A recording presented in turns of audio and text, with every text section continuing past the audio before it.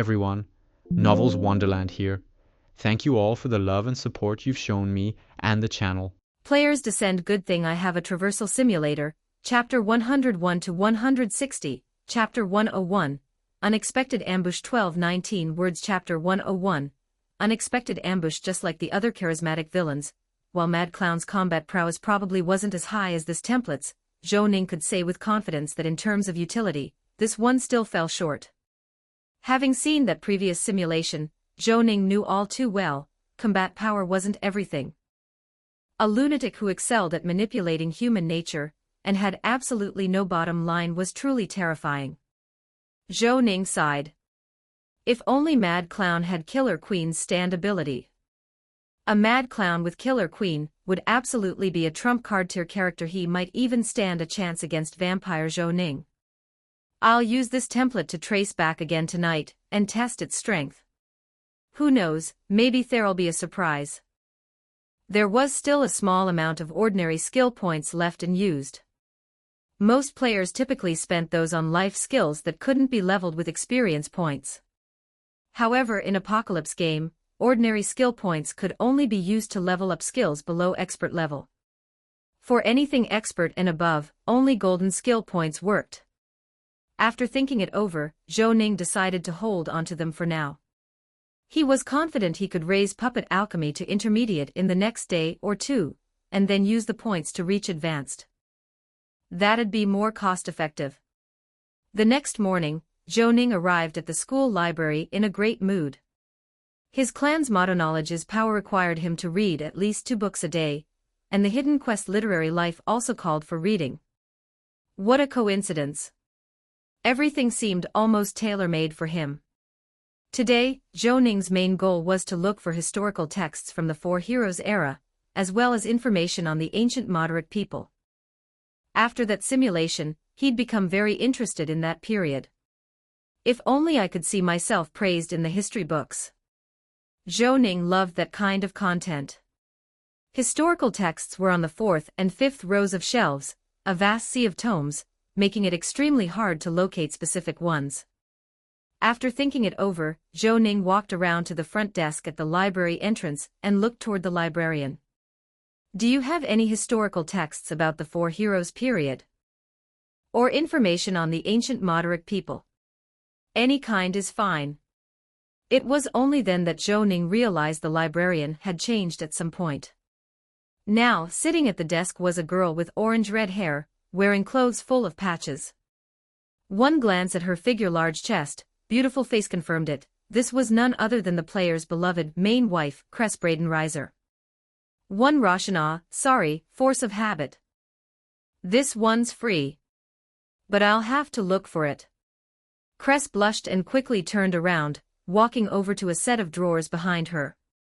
Under the history tag, she located the one labeled Moderic, pulled out a card, and pointed Zhou Ning toward the appropriate shelf. There's only one book on the Moderic people, Anecdotes and Customs of the Old Continent by Scott Murray. It's on the 4th row, 2nd shelf. There are 12 books on the Four Heroes, but only 3 are historically relevant. With your access level, you can only borrow one right now. Historical Studies of the Four Heroes era by Edwin Henry. That's on the 3rd row, 4th shelf.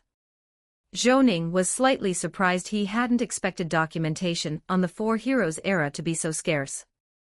After thanking her, Zhou Ning walked over to the shelves Cress had indicated and pulled out both books for checkout.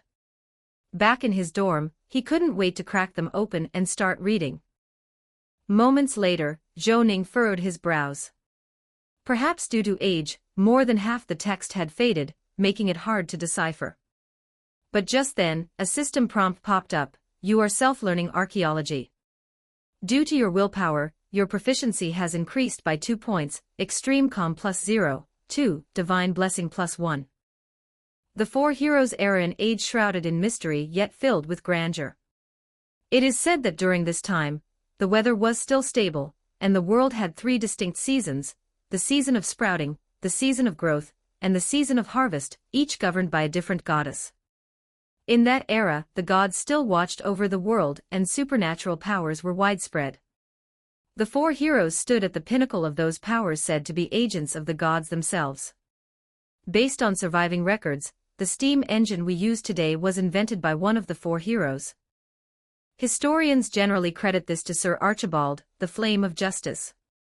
As for the identities and backgrounds of the four heroes, only two have verifiable historical records: High Priestess Louisa Light and Archibald MacLeish, the Flame of Justice. Their legends have lasted nearly 600 years. Even now, the Kingdom of Fauric still maintains a hereditary noble title for their descendants. Regarding the other two heroes, incomplete sources suggest one of them died by assassination. There are two major theories: treason or blasphemy. It's as if his deeds were forcibly erased from history, shrouded in mystery. So to this day, we can only remember them through the statues that stand along the banks of the Seton River. Zhou Ning raised an eyebrow. So all records about me were basically wiped from history. But what really piqued his curiosity was, what exactly did Molly do? Molly. Her voice sounded a bit down. Don't ask me, I don't remember either. Zhou Ning chuckled and didn't press further. He turned his attention back to the book in front of him. He kept reading until his reading progress reached 5,002/10,000 before letting out a long sigh and lifting his head. He hadn't found any useful clues in either book. The Four Heroes section was vague and nebulous. All he knew was that his descendants might still live in the Kingdom of Fauric. As for the Moderic book, it was even worse. All he learned was that they were a minority who lived in the ancient Kingdom of Ruins, and had a tradition of using Moderic blocks to store important documents.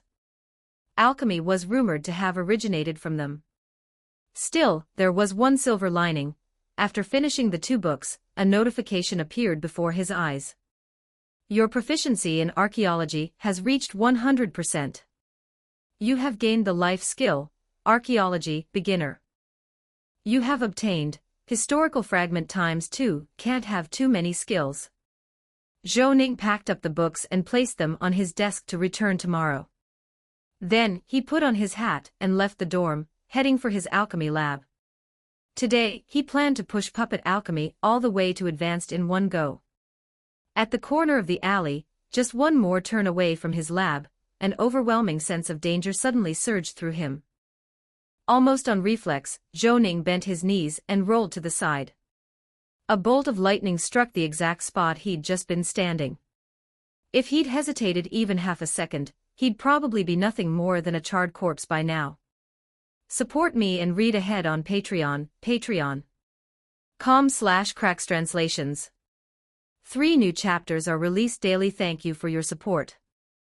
Power Stone event: for every 50 Power Stones, 1 chapter will be unlocked. Chapter 102, Chapter 102, Meteorologist 1169 words. Chapter 102, Meteorologist. As soon as Zhou Ning stood up, a revolver appeared in his hand. Locking onto a position on the distant wall using observation hotkey, he pulled the trigger. A sharp, brief gunshot rang out. The next moment, ripples appeared in the empty space on the wall, and a figure dressed in an elegant tailcoat suddenly appeared.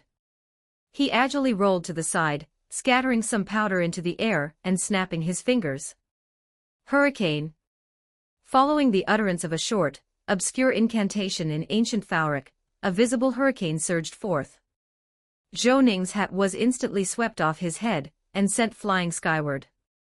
Before he could react, his feet suddenly lost support like a small boat in a violent storm. His body was hurled uncontrollably into the air. Meteorologist.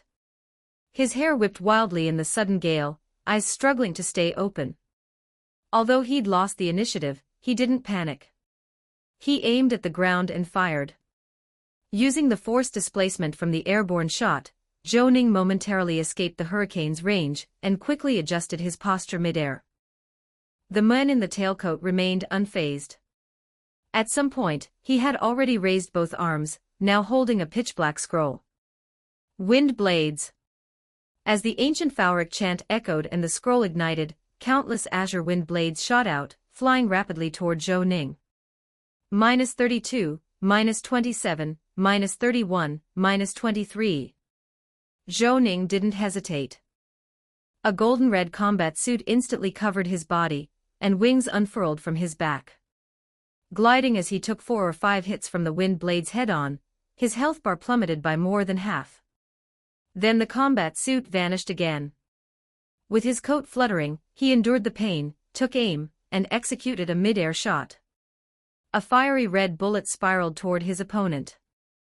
The figure of the tailcoat man shattered into pieces. Combat data instantly popped up. Your aerial shot hit.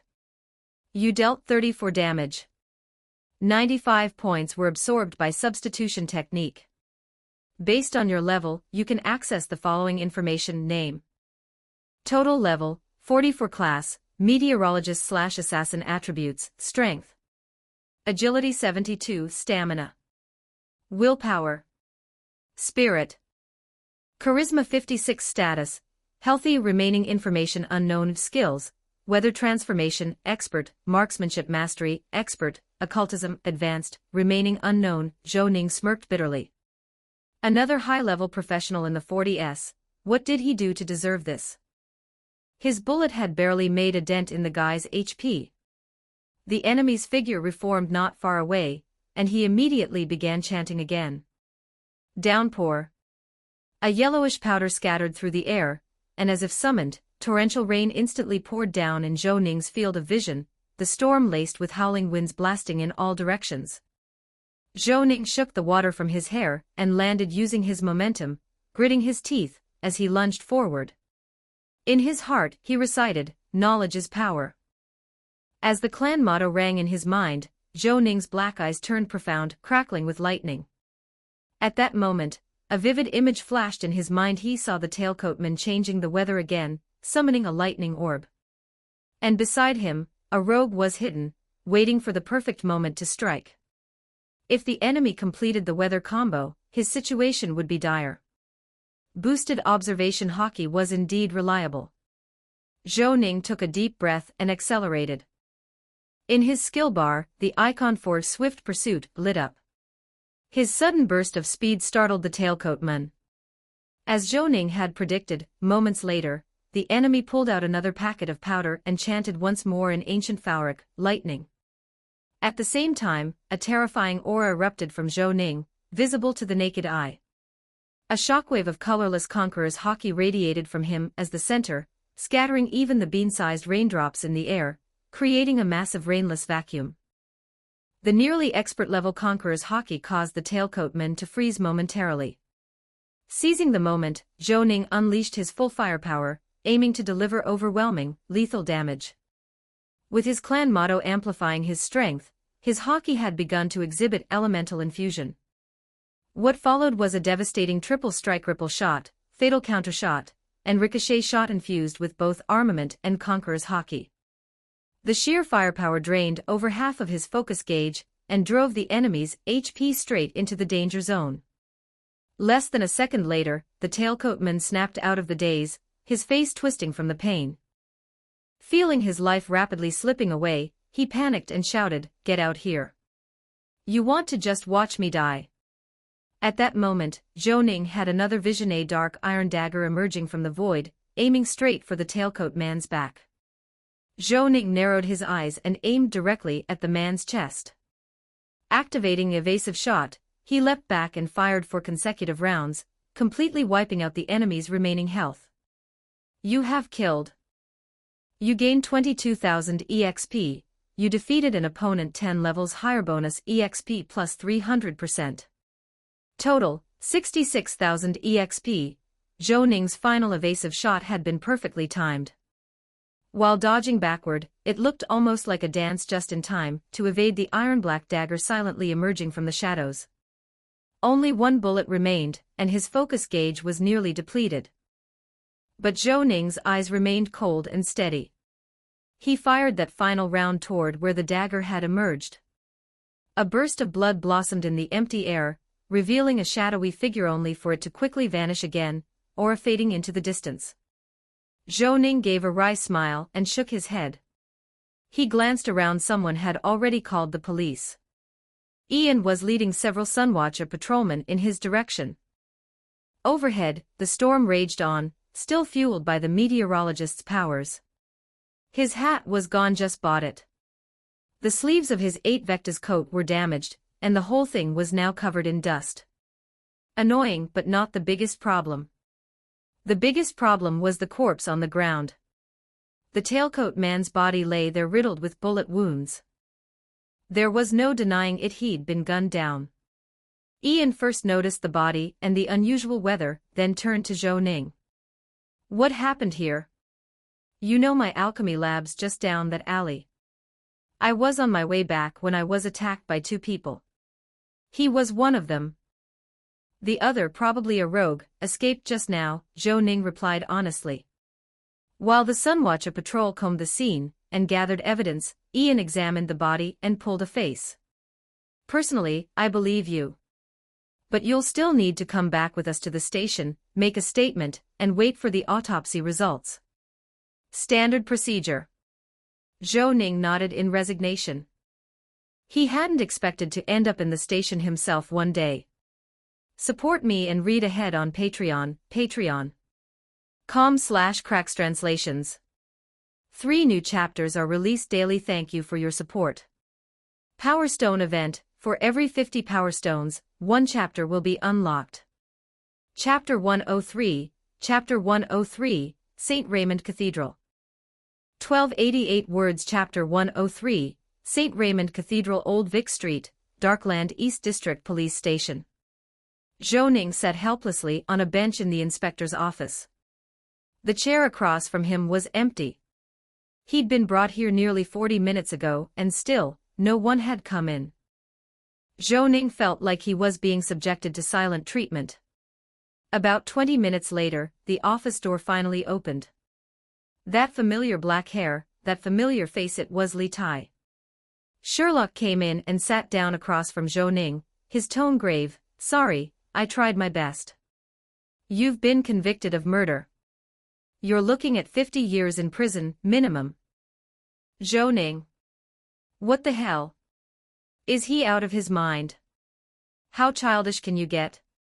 Seeing Zhou Ning's half-amused, half-exasperated expression, Sherlock tugged at the corner of his mouth. Not scared. Come sign this. We've identified the victim. He was a hitman from the Covdale Cross. Someone likely hired him to deal with you. So, what do you say? Want to apply to join the Sunwatchers?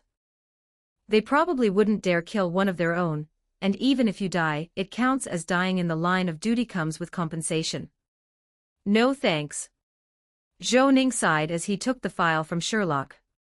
He'd only wanted a peaceful life. Why did trouble keep coming to him? A plant-like existence, tranquil and undisturbed, was all he ever wanted. Wait, that line's from the wrong script. He was almost certain that the one who sent someone to kill him was Harrison Rivers. Who else would go that far? As for why, Rivers probably knew he was the one who'd snuck in that night. Or maybe he didn't even need confirmation, just a suspicion would be enough for him to act. So, mind telling me exactly who you pissed off badly enough that they'd pay the Covdale Cross to deal with you? Sherlock asked seriously, the joking tone gone. What should he do? Should he tell the Sunwatchers about Harrison Rivers? The thought flickered in Zhou Ning's mind for a few seconds before he made up his mind. It was worth the gamble. Even though the Sunwatcher's secrecy and outright lies about the curse resolution methods made him wary, when it came to fighting the curse god cult, they were clearly allies in the same trench.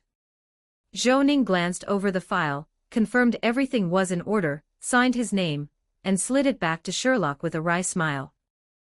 I have a good guess. I'm pretty sure it was Harrison Rivers who sent the killer. I previously discovered that Harrison Rivers was in contact with Elvis. After Elvis died, I tailed Harrison and found out he owns a house at number 15 Ropewalk Avenue. Inside, there's an altar identical to the one I encountered at the Jasonat Haunted Manor. On that altar, I found a red idol with ram horns, terrifying in appearance. As expected, Sherlock's expression shifted. He immediately asked, "You're certain it was Sir Rivers himself? He attacked me personally at number 15 Ropewalk Avenue. I nearly died. His family creed, all things are shaped by human will, is particularly effective against me. Fortunately, I'm good at running. I barely escaped." He didn't recognize me at the time, not until we met again at Duke West's banquet last night. Everything Zhou Ning said was true, though he'd changed a few minor details, like saying he saw rivers with his own eyes rather than learning it from the forum. Sherlock nodded gravely. As a high-ranking member of the Sunwatchers, he knew exactly what River's family creed entailed. This involved a noble of the kingdom. He would need to report it immediately. "Would you mind coming with me to meet with Mr. Sherlock?" asked.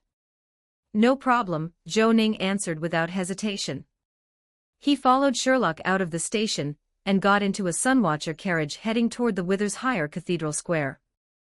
As the carriage bumped along, Zhou Ning glanced at Sherlock, who was deep in thought, and asked casually, "What about the giant?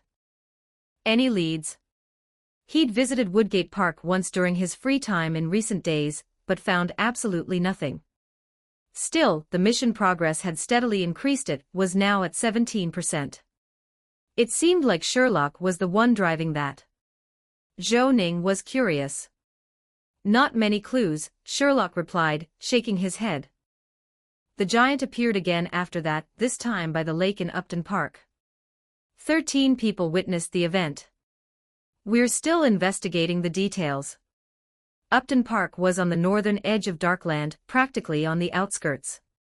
It was at least a 2-hour carriage ride from Woodgate Park. That the giant could appear across such a vast distance was definitely strange. Zhou Ning silently mulled it over. Before long, the carriage passed the Four Heroes statue along the banks of the Seton River. Zhou Ning couldn't resist lifting the curtain to take a look. The first two statues were of the familiar Flame of Justice Archibald and High Priestess Louisa. The third, a hooded man holding a book and reading, was likely the simulation version of himself. His face was half hidden, looked very cool but didn't really resemble him. "What's up?"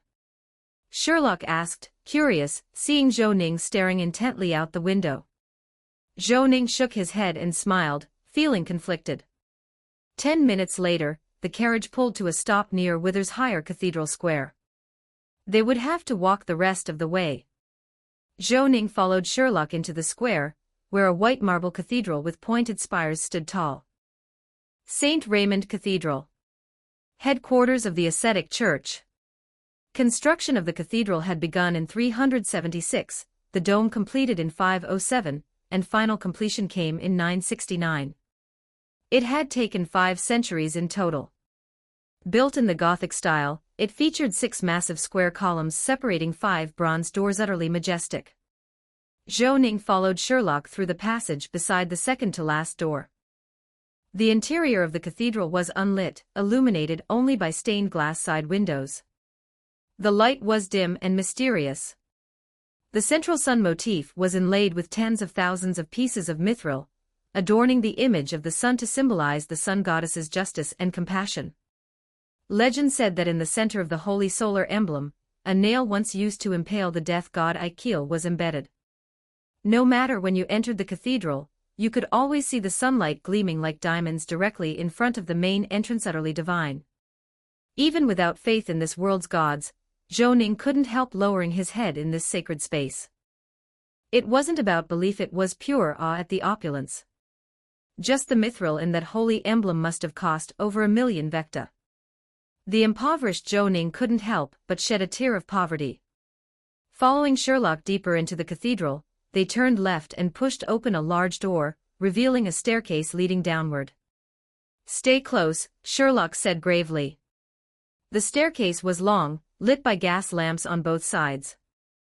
It took about 3 minutes to reach the bottom, where Zhou Ning saw a heavily guarded underground base. He thought he heard faint beastly growls in the distance, though it might have been his imagination. Sherlock approached the third door and knocked. "Come in," came the voice of Qian West from within. "What is it?" Qian West looked up with a smile. It was a small room. Sherlock stepped forward and quietly relayed the intel Zhou Ning had provided. Qian's smile quickly faded, replaced by a solemn expression. "Support me and read ahead on Patreon, patreon.com/crackstranslations. 3 new chapters are released daily. Thank you for your support. Power Stone event, For every 50 power stones, one chapter will be unlocked. Chapter 104, Chapter 104, Skill Upgrade 1391 words. Chapter 104, Skill Upgrade. After a moment of silence lasting more than 10 seconds, Qian West turned his eyes to Zhou Ning and asked, Wayne, do you have any additional details to add to what Sherlock just said? Zhou Ning thought for a second, then answered without hesitation, yes. That night, when I entered 15 Rope Street, I found an altar, but I also saw several paintings. The man in the portraits was named Norman Rivers. I'm not sure if it was just my imagination, but I saw him wink at me. That happened just before I encountered Harrison Rivers. Oh right, I also brought the idol from that place with me. To support his claim, Zhou Ning took out the eerie idol he had gotten from Elvis's trunk, still wrapped in silk. As expected, Qian West's expression changed the moment he saw it, and he quickly gestured for Zhou Ning to put it down. What you said aligns with certain things I know.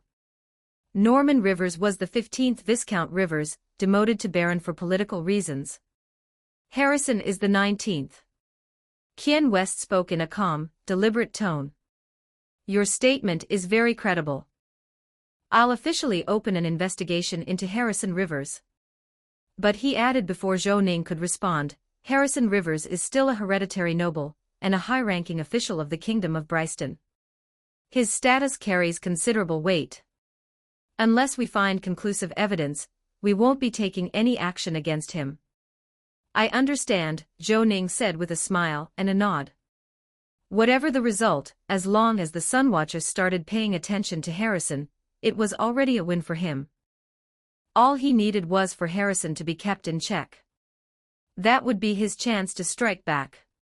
Qian West went on to ask about specific details, which Zhou Ning explained thoroughly, though he left out the forum and the mirror.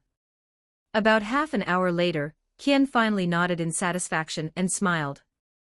You've done well. Go home and get some rest. If anything comes up, I'll have Sherlock contact you. Oh, by the way, there might be a thunderstorm later.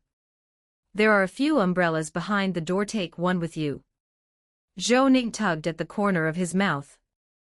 After a few encounters, he realized this man loved showing off his meteorological knowledge. Still, who'd say no to a freebie? After bidding farewell to Qian West, he took an umbrella and left the office. After Zhou Ning had gone, Qian West's smile faded. He turned to the wall on his right. Bishop Dreyest, what do you think of Wayne Stirwell's statement? A hidden door opened, and out stepped a kindly-looking middle-aged man in a silver-white priest's robe, a sun emblem pinned to his chest. He smiled as he said, It's reliable. Most of it is true, but there are a few omissions. Qian West let out a slow breath. His background is extremely mysterious. Even the Sunwatchers haven't been able to dig up anything. A few omissions are to be expected. As for Harrison Rivers, I may need the Church's assistance in the near future. Dreyest nodded. It is the sacred duty of clergy like us to drive out evil.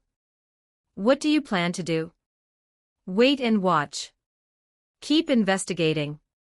When he slips up, we'll strike once, and with undeniable proof. Qian West paused for a moment, then said quietly, I even suspect the late king's death may be tied to him and that book. At the mention of that book, something seemed to click in Qian's mind, and he abruptly fell silent. Apparently, even that book itself was a forbidden topic.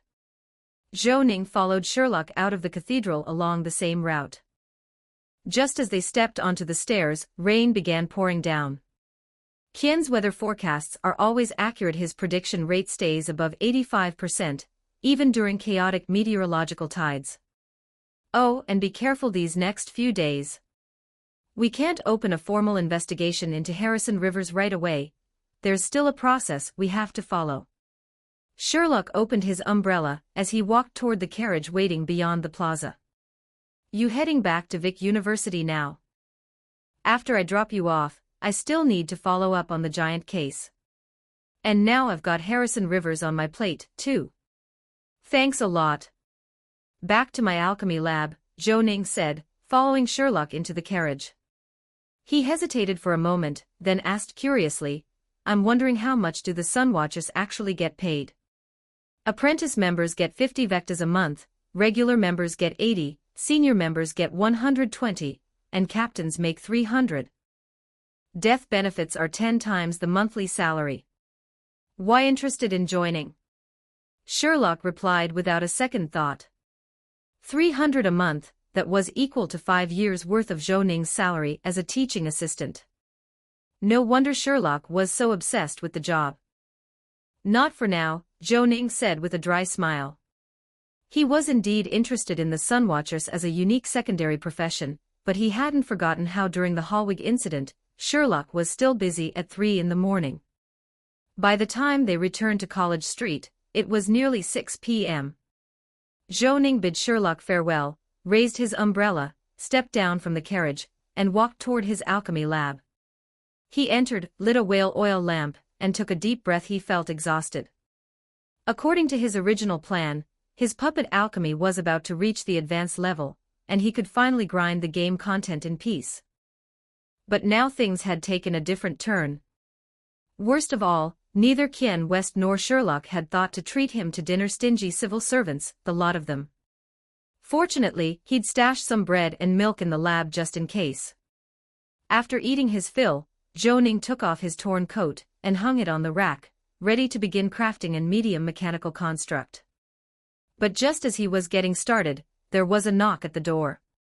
Puzzled, Zhou Ning opened it and found a young man dressed as a courier. "Good afternoon, sir. This letter is for you." "A letter for me?" After sending the courier off, Zhou Ning opened the envelope with curiosity. "Greetings. I've found some information regarding the book by Wendigon you asked me to look for in the old book circles. However, the seller is asking an extremely high price. If you're interested, please come to number 52 Woodengate Street before 8 p.m. on Wednesday for further discussion." The letter was signed by someone named Charles Scott, a completely unfamiliar name. After a moment of thought, Zhou Ning realized who it was. It was the second-hand bookseller he'd met during his first trip to the underground market. He'd asked him to keep an eye out for old books by Wendigon. He hadn't expected any leads, and certainly not one that came almost 2 weeks later. Today was Tuesday, which meant that by tomorrow night, he'd hopefully have another Wendigon book in his hands. Zhou Ning was genuinely excited. After carefully storing the letter, Zhou Ning locked the door and returned to his medium mechanical construct crafting. Having gone through the process once before, this time Zhou Ning felt he was doing it with ease and confidence. You've completed a mechanical crafting. Quality, 85. You gained 9,600 experience, divine favor plus 10%, legend bonus plus 5%. You gained 28 proficiency points, divine favor plus 7, extreme calmness plus 2. You've completed a puppet alchemy crafting. Quality, 85. You gained 8,400 experience, divine favor plus 10%, legend bonus plus 5%.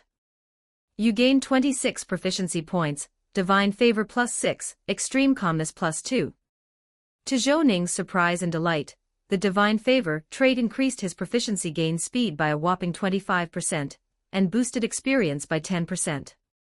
With this, his path to leveling puppet alchemy would be significantly shortened. He worked straight through to 2 a.m. After finishing his third medium mechanical construct, he finally saw the long-awaited system notification. Your proficiency has reached 100%. Puppet alchemy has advanced to intermediate level. You have learned a new formula, Puppet Mechanical Hound. Support me and read ahead on Patreon, patreon.com/crackstranslations. 3 new chapters are released daily. Thank you for your support. Power Stone event, for every 50 Power Stones, 1 chapter will be unlocked. Chapter 105, Chapter 105, The Ordinary Office Worker 1328 words. Chapter 105, The Ordinary Office Worker Puppet Mechanical Hound, click to summon a small pet. It can assist in combat or simply serve as a decorative companion. The Puppet Mechanical Hound required a ton of materials, but honestly, it felt pretty useless for now, so there was no need to make one yet. Without hesitation, Zhou Ning upgraded his puppet alchemy skill to intermediate, then immediately invested a precious skill point to boost it to advanced. The game interface responded with a notification: your puppet alchemy has reached advanced level. You have gained a new skill, Resource Saver. You have unlocked a new blueprint, Mechanical Arm. Mechanical Arm, click to summon a nimble mechanical arm. It must be mounted on a wall or frame, and can assist with various tedious tasks. Zhou Ning's eyes lit up. The newly unlocked Resource Saver was quite a useful passive skill. It reduced material consumption by 20%. Not bad at all. As for the mechanical arm, it made Zhou Ning feel a bit conflicted.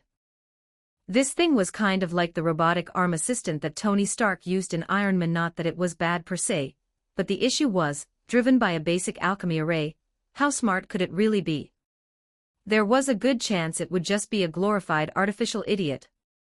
Worse yet, the materials were absurdly expensive, and the alchemy array was ridiculously complex. A conservative estimate put the cost at close to 600 vectas. That was awkward, especially for someone as broke as Zhou Ning. Still, grumbling aside, he had to make it anyway. Who knows? It might end up more useful than expected. After taking a break for about 10 minutes, Zhou Ning started preparing herbs again, and completed his daily formula derivation. You used 8000 XP, Gastrodia Herb X1, Leech Powder X1, Spotted Tiger Grass X1, Joint Grass X1, and derived a new recipe, Transformation Potion. Transformation Potion, Expert Level Alchemy Recipe. Requires Gastrodia Herb, Leech Powder, Spotted Tiger Grass, and Joint Grass. After consumption, transforms the user into another person for 30 minutes. A transformation potion. Zhou Ning could hardly believe his eyes. His luck must be off the charts today. No doubt this was the work of his simulated self. It was almost identical to the Polyjuice potion from Harry Potter. Shameless, sure, but extremely practical. A must-have for home and travel. Zhou Ning had been eyeing it for ages. Over the next few days, aside from producing necessary devil fruits, his main focus would be on the mechanical arm and the transformation potion. Once everything was done, Zhou Ning opened his pocket watch to check the time. It was only 2:40 p.m. As a young man brimming with energy, there was still plenty of time left in the day, and the night had only just begun. Perfect for grinding in the game a bit more. After the last time he traveled, Zhou Ning still had 33 traversal coins left. Tonight's goal was to test the strength of the ordinary office worker, Zhou Ning, template. There was no need to rush into continuing the journey in War of the Gods just yet. He opened the Rewind interface, and after some hesitation among the 3 available worlds, Miss Lost London, Endless War, and Across the Seas, he chose Miss Lost London. In JoJo's Bizarre Adventure, he still lacked 2 collectibles. According to the Hall of Wonders, one was probably the bow that matched the arrow, and the other could either be a saint's corpse or the lineage of the Pillar Men. As long as he got any one of them during this run, it would be worth it. Zhou Ning had full confidence in this template. Rewind preparation in progress. Traversal coins -20, please select traversal mode. Use random template to traverse. Use existing template to traverse. Zhou Ning chose option 2 without hesitation, and began the rewind. 3 cards appeared before him: one-time template The Godfather, Zhou Ning, Peerless Hero, Zhou Ning, and permanent template Ordinary Office Worker, Zhou Ning. He locked in the Ordinary Office Worker template and hit start. Matching in progress. Match successful. In this parallel world, you are an ordinary office worker who longs for a quiet life and aspires to live like a plant. You detest conflict and believe fighting others is an empty, endless struggle. Beneath your dashing appearance lies a peculiar obsession. You are fascinated by perfect hands, whether they belong to others or yourself. Current world exploration progress, 86. Beware of other versions of yourself who are also traversers. Note: if you die during this rewind, the game ends.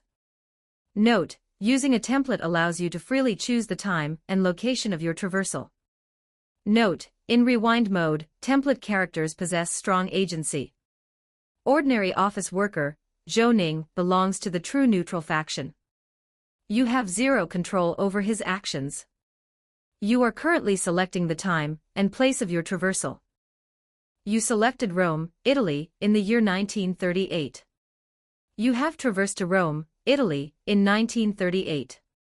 From this moment on, the wheels of history begin to turn. Zhou Ning had thought this through carefully this time, and location offered a good chance of obtaining the Pillar Men's lineage. It also avoided overlapping with the vampire version of Zhou Ning, who was likely hiding in the UK. And according to Jojo's timeline, the bow and arrow should have been discovered in Egyptian ruins in 1986. As long as he didn't slack off too much, he had a good shot at acquiring it. This move. Pure face-smashing dominance, how could he lose? March 9, 1938. Penniless and alone, you stood on the streets of Rome, a city often described as an open-air museum. Plazas and cathedrals were everywhere.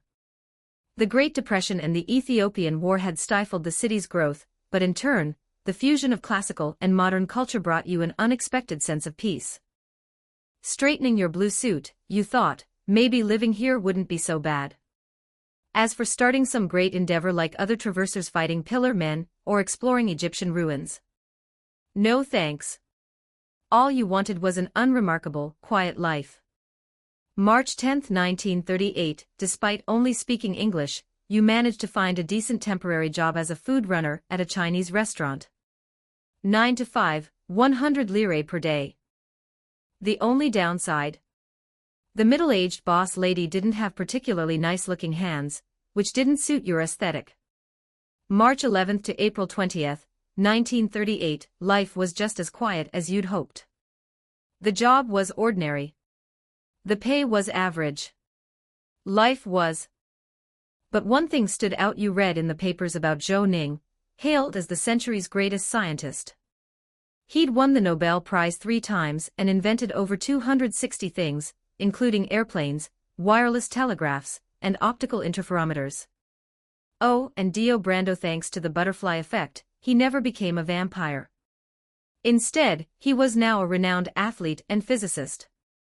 His photobody twisted in a bizarre pose, expression full of arrogant pride, gave you a surreal sense of time and space clashing. Also, women in Italy were quite fond of you. You went on a few dates with beautiful girls who had lovely hands. Every time you held one of their hands, you had a strange impulse to claim it as your own, but reason reminded you that sometimes, longing for what you can't have is its own kind of beauty.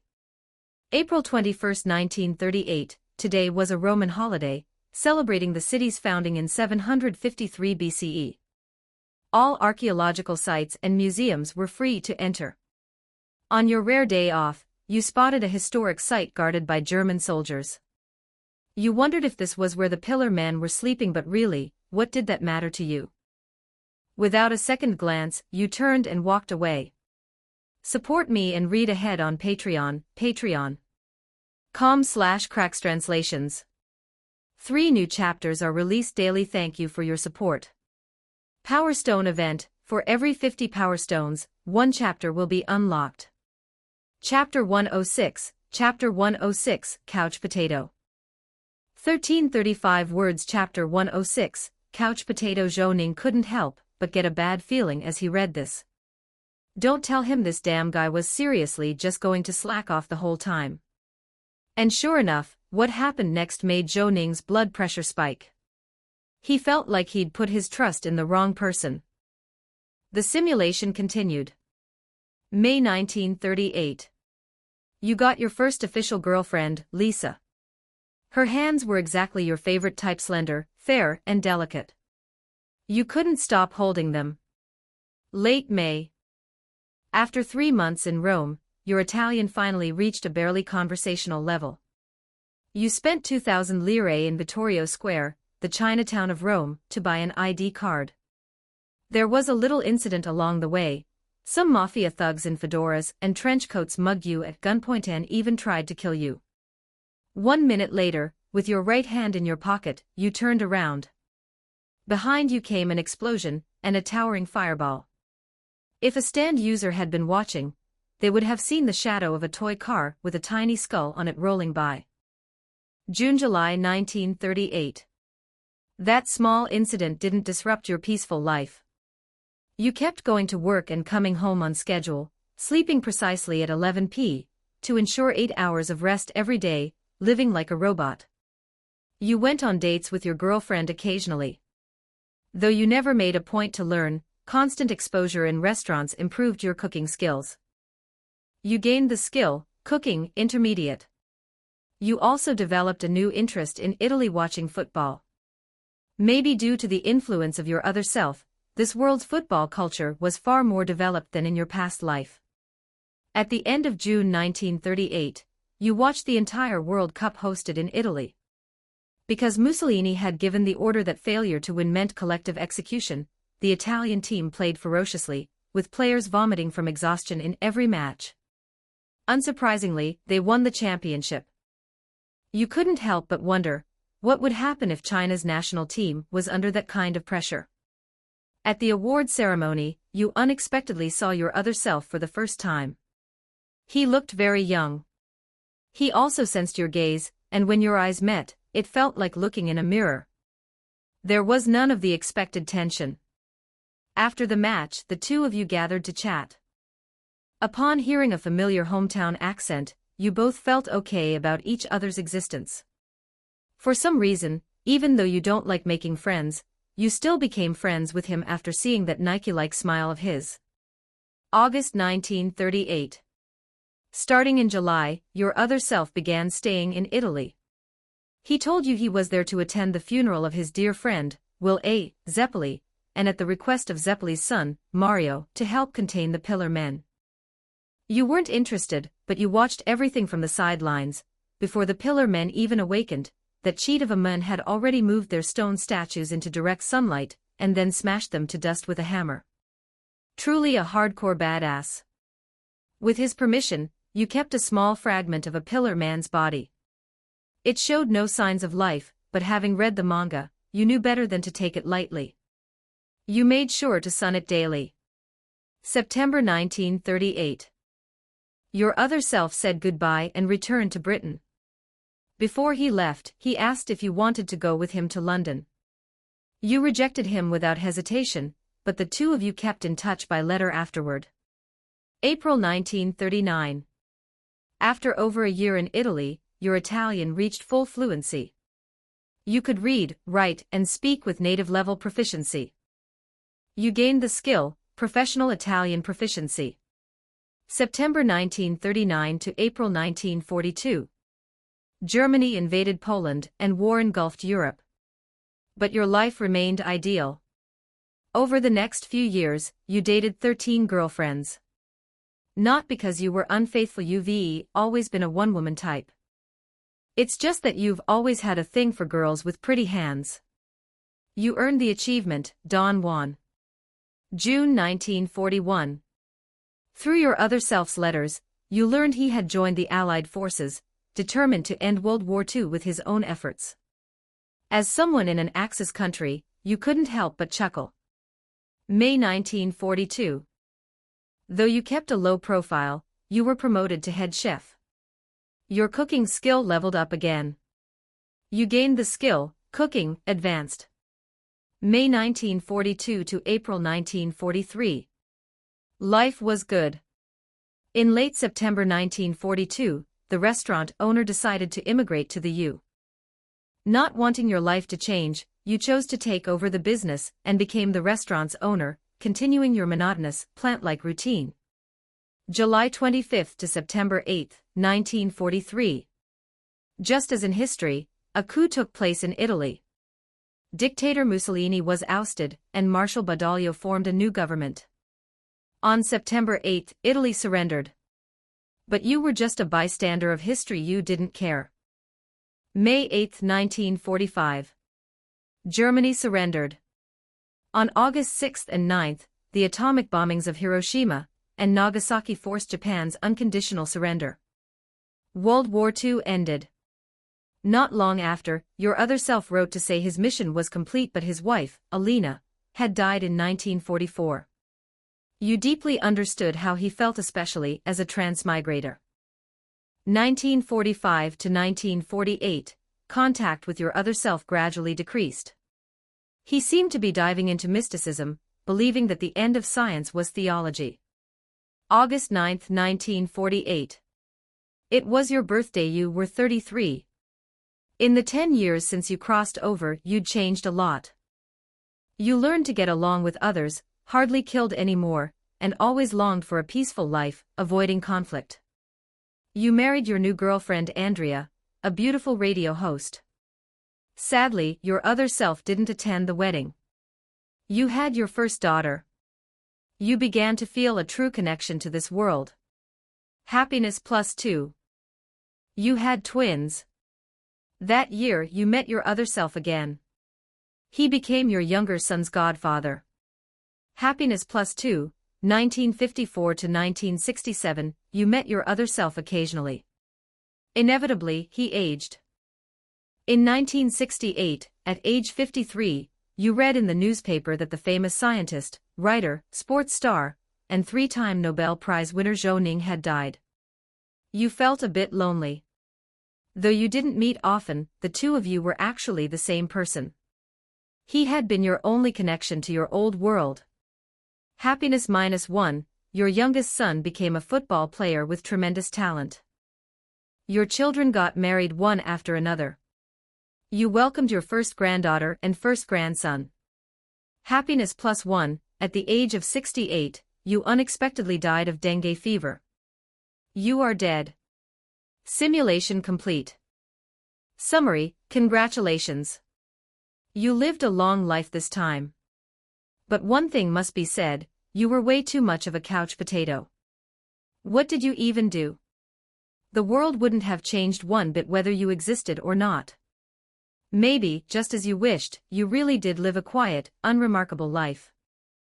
The only mark you left on the world was your son, who went on to become a football superstar and slightly shifted the course of history. Rating: SeaWorld Exploration, 89. Because you had virtually no impact on the Miss Lost London world, you are awarded 2 Traversal coins. Once your world rating reaches A, you will receive a temporary template card from this random template. This time, you did not qualify. Zhou Ning. He was practically coughing up blood. After the insane mad clown template, he was now stuck with this ordinary office worker one. The contrast was brutal. He had never seen a lazier template. Clearly powerful, yet did absolutely nothing. It seemed that in a simulation where you couldn't control the direction, personality was far more important than combat strength. Support me and read ahead on Patreon, patreon.com/crackstranslations. 3 new chapters are released daily. Thank you for your support. Power Stone event: for every 50 Power Stones, 1 chapter will be unlocked. Chapter 107, Chapter 107, completed UGI 1351 words. Chapter 107, completed Yu-Gi-Oh! It was the first time he'd ever seen a rating that had virtually no impact on the world. Even during his very first transmigration, at least George Bernard Shaw had written a novel about it.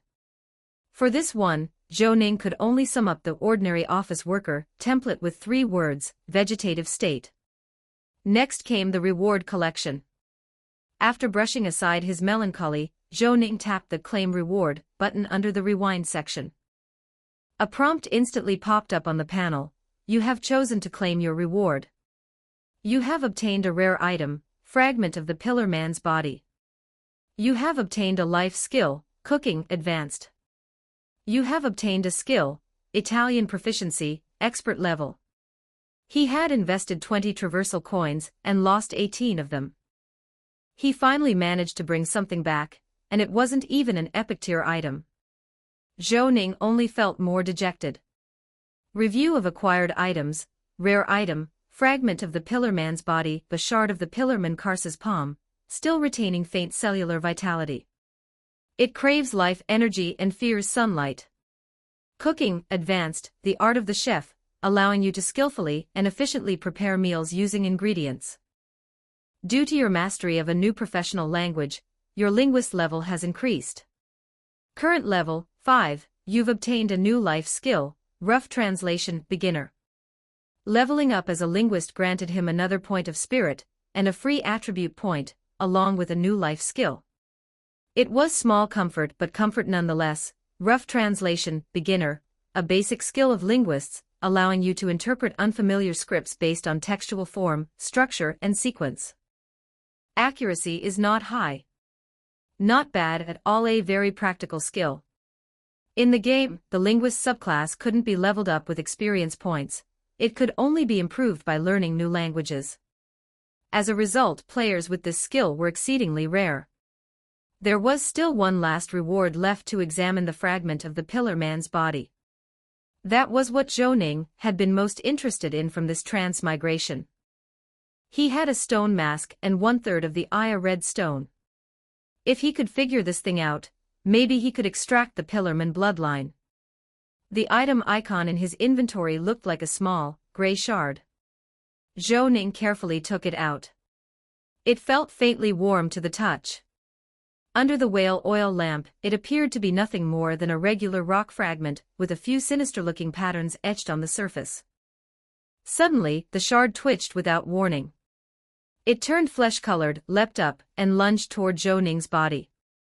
Startled, Zhou Ning reacted instantly. His right hand shot out, and caught the shard between his fingers. A searing ripple pulsed through him, and a plume of black smoke rose. The shard struggled briefly, then quickly fell dormant once more. Feisty little thing. Zhou Ning let out a breath, grabbed a file from the shelf, scraped off a bit of powder from the shard, stored it in a small container, and then tossed the shard back into his inventory. The next morning, Zhou Ning woke up naturally, feeling well rested. He made himself a breakfast of pan-fried toast and a glass of milk, leisurely flipping through a newspaper as he ate. There were already small kitchen appliances in the lab, and with his newly acquired advanced cooking skill, there was no need to skimp on himself. After a satisfying breakfast, Zhou Ning decided to return to the school dormitory. There were no classes that morning. Before he even entered, he heard loud voices from inside. "It's my turn. I summon Mechanical Snail in attack mode. Battle phase. Mechanical Snail attacks your lightning conger. That's some serious attack power." Zhou Ning. Amateurs brawling, clearly. What the hell could it be? He pushed the door open and was taken aback. The dorm was packed with people. John and the chubby Fred were locked in a heated Yu-Gi-Oh! Duel, faces flushed with intensity. Walking closer for a better look, Zhou Ning found that John's homemade Yu-Gi-Oh! Set was impressively faithful to the original. Although the card artwork leaned more toward realism, the craftsmanship was superb. A card mat was spread out on the table, marked with 5 monster zones and 5 spell/trap zones. The background featured the cute dark magician girl, truly a work of art. Under Zhou Ning's gaze, the two noobs kept going at it for over 20 turns. The duel was tense throughout, back and forth betrayals, fierce combat, and in the end, John barely won with a mere 200 life points remaining, like a candle in the wind. Zhou Ning tugged at the corner of his mouth. People in this world really were easy to please. A duel between normies could still be this thrilling. John licked his lips, still not over the excitement. Then he noticed Zhou Ning, and quickly stood up.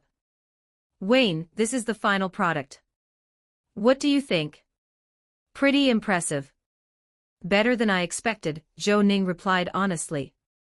The faithfulness was at least 80%, and judging by the crowd's level of engagement, they probably wouldn't have trouble selling it. "How are you planning to price it?" "Card mat, starter deck, and rulebook all bundled together for 5 vectas. The first expansion pack sells for 1 rose hen per pack, or 60 packs for just 50 rose hens. Following your design, each pack contains 5 cards. What do you think?" Zhou Ning did the math. At that price, it was roughly 20 yuan per pack, pretty reasonable. Whether it would sell well was hard to say, though, so he turned to Fred and asked, "What do you think of the price?" "Not bad," Fred replied casually. "I'll definitely buy it once the final version is out. I want one too." We're classmates, can't we get a discount? Yeah, give us a discount, the surrounding students chimed in. Of course. Anyone with a Vic University student ID gets 10% off all card purchases, John grinned from ear to ear, replying eagerly. Zhou Ning didn't care much about the discount. He was already thinking that if the cards didn't sell, he could just commission someone to draw a Yu-Gi-Oh! Manga for promotional purposes. But now it seemed that wouldn't be necessary. He chatted with John for a while, and watched a few more noob duels. Since only the basic cards were available, it was just a bunch of low-tier brawling. Yet Zhou Ning enjoyed it thoroughly, and even joined in for a match himself. To his surprise, Molly turned out to be quite interested in Yu-Gi-Oh! She kept giving him advice during the match, though it was all completely off the mark, perfectly capturing the spirit of being both bad and enthusiastic. It wasn't until 4 p. that Zhou Ning snapped back to reality and realized, damn, he had something to do today. After returning the 2 books he had borrowed yesterday, and finding the dorm temporarily overrun by card-playing fanatics, Zhou Ning checked out 2 books on the folklore of the 4 Heroes period and settled into the library to read. This batch was far more interesting than the last. It described Abbott City, the predecessor of Darkland, focusing particularly on its customs, especially the adult entertainment industry. According to the book, under one particular governor's administration, Abbott's adult industry had developed a wide range of special playstyles, involving ropes, whips, and a dazzling array of options, even some cosplay-like services. Zhou Ning was stunned. People back then were this wild. He wondered if they even used candles too. After finishing both books, his reading progress hit 7895/10,000. Yes, this was the only serious thing the slacker Zhou Ning had done over 45 years of transmigration. He had read nearly 3,000 books, forming a sharp contrast with the reading-disabled mad clown. With 1 or 2 more transmigrations, he might actually complete the task. Support me and read ahead on Patreon, patreon.com/crackstranslations. 3 new chapters are released daily. Thank you for your support. Power Stone event. For every 50 Power Stones, 1 chapter will be unlocked. Chapter 108, Chapter 108 Book. 1118 words. Chapter 108 Book. In the darkness, the pages of a book flipped open on their own, and a line of text began to appear.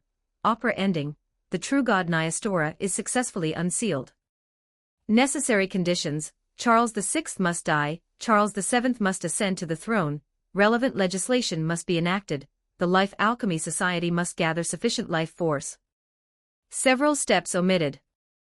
Main cast: Charles VI, exits via death, Charles VII, key figure, Wayne Sturwell, marked for death, Richard Pessa, deceased, Qian West, marked for death, numerous names omitted. 4-act opera, Act 1, Scene I, Fated Death. Main characters: Wayne Sturwell, Alan West, Richard Pessa, Luke Shaw, etc. In a dark prison cell, Wayne Sturwell and 31 other prisoners await their fated deaths. The sacrificial ritual may fail, but their doomed fate remains unchanged. Too much to list, omitted. Conclusion: performance successful, but the sacrifice fails. Wayne Sturwell, Alan West, Richard Pessa, and Luke Shaw survive. Act 1, Scene 2, Partnership. Main characters: Ensemble. In the Kingdom of Ruins, a cooperation agreement is established with the Life Alchemy Society. In exchange for helping them create divine beings, the 2 sides agree to work together. Dialogue, omitted. Conclusion: performance successful. The 2 sides form a close partnership. Act 1, Scene 3, Wretch. Main character: Hallwig Guy at Vic University. Hallwig Guy, an exchange student sponsored by the Life Alchemy Society, is a weak-willed man with a habit of keeping a diary. In this scene, his downfall is inevitable. He kills 2 innocent girls, learns about the alchemical bomb plan, and writes it all in his diary. His identity as the killer is exposed, and the diary falls into the hands of Darkland's extraordinary task force. He dies a wretched death. Dialogue, omitted. Conclusion: performance successful. Hallwig Guy is killed by Wayne Sturwell. The diary reveals the alchemical bomb plot to the extraordinary task force. Act 1, Scene 4, Alchemical Bomb, Act 2, Scene X. The Death of Wayne Stirwell. Main characters, Elvis, Wayne Stirwell. Although Wayne Stirwell has developed far faster than expected and is a gifted, extraordinary individual, he only excels in shooting and has virtually no close combat skills. During an exploration of the mirror world, Elvis Bart discovers a twisted realm created by Archmage Damien, where flying projectiles don't work. He accepts a mission to assassinate Wayne Stirwell, and ultimately kills him inside the mirror world. Elvis, smiling, welcome to my world. Wayne Stirwell, grave expression, Elvis Bart. Conclusion, unexpected performance failure. Wayne Stirwell suddenly displays unanticipated combat strength. Elvis Bart is killed by him, rendering the script for Act 2, Scene X void. Act 3, Scene 7, The Death of Wayne Stirwell reprise. Main characters, Wayne Stirwell, Harrison Rivers, Alva Roskin, Charles Scott, etc. Under Harrison Rivers' orders, Charles Scott uses an ancient tome to lure Wayne Stirwell, who will unquestionably take the bait. At approximately 7:53 p.m., he will arrive at 52 Woodgate Street, and ultimately die in an ambush. Dialogue, omitted. Conclusion, pending performance. When the final line was written, the book closed once more, and darkness returned. After exiting the library, it began to rain again. Thanks to a reminder from the elderly lady he carried with him, Zhou Ning had already brought an umbrella. Opening it, he walked toward the school gates. Today was Wednesday. Less than a week remained before the players arrived. From his past life's experience, he knew that once the players descended, elemental activity would intensify. This would affect not just the weather, making it more volatile, but also lead to the appearance of more elemental monsters in the wild. Fire elements would bring scorching, extreme weather and spawn numerous fire elementals. Ice elements would cause bitter cold and unleash roving ice elementals. During the lengthy first version of the game, battling wild elemental monsters and beasts was a key way for players to gain experience. The second version, Elemental Chaos, was caused by the rampant spread of elements, though the Curse God cult certainly played a role too. Thinking of all the changes the players' arrival would bring, Zhou Ning felt both anticipation and a bit of a headache. The days of peace were numbered. He hailed a rental carriage and headed toward the trade district. Since it was raining heavily, most pedestrians wore hats or carried umbrellas. After dropping off his damaged coat at the tailor's to be mended, he was told it would take a full day. Zhou Ning spent another 20 rosehens on a new top hat. He wandered toward the nearby herbal store. With the players about to arrive, Zhou Ning planned to stock up on devil fruit materials and also prepare basic potions like low-grade health and mana potions. Selling them to players could turn a solid profit. In addition, he planned to buy materials for crafting mechanical arms and transformation potions. It was going to be an incredibly busy week. The carriage stopped near the canal. Across the river stood the Golden Oak Herbal Shop, but after a brief hesitation, Zhou Ning chose another route. Because he had killed Richard, a shadow lingered in his heart. He couldn't bring himself to face Richard's parents just yet. Fortunately, another herbal store from the West family stood nearby, Silas Apothecary. After some thought, Zhou Ning stepped inside. The spacious, well-lit lobby welcomed him. Zhou Ning showed his VIP card from the West family and received warm hospitality. A pleasant-looking maid handled his entire visit. Even with a 20% discount, their prices were still around 20% higher than Golden Oak's. But the shop offered a better variety and higher quality herbs, making the extra cost worthwhile. After some browsing, Zhou Ning bought a large batch of materials, including ingredients for devil fruit production. 1,200 vecta in total, the lovely maid said with a smile. We offer free delivery within 20 minutes via carriage. There's also an alchemy lab in store. If a station is free, you're welcome to use it at no charge, though ingredients are billed separately. No wonder it's considered one of Darkland's top herbal stores. The service is outstanding. Zhou Ning gave silent praise in his mind. After paying, he hitched a ride on the Silas Apothecary delivery carriage and returned to his personal alchemy lab. Over the next 3 hours, Zhou Ning worked non-stop and produced 3 devil fruits. He gained 10,000 experience points, and brought his accumulated total close to 120,000. No need to hold back now, it was time to spend it. Support me and read ahead on Patreon, patreon.com/crackstranslations. 3 new chapters are released daily. Thank you for your support. Power Stone event, for every 50 Power Stones, 1 chapter will be unlocked. Chapter 109, Chapter 109, Second Survival Mission 1278 words. Chapter 109, Second Survival Mission. At the moment, Zhou Ning had 118,000 experience points remaining. It was still far too early to create an advanced profession, so there was no need to hoard experience. He could use some of it to raise his profession and skill levels to strengthen his combat ability. His current level as a wandering gunslinger was 5, with a cap of 30. Zhou Ning spent a total of 80,000 experience points to raise it from level 5 to level 7. Wandering Gunslinger increased to LV7, Agility +3, with an extra 0.5 from the Extraordinary Physique Specialization, Stamina +1, Spirit +1. You have gained 2 free attribute points. These 2 levels gave Zhou Ning a total of 7 points in Agility, 2 points in Stamina, and 2 in Spirit.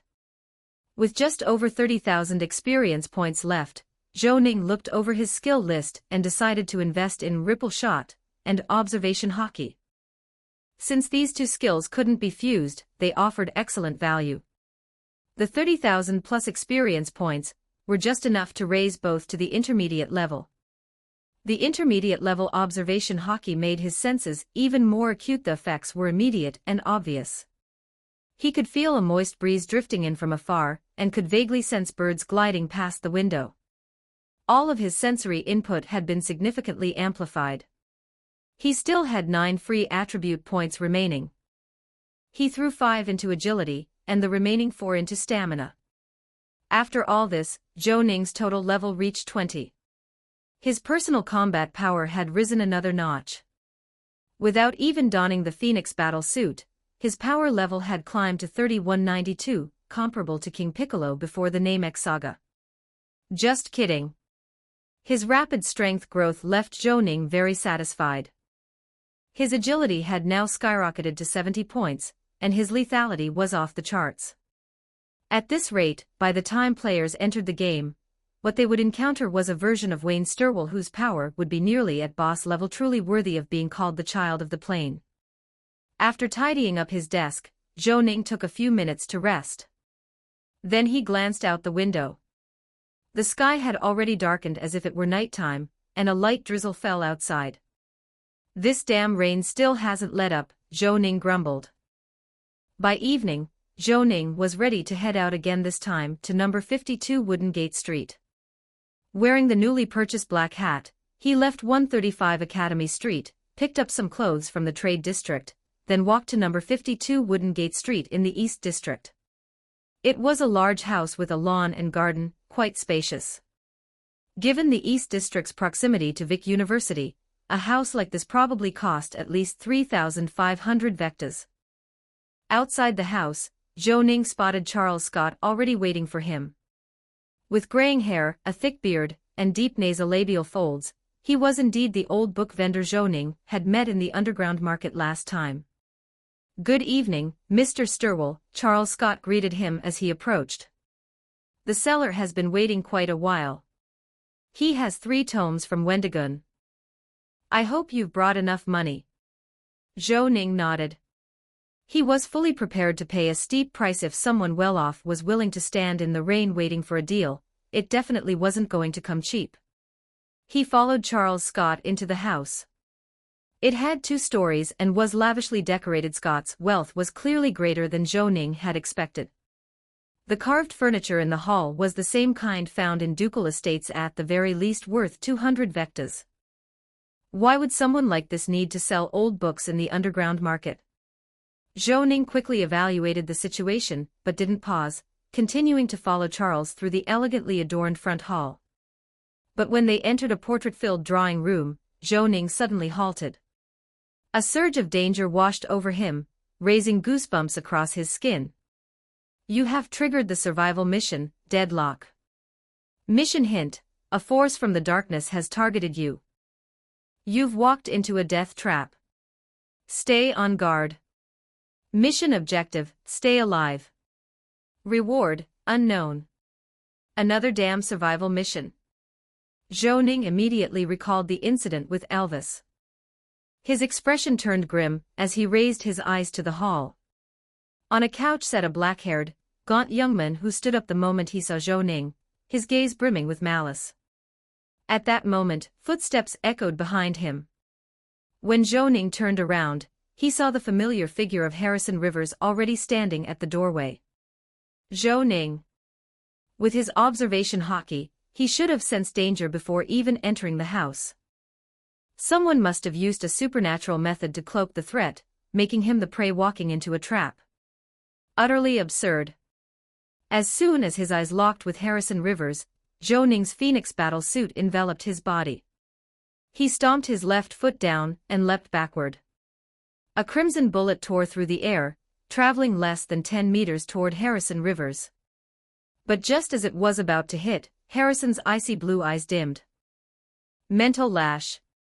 A black ripple suddenly appeared midair, cracking like a whip. The bullet was deflected on contact.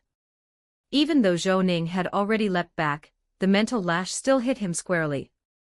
It felt like a massive hammer had smashed into him. 1/3 of his health was instantly gone. But Zhou Ning rolled to the side with his momentum, using a couch for cover to put distance between him and Harrison Rivers. While dodging at high speed, he caught a glimpse of the gaunt young man's body rapidly encasing itself in gray-white stone. His form expanded to over 3 meters tall, transforming into a stone giant. 2 dark red lights burned where his eyes should have been. He charged toward Zhou Ning with such speed that Zhou's eyes almost couldn't keep up. An earth element superhuman. Zhou Ning's scalp tingled. This was far more serious than he'd expected. Earth-type superhumans this strong were rare in the game. At this stage, there could only be one Alva Roskin, one of the curse god cult's ace supernaturals in the future. Countless players would die at his hands. His skin was tough as steel, and his damage output was high. Even national supernatural teams found him troublesome. And Earth element supernaturals, with their terrifying defenses, were a nightmare for long-range damage dealers like Zhou Ning. Ordinary bullets couldn't even scratch them. At that moment, a scene flashed through Zhou Ning's mind. Alva Roskin suddenly accelerated and appeared in front of him, throwing a punch straight at his body. A sudden, unreliable premonition from his observation hockey. Zhou Ning didn't hesitate. He trusted his instinct and immediately slid sideways, sharply changing direction. Using the couch as cover, he pulled 2 medium mechanical puppets from his inventory and activated them. Boom boom boom, the stomping sound rattled his eardrums. Alva Roskin moved like he was teleporting, charging straight at Zhou Ning. He twisted mid-stride and threw a punch. But it missed. His fist crashed into the wall beside the couch. The impact pulverized the bricks and plaster, forming a spiderweb-like crater. The whole house trembled. The resulting shockwave stirred Zhou Ning's hair, but he didn't counterattack. Instead, a mist spread through the room as 2 intermediate mechanical constructs materialized. They leveled their guns and opened fire on the stone giant. Support me and read ahead on Patreon, patreon.com/crackstranslations. 3 new chapters are released daily. Thank you for your support. Power Stone event. For every 50 Power Stones, 1 chapter will be unlocked. Chapter 110, Chapter 110, Survival in a Desperate Situation. 1436 words. Chapter 110, Survival in a Desperate Situation. Bullets clanged off the stone man's body with a series of sharp metallic sounds. At the same time, a set of notifications popped up on Zhou Ning's interface. You have entered combat. Based on your level, you have obtained the following information. Name, Alva Roskin. Total level, 42. Class, Esper. Stone affinity, attributes, Strength 72, 102, Agility 21, Stamina. Willpower 27, Spirit. Charisma 58. Status, healthy. Remaining information, unknown. Skills, petrification advanced, boulder spikes advanced, boulder toss advanced, demonization of basic, remaining unknown. Just based on his stats, his level was lower than Zhou Ning had expected. Besides his class countering Zhou Ning's abilities and overwhelming strength, he didn't seem unbeatable in a one-on-one. Unfortunately, there was also the boss-level Harrison Rivers standing by. Even worse, after more than a dozen shots, the curse effect still hadn't triggered. Moments later, the stoneman suddenly leapt into the air, both arms wrapped in rock as he raised them high, then slammed down with brutal force. Terrifying strength. Zhou Ning's heart skipped a beat. He immediately activated his grappling hook. His body sprang up like a coil, soaring 10 meters into the air just enough to escape the stone man's attack zone. And just as he shot upward, the stoneman crashed down like a cannonball. Dust exploded outward. Shards of stone flew in all directions. A row of jagged stone spikes erupted from the ground like spears, stretching outward just above the floor. Sofas and luxury furniture were lifted and shattered into pieces, flung skyward. The ceiling was punctured with a massive hole. Even two medium-sized mechanical constructs were launched into the air and slammed hard into the ground, one instantly falling apart, the other left with just a sliver of health. Zhou Ning didn't panic. He curled his legs up and swung along the grappling hook, letting the spikes rush beneath him. One of the spikes even toppled a whale oil lamp hanging from the ceiling, plunging the room into darkness. Seizing the moment, he fired his grappling hook again. It twisted like a serpent and latched onto a shelf ahead.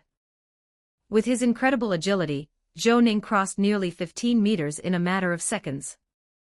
But just then, a gust of wind slashed toward him, aiming to sever his grappling hook midair. Zhou Ning reacted instantly, releasing his grip and landing softly on the ground before rolling sideways. Where he had just stood and where he was headed was instantly sliced into deep gashes by streaks of black wind blades. Harrison Rivers, who had been standing to the side, ready to stop Zhou Ning from escaping, now gave chase. Zhou Ning raised his gun, ready to land a headshot with lethal precision, but then he caught a flicker of darkness in Harrison's eyes. Zhou Ning, experienced by now, immediately dove into a roll, narrowly avoiding the attack. Behind him, a black ripple rapidly expanded outward along the ground. Harrison Rivers closed the distance again, chanting, "All things are forged by will." Zhou Ning turned his head just in time to see a massive blaze of light ignite around Harrison's body. A familiar sense of pressure surged toward him. His body stiffened involuntarily. Zhou Ning felt a sinking dread. Every time he tried to escape using the grappling hook from his Phoenix battle suit, Harrison had blocked his path with uncanny precision. It was only now that he truly joined the battle himself. Less than half a second later, Harrison pointed a finger at Zhou Ning and coldly uttered two ancient Phauric runes, "Imprison." Suddenly, Zhou Ning felt his entire body freeze, as if bound by countless invisible threads. He couldn't move. "You have been subjected to Harrison Rivers' willpower judgment. Your willpower, 35 judgment failed. You are now imprisoned for 30 seconds. In the darkness, lines of text began to appear on a nearby opera script. Act 3, Scene 7. Line, Harrison Rivers, coldly imprison. Narration, Harrison Rivers used willpower judgment to imprison Wayne Stirwell. With his level of control, he could easily hold Wayne for 30 seconds. At that moment, Wayne's willpower was reduced to its limit by Harrison's power, and he began to despair. He knew he couldn't possibly contend with two high-level professionals. Not at all. The book seemed to be getting excited as it switched lines and continued writing rapidly, narration, and then came the climax of this act. As a devout follower of the evil god, Alva Roskin felt no pity for anyone or anything. He was a beast, a true beast from the operatic section of Bohemian Rhapsody, savage, wild, and eccentric. With unstoppable ferocity, he charged at Wayne Stirwell. The curtain on this act was about to fall. Zhou Ning wasn't unfamiliar with this kind of experience. He knew it stemmed from the Rivers family's bloodline ability. But for some reason, this time he felt a deep, helpless frustration. His observation hockey's danger sense showed him a vision of Alva Roskin piercing through his chest, being completely immobilized without even a chance to fight back. Then suddenly, a calm voice echoed in his mind, "Relax your mind. I can fight for you for 30 seconds only." Startled, Zhou Ning followed the voice's instructions. The moment Molly took control of his body, a white flame flared up in the void, burning away the threads binding him. His paralyzed body regained movement in an instant. Next, a divine pillar of flame appeared above Alva Roskin, scorching his body and producing a sizzling plume of black smoke. His charge halted abruptly. He curled into himself and howled in agony as nearly half of his HP dropped in an instant. Meanwhile, a buff appeared on Zhou Ning, plus 200 armor for 1 minute. In the dark, the book's text paused, as if unsure how to proceed. After a moment, the final sentence, "The curtain on this act was about to fall," was crossed out with a black line. Then it continued. Narration: Wayne Sturwell's sudden burst of power momentarily halted Alva Roskin's assault. But this outburst couldn't last. Harrison Rivers was far stronger than Wayne Sturwell. The outcome remained unchanged. Harrison's eyes narrowed. He pointed at Zhou Ning again and shouted, "Come here." Another prompt appeared. "You have been subjected to Harrison Rivers' willpower judgment. Your willpower, 35/95, judgment successful. You are immune to the effect." Zhou Ning froze briefly before realizing the number in parentheses, 95, represented Molly's willpower. Damn, this old lady is fierce. Why didn't the willpower judgment work? Harrison stared in disbelief. Zhou Ning took the opportunity to pull back 20 yards. As he felt his body returning to his control, he guessed that Molly's 30-second combat time had ended. Taking a deep breath, Zhou Ning whispered, "Knowledge is power." His pupils lit up with flashes of lightning as he quickly analyzed the battlefield. In a corner, a medium-sized mechanical construct lay prone, clutching a cursed flintlock, barely alive with just a sliver of health. There might still be a chance for a sneak attack. There was no denying Harrison Rivers' strength. Even if the cursed gun could reduce him to a skeleton, 30 seconds wouldn't be enough to kill him. But Alva Roskin, he was vulnerable. A daring, even crazy plan emerged in Zhou Ning's mind. Not only would he survive, he'd attempt a counter-kill. Using the distance he'd just gained, Zhou Ning raised his gun and fired at Harrison.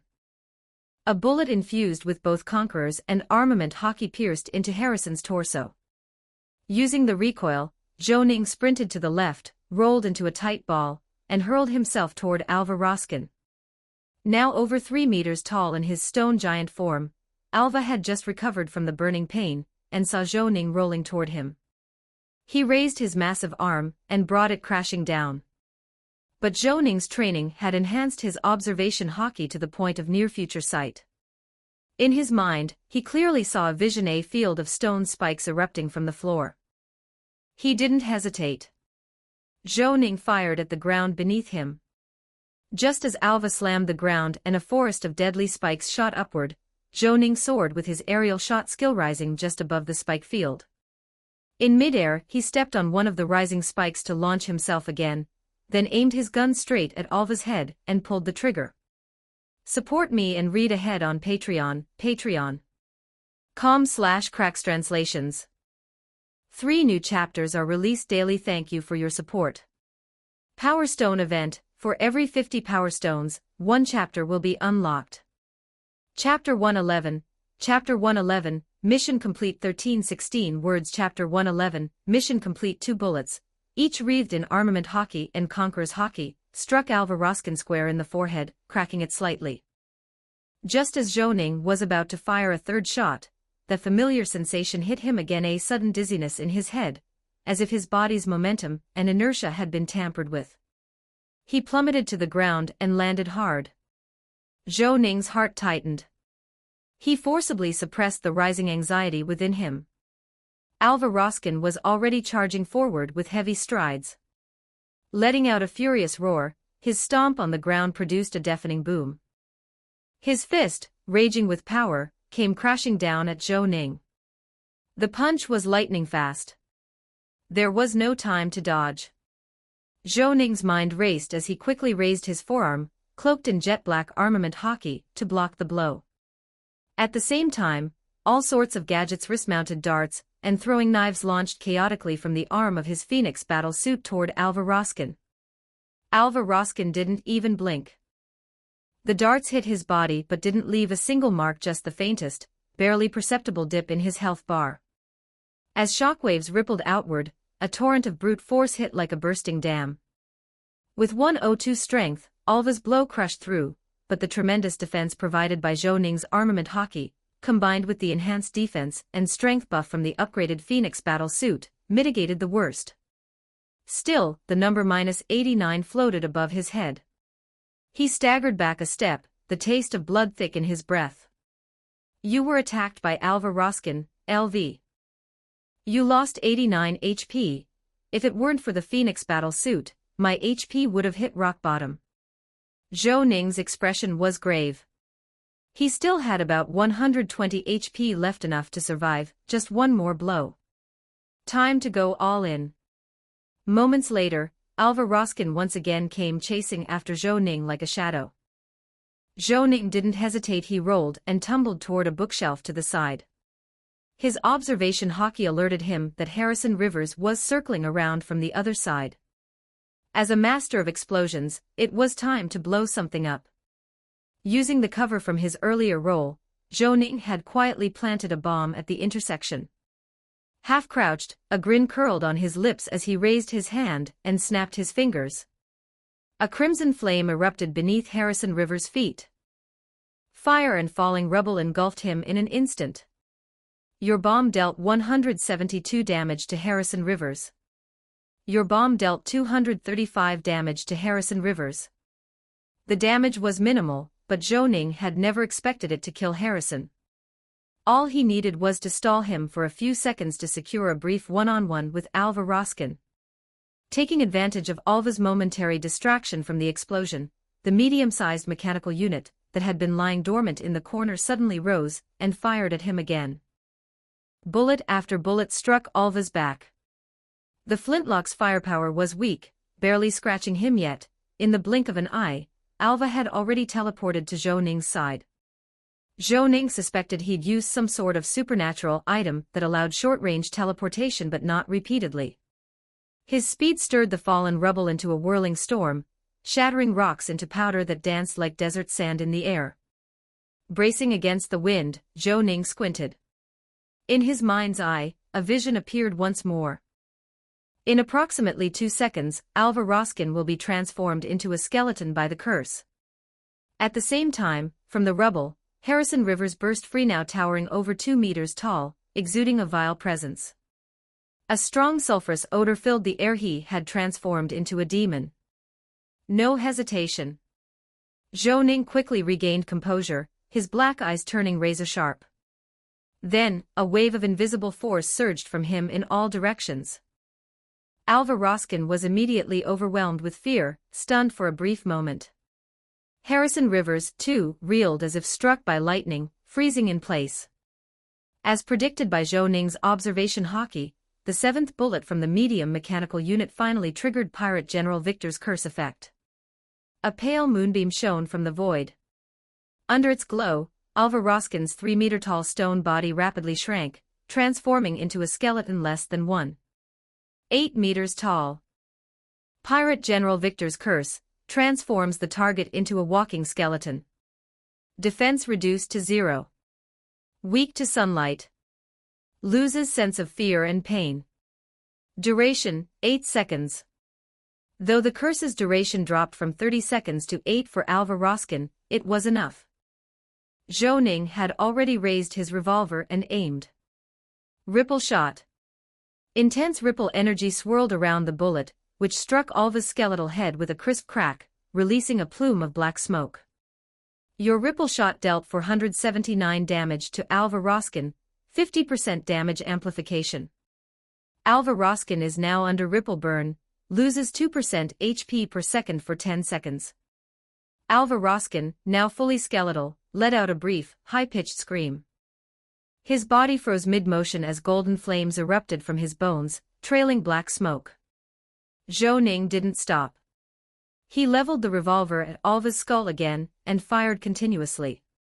Armament hockey enhanced, ripple infused, wrapped in Conqueror's hockey, every shot howled forward, slamming into Alva's head. Alva tried to say something, but the word died in his throat. Moments later, his body reverted to its 3-meter stone form. Life drained from him, and he collapsed with a thunderous crash. The entire room trembled. His eyes were frozen wide with disbelief and unwillingness. You have slain Alva Roskin, LV, 42, above your level. You gain 25,000 EXP. Bonus for defeating a higher level target, plus 55,000 EXP. Harrison Rivers froze. His gaze toward Zhou Ning now brimmed with wariness. He had rushed over to assist Alva as soon as the fight escalated. He knew exactly how strong Alva was. Among supernaturals, he was elite. Even Harrison would struggle without using his clan's special ability. Yet in just a few seconds, Alva had died to Zhou Ning's gun. This ability that turns enemies into skeletons could pose a real threat to him, too. At that moment, the 5-minute duration of the clan ability expired. Zhou Ning's lips curled into a faint smile. He tapped a card in his inventory, recalling the mechanical unit with the flintlock in the corner. Then, one by one, he deployed 3 more medium mechanical units onto the floor. They raised their guns at Harrison Rivers in unison. Seeing the machines and recalling the skeleton transformation, Harrison's pupils contracted slightly. Zhou Ning smiled and said, "That explosion just now must have drawn attention. Supernatural teams will be arriving any moment. Rivers, are you sure you want to continue?" Harrison knew he was telling the truth. He clenched his fist, then slowly released it. A moment later, he chuckled and gestured politely. Zhou Ning slowly backed away. Once he reached the door, he removed his half-height silk top hat and tipped it in farewell. Not until he had fully exited 52 Wooden Gate Street did Zhou Ning finally breathe a sigh of relief, only to realize his back was soaked with sweat. His stamina and HP bars had both been dangerously low. If Harrison Rivers hadn't been startled by his composure, this could have ended badly. Zhou Ning didn't dare linger. He kept walking down Wooden Gate Street, all the way to a fork in the road, where he spotted a supernatural team rushing toward the commotion. At last, the mission prompt appeared. You have completed the A-rank survival mission, Deadlock. You gained 95,000 EXP. You obtained Epic Vampire, Zhou Ning Character Possession Card X1. You obtained Miss Lost London Dungeon Pass X1. Support me and read ahead on Patreon, patreon.com/crackstranslations. 3 new chapters are released daily. Thank you for your support. Power Stone event, for every 50 Power Stones, 1 chapter will be unlocked. Chapter 112, Infinite Nesting Dolls. 1383 words. Chapter 112, Infinite Nesting Dolls. In the darkness, the script for Act 3, Scene 7 of the opera was still being written. Narration: How I wish I could sing to Harrison Rivers, please close your eyes, for what they show you might be false, and thus truth is forced to become mere delusion. But even with my revelation, his overly cautious and timid nature led him to let Wayne Stirwell escape. As expected, one should never place hope in the nobles of Bryston. The entire passage above is crossed out with a thick black line. Narration: A team of supernaturals from the Circle of Earth will arrive in 5 minutes. The owner of this place, the bookseller Charles Scott, is an ordinary man. He could have had a peaceful retirement and a quiet life.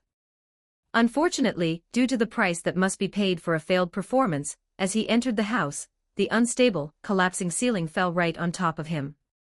Ending: The performance has failed. Wayne Stirwell turned out to possess power beyond convention. Who would have thought he also had the abilities of a penitent priest from the ascetics church? Alva Roskin was killed by Wayne Stirwell. Act 3, Scene 7 of the script is void. After a full half-minute of silence, it flipped to a new blank page, as if dejected. Act 3, Scene 8, The Death of Wayne Stirwell. Encore performance. Just as it prepared to draft a new scene, a pair of gloved hands closed the book and lifted it. The lights came on, revealing a place resembling a library. A kindly-looking old wizard put on his glasses and sat down at a long table. He opened the book and began to read. At that moment, the distant sound of church bells echoed melodiously. Zhou Ning closed his pocket watch right at 10 p.m. Sure enough, risk and reward always go hand in hand. He couldn't help but sigh. Anyone else would have been doomed on this mission. Even he had nearly lost his life. But the reward was beyond anything he'd expected. Not only had he gained 160,000 experience points in one go, but he'd also obtained 2 rare cards. He'd used the Epic Vampire, Zhou Ning possession card before bug level power, a trump card for desperate times. He even suspected it could beat a level 60 bloodline knight like Harrison Rivers. A single card was practically worth a life. If not for the fact that a team of supernaturals from the Circle of Earth was already en route, Zhou Ning seriously would have considered turning back to settle the score with Harrison Rivers to see whose life was harder to take. Signs of a lockdown were already appearing nearby. Several police officers had sealed off the surrounding streets. Zhou Ning stood at the corner, calmly eyeing the oncoming Circle of Earth squad before ducking into a nearby diner. He had no interest in a direct encounter. In the Apocalypse game, the Circle of Earth was one of the major supernatural factions, on par with the Sunwatchers, founded by the Temple of Earth. As the official church of the Fauric Kingdom, the Temple of Earth held missionary rights in the Byron Republic, the Bryston Kingdom, and the Ruins Kingdom, all in the eastern part of the continent. In the Bryston Kingdom, which evolved from the former Fauric Kingdom, it was one of the 3 mainstream faiths, and had the authority to establish supernatural factions.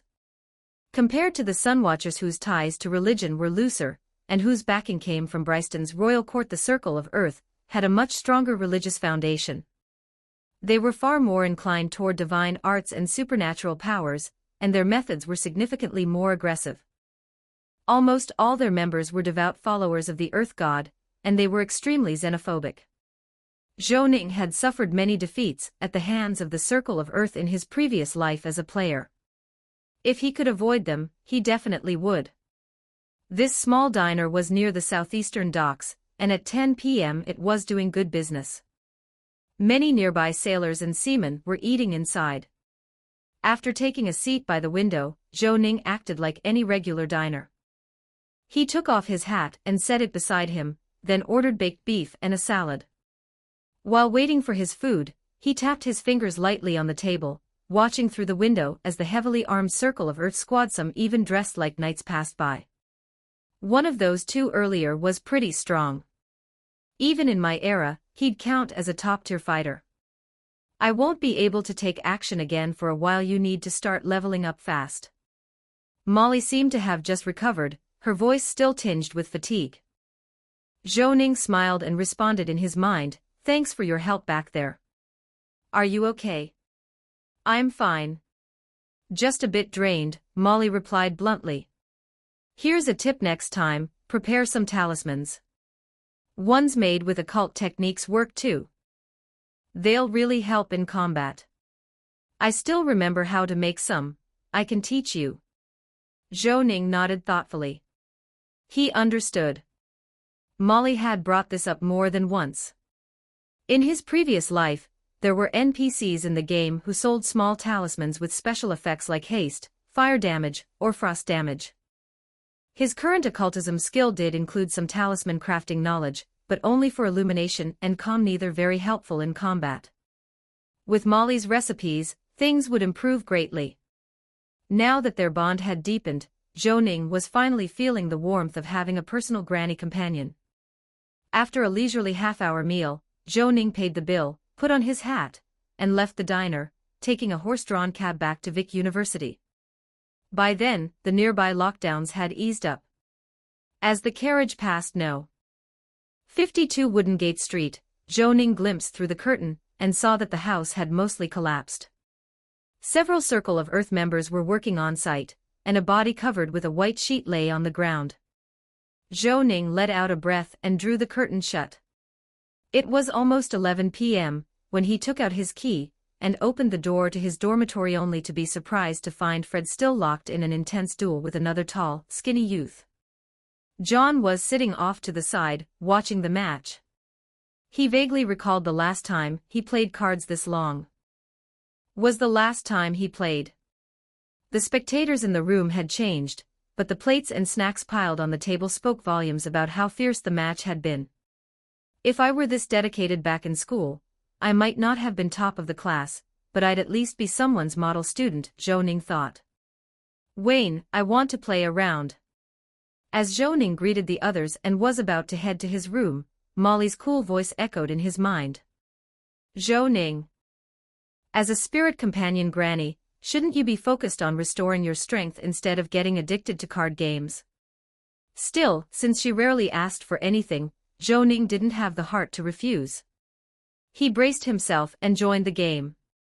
It didn't take long. Just after midnight, under her command, Zhou Ning went 0 wins and 5 losses, retreating in utter defeat.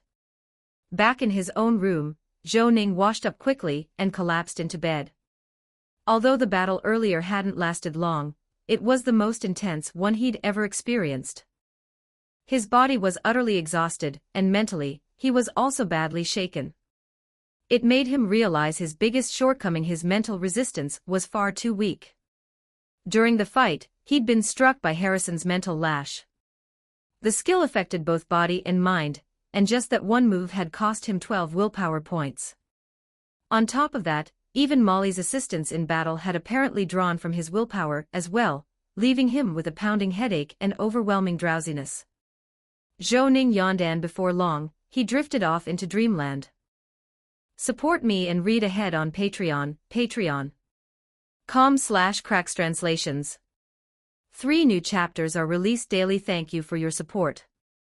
Power Stone event: for every 50 Power Stones, 1 chapter will be unlocked. Chapter 113, Chapter 113, Accumulation and Crafting 1369 words. Chapter 113, Accumulation and Crafting. That night, Zhou Ning slept soundly. In his dream, he seemed to traverse countless worlds, leaving different traces of himself in each one. Suddenly, Zhou Ning jolted awake, immediately realizing he had been dreaming. He got to his feet and scanned his surroundings, discovering he was in a pitch-black room. It was so dark that he couldn't see his hand in front of his face. The only light came from a single beam shining down from the ceiling, illuminating a desk below. Zhou Ning walked over quietly and saw a book lying on the desk. The title read, A 4-Act Opera by Leoncavallo. Just then, a creaking sound echoed from the chair across the table. Zhou Ning looked up and saw a young man sitting there, though he hadn't noticed when he'd arrived. The man had his head lowered, writing something on the pages with a quill pen. As Zhou Ning approached, he got a clearer look at the man's appearance. He was dressed in a black tailcoat, a classic gentleman's outfit, and looked to be under 30. Just as Zhou Ning reached him, the man suddenly stopped writing and lifted his head.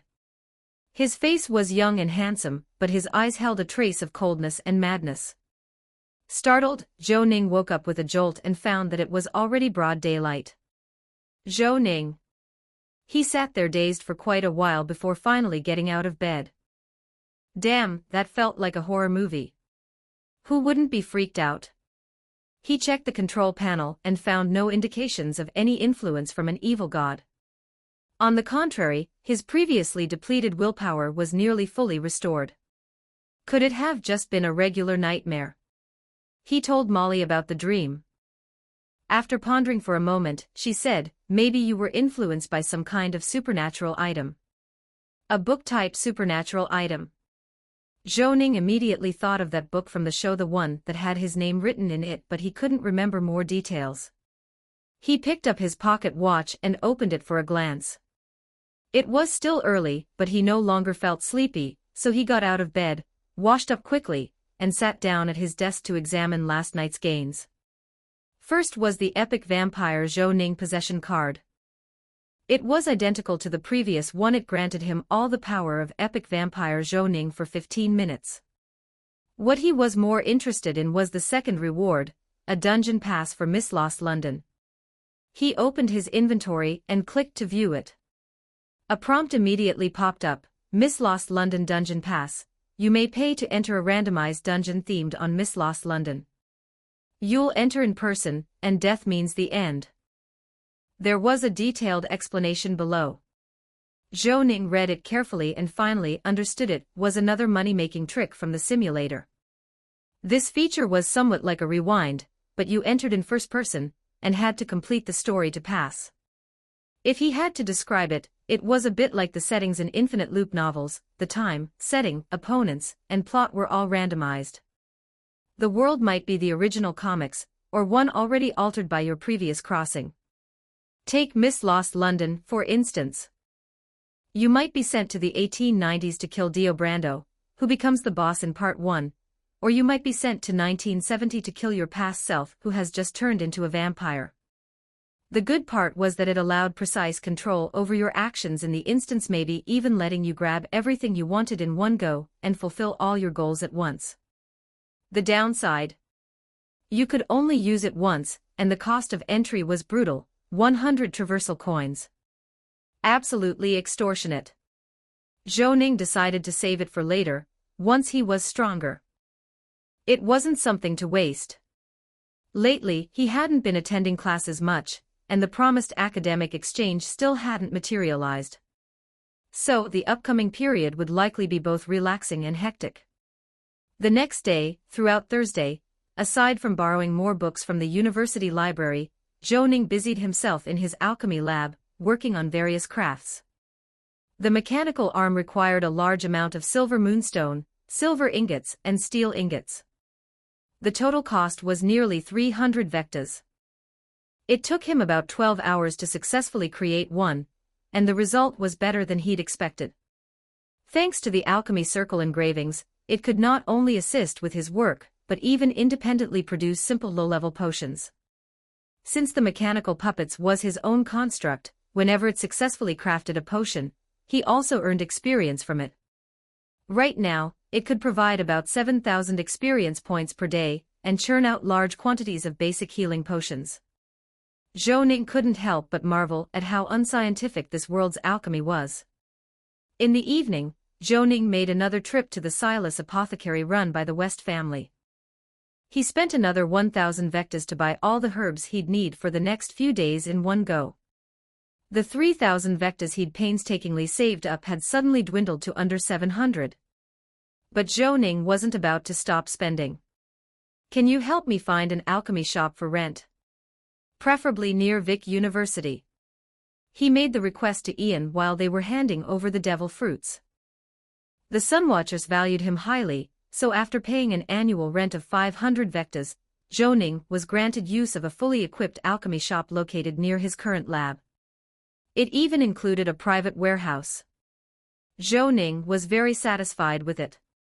The only downside was that he had to hire the shop's staff himself. As batches of alchemy materials were delivered to the warehouse, Zhou Ning began mass production in earnest, aiming to stockpile enough goods to rake in profits once the players arrived. He started with devil fruits. While most players probably wouldn't be able to afford them in the short term, it didn't hurt to have a few ready just in case. Current production capacity was about 4 fruits per day, and they yielded a considerable amount of experience. Besides devil fruits, Zhou Ning also made large quantities of a flight potion and a luck potion. These, along with the basic healing potion produced by the mechanical arm, were intended for sale. As for the transformation potion, he only made a few for personal use. Players were way too shameless back in his previous life, people had used those to stir up all sorts of trouble. During this period, Zhou Ning occasionally asked Sherlock about Harrison Rivers. The response was always the same, no concrete evidence yet, still waiting. The newspapers, however, reported that both houses had passed the amendment to the Poor Relief Act and established a Poor Relief Promotion Committee, with Harrison Rivers appointed as the chairman. Time passed day by day. Everything remained calm. Zhou Ning didn't have that strange dream again, and spent the entire week buried in work. The warehouse gradually filled with finished potions. Progress on the giant quest was also moving along. Even though Zhou Ning had done basically nothing, the quest was already 23% complete. He could only guess Sherlock and the others were working themselves to death. By Thursday night, Zhou Ning stretched with a great yawn, having finally completed all his preparations. The week's work had not only given him a massive stockpile of herbs, but also pushed his experience total past 300,000 for the first time, a staggering amount. Just then, a system prompt popped up. Important notice. The first public beta test of Apocalypse will officially begin at noon tomorrow. Please check the game forum announcements. Important notice. Episode 5 of the Apocalypse series has been simultaneously released on the forum and all major platforms. The series is automatically generated by the Quantum Brain. Players interested in the game's background are encouraged to watch. Support me and read ahead on Patreon, patreon.com/crackstranslations. 3 new chapters are released daily. Thank you for your support. Power Stone event. For every 50 Power Stones, 1 chapter will be unlocked. Chapter 114. Chapter 114, Drama Series Episode 5 1343 words. Chapter 114, Drama Series Episode 5. Zhou Ning was briefly stunned before quickly realizing that, knowing the AI's personality, he was probably going to make another guest appearance in the series. After being milked for content for an entire month, he had developed a strong sense of being a designated tool character. That said, he was genuinely interested in the final episode of the series before the server launch. As expected, the AI was likely to compile a summary of the current in-game developments and edit it into a full promotional video to prevent new players from feeling completely lost upon entry. This also presented an opportunity for Zhou Ning to gather intelligence. The only question was how exactly the AI would handle the editing. He opened the forum and found the pinned thread for the drama series on the homepage before clicking into it. One couldn't help but marvel at the popularity of Apocalypse. It had been out for less than 5 minutes, and the video had already amassed tens of thousands of live comments. It's finally updated. I've been waiting so long my eyes nearly dried out. Here we go. Where's my husband? This episode was unusually long, almost 2 hours, essentially the length of a movie. The opening shot was of boundless darkness, in which a book lay open. Though no one was flipping it, the pages turned on their own. The camera slowly panned down, giving a close-up of the pages. The text was written in the game's unique Bryston language, but the AI had thoughtfully provided subtitles translating every line. Thanks to the subtitles, viewers learned that the contents were presented in the format of an opera recounting everything that had happened thus far. The opera consisted of 4 acts. Act 1, Scene I, Fated Death, Main Characters, Wayne Sturwell, Alan West, Richard Pessa, etc. Plot summary: in a dark prison cell, Wayne Sturwell and 31 other prisoners await their fated deaths. Though this sacrifice may fail, the destined outcome remains unchanged. The AI then presented a series of montage shots. After the summary, the scene shifted to the prison cell, where Zhou Ning, the chubby Alan, Richard Pessa, Luke Shaw, and others were shown. The view then returned to the book, displaying the first line of dialogue, Alan West crying, "It's over, it's really over this time." Then, it cut back to the prison cell, where the weeping Alan nearly echoed the line word for word. At first, viewers were a bit confused, but as they kept watching, a chilling realization dawned on them. The book wasn't merely recounting events, it felt more like a prophecy. Zhou Ning. As someone directly involved, Zhou Ning instantly grasped the AI's intent. Recalling his previous dreams, he began to formulate a theory. Perhaps the strange coincidences he'd encountered were all tied to this mysterious book. Like how he just happened to get involved in investigating the alchemical phantom, or how he just happened to hear the whispers of an ancient god, and then woke to gunfire from the alchemy building. How he conveniently joined the battle which, without his presence, would have ended with Sherlock being killed by Hallwig, preventing all future developments. Then, he just happened to discover Hallwig's diary. And in the end, he just happened to purchase a rare ancient text on Wendigon from the underground market. Moreover, Zhou Ning was not usually a reckless person, yet he'd acted like he'd lost his mind when he infiltrated Harrison Rivers's old mansion alone. What was even scarier was that, at the time, he hadn't sensed anything wrong at all. Only now did Zhou Ning finally feel a delayed sense of dread. Goosebumps ran down his back.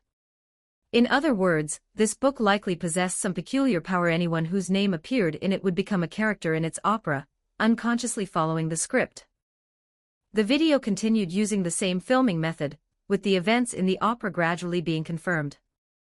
The audience felt as if they were watching a performance that was both eerie and familiar, and even the flood of comments slowed considerably. The Hallwig incident from Episode 2, the alchemy bombing, and Charles VI assassination from Episode 3. The video's perspective kept shifting, reviewing all the way to Episode 4's Elvis assassination attempt.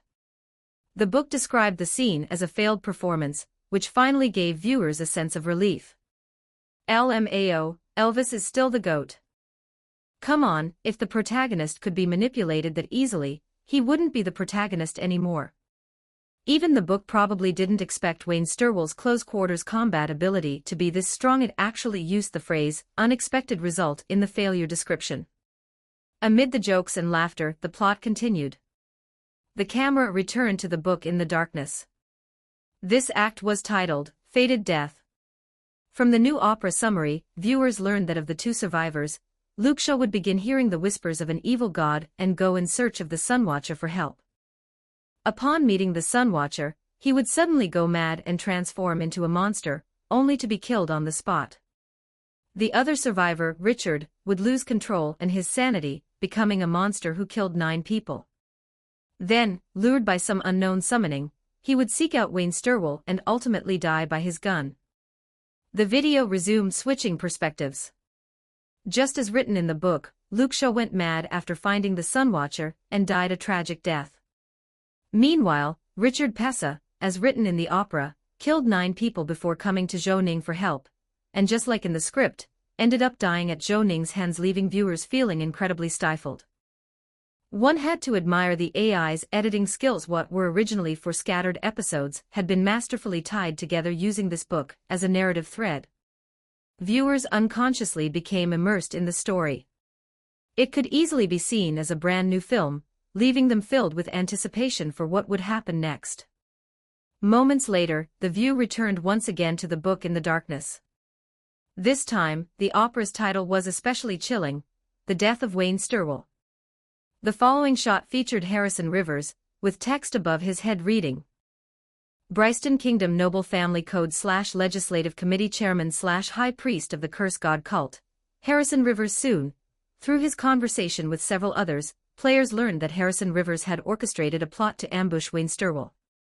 The camera then locked onto Zhou Ning, and the comment section noticeably surged. Here comes the main event. Whoa, it's been over half a month, and my hubby looks even hotter. WTF, XB, you good? Aren't you a dude? So what if I am? Can't a guy fanboy a little? Clearly a comment from XB. Seeing XB's questionable comment, Zhou Ning, secretly watching, couldn't help but feel a chill. The video continued. Upon returning to his alchemy lab, just like the opera's script foretold, Zhou Ning received a letter delivered by a mailman, inviting him to 52 Woodgate Street to discuss the purchase of an ancient tome. The footage fast-forwarded slightly, skipping to the following night, when Zhou Ning arrived at 52 Woodgate Street as agreed. When Zhou Ning entered the living room and saw Alva Roskin sitting on the sofa, along with Harrison Rivers blocking the door, the viewers couldn't help but feel uneasy. Was the protagonist really going to be killed off by this stupid book? But then almost in an instant a suit of gold and crimson armor materialized on Zhou Ning's body. Helmet, arm guards, torso, back, and leg armor snapped into place. In that moment, the players collectively lost it. Holy crap, is that power armor? Just like a real protagonist, always full of surprises. The dumb little book, why do I suddenly feel nervous? The comment section exploded, completely flooding the screen. Support me and read ahead on Patreon, patreon.com/crackstranslations. 3 new chapters are released daily. Thank you for your support. Power Stone event, for every 50 Power Stones, 1 chapter will be unlocked. Chapter 115, Chapter 115, the open beta begins 1516 words. Chapter 115. The open beta begins. Zhou Ning's mouth twitched slightly, feeling quite annoyed. That damn AI actually exposed his Phoenix battle suit to the players just like that. What made it worse was that he hadn't even had time to dye the outfit yet. The current color was so flashy it was hard to pull off. In the video, the two sides were locked in intense combat. Thanks to the AI's wide-angle lens, players could clearly see the overwhelming power of Alva Roskin. After transforming into a stone giant over 3 meters tall, every step he took left a crater in the ground. He could even summon massive spikes 3 to 4 meters long, an absolutely terrifying sight. Then came the mysterious powerhouse, Harrison Rivers. His entrance was nothing short of epic. Without saying a word, he activated his clan's secret ability. To help players better understand what was happening, the AI provided a helpful label: Clan Right, Willpower Judgment, can impose judgment upon an enemy's will, altering their current state. Effectiveness depends on the disparity in willpower. Working together, the two instantly overwhelmed Zhou Ning. In the video, Zhou Ning was seen rolling, sidestepping, diving forward, doing everything to dodge. Even though his flashy gunplay added a plus 50% bonus to visual appeal, and he still looked calm and effortlessly cool, there was no denying he was getting thoroughly beaten. At that moment, the AI thoughtfully displayed the 3 combatants' health bars above their heads. Zhou Ning was down to 1/5 of his HP, while Harrison and Alva were still at full health. What had once looked like a possible comeback quickly turned into a disastrous downturn. Zhou Ning's fans couldn't help but start worrying. As the situation became increasingly dire, Harrison Rivers used willpower judgment to trap Zhou Ning in a cocoon of glowing threads. But just at this critical moment, the perspective suddenly shifted, returning to the dark book. Lines of text began to appear once again. Narration: Harrison Rivers has imprisoned Wayne Sturwell using willpower judgment. Details omitted. What follows is the climax of this act. As a devout follower of the evil god, Alva Roskin showed no mercy. He charged at Wayne Sturwell with unstoppable force. The curtain is about to fall on this act. After reading those 2 narrated lines, players became even more frustrated and anxious for Zhou Ning. Even if they couldn't fully follow the nuances of the battle, they could at least read the health bars. Was this cursed book really going to have the last laugh? But the silence lasted less than 2 seconds. Almost instantly, a flurry of snow-like comments began flooding the screen. Incoming epic moment. Wayne is my husband. Get babe. **T's about to get real. Counterattack incoming. In the blink of an eye, the dense web of transparent threads binding Zhou Ning ignited with white flames. At the same time, a silvery white divine beam slammed into the stone giant, Alva. His health bar plummeted at breakneck speed, dropping to half in mere seconds. Immediately afterward, Harrison Rivers tried to use willpower judgment again, but it was negated. Thanks to a close-up, viewers could clearly see a flash of lightning shoot through Zhou Ning's eyes. Before anyone had time to react, the next sequence of combat left everyone speechless. Despite his health bar hanging by a thread, Zhou Ning remained as calm as an iceberg. It was as if he could predict every move his enemies made, moving with fluid precision and complete control. The AI drew a circle to highlight Harrison Rivers' casting range, about 24 yards. Observant players noticed that 3 or 4 times, Harrison tried to cast a spell, but Zhou Ning would dodge just in time, staying outside the 24-yard mark. Each time, Harrison would raise his hand only to lower it again in frustration. Thanks to the plus 50% visual flair from his gunplay skills, Zhou Ning looked absolutely badass on screen, his coolness dialed up to the max. When Harrison Rivers finally lost his patience and tried to charge in from a side passage, he stepped right onto a bomb Zhou Ning had planted earlier. In the video, Zhou Ning curled his lips into a smirk and snapped his fingers. Harrison Rivers was instantly swallowed by the raging flames and falling debris. He's on another level. Cool and deadly, that's all I can say. Holy **T, he's too handsome. Even I'm tempted to lick the screen, and I'm a dude. This is pure skill domination. Domination. I've gotta at Grantham. What's your take on this? Open betas tomorrow. I hope I spawn in the kingdom of Bryston. I'm going straight for the Wandering Gunslinger class. Same here. After being disgusted by that creepy book for so long, the players were finally feeling vindicated.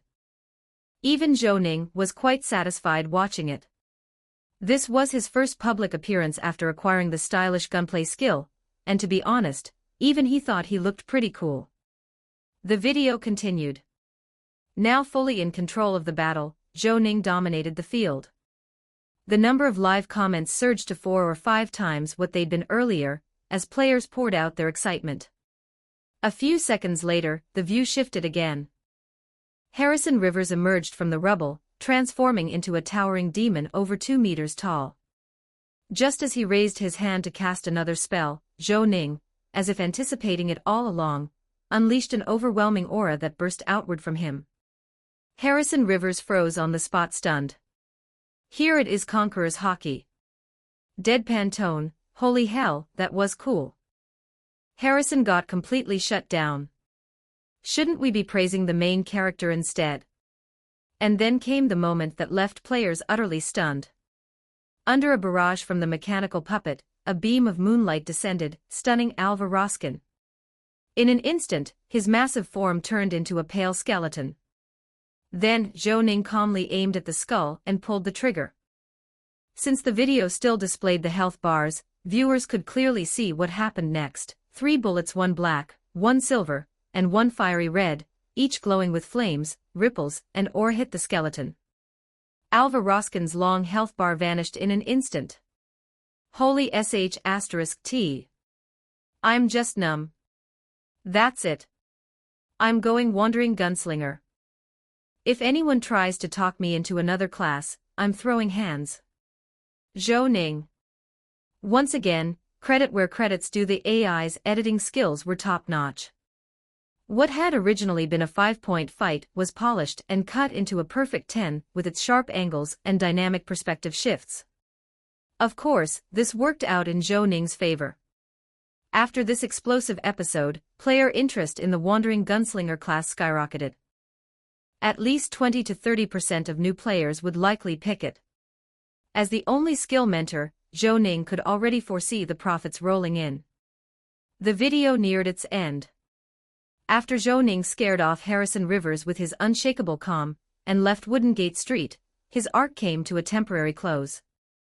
The upcoming storyline took a sharp turn. Zhou Ning noticed that in the original plot, both the main players, first wife Cress, and second wife, Rosie, had joined the school expedition team to investigate the atmospheric tides. Meanwhile, dimensional protagonist Leandro Pessa stuck to his original path, and joined the Sunwatchers to investigate the giants. As the film approached its final moments, Zhou Ning caught his first glimpse of a giant, towering at 14 or 15 meters tall, shirtless, with bulging muscles and unmistakably the same man he'd seen before, the former king, Charles VI. The giant was now roaring up at the sky. The last scene froze on the dark book, and with a final subtitle, the audience witnessed the opera's ending. Ending, performance failed. Wayne Stirwell still held a power that defied logic. Who would have guessed he had the strength of a penitent priest of the ascetic church? Alva Roskin died by Wayne Stirwell's hand. Act 3, Scene 7 is void. Act 3, Scene 8, the death of Wayne Stirwell, encore. Then, a pair of gloved black hands closed the book. The video ended. Watching to the very end, Zhou Ning couldn't help but feel stunned. Is this damn book bugged or something? Why is it still going? The next day at noon, after finishing a trade with the Sunwatchers, Zhou Ning checked his panel. Only 20 minutes remained until the open beta. He felt a mix of excitement and nervousness.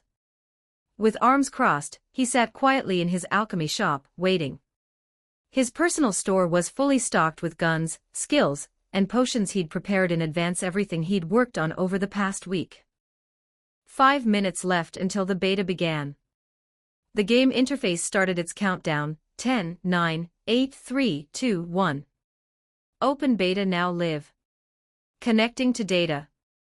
Data connection complete. Welcome to the world of Apocalypse. A game world that breathes. Support me and read ahead on Patreon, patreon.com/crackstranslations. 3 new chapters are released daily. Thank you for your support. Power Stone event. For every 50 Power Stones, 1 chapter will be unlocked. Chapter 116. Chapter 116. Newbie players 1237 words. Chapter 116. Newbie players. As the countdown hit 0, the dark sky was instantly lit up by fire. Countless meteors streaked across the heavens, falling to the continent below like a shower of celestial blossoms. Ever since Zhou Ning's character became a viral sensation, combined with the game company's relentless marketing campaign, Apocalypse's popularity had only soared. Just how popular had it become? Whether on big or small screens, billboards, or posters, trailers featuring Zhou Ning as the protagonist were everywhere, bombarding people 24/7. By the time the official launch day arrived, players already suffering from Stockholm Syndrome due to the marketing blitz couldn't wait to strap on their gaming helmets. Those with money to burn even had full dive game pods ready. Finding a comfortable position lying flat or reclining, they logged into the game the moment the clock struck 12. Holy crap, this is insane. West Lynn Town, one of the newbie hubs in the Kingdom of Bryston. In this otherwise unremarkable little town, one player after another appeared out of thin air, having just finished creating their characters. They looked around, stunned. This is the game world. Damn, this is ridiculously realistic. I can actually feel pain. One player exclaimed after pinching himself hard. Whoa, you can even take your pants off. Another exclaimed as he removed his trousers and stared thoughtfully at the space between his legs, lost in contemplation. Does the game default to your own gender? I've got a crazy idea. What if I create a female character instead? Someone piped up after discovering a blind spot in the settings. Hey, go ahead and try it, buddy. If it works, share the experience with the rest of us, someone else chuckled. Don't get it twisted, I want to play a girl so I can be self-sufficient. If I get lucky and have high charisma, maybe I can seduce Wayne Sturwell and marry into some perks. Everyone else. The air instantly went silent, and a wide space quickly opened up around the creepy guy. Before long, more and more players arrived. In no time, the square was packed with a crowd of 1,000 to 2,000 like a small army. The only thing that felt off was how rowdy the crowd was. Some were bouncing around, others rolling on the ground. To the local townsfolk, they looked like complete lunatics. According to Apocalypse's settings, there were 2 ways for players to enter the game. One was the standard spawn in a newbie village stable, close to town, easy to find a job, with well-structured beginner quests for steady progression. The other was the random transfer route, like what happened to XP. These players would inherit the identity of an ordinary person in the world. This method was more unpredictable. If you were lucky like XP, you might start in Darkland with an innate skill, a stable job, and decent talent. In his past life, Zhou Ning had even seen some players spawn into special opportunities right away, gaining rare skills or unique traits. But if you were unlucky, Zhou Ning had once seen some poor sap spawn as a wanted criminal. And since deleting your character had a cooldown period, that guy had a miserable time. Naturally, the sudden gathering of so many people quickly caught the attention of the town's residents. Soon, an elderly man with a rugged white beard, looking uncannily like Karl Marx, rushed over and stepped into the plaza, calling out loudly. Welcome to West Lynn Town, adventurers. I'm the mayor here, Brunson Meyer. Brunson scanned the players present. Seeing that they were surprisingly well behaved, he let out a quiet sigh of relief. The night before, he'd received a divine message in a dream, telling him to welcome the chosen ones and help them integrate into the world. At first, Brunson had been skeptical. But when the town guards reported that a large number of unidentified vagrants had suddenly appeared, he was so startled he rushed over at once. From today onward, you may stay temporarily in this town. But whether you'll be granted residency depends on your performance, and, if you think the townspeople here will feed and house you like your parents, think again. You'll have to earn your keep by finding a job. The players were stunned at first, then started murmuring among themselves, "Dude, this NPC is crazy smart. His facial expressions and tone are just like a real person. Maybe he actually is a real person. Real or not, I'm not getting a day job. I'll just grind monsters to make ends meet. There's plenty of work around town. The lumber mill needs lots of loggers, and the tavern's hiring brawlers. The alchemy and engineering shops to the north also need apprentices. As long as you work hard, you won't starve." Brunson, of course, had no idea what the players were chattering about and continued, "If you've got the skills, you can also help us hunt wild beasts or elemental creatures near the tidal weatherfront. I'll reward you based on the kind of prey you bring back. As for weapons, you'll have to buy your own. There's a weapons shop on the town's west side." Thanks to Brunson's explanation, the players quickly understood their situation. Early on, they needed to earn money in-game and build up their reputation in order to establish themselves. In this newbie village, players could take up 2 lifestyle subclasses, alchemist or engineer. As for choosing a main combat class, they'd need to figure that out on their own. The rest didn't matter much. What really excited them was the fact that this place was part of the Kingdom of Bryston, and not far from Darkland. Just one map and a steam train ticket away. Soon after, all the players in the square received the same beginner quest, E-rank quest: survival. Find a job in West Lynn Town, survive, and raise your reputation to unfamiliar. Try to actively integrate into this world. With a clear goal in hand, the players excitedly scattered throughout the town, seeking employment and trying to gain favor with the locals. Brunson was stunned. He'd thought he'd have to spend a good while persuading them. But to his surprise, these chosen ones were far more obedient than he'd expected, jumping into job hunting without a second thought. They looked no different from the locals, but their behavior was bizarre. They bounced as they walked, like kids on a field trip, touching and fiddling with everything in sight. A bunch of yokels who've never seen the world. Brunson muttered to himself with disdain. Similar scenes were playing out across the continent. In the Kingdom of Sepharik, the Republic of Byron, the Kingdom of Ruins, the Kingdom of Sicilia. Each country suddenly found itself overrun with vagrants. Unlike last month's small-scale arrivals, this time they were everywhere like cockroaches. Many seemed outright insane, some babbled nonsense, others ate dirt off the ground, and a few even ran naked through the streets, seriously disrupting public order. After a long and agonizing wait, XP finally logged in the moment the servers went live. Since he was a beta tester, he naturally spawned in the same place he'd last logged off, in his in-game home, a dark, cramped little room. Support me and read ahead on Patreon, patreon.com/crackstranslations. 3 new chapters are released daily. Thank you for your support. Power Stone event: for every 50 Power Stones, 1 chapter will be unlocked.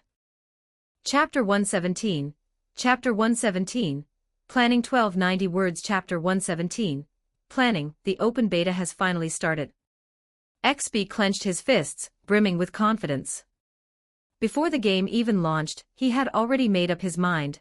Over the next few days, he'd focus on making money, studying alchemy, buying a good gun, and changing class, determined to become one of the top players. To put it bluntly, that woman Jins had only beaten him because of her head start in alchemy. Because of that, he had even decided to learn an additional alchemy-related sub-skill. He was dead set on competing with her for favor till the bitter end. A cold smirk played on XP's lips. Woman, you'll never understand the bond between brothers who fought side by side. A few hours after the game launched, more and more early game strategy threads began popping up on the forums. It was only the first day of the open beta. According to the original progression, most players would spend the early stages grinding away in obscurity. Only a tiny handful would get lucky and stumble across valuable opportunities. Sure enough, on the Apocalypse forums, Zhou Ning spotted a few lucky players boasting about encounters that set them apart from the masses. The most outrageous one was a French player named Alex. He'd been born into a devout family from the Byron Republic, and had a whopping 69 in natural force affinity. Naturally, he was recruited by the Church of the Goddess of Nature on day 1 and even managed to change class to warrior, an absurdly enviable start. As a chronically unlucky player, Zhou Ning despised these so-called lucky bastards. He much preferred posts like these: "Bruz, anyone out there who can help me? I was born tied to a pillar, and these people are sharpening knives, getting ready to castrate me. At least you're only losing your junk, I lost love. I was born in the Walrus Kingdom, and I'm surrounded by these white-furred walrus people with tusks like spears. Someone tell me what the hell I'm supposed to do. Furry lovers, rejoice." Zhou Ning. He quietly scrolled through the forum. Aside from the weirdos above, he noticed that quite a few players had been born in Darkland. Many of them had already begun saving up and trying to figure out how to trigger quests. Zhou Ning didn't mind these kinds of players. Sure, they didn't offer much value right now, but they were all potential customers, and customers required patient cultivation. Near Darkland was another sizable starter village, Westland Town. The two were separated by a massive weather tide and could only be accessed via steam train. That wasn't a problem for Zhou Ning. His next step was to start harvesting players from both areas, raking in money and experience. But he wasn't in a rush to hit up Westland just yet. Players were still broke during the first 2 days. Better to wait until they'd done a few newbie quests and scraped together some cash. Stretching lazily, Zhou Ning closed the forum tab, stood up from his chair, and stepped out of his alchemy shop. His shop wasn't far from his alchemy lab. As soon as he walked out the door, he was immediately spotted by his second cabbage slang target to exploit, Jinx, who had been lingering nearby. She'd logged out here at the end of the closed beta. The moment she came back online, she'd rushed to Zhou Ning's alchemy lab. Not finding him there, she was a little disappointed until she ran into him just now. Was this fate? "Boss, I'm back." Jinx hurried over with a beaming smile. "Oh, it's you.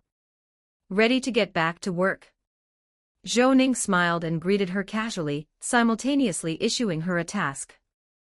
Once he hit level 20 and gained 1 point of legendary reputation, Zhou Ning noticed his daily task quota had suddenly skyrocketed to 105,000. He had no idea what it was based on. Right then, a task notification popped up on Jin's interface. "Daily quest, back to work. Now that you're back in the game, it's time to return to your job. Clean the room thoroughly and try making some beginner healing potions. Reward, 2,500 EXP, 8 roast hens." The quest required Jinx to clean the room and produce 30 beginner healing potions, about 4 hours of work, conveniently matching her shift time. The reward was generous. Same old recipe, same familiar flavor. Now this was a juicy leg to cling to. Eyes lighting up, Jinx nodded eagerly. "I'm ready. Let's do it." Zhou Ning's lips curved upward. He pointed toward the back of the alchemy shop and said with a chuckle, "There's a small alchemy lab inside. You can try making the beginner potions on your own, plenty of materials." Jinx bounced into the shop full of energy, completely unashamed about playing the suck-up. As a pro player, the only way to flex on other players is to grovel shamelessly before the right NPC. Watching her cheerful figure disappear inside, Zhou Ning remained outside pretending to enjoy the scenery. With his observation hockey, he could sense 4 or 5 players nearby whispering to each other, hesitating, too timid to make the first move. One of them had a familiar ID: Qingbai Wild Sake, a future celebrity commentator in Apocalypse. Like XB, Qingbai had once been a pro MOBA player. His solo queue series was once all the rage, but after switching to Apocalypse, his mechanical skills were exposed as garbage. His mage gameplay was so bad it became a meme. Ironically, he thrived in game commentary. After waiting quite a while, Zhou Ning, striking a perfect 45-degree pose and gazing heroically into the sky, couldn't help feeling puzzled. What's with the shyness? Weren't players supposed to immediately flock to big-name NPCs? Why were they hanging around like teapots? Running out of patience, he casually created and posted a new task. Quest, material matters with the shop newly opened, Wayne Sturwell urgently needs a batch of alchemical materials. Bring him what he needs, and you'll gain his friendship and a surprise beyond expectations. The task asked them to buy herbs for beginner potions easily available at a nearby herb shop. Zhou Ning knew from player experience that everyone started with about 10 rations, enough for this quest. Led by Qingbai, the players eagerly accepted the quest. Not long after, they returned with bags full of herbs. After turning them in and seeing the big EXP boost and 8 Rosehens reward, they were overjoyed. Seeing their excited faces, Zhou Ning smiled and said, "I might have something coming up that'll require a few helpers. If you're interested, bring as many friends as you can and come see me in 2 days." Holy crap, it's a chain quest. Qingbai was ecstatic and nodded like crazy. This guy really was the legendary Super Sugar Daddy NPC. Gotta lock this down. Watching the players walk off happily with their rewards, Zhou Ning couldn't help but grin. The reason he gave them that task was to raise awareness, let more players know about him, and give them 2 days to earn money and EXP. Zhou Ning had already done the math on early stage rewards for newbie quests, and estimated the average gains players could make during the opening days. From there he tailored a perfect beginner gear set to match their progress, ensuring that anyone who crossed paths with him could successfully change class within 2 weeks. Zhou Ning felt like a veritable philanthropist. In all of Apocalypse, there probably wasn't a single other NPC who cared about the players as much as he did. Support me and read ahead on Patreon, patreon.com/crackstranslations. 3 new chapters are released daily. Thank you for your support. Power Stone event, for every 50 Power Stones, 1 chapter will be unlocked. Chapter 118. Chapter 118. Heated discussions among players. 1316 words. Chapter 118. Heated discussions among players. After logging off, Qingbai Wild Sake immediately opened the Apocalypse forum and logged into his account under the ID, WildWine09. The NPC had told him to bring friends along, and of course, he couldn't just grab a few random passersby and call it a day. It had to be other players. From the way the NPC phrased it, the more the better. Based on past experience with the game, the more people he brought, the greater the reward was likely to be. After 5 episodes of back-to-back cutscenes, Wayne Sturwell's role as the protagonist was no longer a secret. There was no hiding it now. So Qingbai Wild Sake decided that, while continuing his own gameplay, he'd recruit as many people as possible to join him, aiming to please the NPC. After all, wealth favors the bold. A regular on the forum, Qingbai Wild Sake noticed that ever since the open beta launched, the number of posts had skyrocketed. Some of the hottest threads even had over 10,000 replies. Currently, the most popular thread was a eunuch post. The original poster was born in the Byron Republic, a nation modeled after ancient Byzantium that still practiced a eunuch system in the royal court. Unfortunately, the OP had transmigrated into a local native who was just about to be castrated.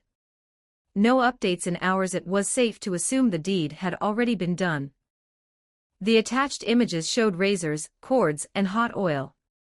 Just looking at them made Qingbai Wild Sake shiver between the legs, grateful he hadn't ended up in that situation. After a brief moment of thought, Qingbai Wild Sake made a post of his own. The title was shocking, but the content was still being written. I got a hidden quest on day 1 of the beta. It was already close to midnight. After posting, Qingbai Wild Sake ordered some takeout. By the time he got back, the thread had already exploded with replies. Where's the quest info? Hurry up and tell us. 3 minutes in and still nothing. Clickbait. Wait, this ID, isn't this the guy who did that solo series? Qingbai Wild Sake. That's right, the one and only. Now that his ID had finally been recognized, Qingbai Wild Sake felt a rush of satisfaction and started typing in earnest. Here's the deal, after logging into Apocalypse, I chose a random starting point. Not sure if that was lucky or not, but I ended up in Darkland City of the Bryston Kingdom. Classic humble brag. Confirmed. Delete your character, bro. You belong in the Byron Republic. The replies came pouring in, but Ching by Wild Sake, a seasoned forum veteran, ignored the noise and continued typing.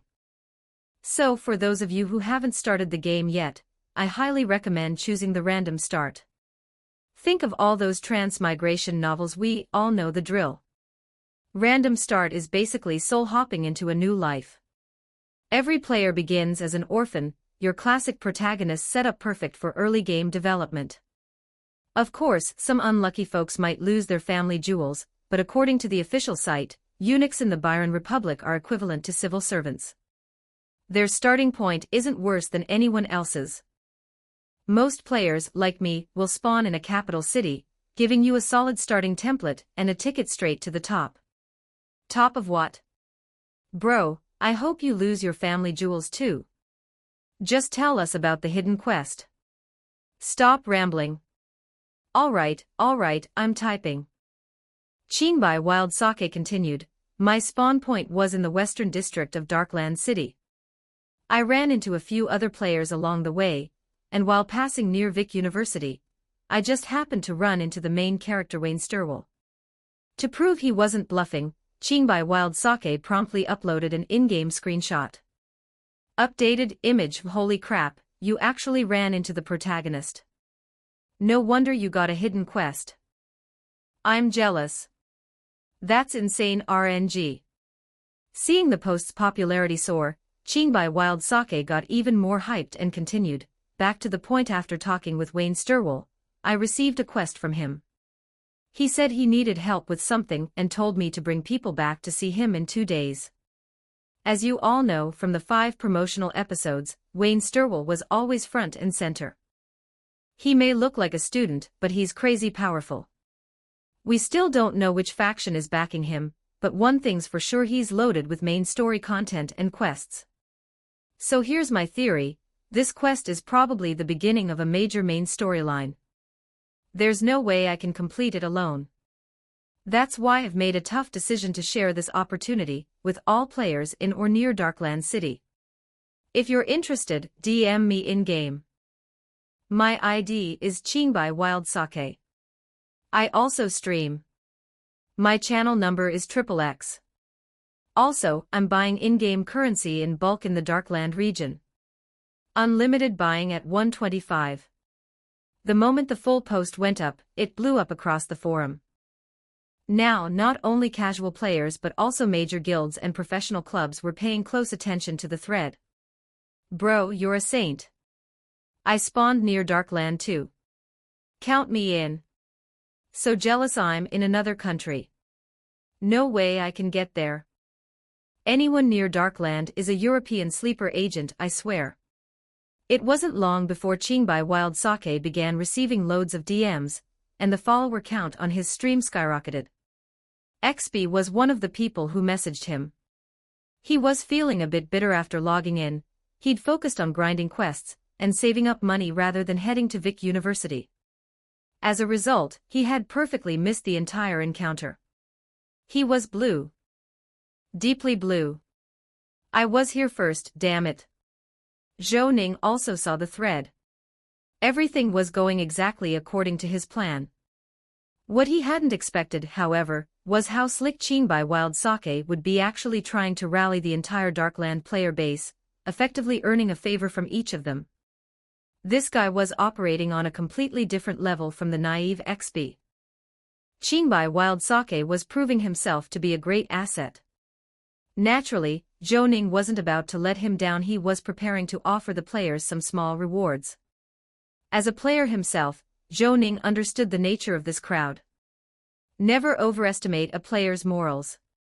Even if they think they're the protagonist, without enough incentives, they'll join the enemy camp in a heartbeat.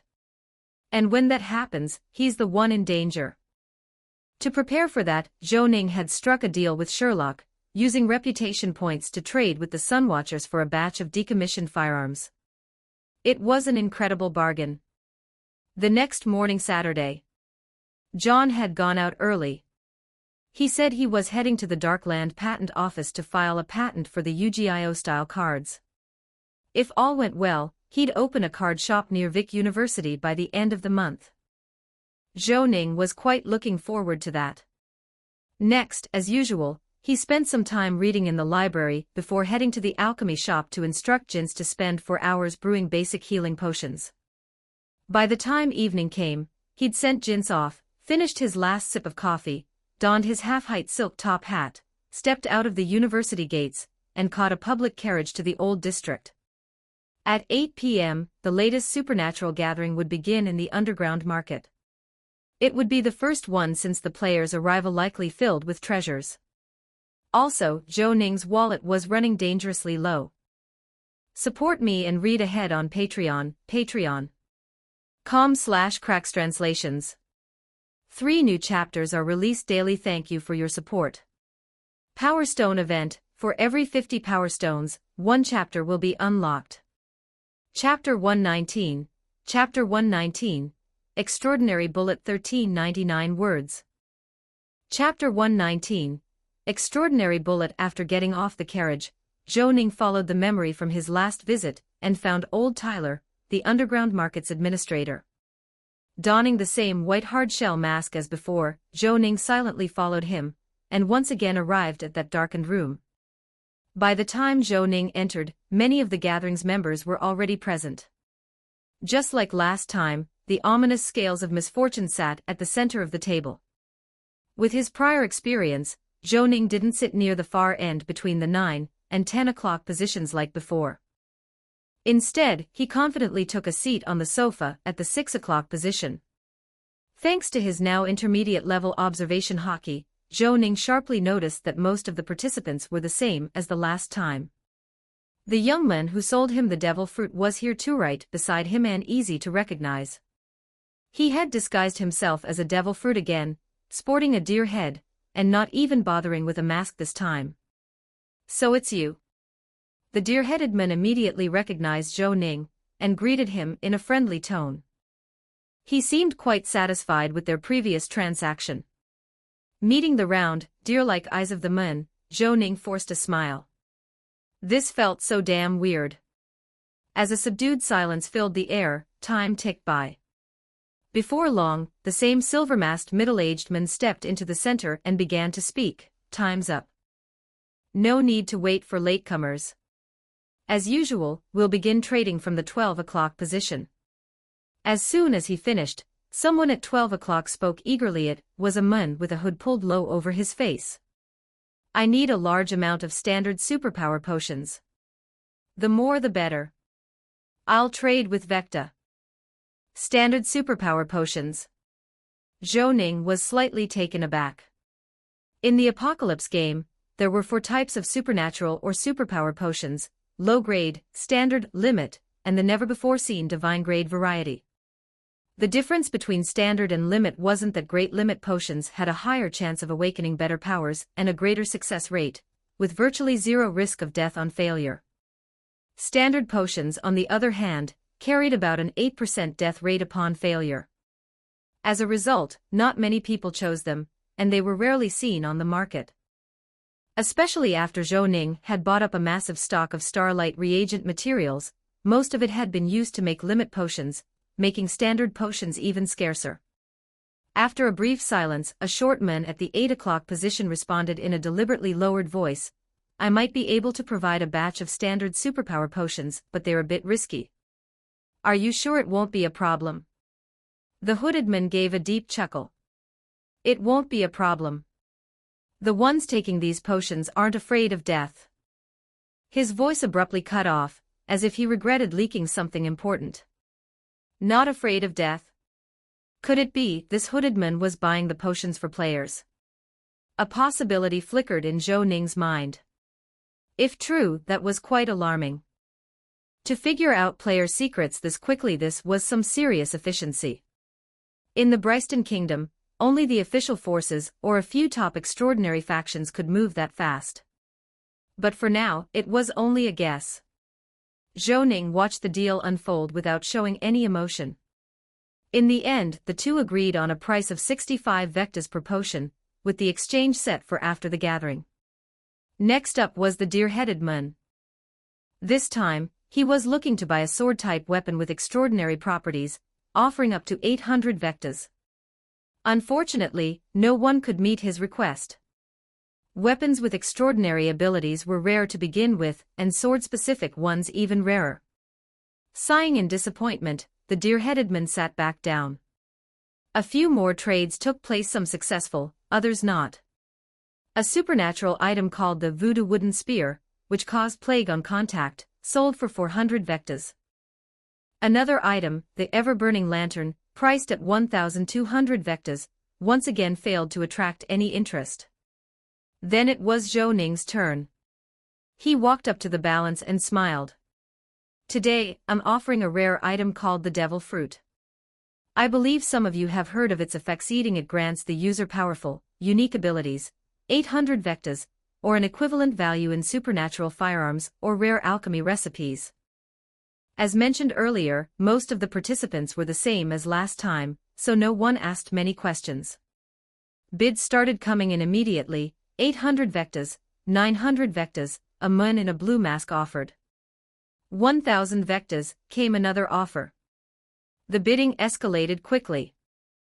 Within moments, the price had reached 1050 vectas, not far off from last time's sale. What disappointed Zhou Ning, however, was that no offer particularly excited him. One person did offer a very rare alchemy blueprint, but it was an applied alchemy, something Zhou Ning couldn't use at all. The bidding lasted a little longer before the energy started dying down. Just then, a middle-aged man at the 10 o'clock position made a proposal that piqued Zhou Ning's interest. I don't have a supernatural firearm, but I can offer you a single extraordinary bullet. In a sense, it's a defective round. The material is extremely pure mithril. This bullet can't be fired normally, but when loaded into a revolver cylinder, it's automatically skipped during firing. However, the next bullet fired after it will carry a special effect: freeze, burn, stun, and so on. Of course, there's also a chance it'll be a dud. It also works for disinfecting. If you heat it up, it can burn out toxins and stop bleeding, but it's going to hurt like hell. If you're willing, I'll trade this bullet for the devil fruit, and add 400 vectas on top. Sounds powerful. My Colt M1873 revolver holds 10 rounds. With this taking up one slot, I'd still have 9. In theory, that means one extraordinary bullet per 10 shots. But that's not quite accurate. For me, this bullet is even more valuable. The revolvers in this world are somewhat primitive. When the cylinder is in position, 2 locking latches hold it in place. They only disengage when the hammer is partially cocked. But the pistols I brought from the simulator, late 19th to early 20th century models, don't work that way. With my firearms knowledge specialty, I understand firearm mechanics perfectly. I can manually rotate the cylinder when it's open and essentially game the system, ensuring about 1/3 of my shots are enhanced. That's the power of technology. Zhou Ning was instantly tempted. After thinking for a moment, he looked at the pudgy middle-aged man. 450 vectas. I want the cash. Deal, the man agreed without hesitation. They both placed their items on the balance for appraisal. The side with the bullet and cash weighed much heavier. The middle-aged man didn't seem to care. He happily tucked the devil fruit away like a treasured prize. Both parties were quite satisfied with the exchange. Having secured the deal, Zhou Ning carefully put away the bullet, his mood lifted. Even though the bullet cost him the equivalent of 600 vectas in value, it was now his second extraordinary item in this world, a bullet that significantly boosted his combat effectiveness. After that, Zhou Ning refrained from participating in further trades and remained a silent observer until the end. Perhaps it was due to the arrival of the players, but tonight's gathering featured quite a few treasures. One standout was a piece of extremely rare fire dragon bone, which Zhou Ning recalled was a class advancement material for the rare caster class, Blazing Fire Warlock. The item caused quite a commotion and eventually sold for a high price of 1,400 vectas to a mysterious buyer. The deer-headed man also made another purchase, spending 150 vectas on a warrior's skill book. The gathering continued until the end. After being led out by an attendant through a secret passage, Zhou Ning didn't head straight home. Instead, he patiently waited nearby. Eventually, his eyes lit up when he spotted a gloomy middle-aged man and a short man emerging from another alley. Support me and read ahead on Patreon, patreon.com/crackstranslations. 3 new chapters are released daily. Thank you for your support. Power Stone event, for every 50 Power Stones, 1 chapter will be unlocked. Chapter 120, Robbery 1306 words. Chapter 120, Robbery. Judging from his aura, this gloomy-looking middle-aged man was the same hooded guy who had tried to buy regular superpower potions. Zhou Ning was very curious about his identity. If he turned out to be from an official faction or a righteous church, it would be best to avoid provoking him. But if he was part of the Curse God cult faction, Zhou Ning wouldn't mind robbing him. After all, his reputation with the Curse God cult was already at -5,000, permanently hostile. A few more fleas don't make an itch, more debt doesn't cause worry. The 2 men emerged from the alley and cautiously took a long, winding detour before returning to the underground market. Zhou Ning shook his head and smiled. Within the range of his observation hockey, their movements were as clear as day. Trying to hide was about as effective as hiding behind a teapot. After wandering the market for over 10 minutes, the 2 men exited through another entrance and began heading northeast along the street. This area, located in the northwest corner of the Old City District, fell under the jurisdiction of the Church of the Earth God. Not long after, they entered an alchemy shop together. Zhou Ning thought for a moment, then decided to drink a transformation potion, turning into a white-haired old gentleman. Unlike Polyjuice potion from Harry Potter, the transformation potion in Apocalypse could either use a person's hair as a catalyst to take on their appearance, or be consumed directly for a random transformation. The effect was somewhat similar to the savory Deviate Delight from World of Warcraft, comprehensive and versatile. About 5 minutes later, Zhou Ning saw the gloomy man emerge alone with a case of potions in hand. Looks like the deal was done. Zhou Ning lowered his hat brim and continued to follow the man from a distance. Around 20 minutes later, the gloomy man arrived at a carriage parked at a street corner and boarded it. Zhou Ning frowned. The first thing he noticed was an emblem prominently displayed on the carriage. The emblem featured a blue lion facing west, standing atop a cloud. The blue lion, the symbol of the Rivers family. Damn it, what are the odds? Watching the gloomy man's carriage roll away, Zhou Ning remained calm. He flagged down another carriage and, once aboard, pointed to the one ahead and said, "Think you can keep up?" Seeing the coachman's doubtful look, Zhou Ning added, 5 vectas. Absolutely. The coachman's attitude changed instantly. Don't let the horn beast fool you, even regular horses might be faster. Zhou Ning nodded with a smile, pulling 5 1-vecta banknotes from his pocket and handing them over. The carriage wheels rolled over the wet pavement, trailing the lavish carriage at a distance. After more than half an hour, Zhou Ning noticed the carriage ahead pass through the docks and working-class districts without stopping, heading straight for the city's eastern gate. Zhou Ning pulled out a file he had purchased earlier and flipped through it. As an old noble family, the Harrison Rivers estate was indeed located in the eastern suburbs, near Old Abbot City. If his guess was right, that was the gloomy man's destination. Glancing out the window, he saw a sizable sea-god church nearby, with a 42-meter-tall bell tower, and a surrounding area densely populated by civilians. The city gate wasn't far, but the real problem was that the area near the gate was one of Darkland City's 3 volatile weather zones. Frequent thunderstorms, hurricanes, and other extreme weather events made it nearly impassable. To get through, one had to detour southeast. Stop here. Zhou Ning got off the carriage and looked around. It was already deep into the night. Due to the volatile weather zone nearby, heavy rain poured from the sky, drastically reducing visibility. There wasn't a soul in sight. Zhou Ning exhaled a cloud of mist.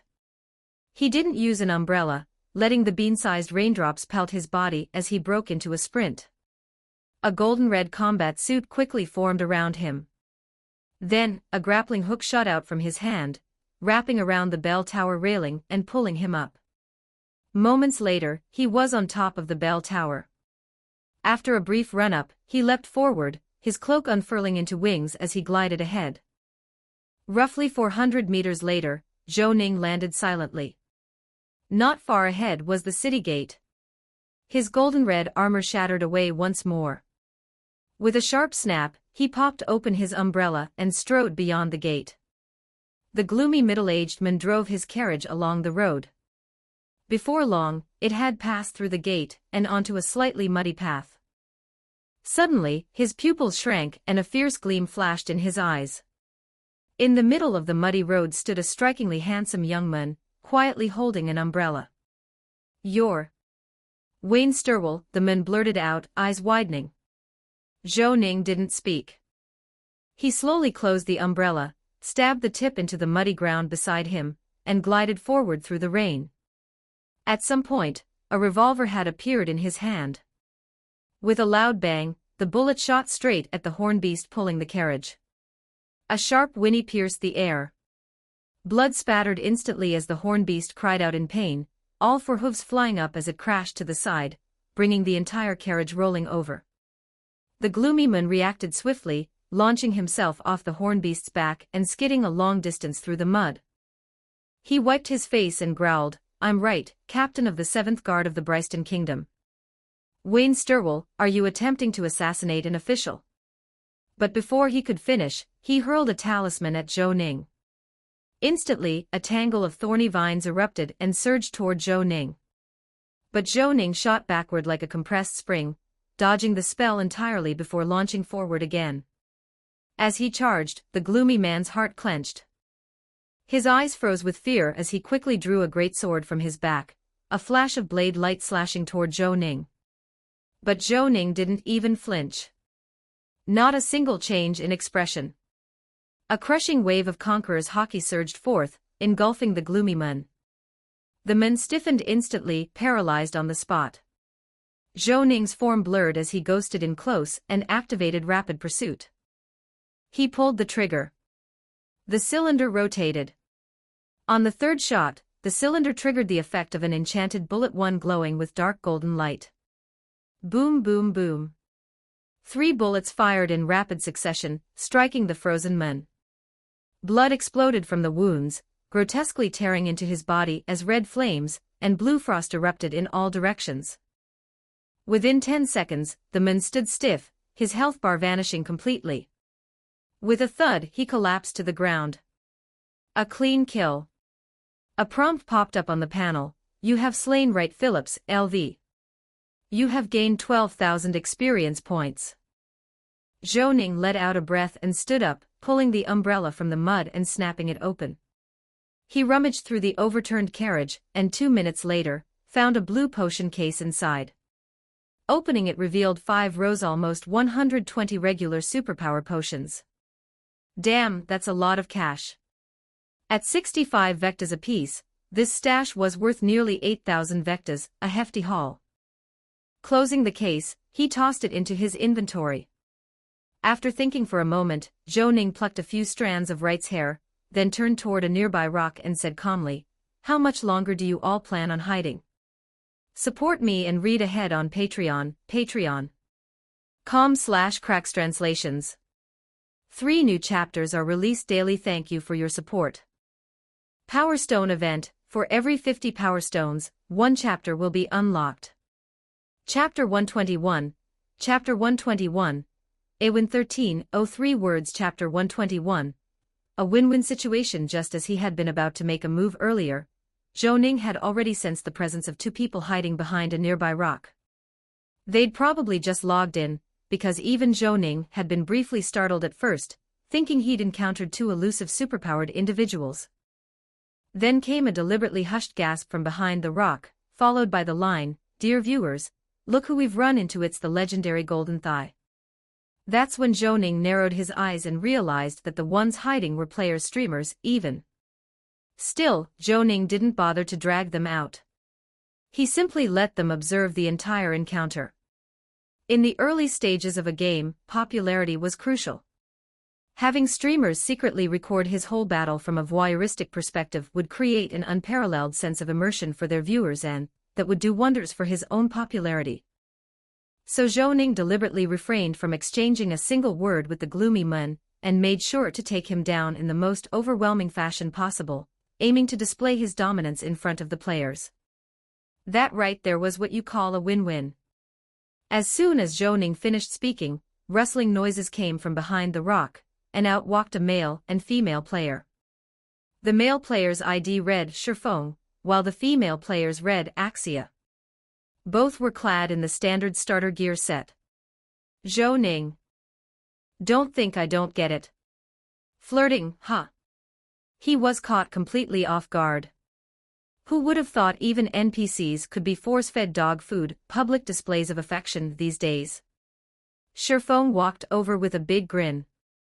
Boss, we weren't trying to spy, really. Is there anything we can help with? Zhou Ning finished looting Wright Phillips's corpse and stood up. The haul wasn't bad. Wright had nearly 1,000 vectas on him, and for special talismans.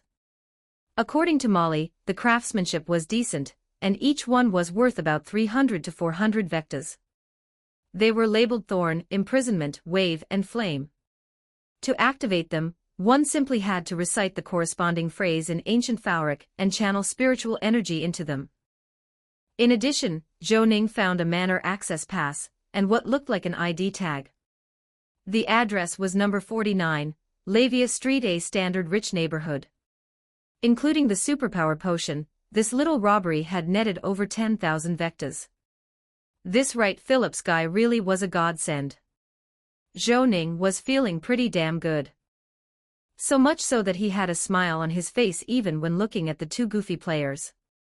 After sizing them up, he casually drafted a task and sent it over. Shifeng blinked in surprise when a prompt popped up. You have triggered E-rank quest, cleanup crew. Due to an unexpected incident, you witnessed protagonist Wayne Sturwell taking down an enemy. Help him clean up the scene and keep the secret, and you will earn Wayne Sturwell's favor. Quest rewards, 2,000 XP and 10 roast hens. Hubby, should we accept it? Axia whispered in Shifeng's ear. Do you even have to ask? Of course we're accepting. Shifeng, already giddy with excitement, replied without hesitation. Zhou Ning leaned on his umbrella, watching leisurely as they got to work cleaning up the scene. Somehow, they managed to find a sack, stuffed the corpse inside, and quickly dragged it away. About 10 minutes later, they returned, visibly pleased with themselves. Seeing their eager expressions, Zhou Ning processed the quest and said blandly, "Not bad, adventurers. You've earned my basic trust. I'll be spending a lot of time around the alchemy shop at No. 17 Academy Street. If you hear anything about the Curse God cult, feel free to tell me. Also, if you need anything, I can provide a few goods." With that, he pulled up the item sale window and granted them access. More importantly, he opened it up to their live stream viewers.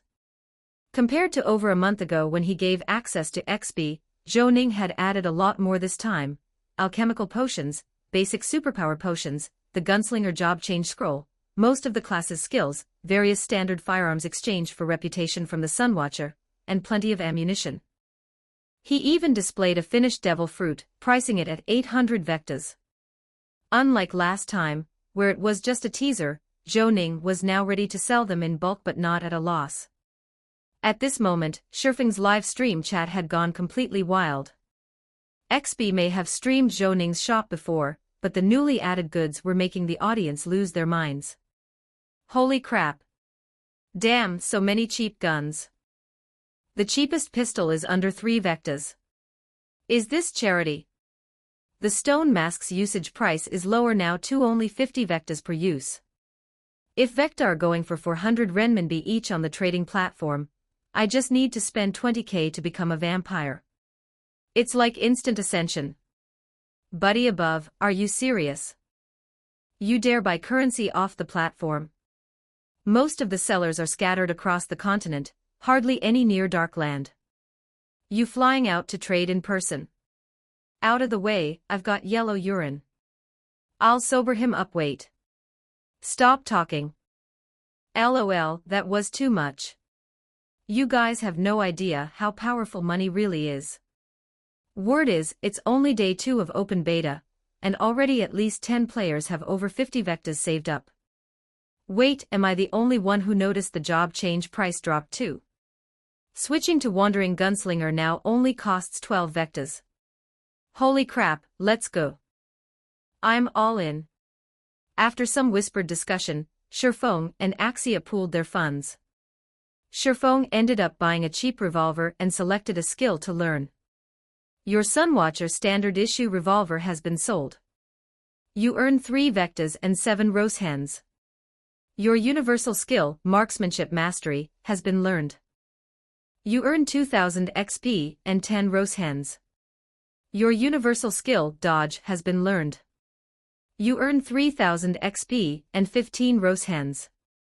These two actually had a decent chunk of change. As Zhou Ning watched them leave reluctantly, he narrowed his eyes. The bait had been cast, now it was up to the players to bite.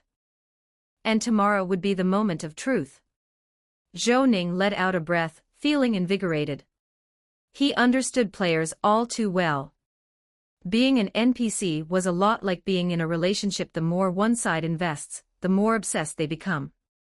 Whether he could entice the players into giving more would depend entirely on his skill.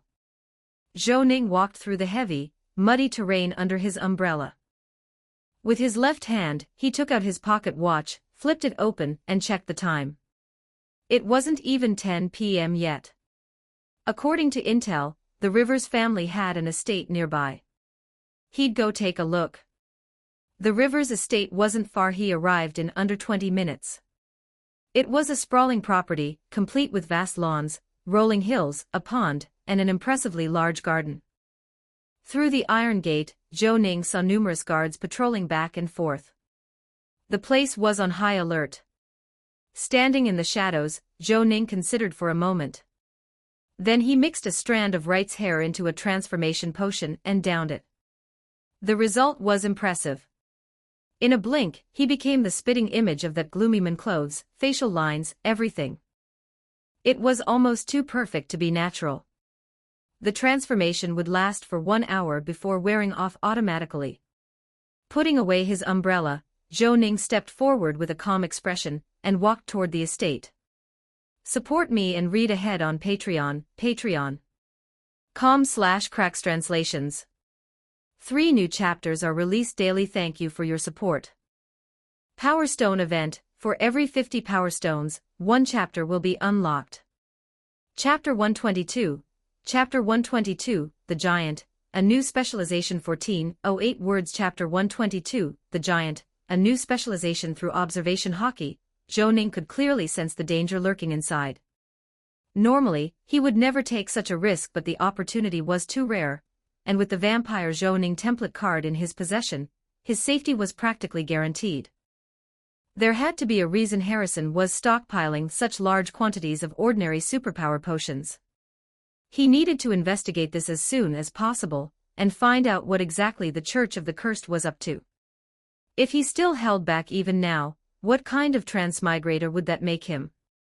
When Zhou Ning arrived at the entrance of the manor, he was stopped by 2 guards in black uniforms. The lead guard politely said, "Mr. Wright, your pass, please." Fortunately, Zhou Ning had prepared ahead of time. He pulled out the pass he had taken earlier and showed it to them. The lead guard nodded and stepped aside immediately.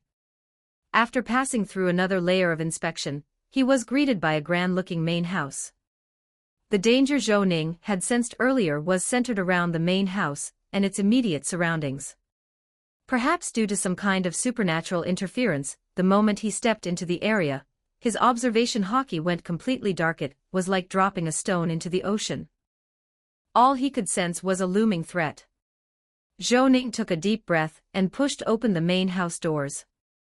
Inside the lavishly decorated hall, he saw Harrison Rivers sitting on a sofa with 2 other men, one a slightly chubby middle-aged man, and the other a middle-aged gentleman in a black tailcoat. Zhou Ning immediately recognized the chubby man. He was a fairly well-known upper house senator and Navy minister from the game, Todd Ruth, who frequently appeared in newspapers and was known as a close confidant of Charles VI. The gentleman beside him looked to be in his 40s or 50s, scholarly in appearance. Zhou Ning noticed a sapphire ring on his finger, which was likely an extraordinary item. The moment Zhou Ning laid eyes on this gentleman, he realized the source of his earlier sense of danger. Just by seeing him, the muscles on Zhou Ning's back tensed instinctively, and he even had to resist the urge to flee. This was Observation Hockey's instinctive reaction to danger. It told him that this man was likely far more terrifying than Harrison Rivers. Zhou Ning couldn't help but sigh inwardly. The world of the supernatural was seriously damn dangerous. As Zhou Ning entered, Harrison Rivers immediately stood up and asked, "Right, how's the acquisition of the ordinary superpower potions going?" Professor Bislok has been pressing for progress. Zhou Ning exhaled lightly. Of course, he remembered this name, Professor Bislok, who appeared in Hallwig Guy's journal, the man who murdered Charles VI. Though he was a straightforward man, that didn't mean Zhou Ning couldn't lie. Without missing a beat, he replied, "I've found a seller, but he still needs time to produce the goods. We agreed on delivery in 3 days. Have him hurry up." Harrison Rivers didn't question it and simply nodded. After a brief silence, the middle-aged gentleman stroked his sapphire ring and chuckled, "There's no need to rush. My alchemical experiments are still at a bottleneck. We're still exploring the essence of life, so mass-producing death isn't yet feasible." "His Majesty the King will cooperate accordingly," said Navy Minister Todd Ruth gently, "but don't be too overt. You've already attracted the attention of the Church. Even Charles VII was involved now. What exactly were they trying to accomplish?" As Zhou Ning listened in while analyzing their conversation, a chill crept through him. Judging by their words, it seemed like they were planning some kind of mass death ritual to summon an evil god. They continued to talk, but it was clear that the right Zhou Ning was impersonating wasn't part of their inner circle. Harrison Rivers gave him a look, signaling that he should leave. Zhou Ning was still conflicted when a guard suddenly rushed in and whispered something to Harrison Rivers. Due to the disruption of his observation hockey, Zhou Ning couldn't hear a word and was dying of curiosity. Harrison Rivers frowned, turned to Professor Bislok, and said, "Professor Bislok, your big guy lost control again. He just killed 2 of my men." "For the sake of truth and science, a few casualties are inevitable," Professor Bislok replied with a smile. Their words immediately reminded Zhou Ning of a task he had received earlier, the one involving the giant. Its progress had been stuck at 39%, and was still sitting quietly in his quest log. Quest hint: rumors speak of a giant appearing in Woodgate Park, East Darkland. Investigate and verify the truth behind this rumor. This will be a very difficult task. Do not trust only your eyes. Could it be that the giant they mentioned was hidden somewhere in this manor? Staying any longer would only invite suspicion. Somewhat reluctantly, Zhou Ning exited the main house and glanced at the guard who had just delivered the report. After leaving the room, the man didn't stop. He walked straight down a long corridor leading toward the back of the manor. Should he follow? Zhou Ning made a snap decision. Taking advantage of a blind spot in the guard's vision, he silently slipped into the corridor and followed behind. Hidden under the cover of night, he moved without a sound. Thanks to his astonishing agility of over 80 points, Zhou Ning easily followed the black-clad guard deep into the manor. Although they encountered 2 groups of guards along the way, he evaded them without issue. Ahead lay a wide, open area with barren land and a stream, backed by a hillside. In the middle of the wasteland sat a small lake. Wait! Zhou Ning's eyes widened. In the center of the lake, a familiar head emerged, round-faced, bearded, looking very much like the image of Charles I printed on Vecta banknotes. Most of his body was submerged in the lake, lying on his back, but even the visible portion revealed how massive he truly was. Easily over 14 meters tall. In Zhou Ning's mind, Molly's voice clicked, her tongue in amazement. By the goddess, they actually created a living supernatural creature. Even though he had suspected something, Zhou Ning still almost cursed out loud in disbelief. What were the chances? The Sunwatchers had searched for over 2 weeks with no results, and here he was finding the giant purely by accident. At that moment, a notification popped up on his system panel. You have completed the first stage of the chain quest, The Giant's Trail. You gain 70,000 EXP and 1 random specialization. The Giant's Trail, 2, has been triggered.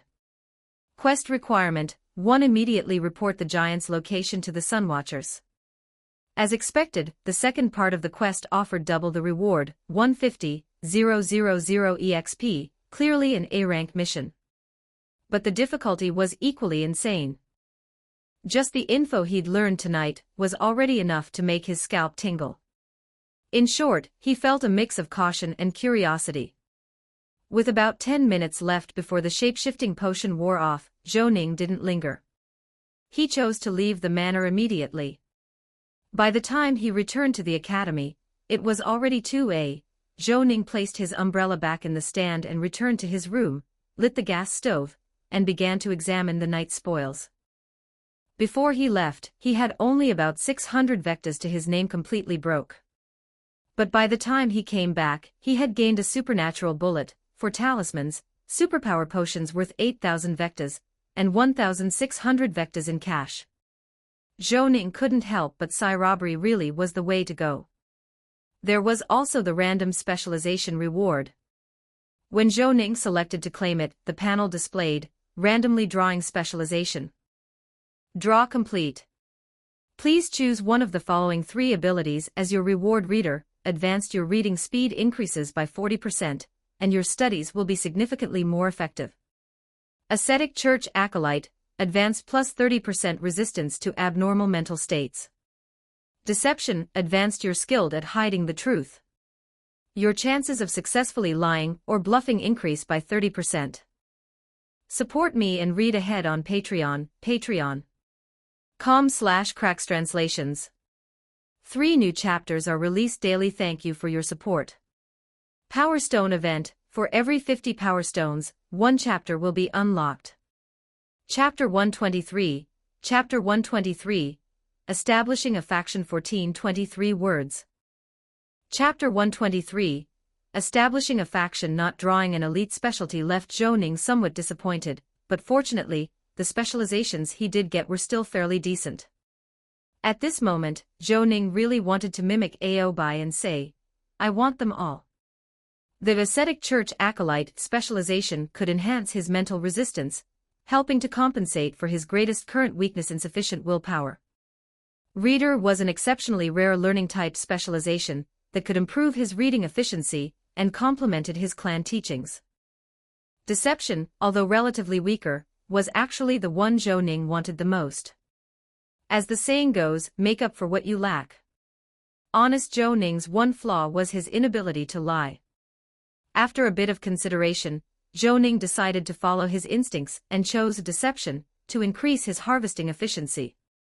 Although Ascetic Church Acolyte seemed promising, it was tied to religious faith, which made Zhou Ning a bit uneasy. After all, in a world where deities truly existed, faith was a serious matter. Early the next morning, Zhou Ning first wrote an anonymous tip-off letter, detailing everything he had seen at the manor before, and stuffed it into a public mailbox 2 blocks away. Not reporting it. What, save it for New Year? Then he took a carriage to the guild reception center in the Canal District, something he had long planned to do, preemptively establish a faction. In the Apocalypse game, with the advent of the Steam Age, medieval mercenary squads and mercenary guilds had long been swept away by the tide of history, replaced by a guild system. In a sense, it was an organization composed of industry professionals formed to protect their shared interests. In ancient Fauric, it was called collegium, meaning aggregation of manpower. Within the game, manufacturing industries, adventuring professions, and even various classes and subclasses all had their respective guilds, including the Alchemist Guild, which now monopolized 70% of the continent's alchemy industry. Though the name sounded imposing, it was, in the end, still just a guild, its only distinction being that its founder was one of the 4 heroes, the High Priestess Louisa. Establishing a guild in the game came with a rather high threshold. Even later on, only a few freelance guilds appeared. But that was mostly difficult for others. As someone with a bit of legendary fame, Zhou Ning received all sorts of special privileges in the Kingdom of Bryston. For instance, in taverns, bartenders might approach a player after their drink and mysteriously whisper, "Have you heard of Wayne Sturwell? They say he's a dashing gunslinger with incredible skills." So for Zhou Ning, using a bit of that legendary fame to found a guild shouldn't be too difficult. Before long, the carriage pulled up in front of the guild reception center, a large plaza-style complex. From left to right were the Manufacturing Guild Reception Center, the Professionals Guild Reception Center, and the Adventurers Guild Reception Center. Zhou Ning got his bearings and walked toward the stairs. Pushing open the doors, he looked inside. The reception hall was already bustling with activity. All around were tables, and groups of what looked like adventurers were exchanging information in hushed voices. When Zhou Ning entered, his exceptionally high charisma stat, 100 points, immediately drew some attention. A burly man with a wide-brimmed hat and a scar on his face gave him an unabashed whistle. "Yo, pretty boy, this ain't the kind of place for soft-skinned types like you. I know a love hotel nearby, how about we spend the night there together?" Before the man could say more, he suddenly felt a tightness around his collar as someone hoisted him up and hurled him toward the door. Expressionless, Zhou Ning let go and drew his revolver, aiming at the man's head without so much as blinking, and pulled the trigger. The burly man had just hit the floor when he saw his hat pierced by a flaming bullet, drifting to the ground inches from his scalp. He could even smell the burnt stench of his own singed hair. Terrified, the curses that had risen to his lips were swallowed instantly, and he scrambled out of the reception center on all fours. Zhou Ning ignored the stares of the others. With a flick, his revolver twirled in his hand like it was dancing, and then vanished. Amid the silence left in the wake of the gunshot, he walked up to the main counter. He sat down on the stool in front of the counter, tapped the surface with his knuckle, and said calmly, "I want to establish a small adventurers guild." Looking up at him, the staff member offered a polite smile and said, "Hello, I'm Peterson. The procedure for establishing an adventurers guild is a bit complex. May I have your name?" "My name is Wayne Sturwell," Zhou Ning replied with a smile. As soon as he said this, the room fell dead silent. The companion of the burly man from earlier twitched, his expression stiffening. The name of the legendary gunslinger Wayne Sturwell was widely known, especially with rumors of a mysterious force backing him, which made them all uneasy. Wayne Sturwell. Peterson's demeanor immediately turned respectful, and he chuckled. "I've heard of you. Do you have your credentials?" "Sorry, it's a necessary formality." Zhou Ning had come prepared. He produced his character's identity plate and the Wandering Gunslinger profession badge, and slid them across the counter. After verifying them, Peterson respectfully returned the documents. "Welcome, Mr. In your case, just a payment of 20 vectas and a completed form will suffice." Zhou Ning nodded, retrieved 2 10-vecta banknotes, placed them on the counter, and accepted the form. The form was simple: name, profession, nationality, and so on, which Zhou Ning filled in one by one. When it came to naming the Adventurers Guild, he hesitated. At first, he wanted to use his favorite fruit, pineapple, but realized that Pineapple Guild sounded way too cutesy and might damage his cool, composed image. He then remembered the Starlight Company, established by the vampire version of Zhou Ning in the simulator, and simply wrote down Starry Sky Guild. Zhou Ning's target demographic for this guild was primarily players. In his plan, this would also become part of their sunk cost, and a very important one at that. He slid the completed form back to Peterson, who reviewed it carefully, stamped it, and handed him a copy. "Congratulations. Your Adventurers Guild is now officially established. Your current guild level is 1, with a capacity of 60 members. If you'd like to take on quests, please head to the area on the right." "Thank you." Zhou Ning smiled in return. This was the power of just 1 point of legendary fame. What would normally take 2 or 3 days had been completed in under half an hour. On his game panel, a new sub-interface silently appeared. Clicking into it, a string of data popped up: Starry Sky Guild, guild level, 1, total members, 1 of 60. Completed quests, 0, location, Darkland history, none, founder, Wayne Sturwell, founded, February 18, 1452, evaluation, an obscure mini-guild. The guild interface also had numerous sub-options, such as inviting members, guild management, and so on, complex and extensive. Zhou Ning didn't delve into it just yet. He had an appointment with Qingbai Wild Sake in the afternoon. After spending the entire morning setting up the guild, he returned from the guild reception center and first met up with John at the school. According to John's plan, he had already printed a batch of Yu-Gi-Oh! Cards and was preparing to start selling them the next day. Their first customers would be the students and faculty of Vic University. Zhou Ning was very invested in this as well. He offered John some advice, particularly regarding marketing strategies. After all, he held a 40% stake in the venture. His future income depended on this. He even suggested that John pay for a group of girls to cosplay as Dark Magician Girl, Maiden with Eyes of Blue, and so on to grab attention. After all, John's father ran a red light district, and they even had cosplay services there, though not exactly the wholesome kind. John, having grown up in that environment, was no stranger to cosplay, whips, or candles. He got the idea instantly. Support me and read ahead on Patreon, patreon.com/crackstranslations. 3 new chapters are released daily. Thank you for your support. Power Stone event. For every 50 Power Stones, 1 chapter will be unlocked. Don't hesitate to send your Power Stones. Once the book is completed, the Power Stone event will also end.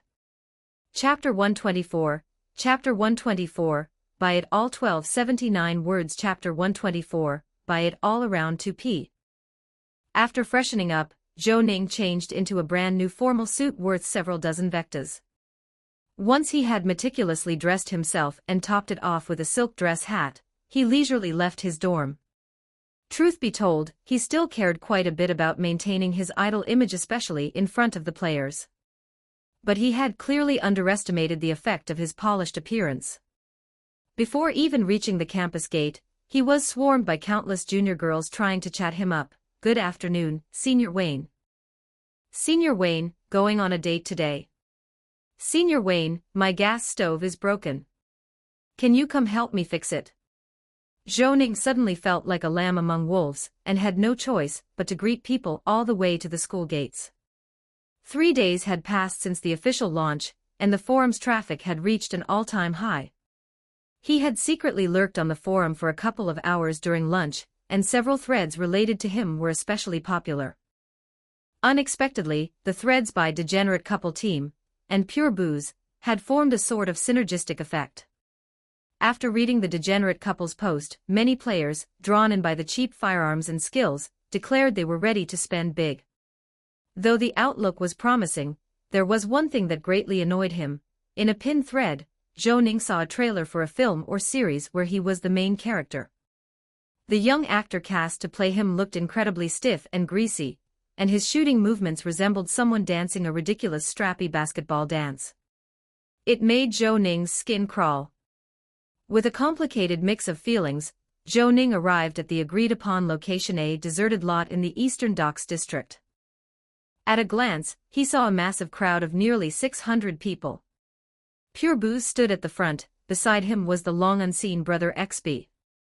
Why did that guy have such a resentful expression on his face? Seeing the densely packed crowd, Zhou Ning couldn't help but be shocked. He never expected so many people to show up. Anyone passing by might have mistaken this for some kind of illegal gathering. But since he was already here, he just rolled with it. After all, those who could make it to Darkland at this point were either incredibly lucky or heavy spenders.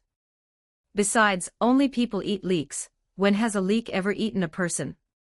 As Zhou Ning approached, Pure Booze immediately noticed him, and hurried over. I brought everyone, he said eagerly.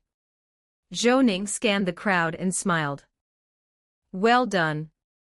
Your capabilities are beyond what I expected. He casually settled the quest rewards. The moment the task was completed, Pure Booze and the others received a whopping 2,500 experience points. Since Pure Booze had gone above and beyond, Zhou Ning even granted him a bonus reward. You've completed E-rank quest, Wayne Sturwell's request. You've received 5,000 EXP and 15 rose hens. Wayne Sturwell's favorability toward you has increased by 5 points. Your favorability with the Starry Sky Guild has increased by 200 points. Current status, indifferent. Starry Sky Guild. Pure Booze glanced at the reward and his eyes lit up. This might be the mysterious force backing the protagonist. He remembered reading a forum post where an NPC talked about Wayne Sturwell having a secret organization behind him that supplied various firearms. It seemed this was it. Zhou Ning gave him a mysterious smile before turning to the eager players and smoothly delivered his scripted pitch. Chosen ones, I summoned you here because I need your help, or rather, this city needs your help.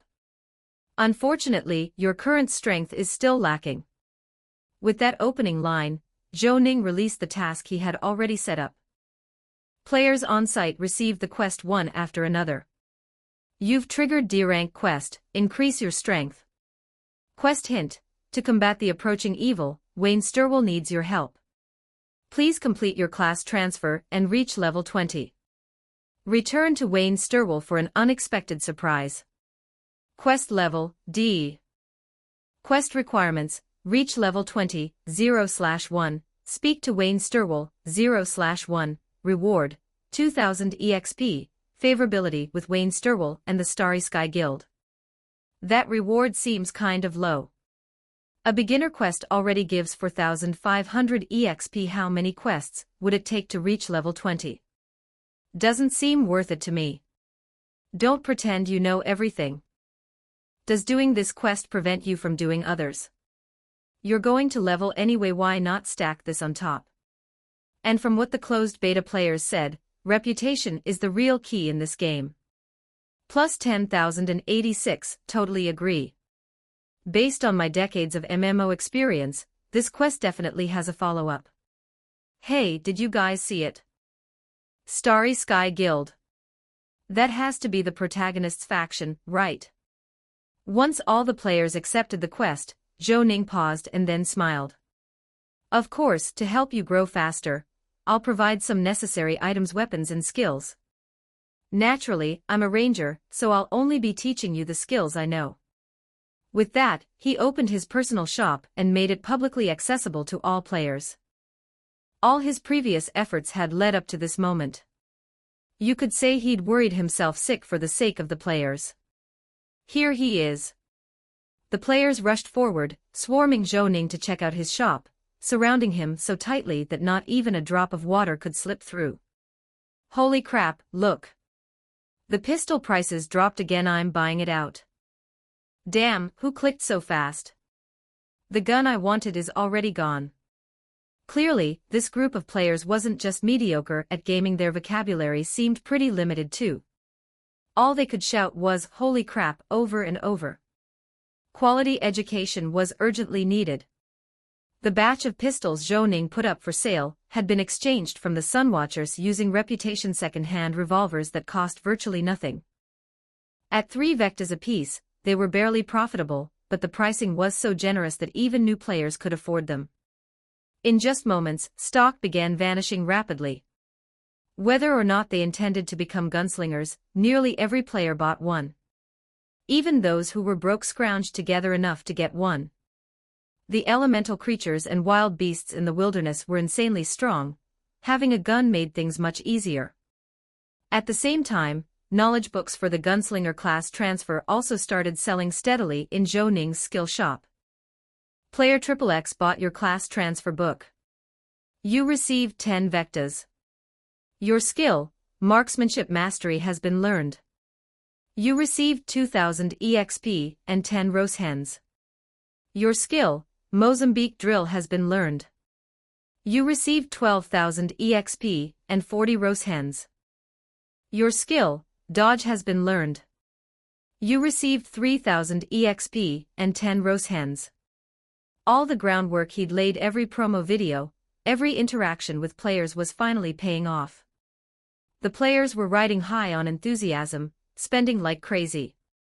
Although only about a third of them could afford the class transfer books, with over 600 people present, the profits quickly stacked up.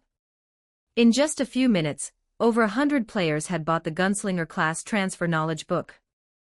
Zhou Ning earned more than 2,000 vectas in the blink of an eye. Including his previously saved 300,000 EXP, his total experience soared past 460,000, and it was still climbing. As the game's only wandering gunslinger class instructor, Zhou Ning was more than happy to see it. Support me and read ahead on Patreon, patreon.com/crackstranslations. 3 new chapters are released daily. Thank you for your support. Power Stone event. For every 50 Power Stones, 1 chapter will be unlocked. Chapter 125. Chapter 125. 3 birds with 1 stone. 1275 words. Chapter 125. 3 birds with 1 stone. At that moment, XB silently watched from the side as the opportunity that had once belonged solely to him was now surrounded by others. The opportunity didn't even spare him a glance, which honestly made him feel quite bitter inside. Weren't NPCs supposed to retain their memory of and affection for you? His live stream chat was now flooded with mocking comments. LMAO, all that unrequited love went straight down the drain. Poor ex-baby, sob, mommy feels bad for you. XB wallowed in discomfort for a while but eventually couldn't help edging closer, checking out Zhou Ning's personal shop just like the other players.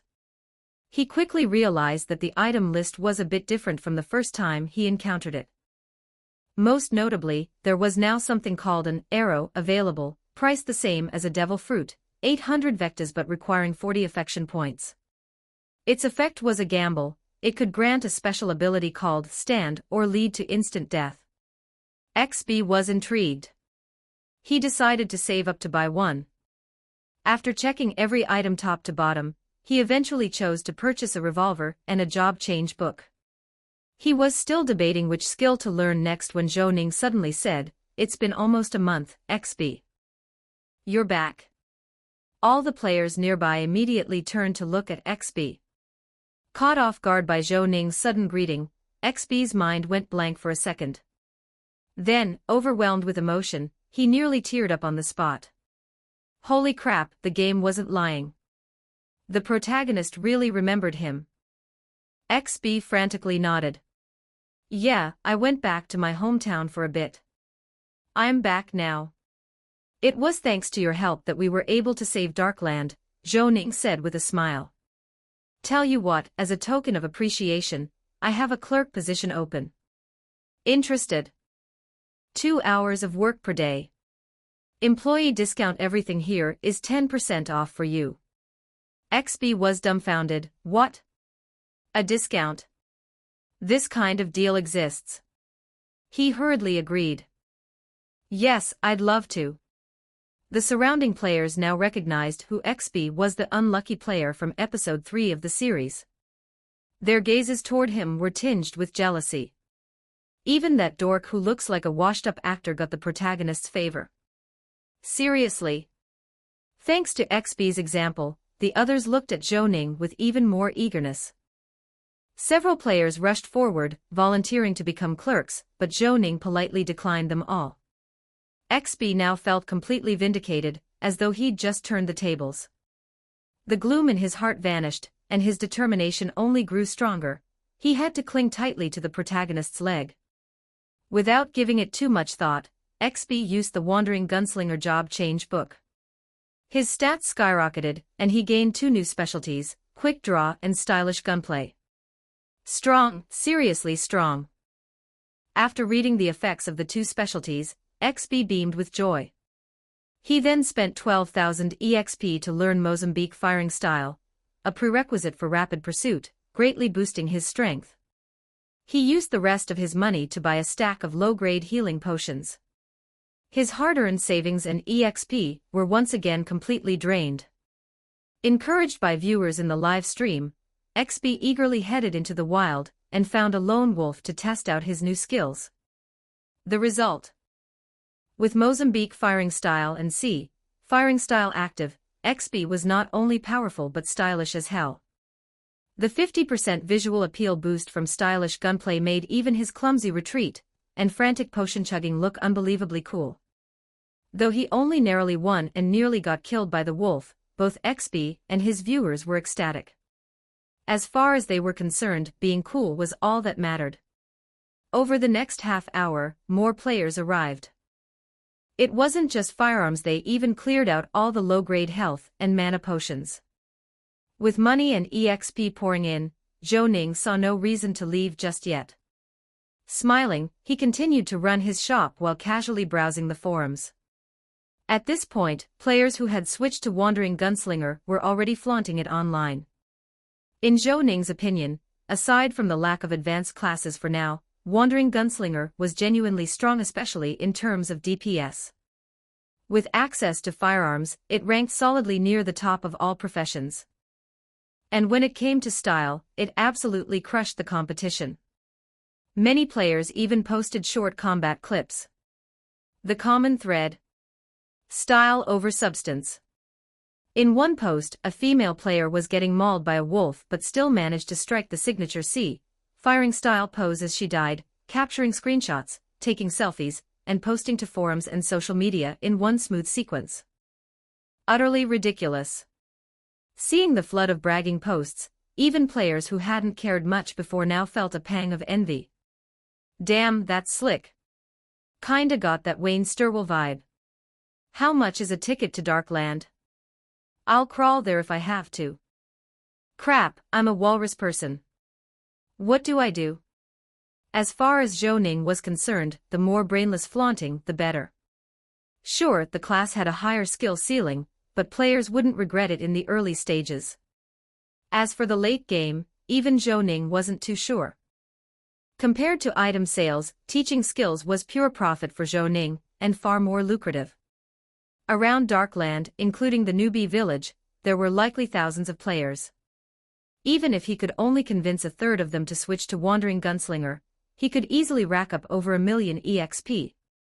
There was a lot of room to maneuver. And it wasn't just about money. Players who switched to Wandering Gunslinger were essentially tying themselves to Zhou Ning's boat. Since the game didn't allow learning 2 combat main classes at once, unless they started over, any player who wanted to keep progressing would make sure not to let their trainer die. To him, this was a triple guaranteed way to farm EXP. He got experience, he got money, and once the players grew stronger, he'd have a whole bunch of muscle and bodyguards. 3 birds with 1 stone. By evening, the crowd around him finally began to thin out. Zhou Ning had sold all 700-odd Sunwatcher model handguns, and more than 2,000 low-grade healing potions. Counting the money from job changes, he'd earned nearly 5,000 vectas in one day, bringing his total to 6,500 vectas. That's it for today. I'll be back tomorrow at noon. He glanced at his pocket watch. It had just turned 6 and smiled. Ignoring the players' wails of disappointment, Zhou Ning turned and strolled off slowly, enjoying the evening's quiet and the cool breeze. He was in a great mood as he headed back to school. When he returned to the dorm, the card sharks were still gathered, fiercely battling it out. Zhou Ning watched for a bit, and during the match, someone came to check the gas meter and collect coins. Thanks to his growing wallet, Zhou Ning had been running the gas lamp and stove almost every day. When he saw the bill, about 30 Russians, he was stunned. That was seriously extravagant. Back in his room, he shut the door and isolated himself from the outside noise. Zhou Ning opened the game panel. After a wildly successful day of farming players, his EXP had soared to 620,000. He couldn't wait to splurge. Support me and read ahead on Patreon, patreon.com/crackstranslations. 3 new chapters are released daily. Thank you for your support. Power Stone event: for every 50 Power Stones, 1 chapter will be unlocked. Chapter 126, Chapter 126, The Second War of the Gods. 1108 words. Chapter 126, The Second War of the Gods. Since entering the game, this was the first time Zhou Ning had ever fought such a rewarding battle. The 620,000 experience points were enough to completely revamp his attribute panel. Without a moment's hesitation, he poured the majority of the experience into leveling up, spending 490,000 experience points to gain 10 levels in one go. Your class Wandering Gunslinger has leveled up to LV8. Agility +3, extra +0, 5 from extraordinary physique, stamina +1, spirit +1. You have gained 2 free attribute points. Your class Wandering Gunslinger has leveled up to LV17. Agility +3, extra +0, 5 from extraordinary physique, stamina +1, spirit +1. You have gained 2 free attribute points. Your Wandering Gunslinger has reached level 10. You've earned a class specialization reward. Please choose one of the following 3 specializations. Note, this specialization will directly affect all players with the Wandering Gunslinger class. Choose carefully. Leather Armor Specialization slightly increases armor, agility, spirit, and movement speed when wearing a full leather armor set. Revolver Mastery increases firing speed by 10% and piercing power by 12% when using revolver-type firearms. Quick Reload reduces reload time when attacking enemies with revolver-type firearms. Zhou Ning was slightly taken aback. In the Apocalypse game, all main combat classes received a specialization every 10 levels, but he hadn't expected that his self-created class would still allow free selection. The 3 specializations were fairly standard. The first to be ruled out was Leather Armor Specialization. While the agility and movement speed bonuses were decent, the unpredictability of battles meant he couldn't wear leather armor around the clock. Quick Reload wasn't all that useful either. This world had something called a speed loader, and his current agility was already high enough to support fast reloads on his own. By comparison, Revolver Mastery was clearly the best choice. His primary weapon was a revolver, and this talent could boost his attack efficiency by around 10%. Zhou Ning quickly made his choice. Revolver Mastery. You have gained the specialization Revolver Mastery. Zhou Ning checked his panel. Thanks to the bonus from Extraordinary Physique, leveling up 10 times granted him 35 points of agility, 10 points of stamina, and 10 points of spirit. His agility attribute surpassed 100 for the first time, reaching 119. His body instantly became more agile. His control over firearms and precision tasks felt far more effortless. This attribute affected ranged attack accuracy, crit rate, and attack speed, an upgrade with terrifying benefits for him. As for the 20 free attribute points earned from leveling up, Zhou Ning didn't continue investing in agility. Instead, he split them evenly between stamina and willpower. With nearly 130,000 experience points remaining, Zhou Ning chose not to save them. Instead, he upgraded Observation Hockey to Advanced and Armament Hockey to Intermediate. Once all his experience was spent, his panel underwent a dramatic transformation. Name: Zhou Ning/Wayne Sturwell. Race: Human. Template: Elite NPC Experience, 12,750. Class: Wandering Gunslinger LV17, 17/30. Subclasses: Linguist LV5, 5 out of 10, /Expert Alchemist LV12, 12/20. Natural Force Affinity, 0. Arcane Affinity, 0. Tony Stark, purple. Gun Fu, Deadly Rhythm, blue. Athletic Prodigy, blue. Long Range Vision, blue. Grandpina Ring, purple. Explosive Genius, purple. Life Skills: Alchemy Expert, Occultism Intermediate, Precision Machinery Crafting Expert, Gambling Intermediate, Puppet Alchemy Advanced, New. Archaeology Beginner, Life Alchemy Intermediate. Divine Favor, Blessing from the Fallen God of Alchemy and Craftsmanship, Edgeworth. Still carries faint divine power. Greatly increases learning ability, plus 10% experience gain, plus 5 spirit, plus 5 willpower. Deception, skilled at hiding the truth. Success rate of lying and bluffing increased by 30%. Revolver Mastery, increases firing speed by 10% and piercing power by 12% when using revolvers. Clan Motto, New. Knowledge is Power. Legend Rank, 1. Combat Power Rating, 5142. Note: your strength has grown significantly, but your good looks are still your defining trait. Zhou Ning. After finally breaking through a combat power rating of 5,000, this was the first time he saw a slightly more positive comment on the game panel. It hadn't been easy. After allocating his points, Zhou Ning stretched with satisfaction and checked the time. It wasn't even 10 p.m. yet. The battle outside was still raging on. Although the old lady companion, Granny Molly, kept nagging about going out to play cards, Zhou Ning decisively refused. Because newbies have no human rights. Since he finally had both money and free time tonight, why not grind the game a little harder and see if he could break through on the War of the Gods map? Opening the game simulation interface, he only had the 2 traversal coins from the daily welfare. As a newly rich player, Zhou Ning didn't hesitate to spend 580 vectas to buy 58 traversal coins and selected the War of the Gods for traversal. Preparing to traverse. Traversal coins -60, please choose your traversal mode. Direct traversal. Traverse using a parallel world template, no question per usual. He selected the second option first to check the templates. He still had close to 6,000 vectas on hand. If anything good appeared, he'd buy it immediately. After the shuffle, 3 cards scattered into glimmering stardust and laid themselves out with a swish.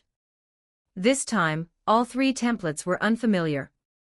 The first template showed a rather grim-looking Zhou Ning, wearing a black mage robe and wielding a scythe. Talents: affinity with the dead, purple; ambition of the undead, purple; personality: cruel, ruthless, indifferent to life; skills: skeleton summoning, grandmaster; plague spread, master; death pulse, master; title: necromancer. Zhou Ning. Price: 100 traversal coins. It honestly felt a bit underwhelming. Still under consideration. The second template showed a visibly aged Zhou Ning, in a plain t-shirt. Talent: Benjamin Button, purple; personality: tenacious, devoted; skills: cooking, intermediate; accounting, beginner; shooting, mastery, beginner; title: curious case. Zhou Ning. Price: 2 traversal coins. The third template was where things got interesting. Zhou Ning wore a dark red coat and stared forward coldly, a colossal ship looming behind him. Personality: wise, calm, ambitious. Talents: Tony Stark, purple; Merman, blue; grandpioneering, purple; skills: devil fruit creation, beginner; armament hockey, grandmaster; observation hockey, master; conquerors hockey, master; iron suit fabrication, advanced; scientific research, elite, plus a long list of other seafaring skills. Title: Pirate King. Zhou Ning. Price: 0. Zhou Ning instantly understood. His luck was on point again. After Vampire Zhou Ning, he had drawn another one of those legendary hidden templates. Support me and read ahead on Patreon, patreon.com/crackstranslations. 3 new chapters are released daily. Thank you for your support. Power Stone event: for every 50 Power Stones, 1 chapter will be unlocked. Chapter 127, Chapter 127, Pirate King. Zhou Ning. 1179 words. Chapter 127, Pirate King. Zhou Ning. This template turned out to be far stronger than expected. All 3 types of hockey had reached at least the master level, and it even came with the ability to create devil fruits and Ironman-style armor, certainly enough to make waves in this world. Moreover, using this template for simulation would also allow Zhou Ning to test a previous hypothesis. Devil fruits and powered armor hadn't existed in the game world before. So would his second transmigration influence his current world, or would it create an entirely new parallel universe? Zhou Ning was intrigued. There was no need to hesitate. He immediately chose option 2 and selected Pirate King Zhou Ning for transmigration. Match successful. In a parallel world, you are the one who overthrew the rule of the celestial dragons, the one who ended the Great Pirate Era. You are the Pirate King, protector of the 4 seas, a legendary living myth. You command a towering, hellish warship and possess technological prowess far beyond this world's comprehension. What changes will you bring to this world? Stay tuned. Current world exploration, 41.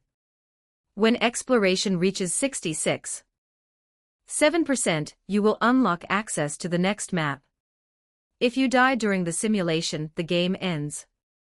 Boarding time machine. Transmigration complete. Note: when using a template to transmigrate, you can freely choose the time and place. Note: template characters possess a degree of subjective agency and may behave unexpectedly. You are considering the time and place of your arrival. Pirate King Zhou has independently chosen the year 125, in the Kingdom of Fauric, Abbot City. You have arrived in Abbot City in the year 125. From this moment, the wheels of history begin to turn. February 19th, year 125, you stand on the streets of Abbot City. The architecture here reminds you of the North Blue from the One Piece world, full of medieval flair. But unlike that world, this place is steeped in religion. This city alone houses over 700 churches from various religions. What's more, there are plenty of exotic women, sweet, adorable elves, furry werewolves, tall, curvaceous northerners. Aside from the walrus folk with their bizarre tusks, the rest are just your type. Now that you're young again, this transmigration feels like a great decision. To your amusement, someone actually tried to mug you. With just a glance, several would-be robbers fainted. You casually took all the money from their bodies. Wealth +2, February 20th, year 125, you rented a room in the dockside district of Abbot City, an area under the jurisdiction of the Church of the Sea God. You were astonished by the chaotic nature of religious authority here. The Sea God rules not only the ocean, but also serves as the patron of sailors, courtesans, and prostitutes. The dockside district is teeming with red light zones, but after making a full tour, you found it dull. No cosplay, no candles, too bland. Happiness +3, that afternoon, just your second day after transmigration, you witnessed a clash between religious factions, and got your first glimpse of a true supernatural being. A holy knight of the war god's church smashed a sea god follower's skull with a glowing hammer. The knight, however, was acquitted on grounds of religious conflict. Absolutely absurd. February 21st, year 125, the robbers you had dealt with earlier tried to get revenge. Their boss showed up with several supernatural enforcers to cause trouble. You stretched your limbs a bit, and the fight was over in 3 minutes. They were utterly convinced of your strength.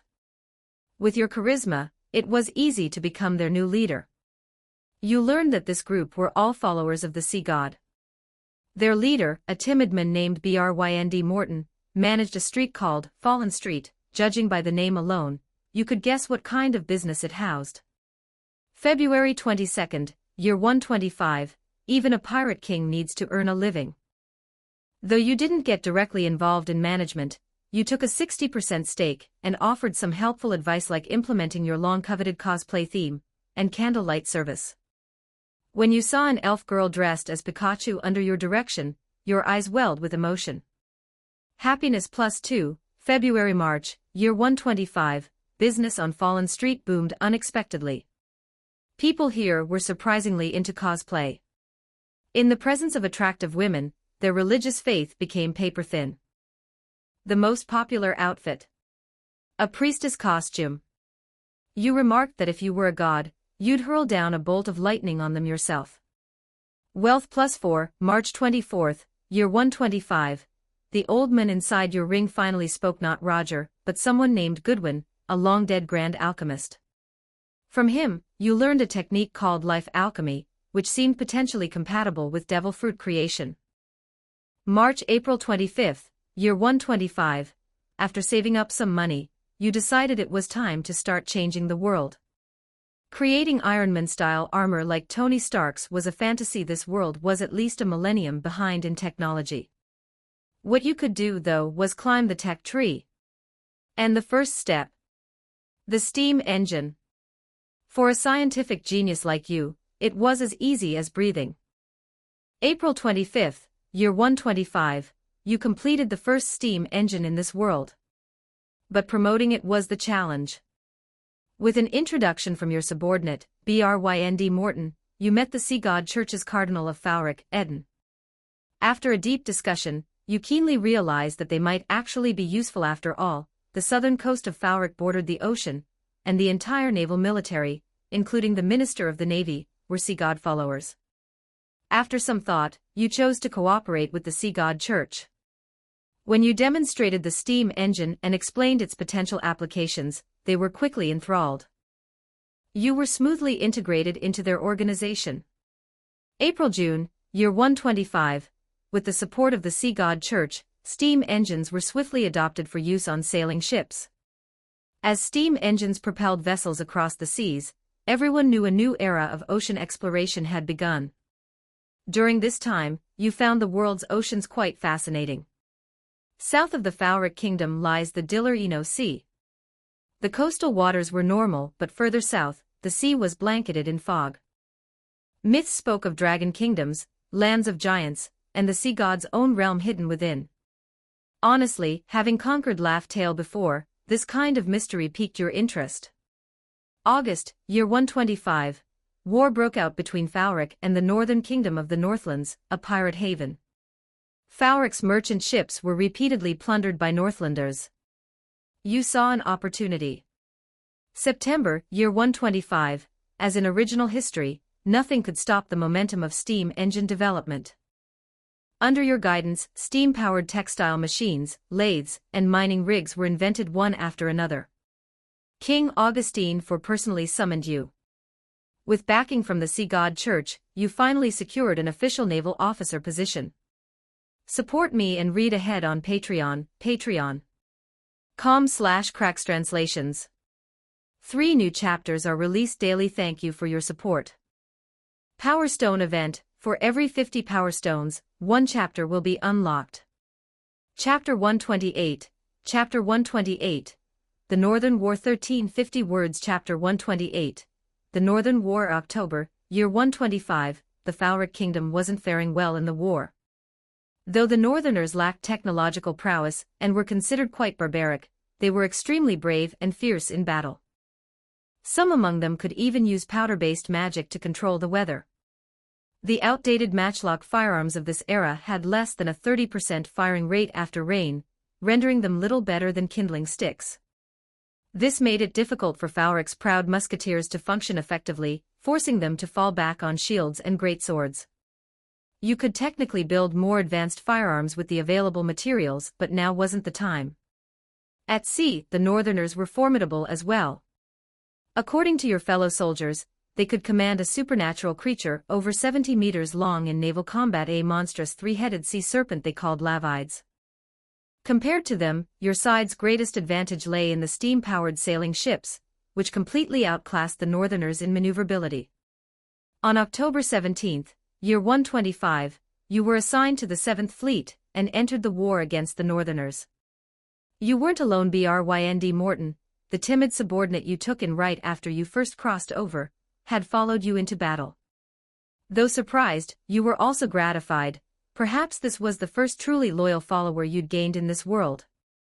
During the battles with the Northerners, your overwhelming combat prowess quickly made you stand out, and in less than 2 months, you were promoted to the rank of Lieutenant Colonel, taking your first steps into the Fauric Navy's mid to upper ranks. November, year 125, during this time, you didn't slack off on your training. Even though you'd reached the peak of power in the world of One Piece, you discovered that your strength could still improve in this world. It was far from its limit. December, year 125, your fleet encountered the Northerner pirate General Colin Sr. to the northwest of the Diller-Eno Sea. His flagship, the Black Tenth, was a sleek vessel powered by alchemy, which looked quite impressive. However, according to Goodwin in your ring, it was merely a basic application of alchemy. The battle was exceptionally difficult. Though your ships were technologically ahead by an era, the Northerners' relentless black magic and fierce sailors still gave Fauric's troops a tough time. Notably, during the boarding combat phase, your subordinate Brynd Morton had the misfortune of facing pirate General Colin Sr. directly. Paralyzed by fear, he completely lost the will to fight. At the critical moment, you managed to save him. Confronted by hordes of Northerner pirates, you unleashed your conqueror's haki at full force for the first time. In an instant, a large swath of enemy pirates collapsed like leaves in a storm. With both armament and conqueror's haki entwined, you went all out and executed divine departure. Although Colin Sr. only blacked out briefly before regaining consciousness, he still couldn't evade your comparable to peak level Roger's divine departure. The sea surface ahead for several hundred meters was split cleanly in two by a violent wave of sword energy. Everyone on the battlefield fell silent as if muted, including Goodwin in your ring, who was too stunned to speak. For the next few days, he didn't even dare raise his voice. To be honest, even though you'd long outgrown vanity, you had to admit it felt pretty damn good. Inside the captain's quarters of the Black Tenth, you discovered a nautical chart of the Sea of Mists, and a treasure map pointing to a nameless island. The nautical chart marked numerous islands including the Elven Kingdom, the Giant Kingdom, and Dragon Island. One island deep in the sea was marked with red ink but no name was written.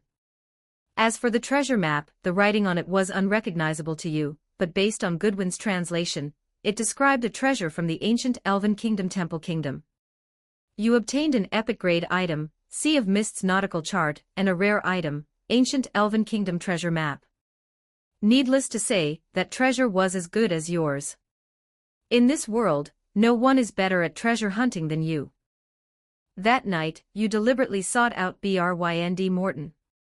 He was a smart man and already close to reaching second-rank knight strength, but during the encounter with Colin Sr., his fear nearly got him killed. Smiling, you told him, everyone feels fear in battle. But cowards are those who let fear control them. If you want to survive and win, you have to try to overcome that fear. Brynd Morton nodded earnestly. January 126, February 127, following that naval battle, you were promoted to the rank of colonel for slaying Pirate General Colin Sr. Over the next year, you went on to kill 3 of the 7 major northerner pirate generals. During these battles, Brynd Morton underwent a remarkable transformation, fighting with courage and tenacity. He was soon promoted to officer rank, with a bright future ahead. You felt quite pleased by this.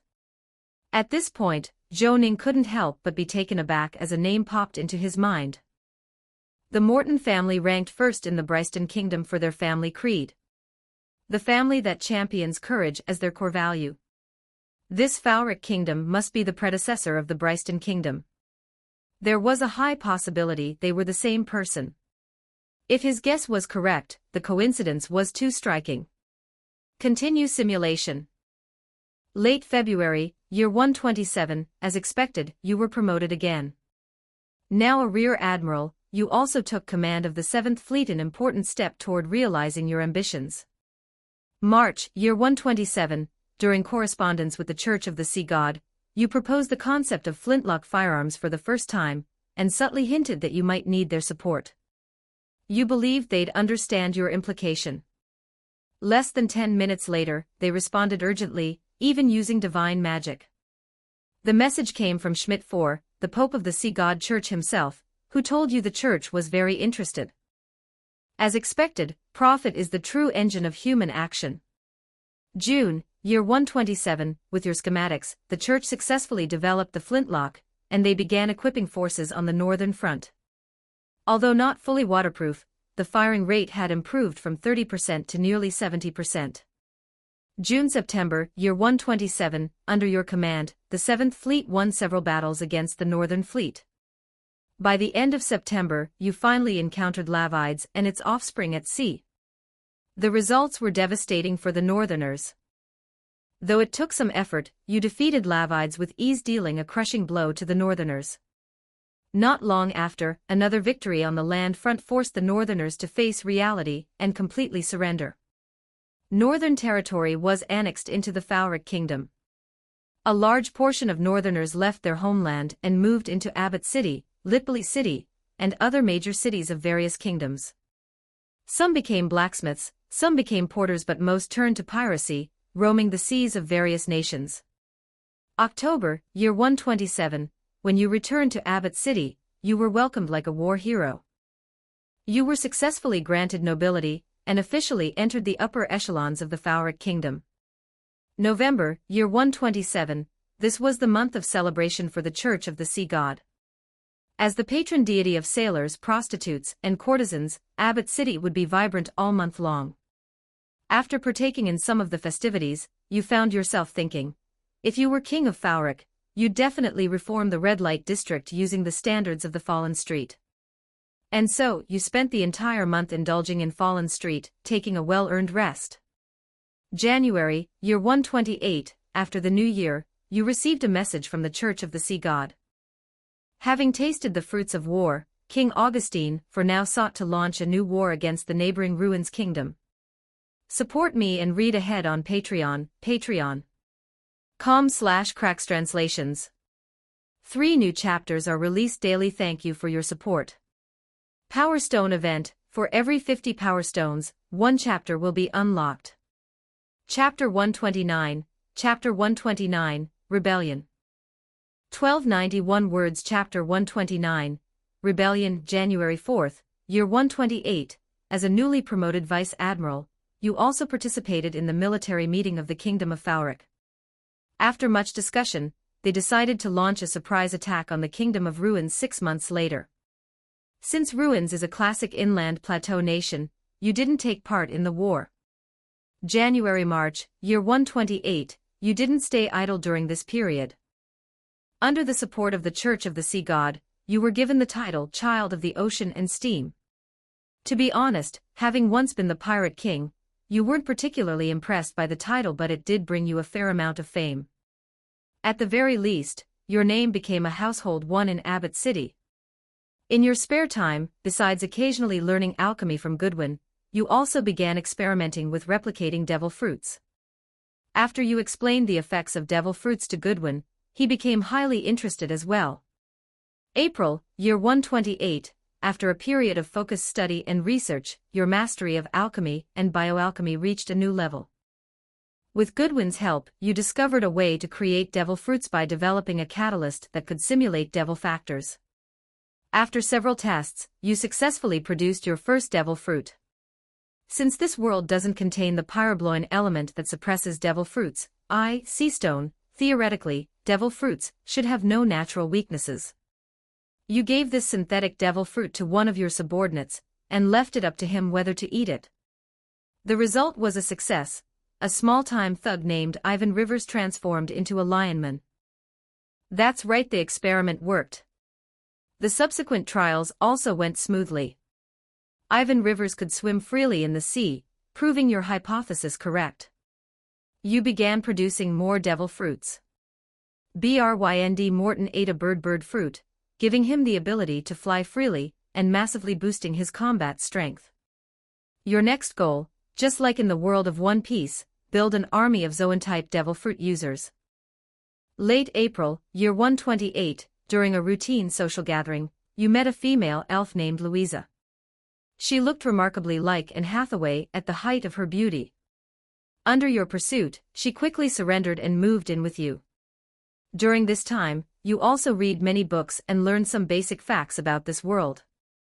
The Church of the Sea God, the Church of the God of War, and the Church of Night all share bitter rivalries and mutual hatred.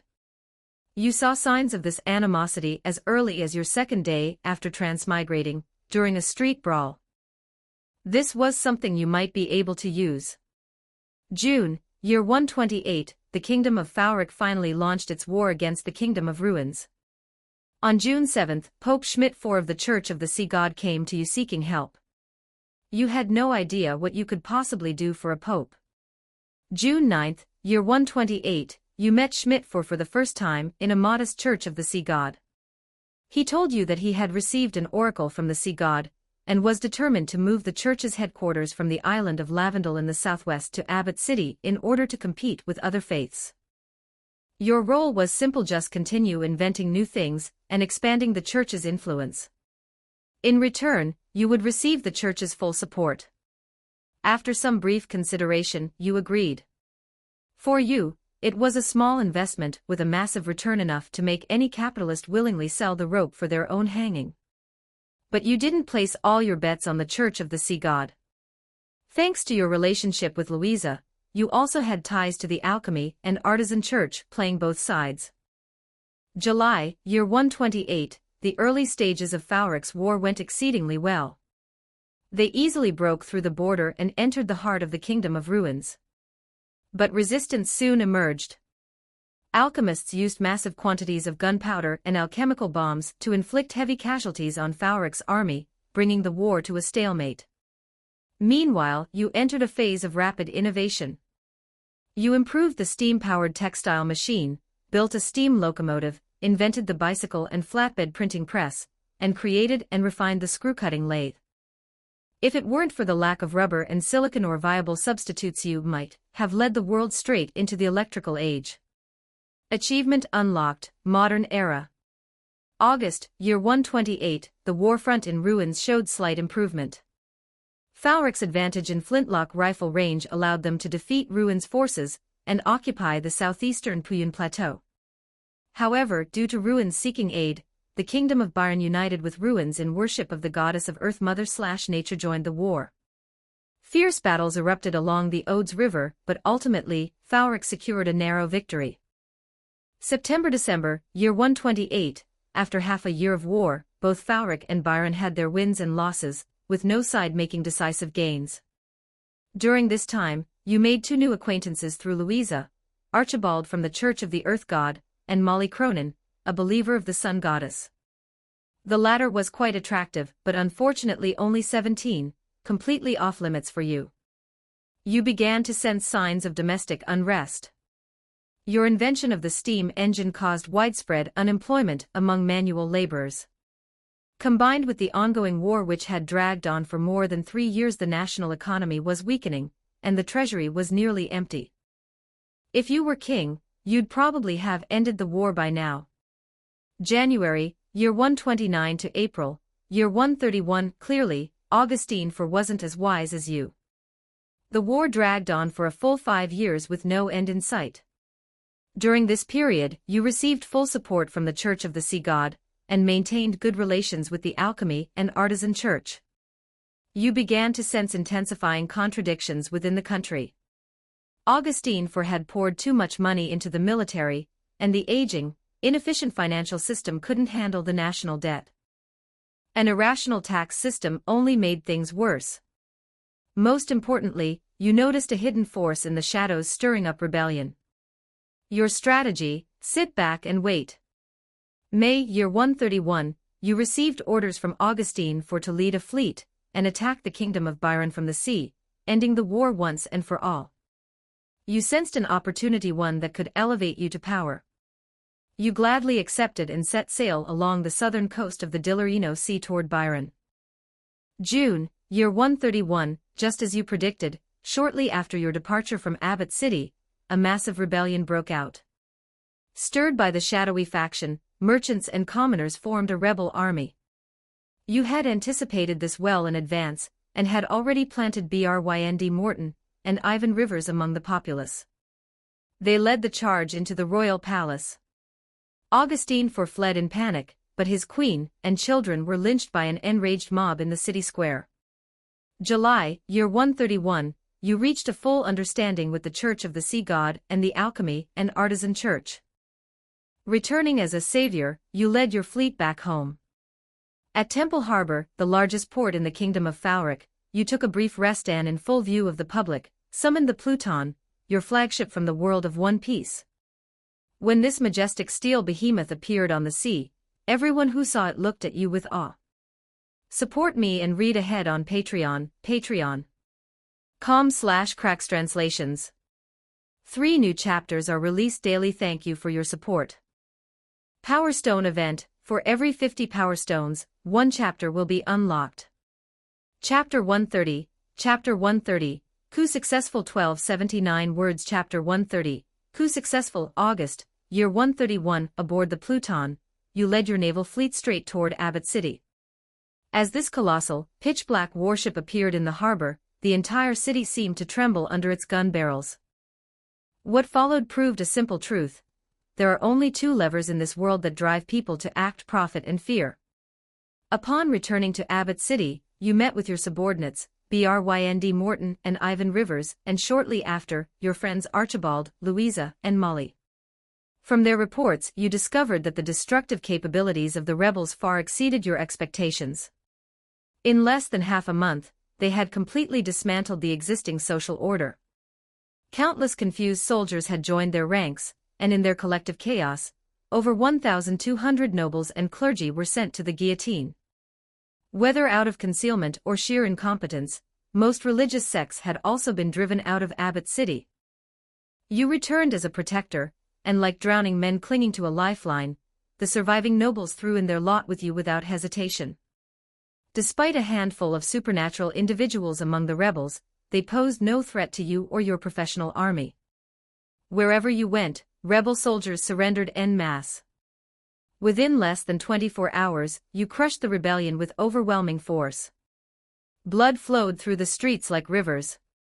Yet to your surprise, even after the tide had turned, several thousand rebels near the Darkland mines seemed to fall under the sway of some unknown power, losing all reason and charging at your forces. As they perished, the people of Abbott City witnessed a harrowing scene that would be etched into memory forever. Every drop of blood in the city, even those in the tiniest alleys, rose into the air, forming a crimson current. Countless bitter spirits followed suit. At the heart of this writhing mass of hatred, a blinding light descended from the sky, and within that light, a colossal evil god was born. Though newly descended and not yet at its full strength, the combat power of this being, Nyastora, was terrifying. In an instant, it reduced most of Abbott City to ruins. During the ensuing battle, Archibald, Louisa, and especially Molly, stood out with remarkable performances. Molly, who had become the High Pontiff of the ascetic church at just 20 years old, struck a powerful blow against Nyastora with her holy word magic. After a brutal struggle, you all managed to subdue the god together. Molly Cronin ultimately sealed it beneath the Darkland mines. By late August 131, leveraging the authority gained from quelling both the rebellion and the evil god, you were hailed as a savior by the vast majority of the population. After reaching a tacit understanding with the Church of the Sea God and the Church of Alchemy and Craftsmanship, you launched a coup d'état, declaring the exile of Augustine IV and transforming the kingdom of Falric into a republic, naming yourself consul. Your ambitions had taken their first real shape. Achievement unlocked, Heart of a King, in September 131, with much of Abbott City destroyed in the battle with the evil god, you decided to build a new city above the Darkland mines. This new metropolis would serve as the capital of the Falric Republic. At the end of September, you sent envoys to negotiate a ceasefire with the kingdoms of Ruins and Byron. They rejected your overtures outright, demanding you cede the port of Temple in the southwest.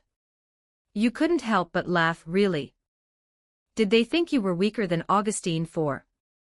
In October 131, you invented the Bessemer process for steelmaking, greatly improving the quality and output of steel, paving the way for the invention of new cannons. By mid-October, you had improved flintlock rifles and formally began developing modern artillery.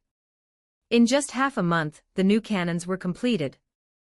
You ordered the craftsmen to begin mass production of 2 types of advanced weapons, preparing to give your enemies a rude awakening.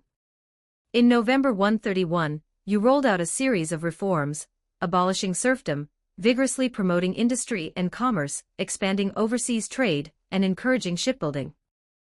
By the end of the month, you had adapted the laws you once drafted in the One Piece world into a new legal code, the Falric Code, which you officially enacted. Upon reaching this part, Zhou Ning couldn't help but feel slightly dizzy. He didn't know much about the other details, but he was absolutely sure the Falric Code existed.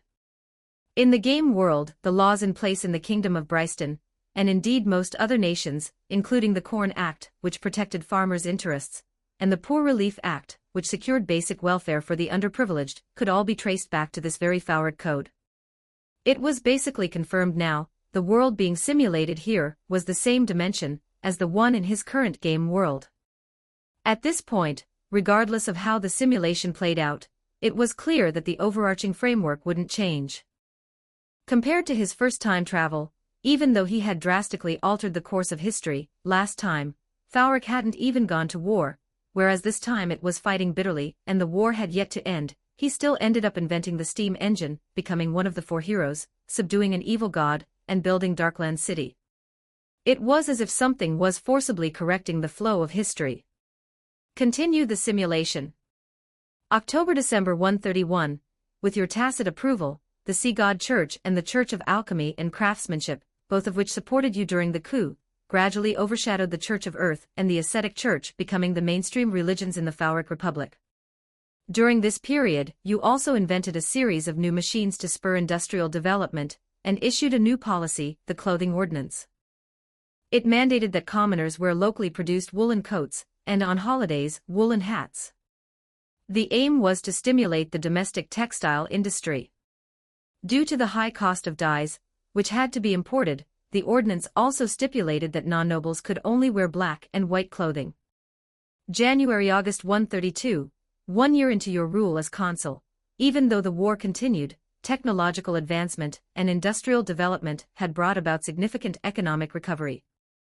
Not just textiles, even steel manufacturing saw rapid growth. A new order was beginning to take shape under your governance. September 132, the new city was finally completed. You named it Darkland. Larger and grander than Abbott City, it would serve as the new capital of the Phalric Republic for years to come. October 132, at last able to break away from administrative duties, you personally led the army across the Puyun Plateau, and launched a flank attack on the allied forces of the Ruins and Byron kingdoms. In this campaign, the breech-loaded rifled cannons you invented played a pivotal role. After a devastating artillery barrage, the tide of victory was already in your favor. Despite the Byron kingdom's massive cavalry corps, and the Ruins kingdom's own band of supernatural fighters, under the double onslaught of your artillery, and a knight order empowered by devil fruits, you won a brilliant and crushing victory. You really wanted to tell them, gentlemen, times have changed. This triumph cemented the Phalric Republic's status as a major power and significantly bolstered your rule. Support me and read ahead on Patreon, patreon.com/crackstranslations. 3 new chapters are released daily. Thank you for your support. Power Stone event, for every 50 Power Stones, 1 chapter will be unlocked. Chapter 131, Chapter 131, Simulation ends 1680 words. Chapter 131, Simulation ends October, year 132. While you launched an offensive against the allied forces of the two kingdoms, your capable subordinate, Brynd Morton, led a fleet along the southwestern coast for a visit to the kingdom of Byron. Following your string of overwhelming victories both on land and at sea, the kingdoms of Byron and Ruins finally remembered the concept of a ceasefire. But this time, they were the ones who had to pay the price. You placed both nations under protection, forcing them to make hefty war reparations. November, year 132. You led your troops back to the city of Darkland. With internal and external threats eliminated, the Republic of Phalric entered a golden era of development. This month also marked the annual carnival month of the Church of the Sea God.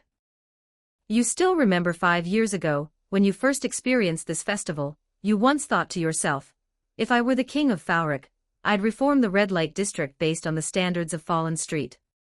Now, in a way, you are the king, so you did just that. The red light district of the Republic of Phalric now surpasses all others on the western continent. From this day forward, nightlife becomes the symbol of Darkland. December, year 132. Around this time, you noticed that Molly seemed to have fallen for you. Honestly, it was only natural. Unfortunately, she's the high priestess of the ascetic church destined never to marry, and the church strictly forbids premarital relations. You did entertain fantasies about nun-convent storylines, but this girl is probably the most innocent woman you've met in 3 lifetimes. She blushes at the slightest provocation, in every sense of the word.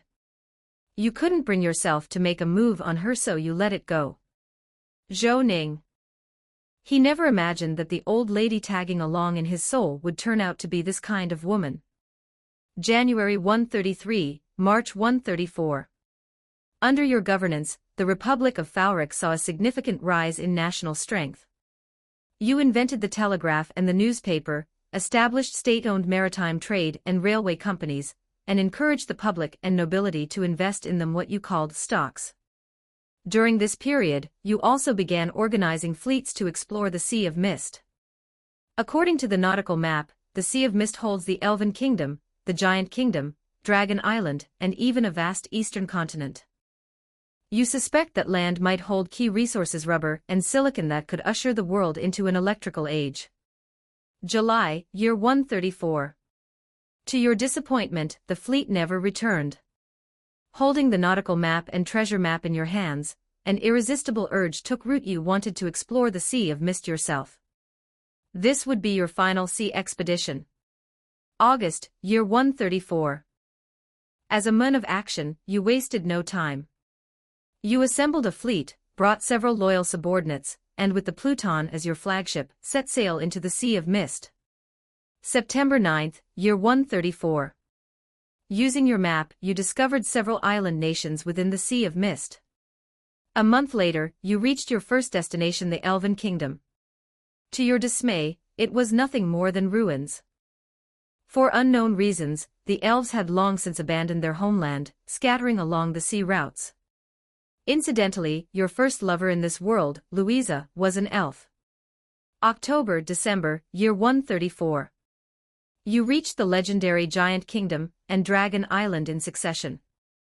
The giants of the Giant Kingdom weren't actually that tall, about the size of those in One Piece, where Kaido is 8 meters tall and Big Mom 10 meters, with most major characters over 3 meters.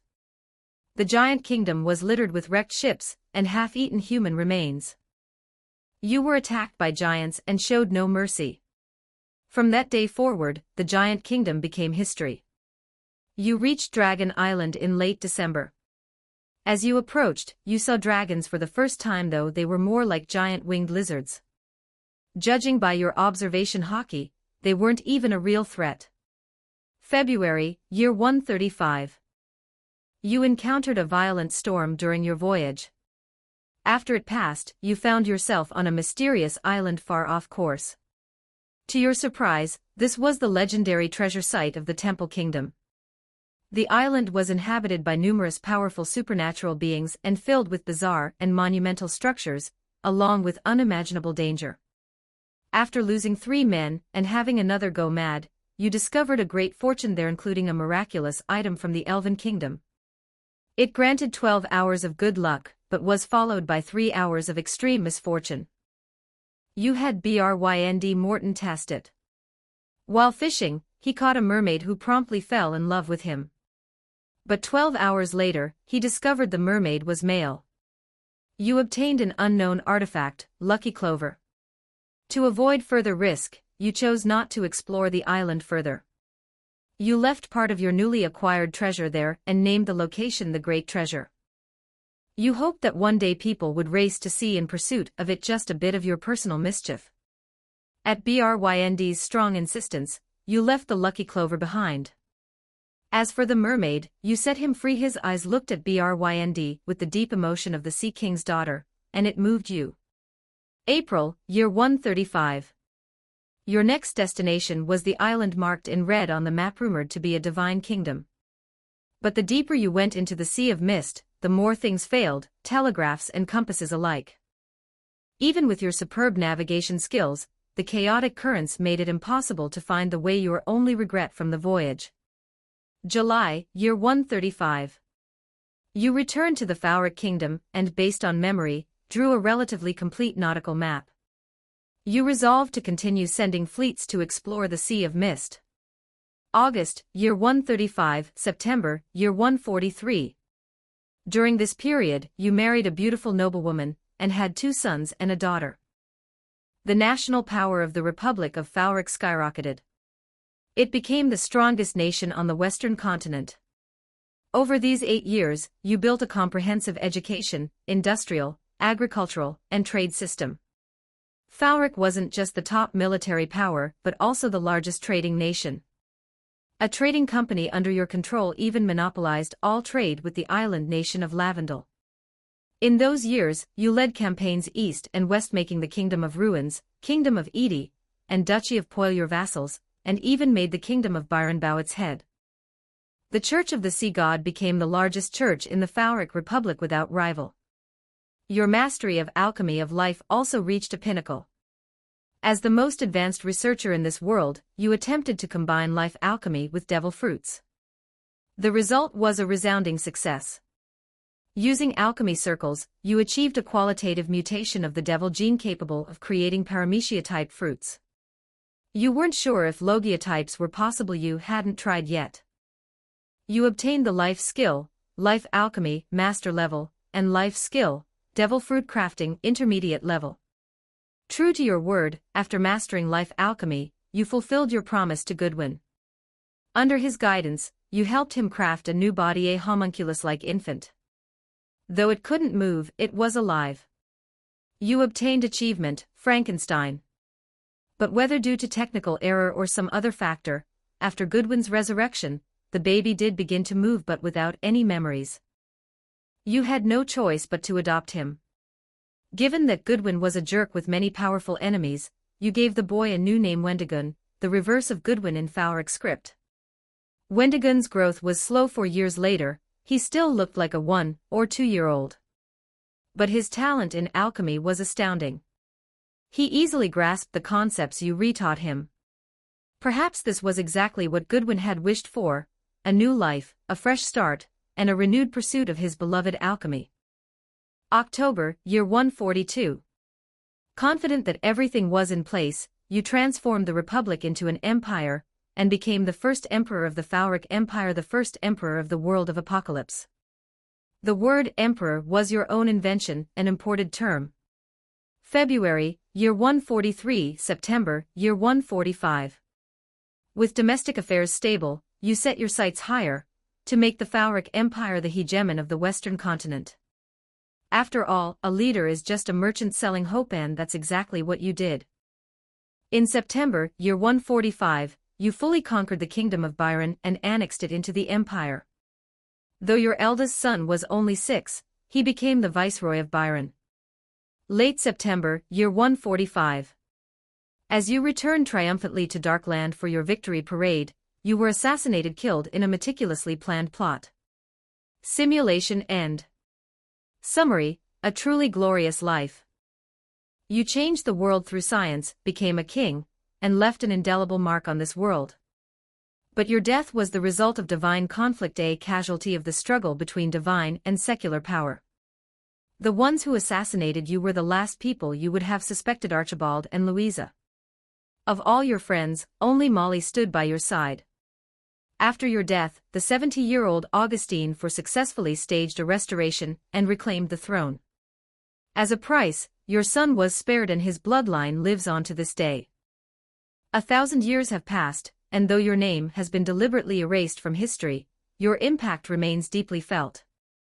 In the hearts of those who know the truth, you are the brightest light in all of history. Evaluation: a world exploration rate, 72.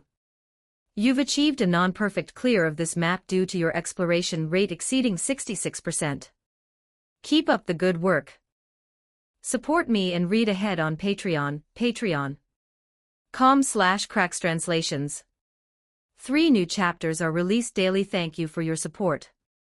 Power Stone event: for every 50 Power Stones, 1 chapter will be unlocked. Chapter 132, Chapter 132, The Harvest, 1277 words. Chapter 132, The Harvest. Congratulations, player. You've cleared the level. New maps and features have been unlocked. Please check the relevant tabs for details.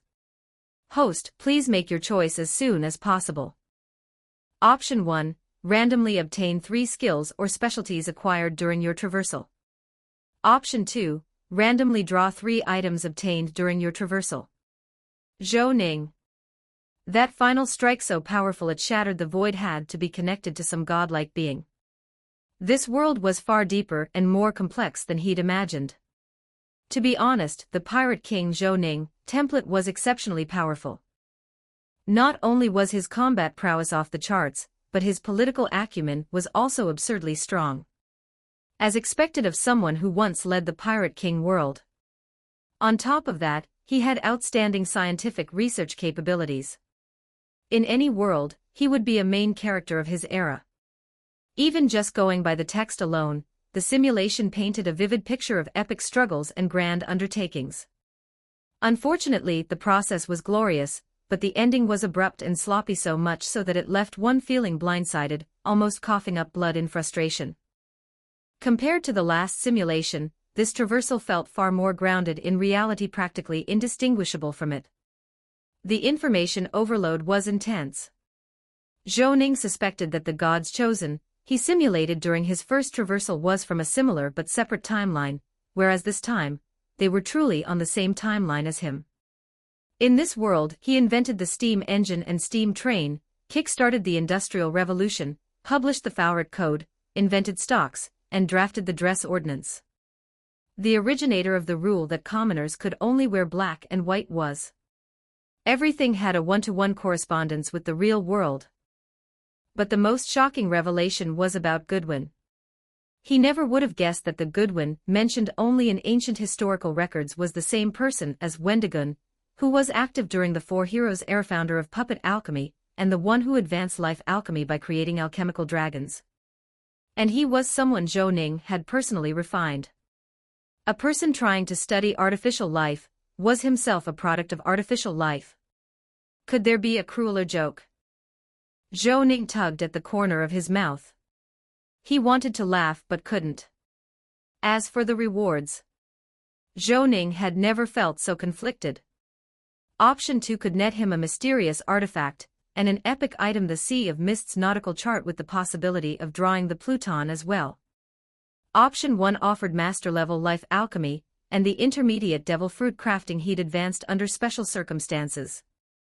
Zhou Ning had a hunch, if he missed this chance, he might never get another. Considering this was a template traversal, there was a high chance he'd draw overpowered master-level or even grandmaster-level skills. After thinking it through for a while, Zhou Ning chose the first option.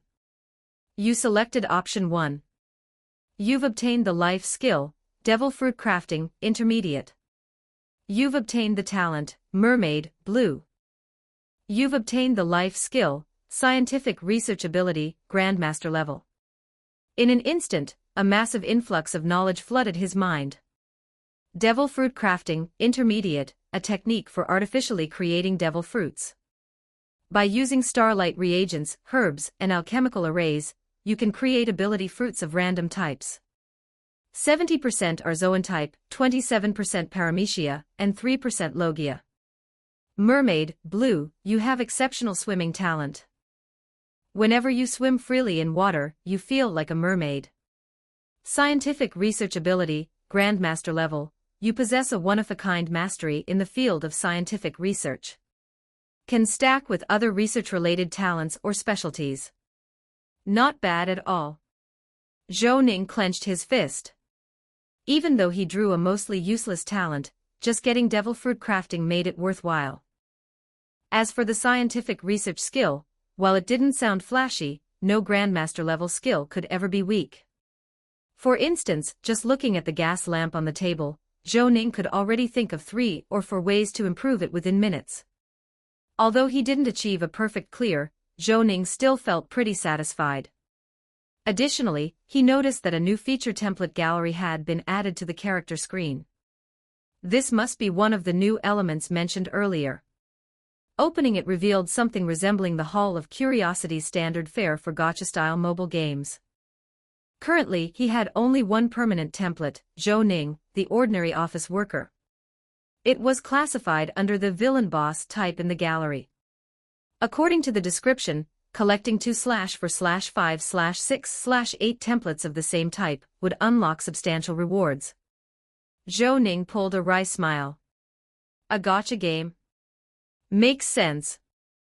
Guess from now on, he'd have to snatch up any affordable templates. Who knows? Maybe one day he'd be able to summon them to possess, and run side accounts. Now that'd be wild. Freshly rich Zhou Ning suddenly felt broke again. After tallying up the rewards, he reopened the simulator panel. Sure enough, even without a perfect clear, the next map was available. A small red dot had appeared on the map tab, achievement tab, and task tab. Clearly, a lot of new things were waiting to be claimed. Clicking into the map tab, he saw that the name of the new map was incredibly grand, Empire Tempest. He blindly guessed it might be a history-themed instance. Zhou Ning felt pretty intrigued. The price hadn't increased much, only 100 traversal coins. Not bad, still affordable. Zhou Ning growled through gritted teeth. I'm not short on money. Next, he clicked into the task tab, and to his surprise, discovered that this round had completed 2 tasks. Turns out Pirate King Zhou Ning had a literary side. He'd somehow finished the task, Literary Life, by reading 10,000 books. It was now marked as claimable. Upon claiming the reward, a prompt popped up. You've completed the hidden task, Literary Life, 3. You've received Random Map ×1, Golden Skill Point ×1, Experience ×80,000. A new series of hidden tasks has been unlocked. Would you like to accept the next hidden task, Literary Life, 4? After choosing yes, another hidden task appeared under the task list. Hidden task, triggerable under special conditions. Literary Life, 4. Deep down, you've always harbored a dream of becoming a great writer. Now that you've accumulated vast literary knowledge, please write at least one bestseller in both the real world and a simulated world. Progress, 0 halves. Task hint, read 10,000 books, and your pen will move like a god's. This is the 4th step on a journey of 10,000 miles. Keep going, future literary giant. Task reward, random reward ×1, random specialty reward ×1, dynamic EXP reward ×1. Currently, 160,000 EXP, Zhou Ning. When the hell did I ever dream of becoming a great writer? In the simulated world, sure. But writing a book in the real world? That's a joke, right? Upon accepting the reward, a card appeared in his inventory. After selecting Use, another prompt popped up. Random Reward Map, single use grants access to a random reward-focused map. Rewards are extremely generous. Click to use. This looked pretty solid. Zhou Ning felt quite pleased and decided to stash it for now. Then, he turned his attention to the other completed task. Hidden task, triggerable under special conditions, true hero, only great heroes stay true to themselves. Only real men are charming at their core. In over 3 simulation worlds, become a widely recognized hero. Progress, 3/3. After 4 different worlds, this task was finally complete. Support me and read ahead on Patreon, patreon.com/crackstranslations. 3 new chapters are released daily. Thank you for your support. Power Stone event, for every 50 Power Stones, 1 chapter will be unlocked.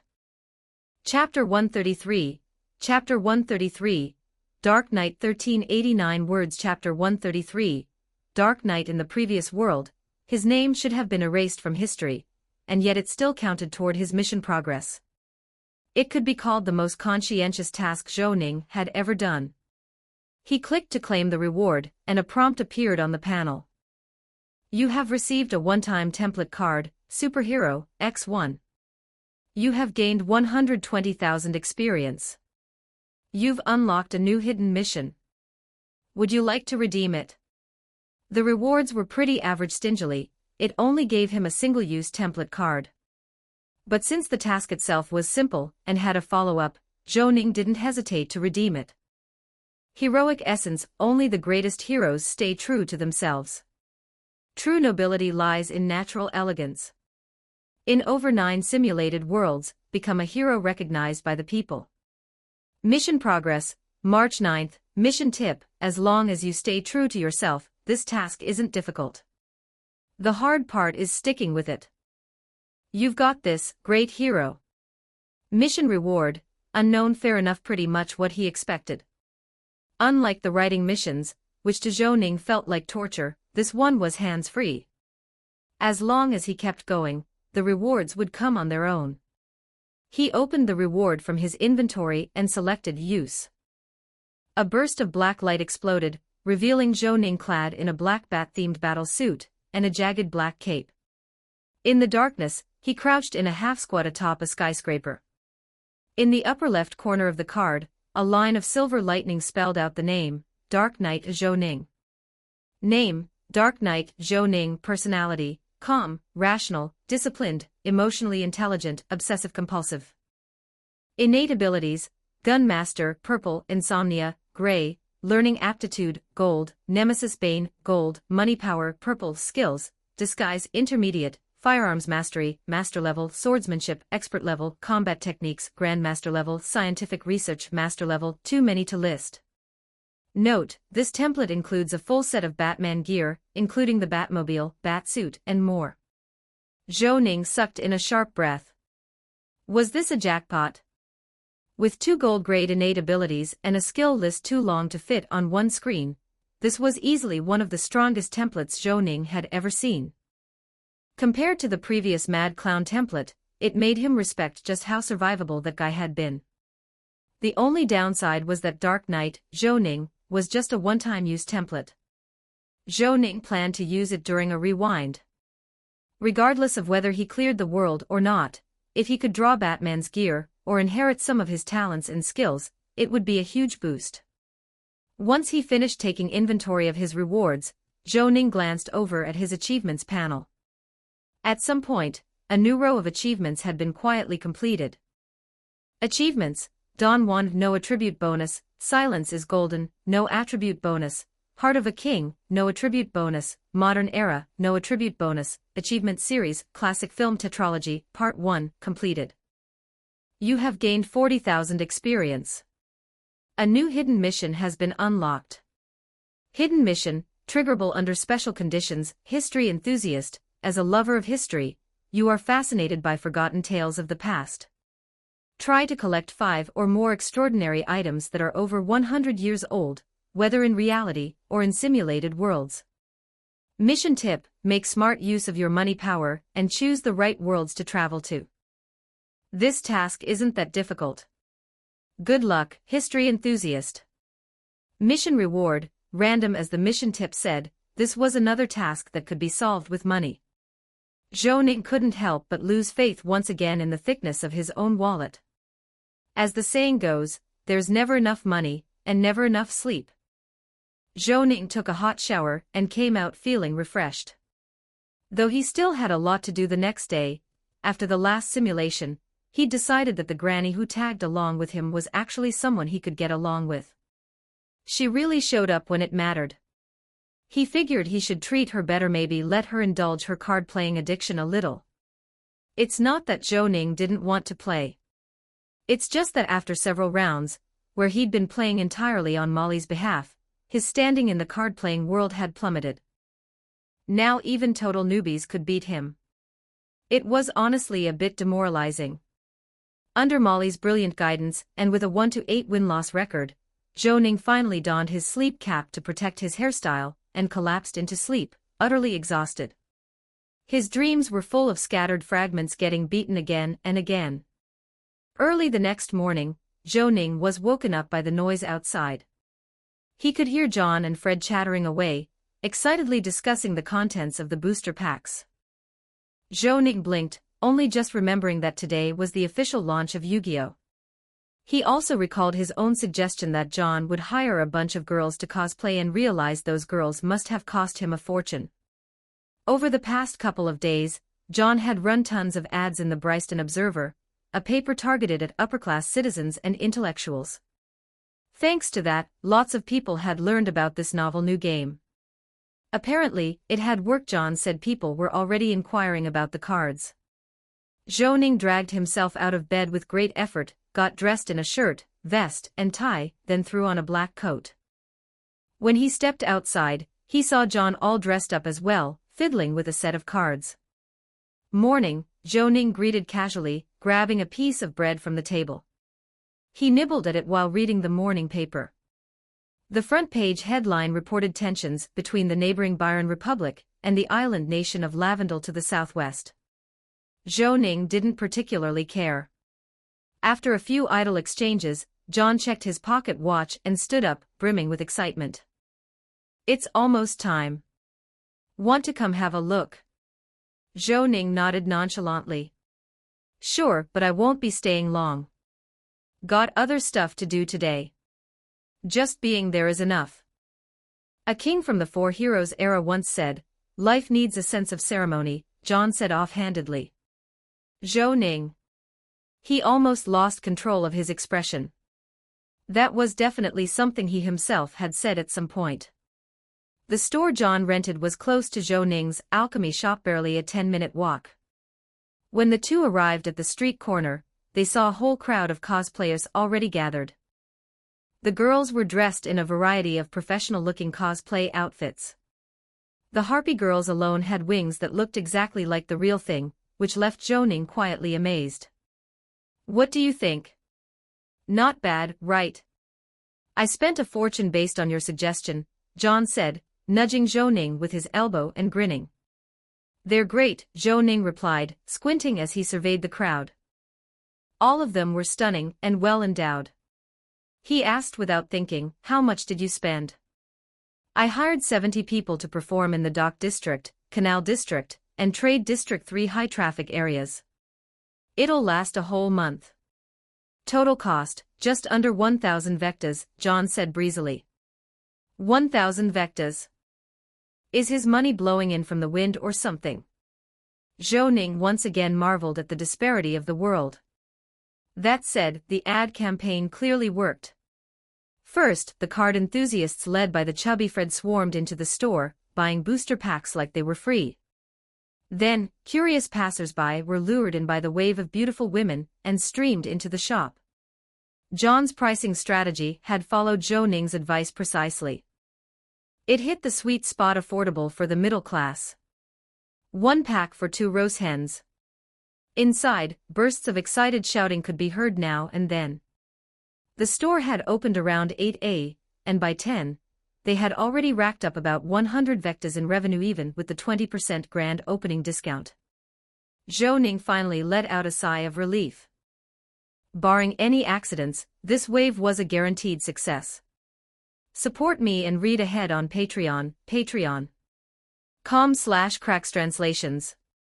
3 new chapters are released daily. Thank you for your support. Power Stone event, for every 50 Power Stones, 1 chapter will be unlocked. Chapter 134, Chapter 134, Pay to Win. 1669 words. Chapter 134, Pay to Win. By noon, the final earnings totaled 120 vectas. Among them, Zhou Ning had spent 5 vectas himself to buy 25 card packs only to get utterly terrible draws, once again confirming his cursed luck as a non-chosen one. Go again. How else are you going to win without drawing more cards? I'll give you a lucky blessing, came Molly's cool voice in his mind. She clearly hadn't been corrupted by the world of gacha mobile games before. This card collecting game was like a whole new world for her. When she saw the chubby Fred pull a Blue Eyes White Dragon, she immediately wanted one too, showing none of the restraint one might expect from a granny wife character. This dumb little sister clearly didn't realize that being bad at the game was the root of her problems. With her level of skill, it didn't matter what deck she used, she'd lose anyway. Zhou Ning didn't bother pointing it out, and just went ahead and bought another 100 card packs to open later. After saying a quick word to John, Zhou Ning left the room and headed next door to the alchemy shop. XB and Jin's were already hard at work. For players, working at an NPC shop was a pretty normal thing, probably due to game design. On Darkland Street, players could pick up countless daily tasks at the various storefronts, usually requiring 2 to 4 hours of work, and rewarding about 500,1000 experience points. Zhou Ning had arranged XB's daily work to yield about 4,000 experience in just 2 hours, while Jin's would work for 3 hours and get 6,000 experience. He planned to increase it gradually. The rest of their time could be used freely. For early-stage players, this setup was already a rare opportunity. So far, out of everyone he had encountered, only XB, Jin's, and the player Qingbai Wild Sake seemed worth nurturing. Zhou Ning planned to take his time with it. After assigning daily quests to XB and Jin's, Zhou Ning put on his hat, got into a carriage, and headed straight for the Sunwatcher base located at the Westland General Store. He was planning to report what he saw at the Countryside Manor, and also redeem another batch of firearms. For some reason, the anonymous letter he had sent earlier had received no response, so Zhou Ning decided to deliver the information in person. While in the carriage, Zhou Ning absent-mindedly tore open card packs as he browsed the forums out of boredom. Suddenly, a post caught his eye. The title read, "Is the Wandering Gunslinger class too overpowered?" He clicked on it and saw a video clip. It was XB fighting monsters in the wilderness at night, likely a recording from the previous evening. He moved smoothly and elegantly, dodging and firing constantly, eventually killing the monster even while on low HP. With the flourish of gun skills, it looked like something out of a Western film. The video then cut to a clip from another streamer, who had also successfully changed classes but to warrior. Facing a similar wolf, he had to go in for melee combat, and nearly got torn apart within seconds. He chugged health potions just to stay alive but still had to flee in the end. Next was a PvP clip between a warrior and a wandering gunslinger.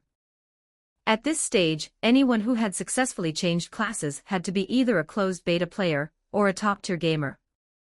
Yet the fight was completely one-sided. The gunslinger, who likely learned from Zhou Ning's first episode techniques, maintained a consistent distance from the warrior. At these low levels, the warrior had no charge, no leap, no intercept. He was basically a walking target, getting kited to death. The contrast was brutal, and the replies under the post were pouring in hundreds of comments in no time. Looks like XB was right. Nobody wants to play warrior anymore. No choice. I'm in Rivendell, can't switch to gunslinger. I just became a mage. Feels okay so far, just not as cool as a gunslinger. Took me like 20 fireballs to kill one monster, and 10 mana potions to survive. Almost puked from chugging. Damn it, I'm from the northern lands. Only options are shaman or warrior. Can I delete my character and start over? You can't. There's a 3-day cooldown to delete a character. Curse every official in the Byron Republic, none of them have any balls. Was that the castrated thread poster himself just now? Get out of here. Zhou Ning couldn't help but chuckle at the ridiculous comments, but he also felt a surge of pleasant surprise. He wanted to give the threads OP a big thumbs up. The poster's ID was Gundam, someone completely unfamiliar to Zhou Ning. But this stranger had unintentionally helped him out. Before warriors gained movement skills, they were easy to kite, especially by gunslingers who didn't need to channel their skills. This was a case of one class hitting its power spike, while the other was still in its weak phase, but the players didn't know that. Once this post got around, even more players would likely flock to the gunslinger class. Wanting to capitalize on the hype, Zhou Ning planned to redeem more guns from the Sunwatchers. Not long after, the carriage arrived at the West Lin General Store. Zhou Ning got off and walked to the entrance. This was the base of the Sunwatchers' 3rd Squad. He rang the bell and waited about half a minute before a chubby young man opened the door. The man had grey hair and distinctive green eyes, a typical Byron local, and wore a rather wary expression. Zhou Ning had never seen him before. Maybe he was a new recruit. Sherlock had mentioned the 3rd Squad was hiring. Zhou Ning smiled and said, "Good afternoon. Is Sherlock in?" "He's not here at the moment." The young man hesitated, eyeing Zhou Ning, then blurted out, "Are you Wayne Stirwell?" "Yes, I'm Wayne Stirwell," Zhou Ning replied with a slight smile.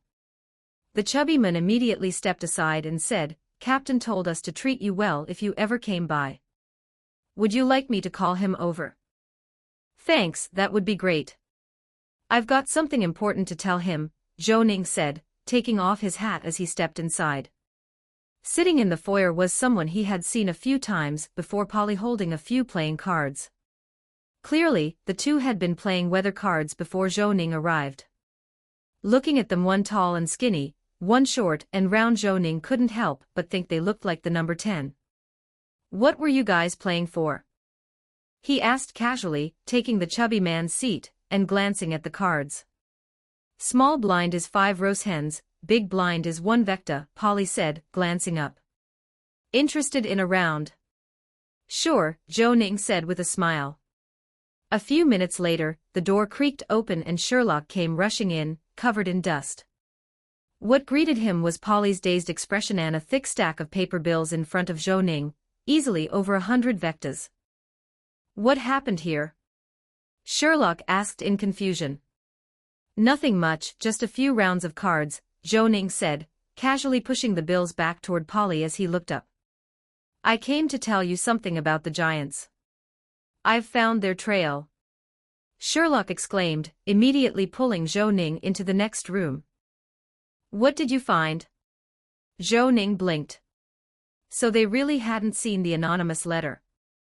Was the bureaucracy really that bad? Fortunately, he had already prepared what to say. With a calm smile, he began. That night, I snuck into Harrison Rivers Manor on the eastern outskirts. In the backyard, I saw the figure of a giant. I saw it with my own eyes. He was lying in the lake there.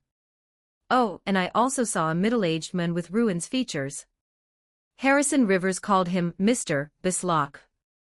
Sherlock muttered the name under his breath, lost in thought. A moment later, he suddenly looked up.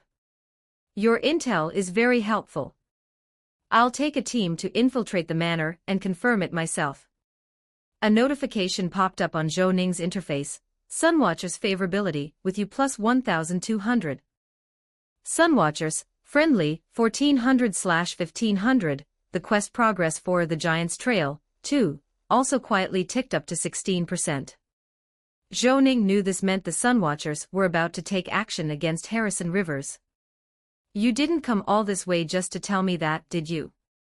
What else do you need? Spit it out, Sherlock said bluntly. Zhou Ning didn't stand on ceremony and said directly, I want to redeem another batch of firearms. Around 2000 to 3000, old ones are fine. Sure, just talk to Polly about it.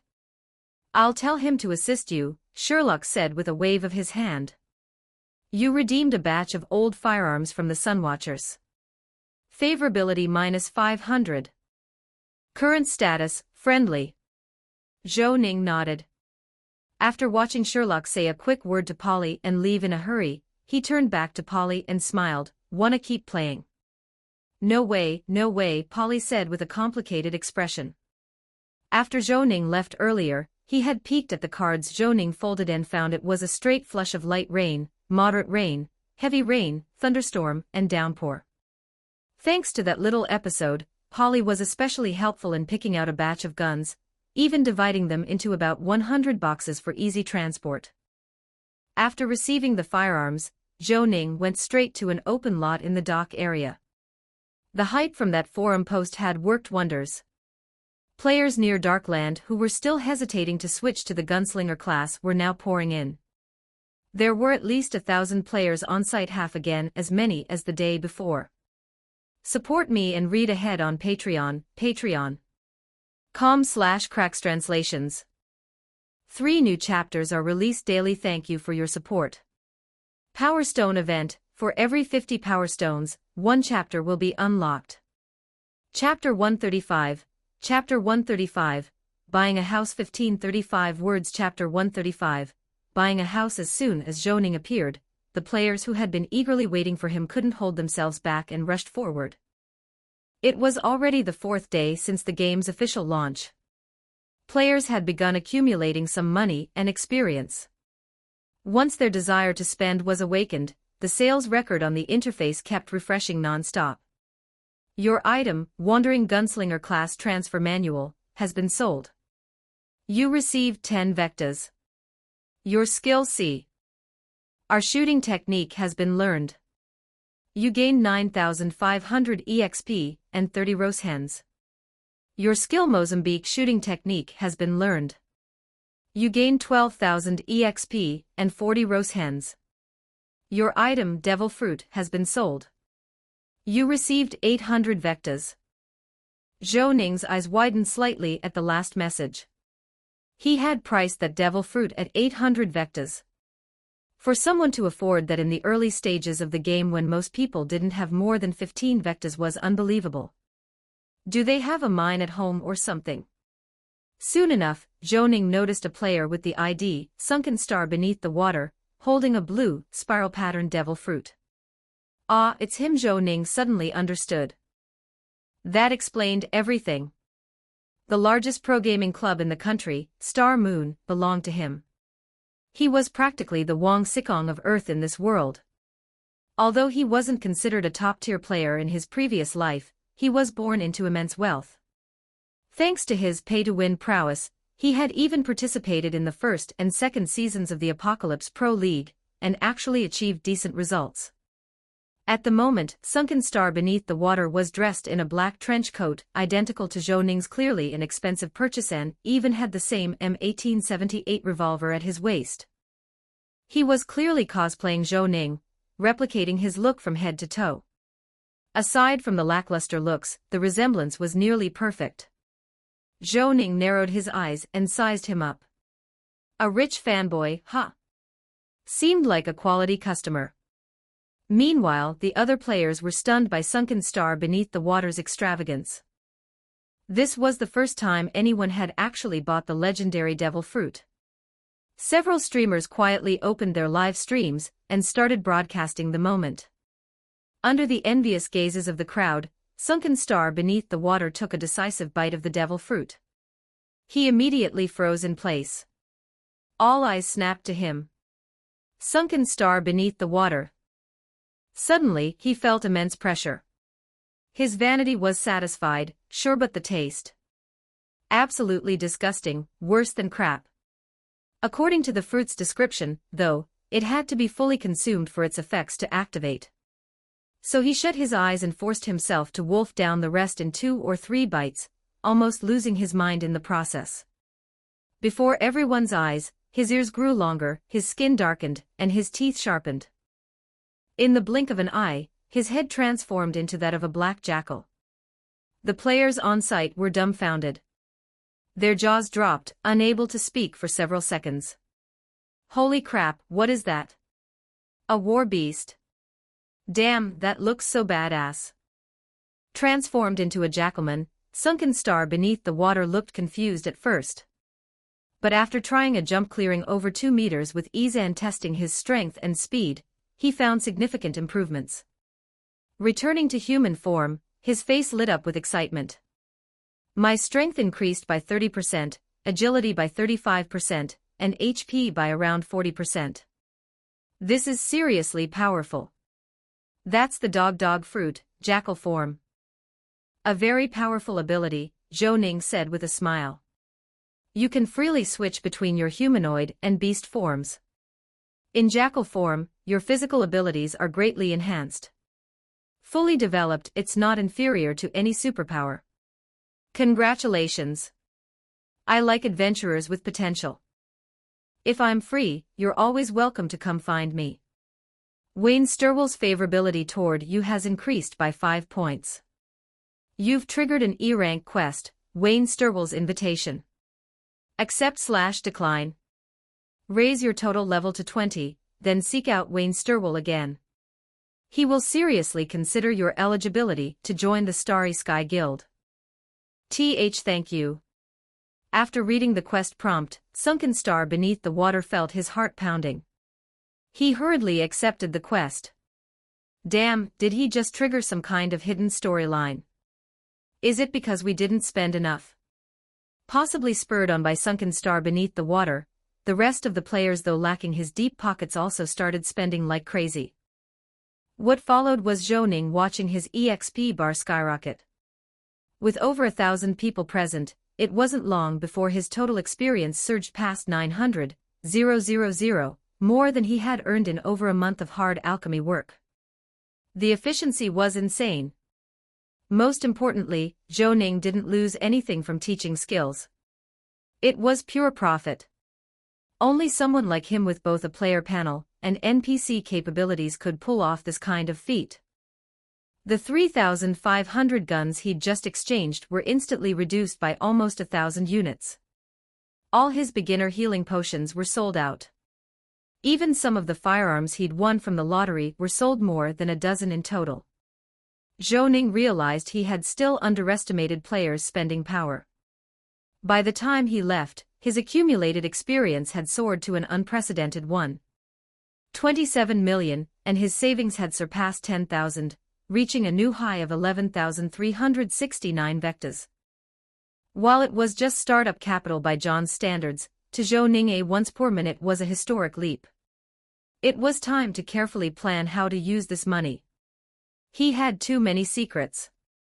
Staying at school was fine in the short term, but long term, he needed to rent or even buy a house. And with his current funds, that was well within reach. Time to reap the profits. Buy a house and a car in just 3 days. After a bit of thought, Zhou Ning hailed a carriage and headed for the Urban Fair Housing Association in the Seton River District. In real-world history, the first urban fair housing association, was established in 1845 in Britain. Here they'd copied the concept wholesale name and all. Zhou Ning figured this too was the work of the simulator. Total beast move. 20 minutes later, Zhou Ning walked into the association, where a friendly-looking man in his 40s greeted him warmly. "Welcome to the Darkland Urban Fair Housing Association, sir. What kind of property are you looking for?" "A terraced house," Zhou Ning replied, "preferably near the trade district and Seton River area, with a garden and stable." The man pulled out a map, marked with property locations. He explained the advantages and pricing of each site. According to his explanation, Zhou Ning found that housing prices were far cheaper than he remembered. Compared to the late-game scenario when guilds had more liquidity, corporations had moved in, and every inch of land was priceless, prices now were practically giveaways. A decent 3-story townhouse only cost around 3,000 to 4,000 vectas. It was almost like getting it for free. Zhou Ning had more than enough money. Even if he set aside half for living expenses, the rest could be used to buy property which wouldn't just hold value but might also appreciate. Virtual real estate held value just like real-world property. Half an hour later, Zhou Ning finally found a place he liked. 117 Gibbon Street, Seton River District. A 3-story townhouse with garden and stable. Weekly rent, 35 roast hens. Purchase price, 3,600 vectas. Zhou Ning thought it was a decent deal. The Seton River District was close to central Darkland City, near the Sunwatchers HQ, at Withers Higher Square, and St. Raymond Cathedral, so safety wasn't a concern. It was also right next to the trade district, with heavy foot traffic. Business would be easy. With a carriage, it only took about 20 minutes to reach Vic University. Once he confirmed his intent to buy, the man nodded and rang a bell. A skinny young man quickly arrived. "Casper will take you to 117 Gibbon Street. You can decide after seeing it." Before long, Zhou Ning stepped out of the house and nodded to the skinny young man named Casper. "I'm very satisfied with this property. I'd like to purchase it outright. What's the next step?" Truthfully, Zhou Ning was extremely pleased with the place. Not only did it have a large garden, the interior furnishings were high quality. On the right side stood a spacious detached structure already converted into a comprehensive lab for both alchemy and mechanical research. There was even an independent stable in the back corner. Hearing Zhou Ning's decision, Casper smiled. "Let's return to the housing association. We have in-house legal advisors who will handle the paperwork. Would you also like to hire domestic staff? We collaborate with the Household Servants Guild." "I'll need to hire a maid and a coachman," Zhou Ning replied without hesitation. After a busy 4 hours, Zhou Ning finally completed all the procedures. After paying, he received a brass key, official proof that he now owned the house and could move in at any time. Support me and read ahead on Patreon, patreon.com/crackstranslations. 3 new chapters are released daily. Thank you for your support. Power Stone event. For every 50 Power Stones, 1 chapter will be unlocked. Chapter 136, Chapter 136, New Map, Return of the Mad Clown. 1385 words. Chapter 136, New Map, Return of the Mad Clown. I finally have a place to call my own. Zhou Ning couldn't help but sigh as he inserted the key into the lock and gently turned it. The door swung inward with a soft click. The interior decor far exceeded Zhou Ning's expectations. There was a set of chairs in the entryway, a watercolor painting hung on the wall, and 3 umbrellas sat in a stand decidedly extravagant. Passing through the foyer, he entered a spacious main hall. By estimation, it was at least 80 to 90 square meters. A wool rug from the Byron Kingdom covered the floor, and there were potted plants and stone sculptures as decorations. To the front side, a staircase led to the 2nd and 3rd floors. The house had far more rooms than he had imagined: bedrooms, a study, a living room, a washroom. Everything was fully equipped. There was even a billiard room. Zhou Ning. Although this house cost him 1/3 of a life, in hindsight, the price seemed justified.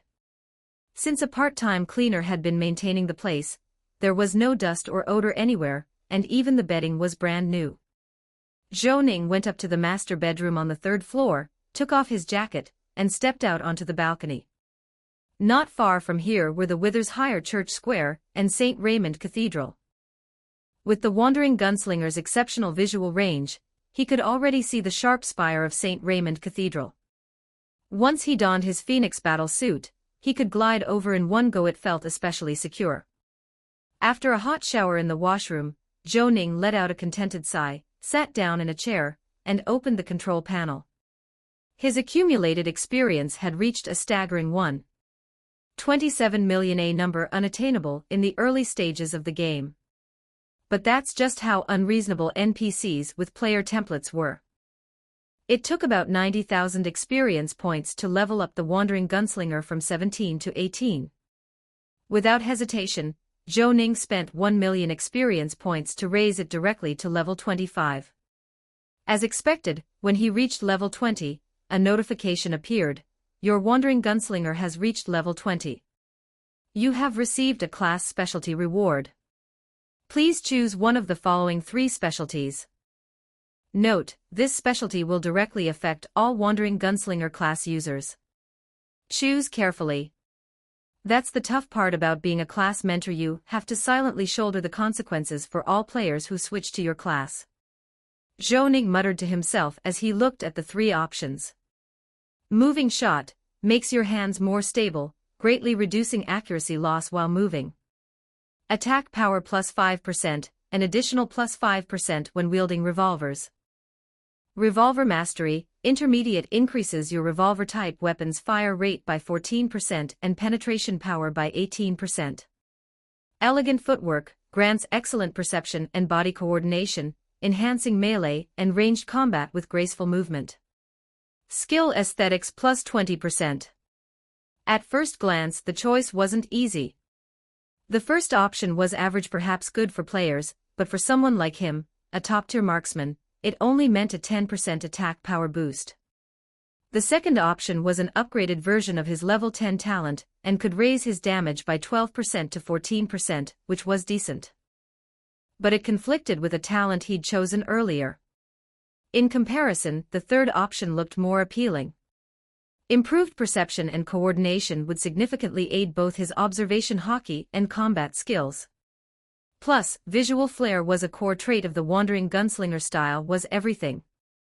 Zhou Ning quickly made his decision based on personal preference: elegant footwork. You have acquired the specialty, elegant footwork. After reaching level 25, the next level would require nearly 240,000 experience. The final 5 levels of the wandering gunslinger class wouldn't come cheap, around 3 million in total, but the massive investment had led to a huge spike in his combat power. His overall level now stood at 42, with the following personal attributes: strength, 36 agility, 147 vitality, 63 willpower, 48 spirit, 58 charisma, 100 HP, 756/756 stamina, 945/945. Willpower, 48 combat power, 7698. Note, your strength is now on a whole new level, but your looks are still your defining trait. His combat power had surged by another 2,000 points, and his agility had hit 147, roughly equal to a level 70 ordinary class. Zhou Ning was genuinely excited about his future development. Given his current rate of gaining experience, he could likely reach the level cap of 60, the limit for players in the first version, within a short time. As for whether it would be possible to level up beyond 60, Zhou Ning wasn't sure for now. But completing the Wandering Gunslinger's class advancement would likely be a big challenge. With his current power combined with all 3 types of hockey and the Phoenix battle suit, he was easily among the stronger supernaturals, and could likely crush average supernaturals without much trouble. However, he still lacked enough skills, specialties, and powerful unknown artifacts or supernatural items. He was a bit short of true top-tier combat power. For now, his top priority was still harvesting experience and money from players. The longer he waited, the worse it would get. While Darkland City's market potential was nearly tapped out, there was still Westwood Town, wasn't there? Zhou Ning decided to head to Westwood Town tomorrow for a look. As for his combat style, while the wandering gunslinger's attacks were powerful, the approach remained somewhat one-dimensional. With the discovery of a new method to create devil fruits, Zhou Ning had a new idea. Maybe eating one wouldn't be a bad idea. Other than the rather weak standard Zoan fruits, mythical Zoan, Logia, and some of the stronger Paramecia fruits were all within his range of consideration. They could greatly diversify his combat style. Although he wasn't yet sure what kinds of devil fruits were available, he'd eventually have to go back to the world of One Piece anyway. Alternatively, he could draw from the One Piece prize pool. Maybe he'd hit the jackpot and get the devil fruit he wanted, or even complete the devil fruit encyclopedia.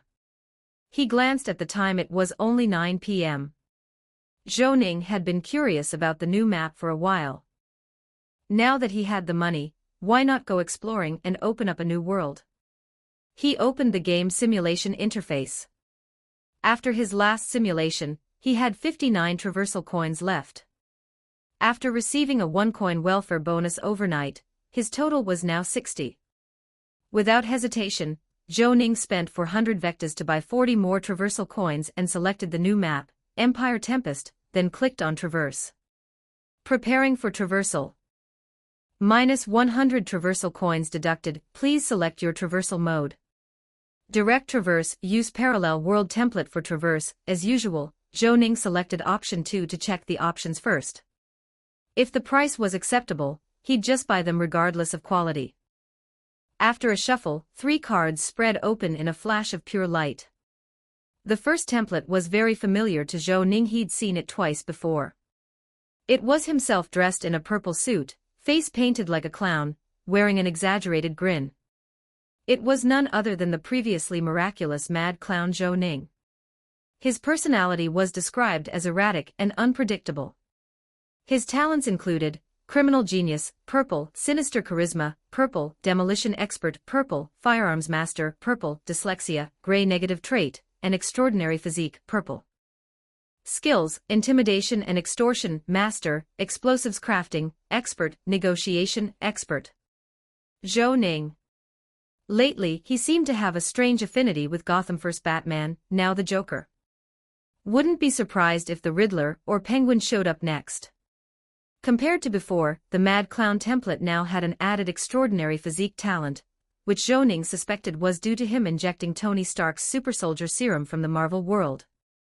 The price had jumped from a modest 25 traversal coins to 75, but Zhou Ning wasn't hurting for money. He bought it without hesitation.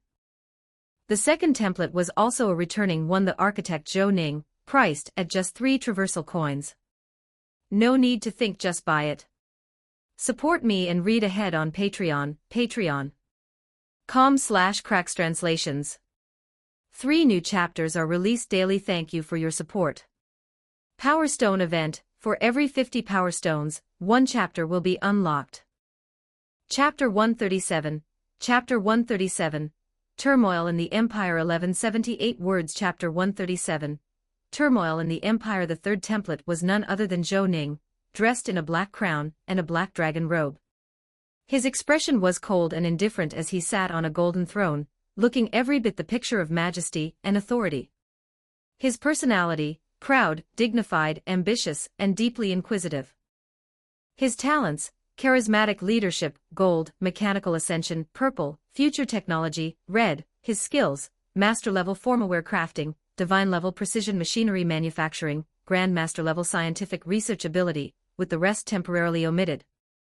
His title was First Emperor Zhou Ning, and the purchase price was 25,000 traversal coins. Zhou Ning. He counted twice to make sure he didn't misread the digits. This was likely the most expensive template he had ever seen, 10 times pricier than One Punch Man. But honestly, it was just SOSO. Fairly underwhelming. Forget it, no point pretending otherwise. After purchasing 2 new templates, a red dot appeared on the template gallery. Upon checking, he discovered that within the villain boss combo, 2 templates had been completed, Ordinary Office Worker and Mad Clown. After completing the set of 2, a small claim icon appeared beside the combination. Upon clicking it, he received a reward of 25 traversal coins, exactly 1/1000th the cost of the first Emperor template. Zhou Ning was completely numb to it at this point. After giving it some thought, Zhou Ning opted for option 1 to begin the traversal. As his first time, this was uncharted territory, so he figured he'd check the options first. If it turned out poorly, he could always try Mad Clown or Ordinary Office Worker next time. You've selected Traversal Mode 1, please choose 3 out of the following 10 talents as matching criteria. Benjamin Button, purple. You were born at age 80 and grow younger as time passes, eventually reverting to infancy and dying. Fortunate, purple. Your luck will be significantly boosted. Notorious, blue. Your reputation in the simulation world is terrible, but to certain villainous individuals, you're irresistibly compelling. Longevity, blue. Your lifespan in this world will be extraordinarily long. Celestial Dragon, purple. You will start this world at a high social position, guaranteed to be part of a privileged class. Gamma Radiation, purple. Your body was irradiated by gamma rays. In moments of extreme rage, you will transform into the Hulk. Provocateur, white. You love stirring up trouble, and trouble always seems to find you. Severing emotions to prove the Tao, green. You will never fall in love or marry in this world, but your physical attributes are increased by 10%. Puppet Alchemy, purple. Upon traversal, you'll possess top-tier puppet alchemy, capable of imbuing life into mechanical and alchemical constructs. Soul Traversal, blue. Your traversal will be soul-based, unlocking countless possibilities. Please make your selection. Zhou Ning. This round of talents dazzled him. Out of the 10, 5 were purple and all of them were ones he'd never seen before. Just how many talents did this simulator have, anyway? Among them, 2, 5, and 9 were particularly tempting, especially 9. Zhou Ning himself had this skill, and he was curious what kind of stir it could cause in this world. You've selected talents 2, 5, and 9. Your current talents are Fortunate, Celestial Dragon, Puppet Alchemy. Your fixed talent is Grandpa in a Ring. Matching successful. In the parallel world, you have extraordinary luck. Everything goes your way no matter what you do. You are a destined noble before traversal, and destined to be noble after. You are highly proficient in puppet alchemy, and possess an ancient-looking ring you randomly picked up from a street vendor. When you die in the simulation, the game ends. Boarding the time machine. Traversal complete. Unrecorded era, Year 7, April 1st, you arrived in a forest, beside a corpse that looked exactly like you, dressed in medieval European-style clothing. There was no one else around. As a traverser, your first instinct was to assume the dead man's identity. You immediately changed into his clothes. Your luck held true just as you finished burying the body, and stepped out of the forest. You ran into a patrol unit of armored knights who were out looking for you. Year 7, April 2nd, you returned home. A towering castle, and a massive aristocratic family with dozens of members. When they tried to speak with you, you realized you couldn't understand a word they were saying. The language vaguely resembled something from the Indo-European family, but the grammar and pronunciation were completely alien. Faced with their questioning, all you could do was remain silent. To your shock, this world possessed supernatural powers. By that very afternoon, an old man in silver-white priest robes cast a beam of holy light on you, seemingly thinking you were under some kind of evil influence. Scared the hell out of you. April 3rd to May 4th, you remained silent during this time, quietly studying the local language. As they say, crisis inspires potential. In just over a month, you could already understand parts of the language. Through others' conversations, you learned that your family name was Rodane, and your full name was Angus Rodane, the second-in-line heir of the Rodane family. Internal strife within this family was worse than you'd imagined. Your so-called elder brother, Aaron Rodane, barely spoke to you. Two could play at that game. You gained the skill, Common Language, Beginner. May 5th, a day to remember. As you began to integrate into the family, you gained permission to leave the estate, though not too far. Upon visiting a nearby town, you discovered that the kingdom had recently gone through a war. Traces of battle were everywhere.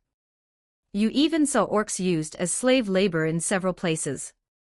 May 6th, you tried probing the household servants, asking if the nation was called Arna, Gundor, or Rohan. They looked at you like you were crazy. One servant finally revealed the country's name. It really was Rohan. May 9th, you made another discovery.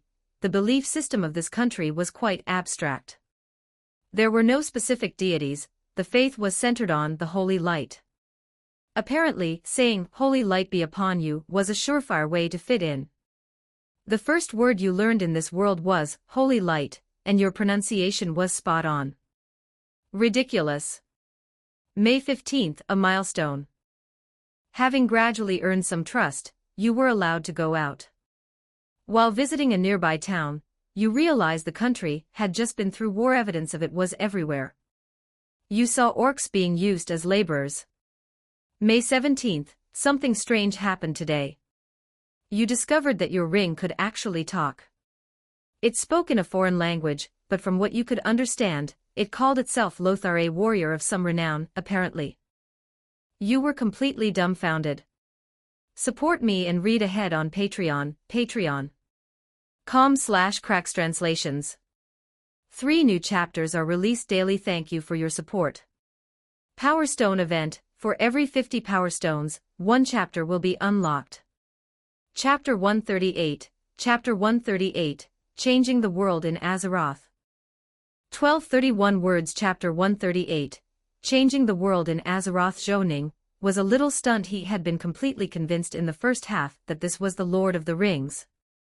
After all, everything matched: melee mages, elves, and even orcs, which also appeared in the Lord of the Rings. But the moment he saw the name, Lothar, it suddenly clicked. Damn it, wasn't this World of Warcraft? And that so-called melee mage, hell, wasn't that just a paladin? As for the kingdom he had mistaken for Rohan, it was clearly Lordaeron. Although he couldn't recall the exact plot of World of Warcraft, he had a strong impression that things were going to get very dangerous soon. This simulation was destined to be full of blood and chaos.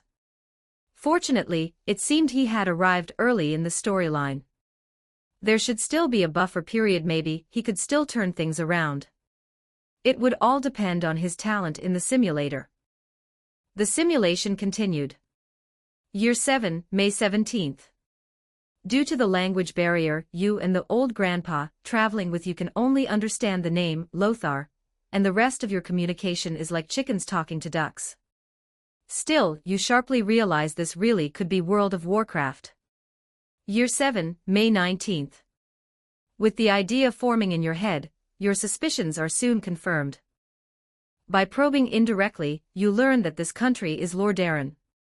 The current date is Year 7, May 19th of the Dark Portal calendar, exactly as expected.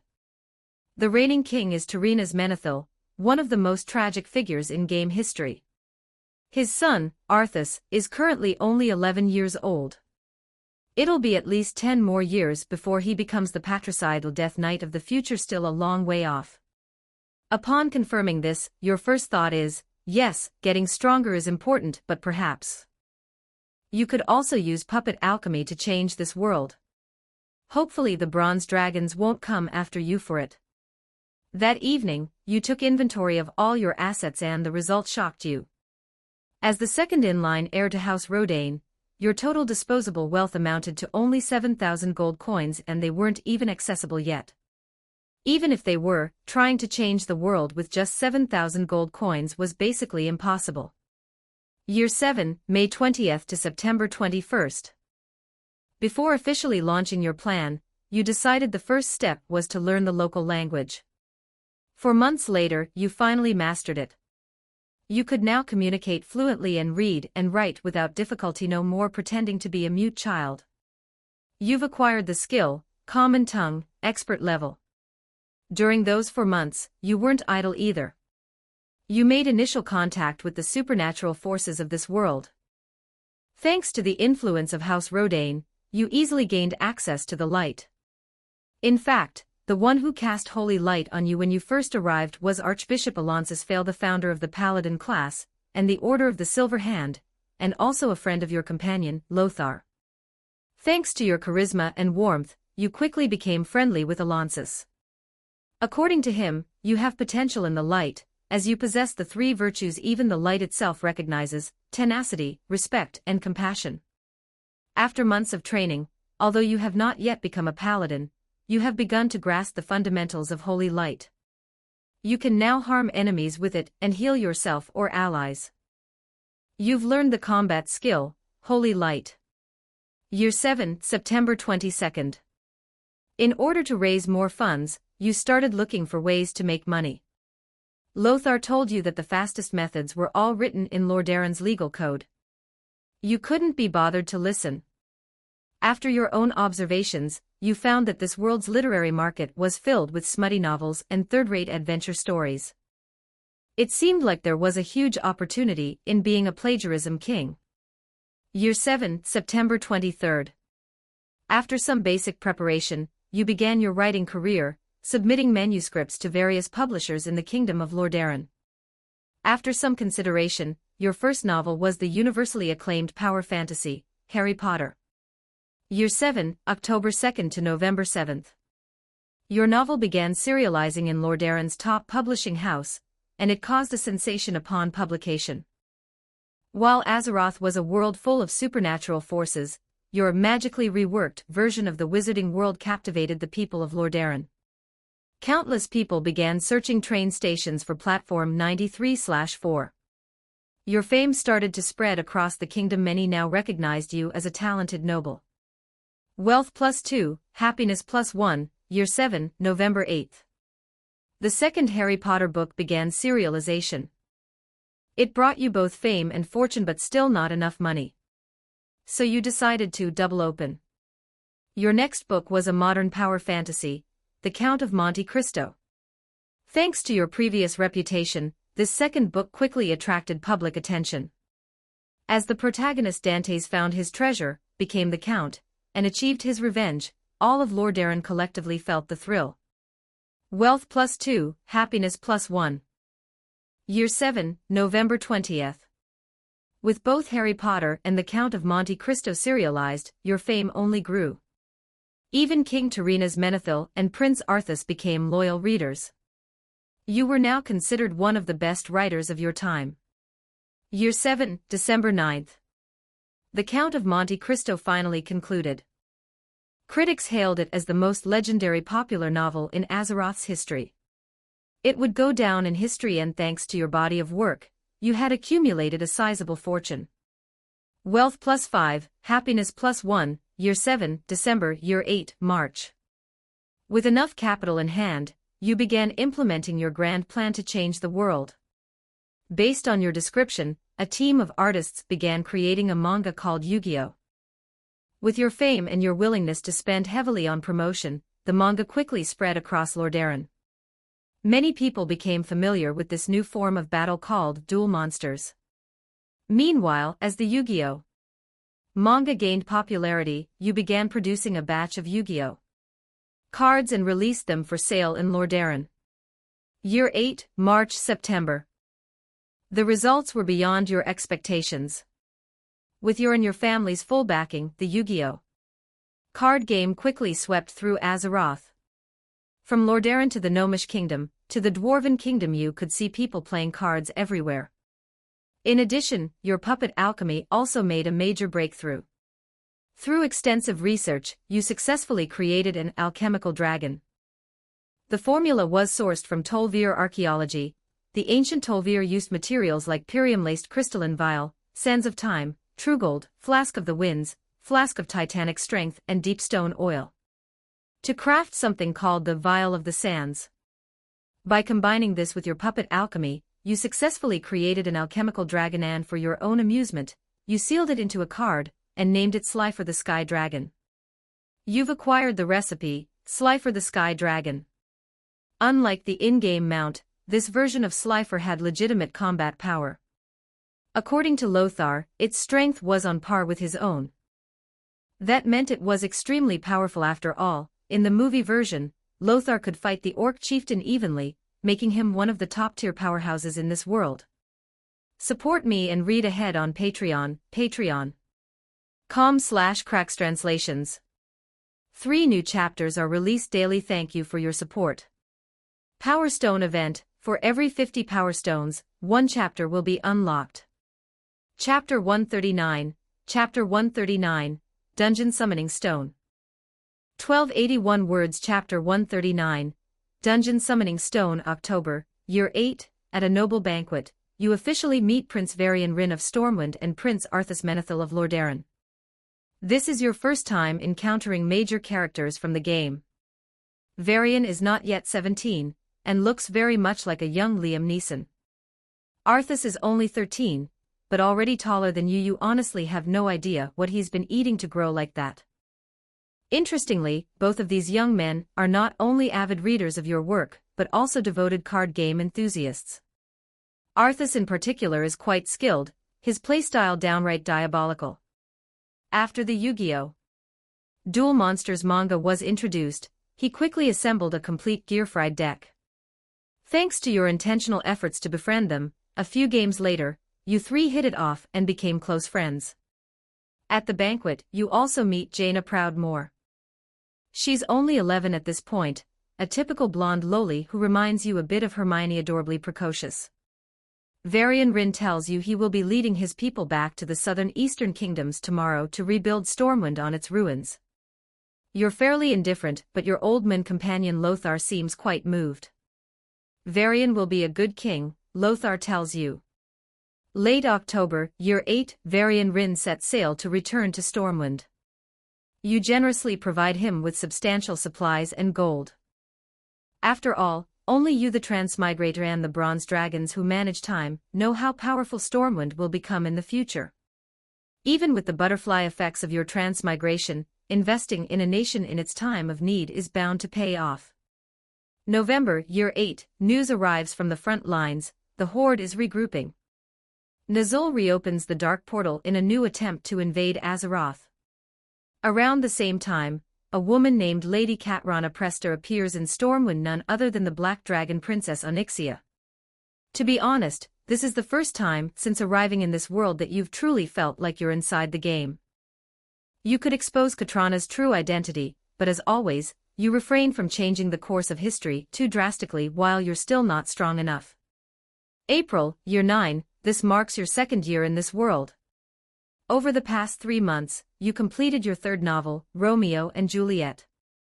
Love is a universal weakness. Upon its release, it swept up the tears of countless hopeless romantics and filled your coffers to the brim. Notably, back in November, after using Yu-Gi-Oh! To break into markets in the new Stormwind and Lordaeron regions, you founded your own publishing company. Besides your own works, you also met a new up-and-coming writer, Marcus Gill. He published a novel through your company titled A Tear-Jerking Romance. Although only a few chapters are out, the content is already eye-opening. The story's protagonist, a paladin named Marcus modeled after the author himself, experiences unspeakable romances with a gnome warlock, her succubus companion, a goblin writing instructor, twin high elf priestesses, the Blinkton 4000 robot, and even a human male stable hand.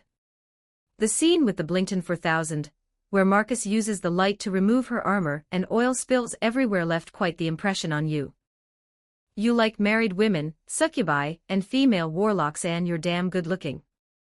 So why is he the walking canon while you're still stuck being single? February, Year 9, to better promote Yu-Gi-Oh! And further your world-changing plans, you launched the first Dual City tournament right after Azeroth's Lunar New Year. The event takes place in Lordaeron. Recently, you used puppet alchemy to craft and seal a few gear cards, which will serve as the tournament prizes.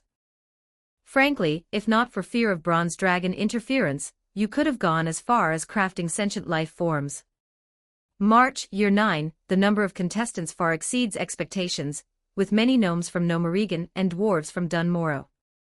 Unlike the dwarves, who are mostly just making up the numbers, the gnomes are endlessly curious and incredibly clever. The tournament is thrilling. Arthas performs brilliantly, his sinister gear deck carrying him to the finals, where he faces off against Jelbin Mechatork, the newly appointed High Tinker. You know this guy, he's the leader of the Gnomerigan gnomes, and arguably the greatest scientist in this world. In the end, Jelbin narrowly clinches victory and becomes the first dual king. He earns your prize, a gear deck that can be summoned in real life. After summoning green parts, yellow parts, and even a massive mechanical fortress, Jelbin's eyes light up. Upon hearing your ideas, Jelbin tells you it's theoretically possible to create a real dual system, just like in the manga. Gnomish engineering already includes image storage tech, and he can develop holographic projection. Before returning to Gnomerigan, he promises to build the system for you, and he's no braggart. He soon produces both technologies.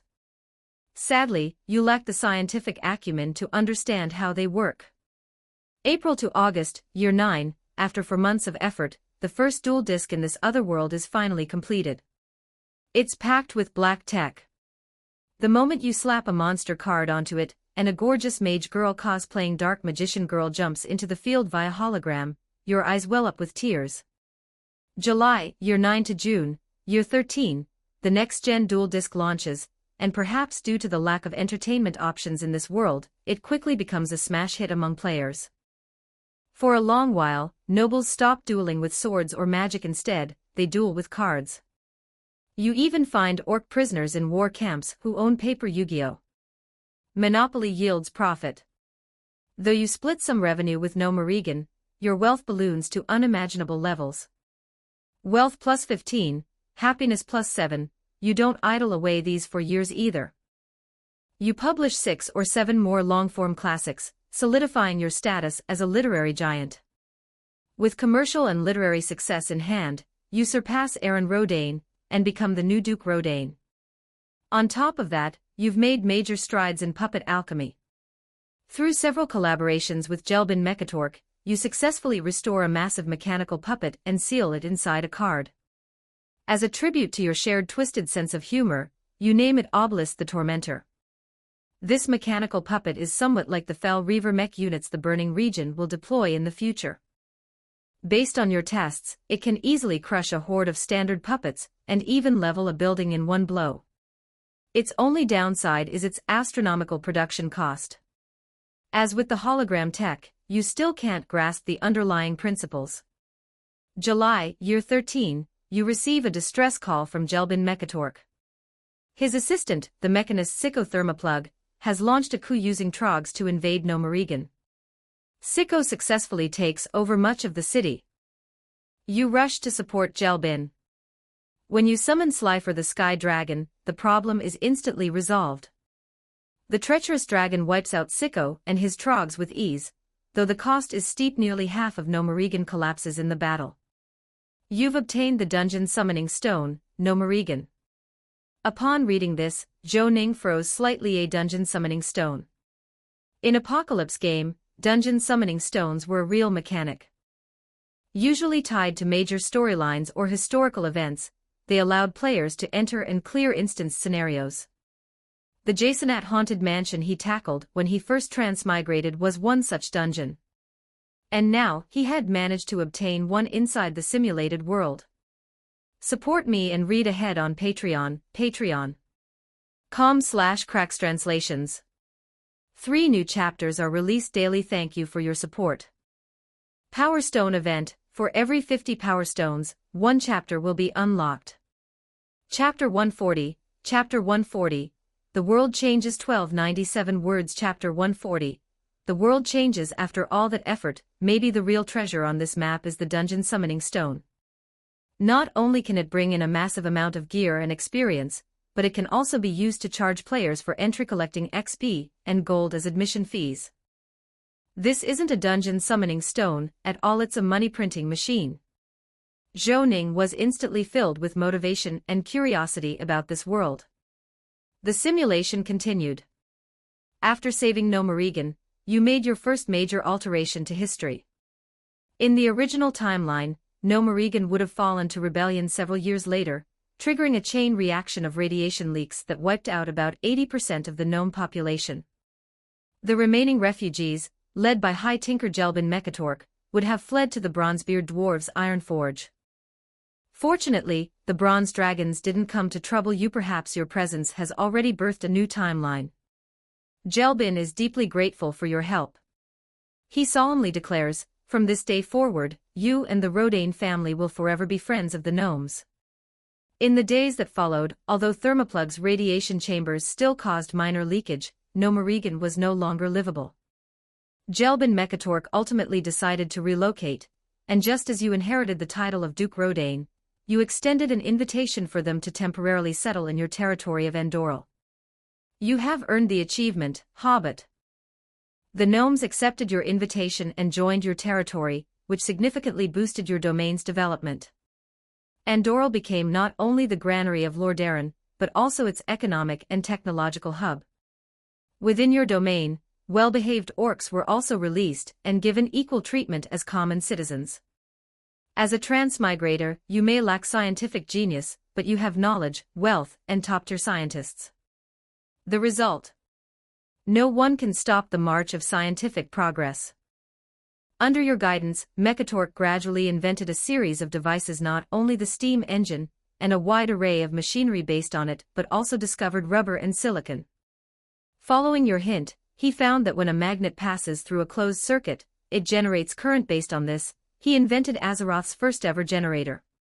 To encourage scientific development and bring about maximum world change, you modeled the Rodane Prize after the Nobel Prize, establishing categories such as the Rodane Literature Prize, the Rodane Science Prize, and the Rodane Peace Prize to honor those who made the greatest contributions to Azeroth. Unexpectedly, the first Rodane Literature Prize did not go to you. In November 2013, your signed author Marcus Gill came to see you. He had recently ventured to a place called High Mountain, and based on his personal experiences, wrote the 7th and final volume of a tear-jerking romance novel. In this installment, while spreading the teachings of the light to a female High Mountain Tauren, Marcus was unfortunately caught by her husband, the cuckolded Tauren. What followed was another series of stunning moves from the charming Marcus. The story continued, but the content grew so outrageous that you couldn't bring yourself to finish it. You obtained the rare item, a tear-jerking romance novel. The novel left you deeply shaken and ultimately won the first Rodane Literature Prize. The literary tastes of this world are downright twisted.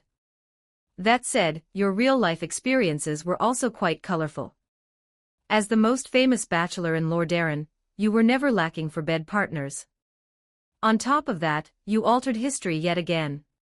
At the end of November 2013, Jaina, who originally should have ended up with Arthas, confessed her feelings to you. Arthas, too obsessed with card games and believing women would only slow down his plays, had effectively fumbled his chance. Considering Jaina was still under 17, and you were already 30, with no interest in young girls, you rejected her without hesitation.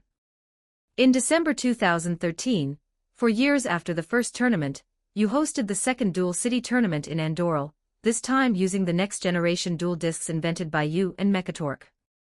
After years of development and immersion, the massive prize pool and abundant rewards brought participation to new heights this time, including High Elves and Night Elves. About 75,000 participants joined the tournament. At your suggestion, King Tyreenas of Lordaeron made a rare exception to allow orcs from your territory to compete, and even allowed orc labor prisoners to attend as spectators. Your new friend Tyrion Fordring supported your decision, saying, he had seen the noblest of orcs, and the vilest of humans. In Andoril, you also reunited with Varian Rin, whom you hadn't seen in 5 years. Now 22, he embraced you warmly and extended an invitation. Not only had he come to participate in the Dual City tournament, but also to invite you to his wedding the following year. In the days that followed, you wished you had a camera to record everything. Holograms were everywhere, and duels could be heard in every language: Common, Orcish, Elvish. For a moment, war and hatred were set aside, and you realized, you had already begun to change this world. In the end, Varian was knocked out in the first round again. Arthas made it to the semi-finals. The final duel of the second Dual City tournament took place between Dalaran Mage Kel'Thuzad and High Tinker Jelbin Mekatork. In the end, Jelbin narrowly claimed victory, defending his title as Dual King. After watching so many matches, you realize this guy really does resemble Yugi Muta both in looks and card skills. Except, of course, for the baldness. What amused you the most was how Kel'Thuzad, who was supposed to fall into the dark arts and mastermind the Scourge in the future, had now become utterly addicted to card games. After losing the Duel King title, he and his cat stayed in Andoril, and began a 10-match showdown with Jelbin, completely abandoning the cold, brooding lich persona he was meant to become. In March 2014, you traveled to Stormwind to attend Varian's wedding. Thanks to your years of continuous support for the kingdom, your investments yielded enormous returns, and you were granted a dukedom in Stormwind. Varian generously made Lakeshire your fief. From March 2014 to April 2016, everything went smoothly. Your two territories flourished, and with your transmigrator's influence, the tech tree climbed rapidly. Your lands now had electricity, lights, telegraphs, and various appliances appeared one after another. In June 2015, Varian had a son, just like in the original timeline. He was named Anduin Rin. You stared at him for a long time, but couldn't see even a hint of that creepy shadow priest he'd become in the future, though your companion Lothar was almost moved to tears. It seemed you had ruined Arthas. He should have become a paladin of the Silver Hand by now, but in this world, he was still obsessed with card games. Right now, he couldn't even beat you in combat thanks to Lothar's training. You were now a decent warrior. You didn't have great talent in battle, so getting to this point was already no small feat. However, in April 2016, at the third Duel City tournament, Arthas finally achieved his dream, and won the championship. When he received the prize A card of Obelisk the Tormentor, he burst into tears. A truly inspirational tale. In May 2016, an unexpected event occurred. Due to noble embezzlement during Stormwind's reconstruction, a riot broke out. Defia's laborers killed the queen, and fled to a mine in Westfall, where they entrenched themselves. Upon hearing this news while you were in Lakeshire, you immediately entered the mine, and easily crushed the group of bandits led by Edwin Van Cleef. Some surrendered and others scattered and fled. You have obtained a dungeon summoning stone, Dead Mines. Support me and read ahead on Patreon, patreon.com/crackstranslations. 3 new chapters are released daily. Thank you for your support. Power Stone event, for every 50 Power Stones, 1 chapter will be unlocked. Chapter 141, Chapter 141, End of the World of Warcraft Simulation 15 10 words. Chapter 141, End of the World of Warcraft Simulation. June 2016 to August 2017, the Defias Brotherhood was swiftly eradicated. After assisting Varian in quelling the rebellion, you returned to Andoril. Your territory has since developed at a staggering pace. In 2016, the Rodain Innovation Award went to a goblin named Shax Bigwitz, who, by sheer accident, invented a strange device. He discovered that if images were divided into individual pixels, it might be possible to transmit the image of a person or a scene over long distances. He named this invention television and submitted it to your territory's patent office. While it was still far from being a true television, you knew a new era was dawning. With electricity now widely used in both industry and daily life, your territory made an incredible leap forward from the steam age straight into the electrical age. Gone were horses and carriages from the streets, now bicycles and motorcycles zipped through instead. Master engineer Jelbin Mekatork had won the 2015 Rodain Innovation Award with his internal combustion engine, and was now researching automobiles. While goblins already had crude oil-fueled race cars, they were no match for the modern cars you had reproduced. Over these years, your territory had far surpassed Lordaeron in both economy and technology. You could sense that Tyrannus too was becoming wary of you, but you didn't pay it any mind. Frankly, if you wanted, you could force him to abdicate in a matter of minutes. Your territory had attracted a number of non-human residents, not just gnomes, but goblins and orcs as well. The former came drawn by your thriving economy, the latter were orc war prisoners taken into asylum shelters. You even considered buying Thrall, but the moment you acted on that thought, you were immediately warned by the bronze dragons. A gnome named Chromie warned that doing so would disrupt this timeline, leading to drastic changes in both history and the future. She also told you that this timeline was the most promising out of all possible ones on others. 9 out of 10 lives in Azeroth had perished. That shocked you. She made it sound like you were native to this world. One thing that lingered on your mind, Kel'Thuzad had, over the past 2 years, completely abandoned necromancy and undead magic experiments, and had devoted himself entirely to studying card games. He missed countless Dalaran Mage Council meetings, and was even stripped of his Council of 6 membership. Yet he didn't seem to care. Jelbin had grown close to him, and according to him, Kel'Thuzad was now obsessed with earning the Dual King title. He had lost the last 2 tournaments to opponents, God Draws, and was now researching rituals to improve his luck. In September 2017, Antonidas arrived in Andorral with Jaina. After seeing the changes with his own eyes, he came to you to inquire about relocating Dalaran to Andorral. This was different from the game. The Blackrock orcs had driven dragons to massacre the people of Caer Darrow, destroying the Violet Citadel. After it had just been rebuilt, Nazul attacked again, leading to the fall of Dalaran. Thanks to recommendations from Kel'Thuzad and Jaina, Antonidas thought of you. To be blunt, he came begging. Luckily, you had money and land to spare. You agreed to Antonidas's request, and within months, the new Dalaran was built to the southwest of Andorral. As expected of a magic city, you saw plenty of high-tech wonders there, including a mechanical construct called the auction bot that could sell goods just like a real person. You saw its potential and bought the blueprints from the owner for a hefty sum. You have obtained mechanical blueprint, auction bot. You also bought a famous weapon at the Dalaran auction house, a gun named Santos's famous shotgun, said to have belonged to a renowned hunter named Santos Yale. You have obtained epic item, Santos's famous shotgun. In July 2018, all was calm in Lordaeron. Aside from Thrall escaping Durnhold Keep with Taretha's help and entering Alterac Valley with your tacit approval, everything else remained peaceful. According to the original story, Kel'Thuzad was supposed to be lured by Nazul's call to Northrend in pursuit of power, later returning to secretly form the Cult of the Damned and spread plague throughout the kingdom. Come on, was spreading plague really more fun than playing cards?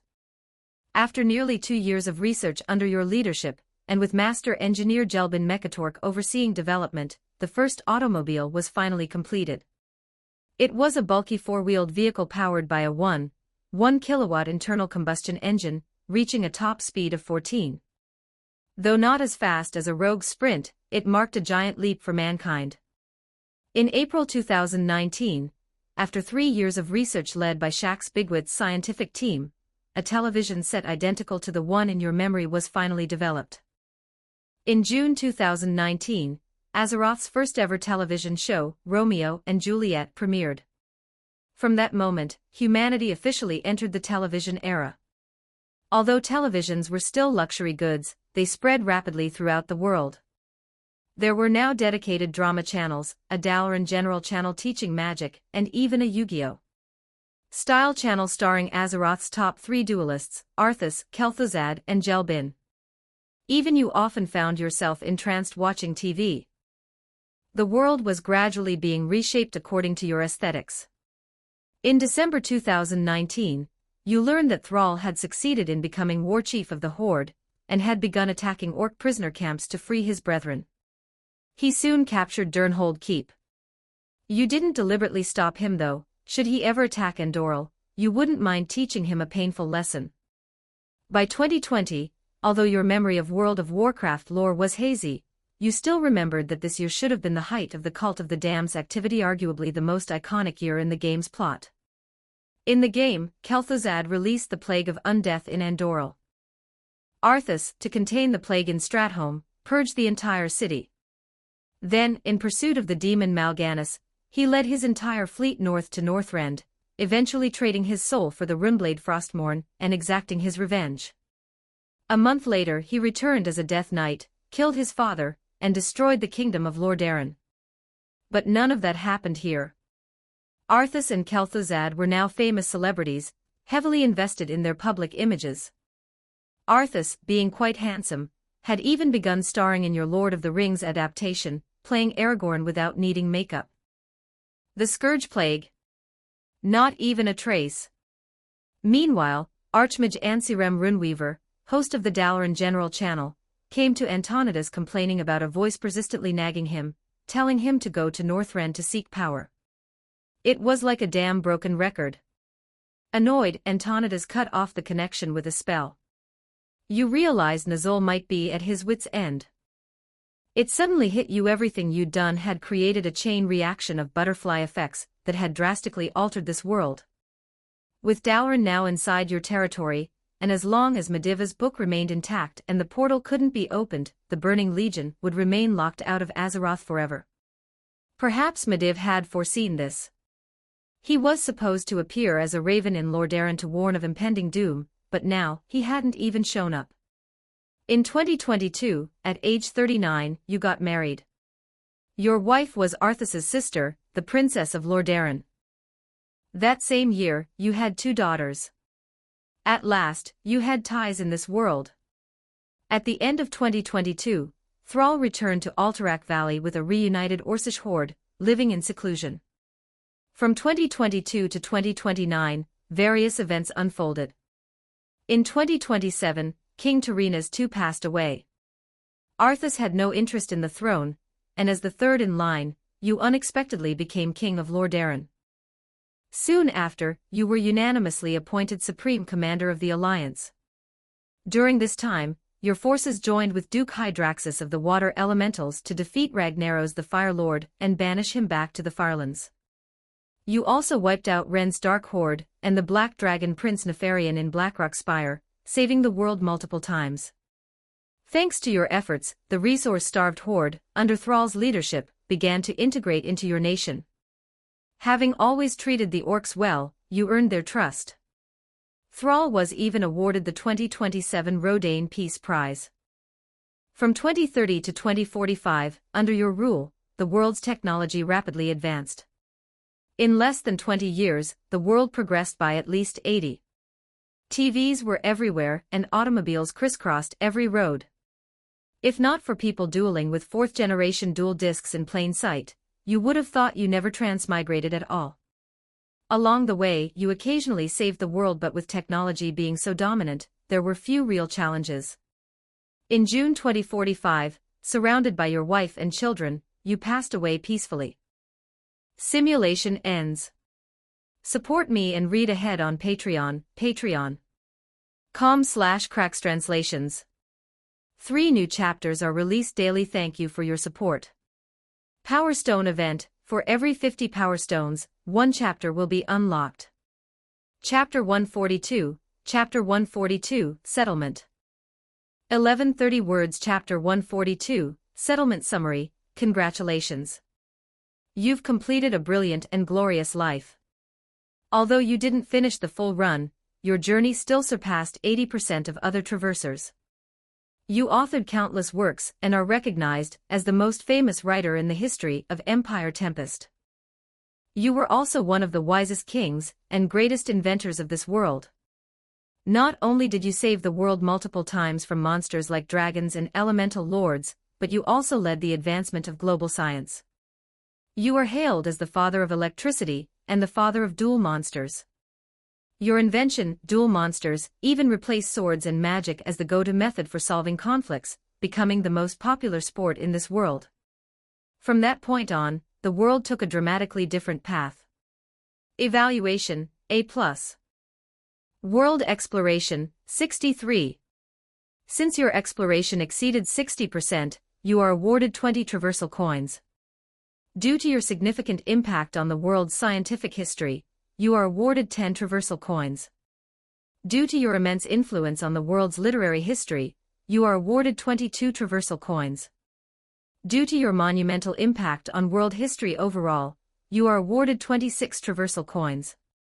Please select your reward. Option 1, randomly receive 3 of the skills and proficiencies you acquired during your traversal. Option 2, randomly receive 3 items you obtained during your traversal. Not bad at all. That was the overall impression this traversal left on Zhou Ning. Not only did he recover 78 traversal coins in one go, making it practically a break-even run, but he also nearly completed the entire game. He could only say that this time, the randomly acquired skills were exceptionally strong, and the path he chose was spot on. He successfully turned the entire world into a community of duelists, reaping massive benefits. Absolutely insane. As for this round's options, Zhou Ning was genuinely torn. There were skills and proficiencies he desperately wanted, like Holy Light Spell, an expert-level Common Tongue, and likely several warrior-type abilities from World of Warcraft. Just Holy Light Spell alone could probably be fused into several other powerful skills. Option 2, however, offered obvious gains.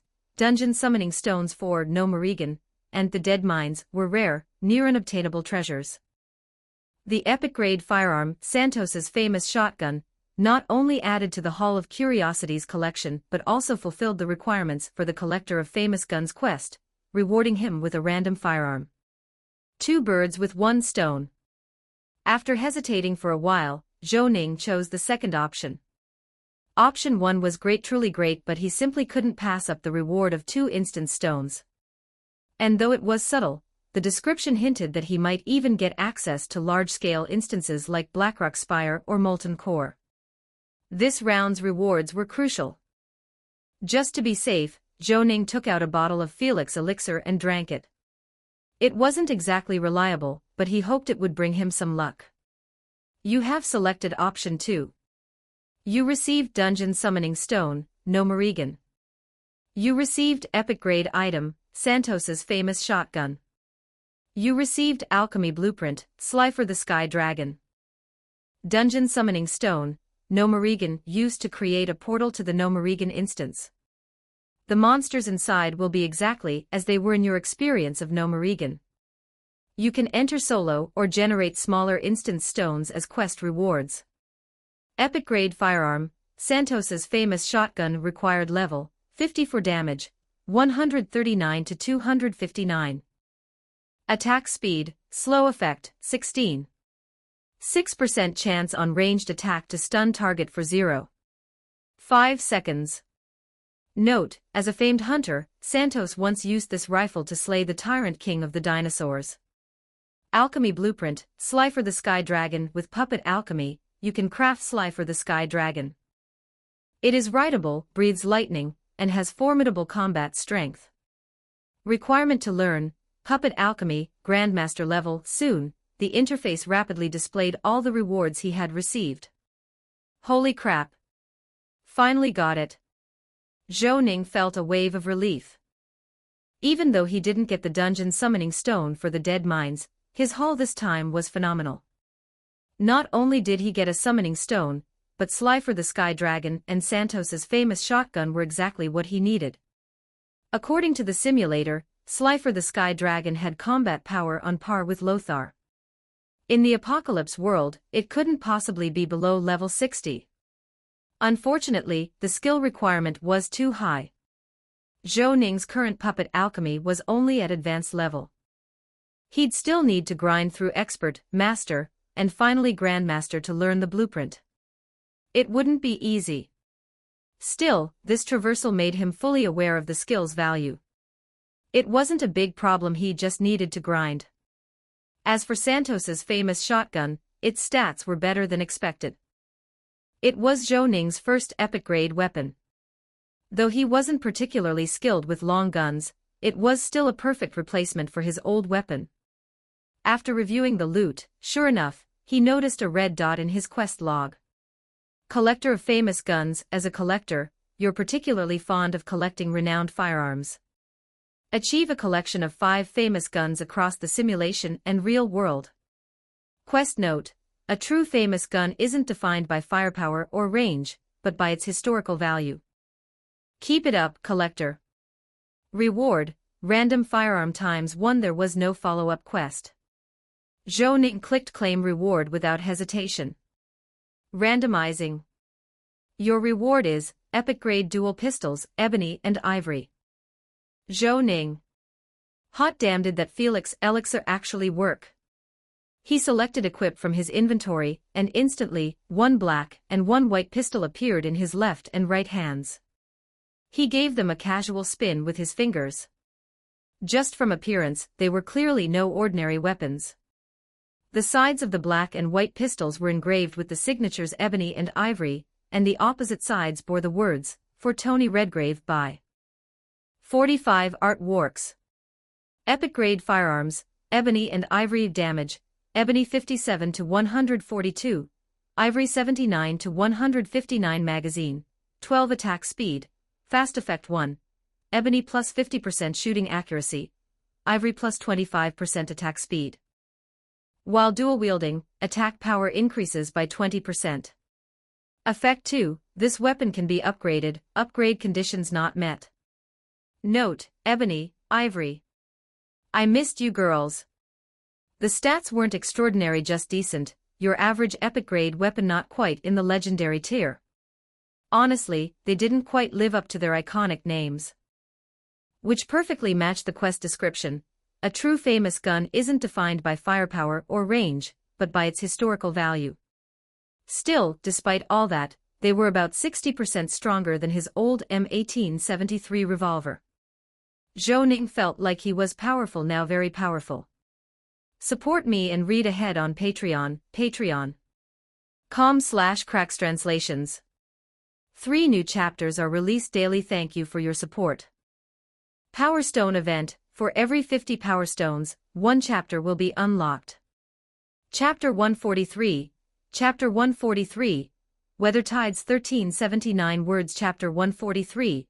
Weather Tides. The only regret was that ebony and white ivory weren't revolvers, so he temporarily lost the benefits of the level 10 Wandering Gunslinger talent, Revolver Mastery, which granted a 10% increase in firing speed and a 12% boost to piercing power for revolver-type weapons. Zhou Ning couldn't help but feel relieved. Thankfully, he had chosen elegant footwork as his level 20 talent. After studying the weapons, Zhou Ning clicked on the item he had been looking forward to the most in his inventory, the Nomorigan Dungeon Summoning Stone, and selected Use. In an instant, the summoning stone vanished from his inventory, and a new feature appeared beneath his NPC template, Dungeon Generation. After fiddling with it for a bit, Zhou Ning gradually figured out how the feature worked. When he crossed into a game-type simulation world, he had the chance to receive dungeon summoning stones after participating in dungeon storylines, thereby unlocking the ability to generate that dungeon through his NPC template. He immediately clicked into it. The screen shifted and a new interface popped up. For now, there was only a single dungeon, a city that looked somewhat run down. He reached out and clicked to select it. His palm sank slightly as a pitch-black miniature stele appeared. LV-10, LV-20 Dungeon Summoning Stone, Nomorigan. Description: the fabled gnome capital, the miracle city of Nomorigan, has been invaded by Trogs. The gnome High Tinkerer himself has been betrayed by his advisor, Psychothermoplug. Can you help them reclaim their homeland? Type: 5-player regression type dungeon. Current clears 0, highest completion rate 0%, first clear party none. The dungeon level was lower than he expected. In World of Warcraft, Nomorigan should be a level 25 plus dungeon, so it seemed that the power scaling in Apocalypse World was slightly higher than in WoW. But that was just as well. Right now, the average player level was around 7. In a few more days, players over level 10 would start to appear. This could be used to his advantage, making himself more attractive to players. After dealing with the rewards, Zhou Ning stood on the balcony for a while to enjoy the night view, then turned his attention to what he needed to do next. I definitely need to go to West Lin Town tomorrow. If I wait any longer, a lot of people might get impatient and switch to other classes, costing me a whole field of leaks. Now that I have this house, it's time to put the comprehensive laboratory on the agenda. With a full lab, I should be able to try upgrading the Phoenix battle suit, and making standard firearms shouldn't be a problem either. But setting up the lab, buying equipment and machine tools, those are going to cost a fortune. Not to mention I also need a carriage, a maid and a coachman. I was thinking, now that I've got money, why not enjoy life a little? But in the end, I'm still just a broke guy at heart. Thinking of the first Emperor template worth 250,000 vectas, Zhou Ning could only sigh. The next day, Zhou Ning woke up naturally in his new environment. He took his time getting dressed and washed up before heading downstairs. The maid hired by the Urban Fair Housing Association wouldn't arrive until tomorrow, So Zhou Ning made his own breakfast and read the newspaper that had been delivered to his mailbox, a complimentary perk from the Housing Association, which had a partnership with the Darkland Post, offering 1 year of free newspapers with every home purchase.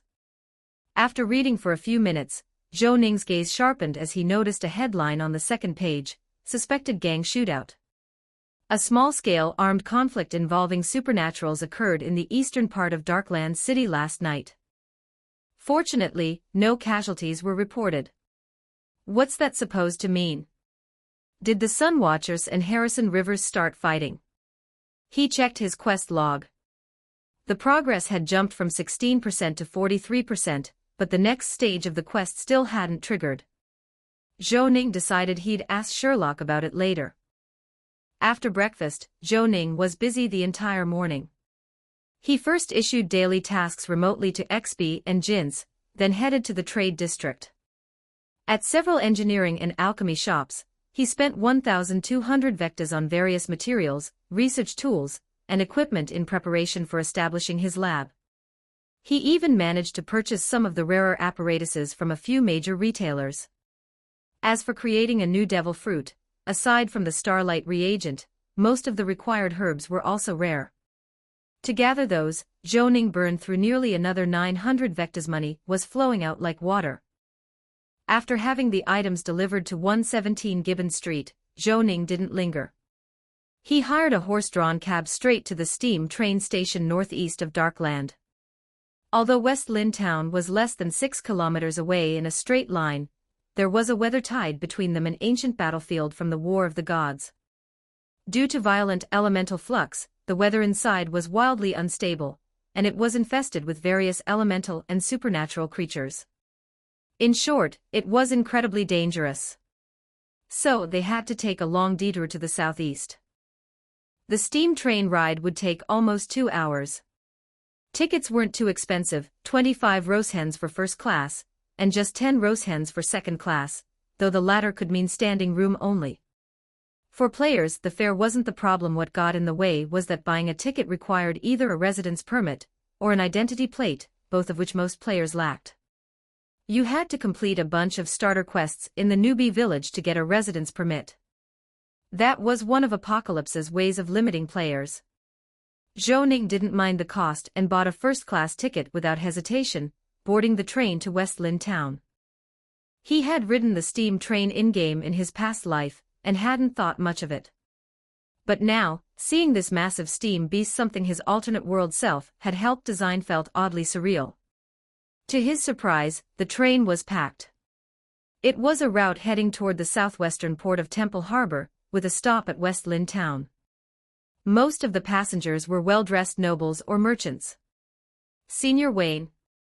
To Zhou Ning's surprise, as soon as he entered the carriage, he ran into someone he knew, tall, long legs as pale as porcelain, wearing a black Bryston-style skirt, and quite pretty. It was none other than Rosie Lilly, whom he hadn't seen in nearly half a month. She was accompanied by several alchemy underclassmen, all carrying large suitcases, and now glancing in his direction. "You're all headed." Zhou Ning blinked, genuinely surprised by the coincidence. "School trip," Rosie said, her eyes glinting. "An expedition into the weather tide. Participation is worth 2 credits. Are you going to, Senior Wayne?" Zhou Ning suddenly recalled Professor Weasley had mentioned this expedition about a month ago, and he had even made a batch of intelligence potions for it. Just then, a system prompt appeared on his interface: "You have triggered D-rank quest, join the expedition." Zhou Ning shook his head. "No, I've got something else to do." Although he was interested in exploring the weather tide, without a top-tier meteorologist, success was unlikely, and it would be a major time sink. Even if the school found something, he'd probably be left out. His current priority was farming players. No need to get swept up in this side quest. Rosie murmured, nodding a little glumly. Then she looked up. "Want a red bean pastry?"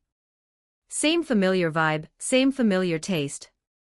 After chatting with Rosie for a bit, Zhou Ning found his seat and sat down, soon hearing giggles and Rosie's flustered protests from behind. A moment later, with a loud hoo from the whistle, the steam train slowly began to move. Not long after, the train pulling 16 cars gradually came to a stop. Zhou Ning adjusted his black silk top hat and stepped onto the platform at the north station of West Lin Town. Support me and read ahead on Patreon, patreon.com/crackstranslations. 3 new chapters are released daily. Thank you for your support. Power Stone event, for every 50 Power Stones, 1 chapter will be unlocked. Chapter 144, Chapter 144, Apocalypse Forecast.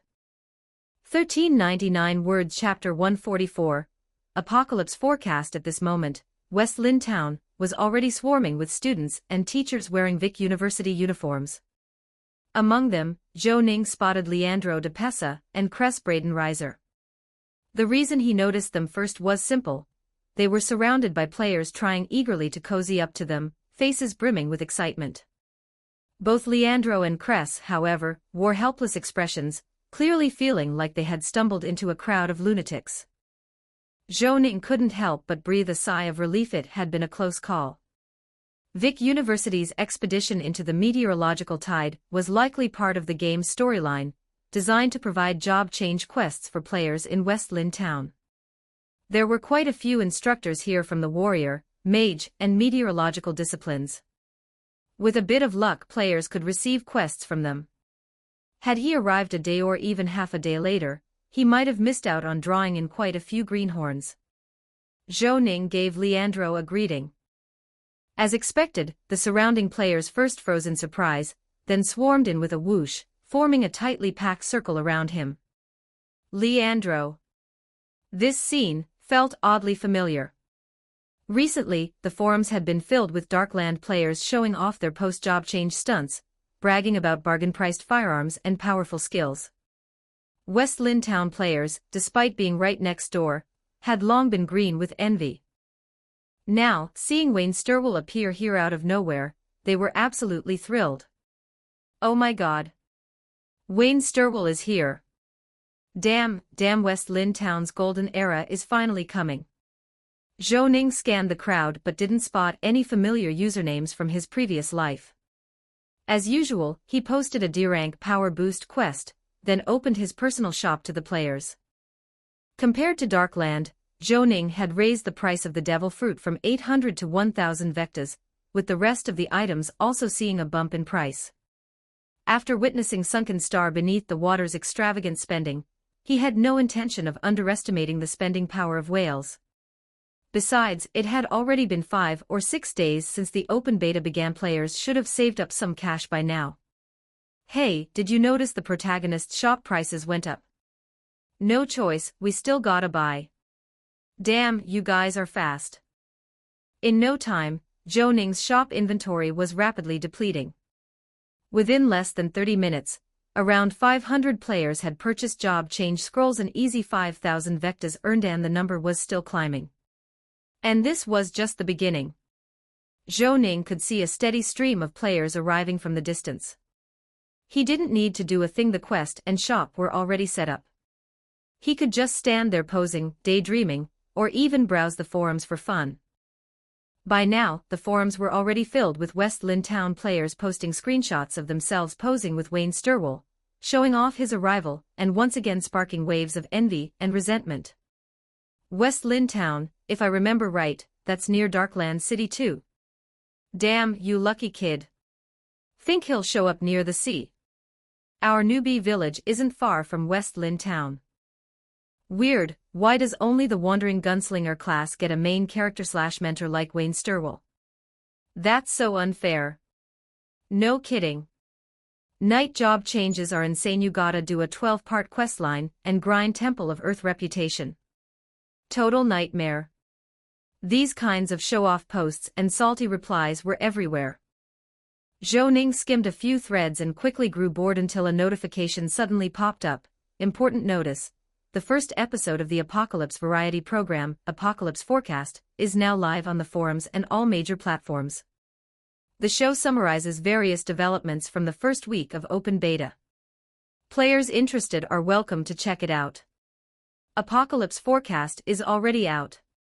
Zhou Ning blinked in surprise. In his previous life, Apocalypse Forecast was an official game-produced variety show, kind of like a knockoff of Happy Camp. It featured professional players playing games, competing, bantering awkwardly the usual variety show stuff while covering weekly game news, rankings, pro player gossip and more. Cringeworthy? Absolutely. But still, Zhou Ning, like most others, enjoyed the cringe. In his past life, the show hadn't aired until the first professional league began. He hadn't expected it to drop this early just because of his presence. Zhou Ning clicked into the pinned post and hit play. As expected, the video opened with a chubby host and a panel of pro players. To his surprise, he even spotted Jinx. Well, don't think I don't know this is work hours. Zhou Ning made a mental note to dock her pay. Greetings, dear viewers. Welcome to Apocalypse Forecast. Catch us every Saturday at 8 p.m. sharp. We'll guide your way through the chaos. The first episode was about 2 hours long. The first 20 minutes provided a quick recap of the player base's progress so far in the Apocalypse world. Roughly 1 million players had joined the open beta, but fewer than 100,000 had successfully changed jobs. The most popular job was the Esper, mainly because becoming one only required purchasing a low-grade superpower potion for 20 vectas. However, quality control was a serious issue. Most players ended up with garbage abilities. Next in popularity were warriors. Their entry requirements were low, anyone with decent natural force affinity could join the faction and get a job change after a few simple quests. Yet despite this, professional players still considered warriors the weakest class. Ridiculous.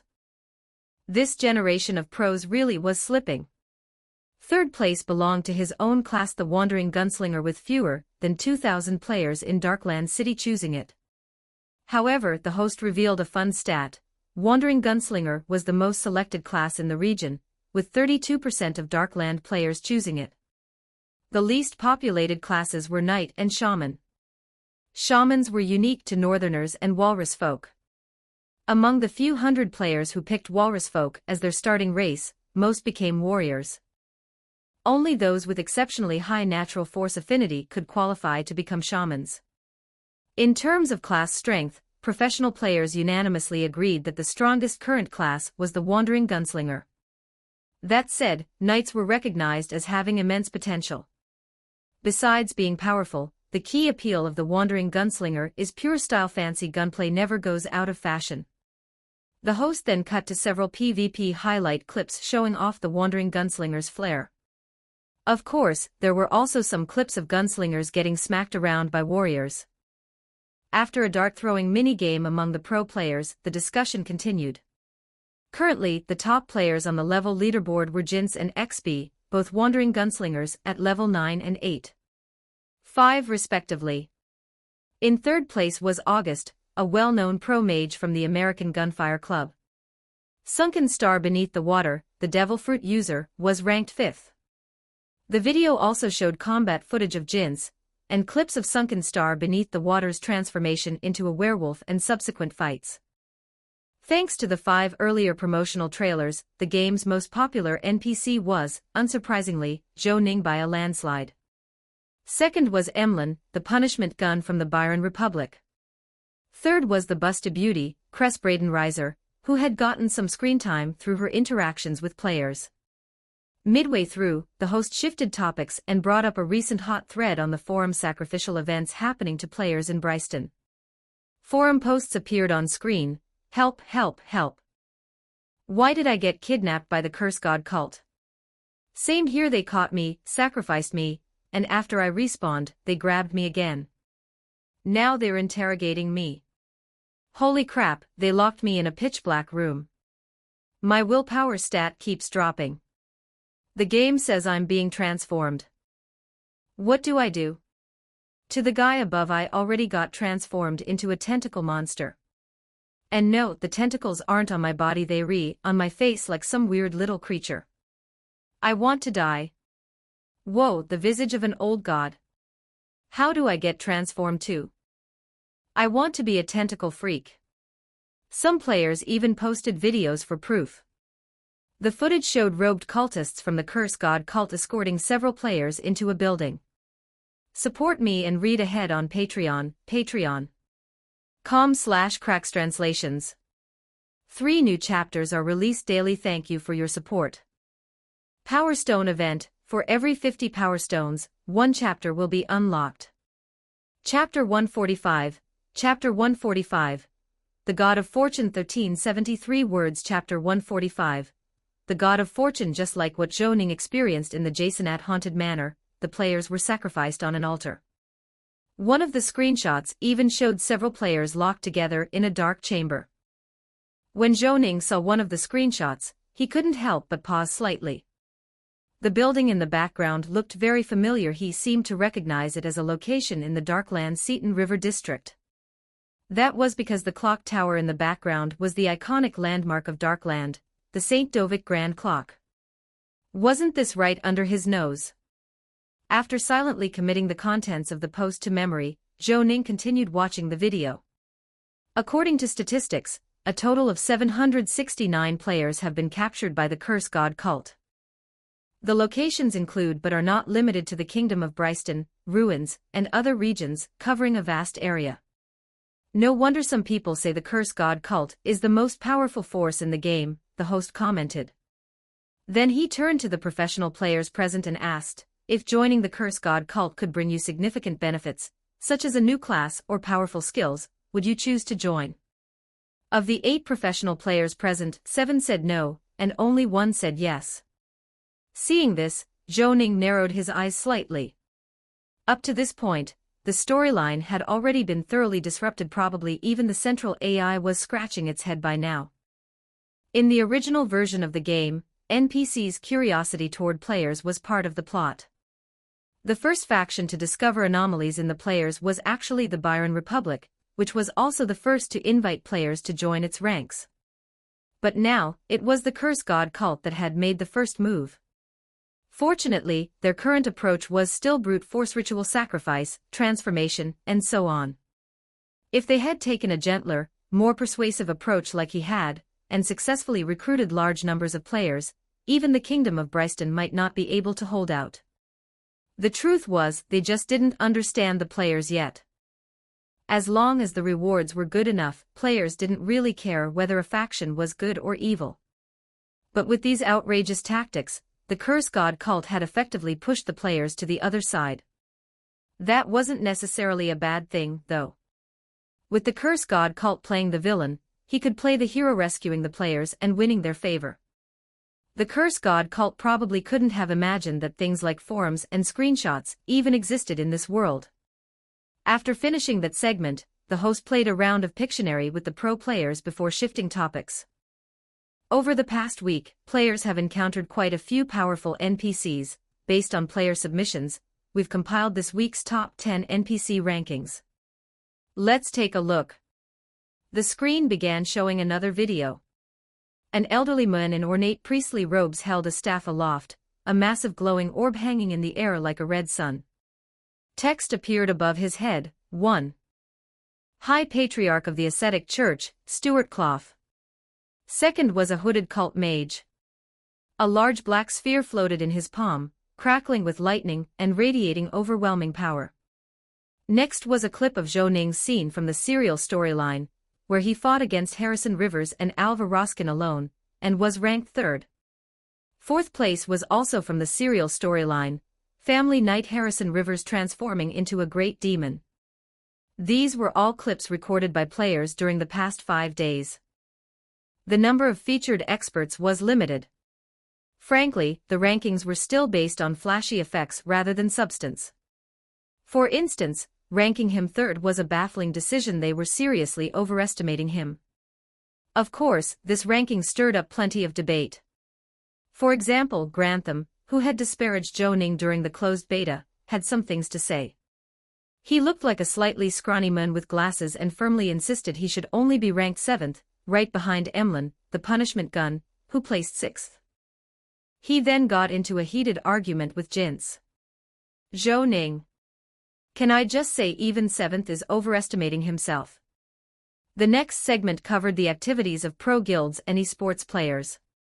In the 5 days since the public launch, a large number of well-known domestic and international esports clubs have joined Apocalypse, including Star Moon Club founded by Sunken Star Beneath the Water, Deep Blue Club, and the second-ranked domestic newcomer club, among others.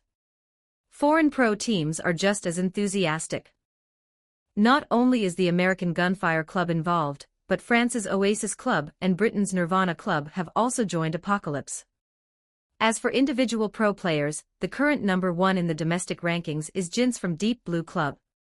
She completed a hidden quest and established a connection with the game's protagonist, Wayne Sturwell. She's also the first player in the world to change classes, and will likely be the first to reach level 10. In second place is Star Moon Club's founder, Sunken Star Beneath the Water, who spent a fortune to purchase a devil fruit from Wayne Sturwell and awakened a werewolf transformation ability. Luoyue, rumor has it your boss wants to become a pro player in Apocalypse. Is that true? In the video, a tall young man Star Moon Club's star player Luoyue showed an awkward yet polite smile and nodded, "It's true." "Then let's wish our nation's heartthrob all the best," the chubby host said with a grin. As for the third-ranked domestic player, he's currently an independent player. XB, who recently retired from Conquest, is also rumored to be a closed beta player like Jins. He also appears to have connected with Wayne Sturwell through a hidden quest. He's currently ranked second on the level leaderboard. Although his PK skills are average at best, his level and fortuitous encounters give him great potential. Internationally, we don't know much yet. We only know that someone in Britain's Nirvana Club has classed up into a Temple Knight. Meanwhile, August from America's Gunfire Club became a rare lightning mage through a hidden quest. These will likely be our country's greatest rivals on the future international stage. Next up, the top 10 unlucky players and the top 10 lucky players, but first, a word from our sponsor. After watching the program, Zhou Ning's biggest takeaway was, his own screen time seemed abnormally high. Especially with domestic pro players, the top 3 all had something to do with him. It really felt like he was some kind of walking benefactor, handing out opportunities and gear like a literal god of fortune. It was absurd. But with the program airing, Zhou Ning could clearly feel players looking at him with even more intense interest. A large number of them were trying to trigger hidden quests through him. Some, having watched XB and Jin's beta footage, thought they'd figured out the secret and came to his snack bar with piles of breakfast food, constantly asking him, "Wanna eat? Wanna eat?" Were they insane? Zhou Ning didn't even bother acknowledging them. Of course, most players didn't engage in such ridiculous behavior. Instead, there was a steady stream of players coming to change classes or purchase firearms. After several hours, Zhou Ning's experience bar had grown tremendously. By the time dusk rolled around and Zhou Ning left amid the players' groans of disappointment, he had accumulated over 1.9 million experience points, and his savings had hit a new record, 15,000 vectas. Based on his estimates, the player potential in West Lin Town would probably last another 1 to 2 days. If things went smoothly, he might even be able to persuade half the players near Darkland to become roaming gunners. He pulled out his pocket watch and checked the time. It was nearly 6 p.m. Since West Lin Town wasn't far from Darkland, Zhou Ning decided to take the evening bus back and return again tomorrow. Support me and read ahead on Patreon, patreon.com/crackstranslations. 3 new chapters are released daily. Thank you for your support. Power Stone event, for every 50 Power Stones, 1 chapter will be unlocked. Chapter 146, Chapter 146, Firearm Manufacture 1352 words. Chapter 146, Firearm Manufacture. Underground beneath the Grand Cathedral of St. Raymond, the headquarters of the Sunwatchers. Inside an ornately decorated room, Qian West sat with a pipe between his lips, casually twirling a quill engraved with a sun emblem in his hand, listening intently to Sherlock's report. According to the intel, Squad 3 infiltrated Baron Rivers Manor in the eastern suburbs, but it seems the target was alerted ahead of time and relocated early. Can you confirm the intel's authenticity? Qian West asked. Pretty much. The target didn't get much advance notice. Just shortly before we arrived, they left with the objective. There were still traces on the ground that hadn't been cleared in time. I saw footprints 24 yards in diameter, about 4 times the size of a normal person's, Sherlock replied. Ken West nodded and said coolly, then find the giant's trail as soon as possible. I'm authorizing the use of some unknown relics within the Sunwatchers. We need to deal with Harrison Rivers quickly if necessary. I'll step in myself. Understood. Sherlock perked up at the order. Among the Sunwatchers, several mysterious relics existed. One in particular, the microscopic horizon, could, at a cost, rewind the recent events in a small area. With that item's help, tracking down the giant would be relatively easy. Oh, and one more thing. Have someone keep an eye on the chosen ones within Bryston. If possible, try establishing contact with them. If we leave them alone, they'll eventually become a major problem, Ken West added. I understand. Sherlock nodded seriously. I've heard Wayne Stirwell has been associating closely with the chosen ones, constantly in contact with them. Should we assign someone to investigate him? No need for now. Just keep an eye on him, Ken said, picking up a mug of malt beer from the desk and taking a sip.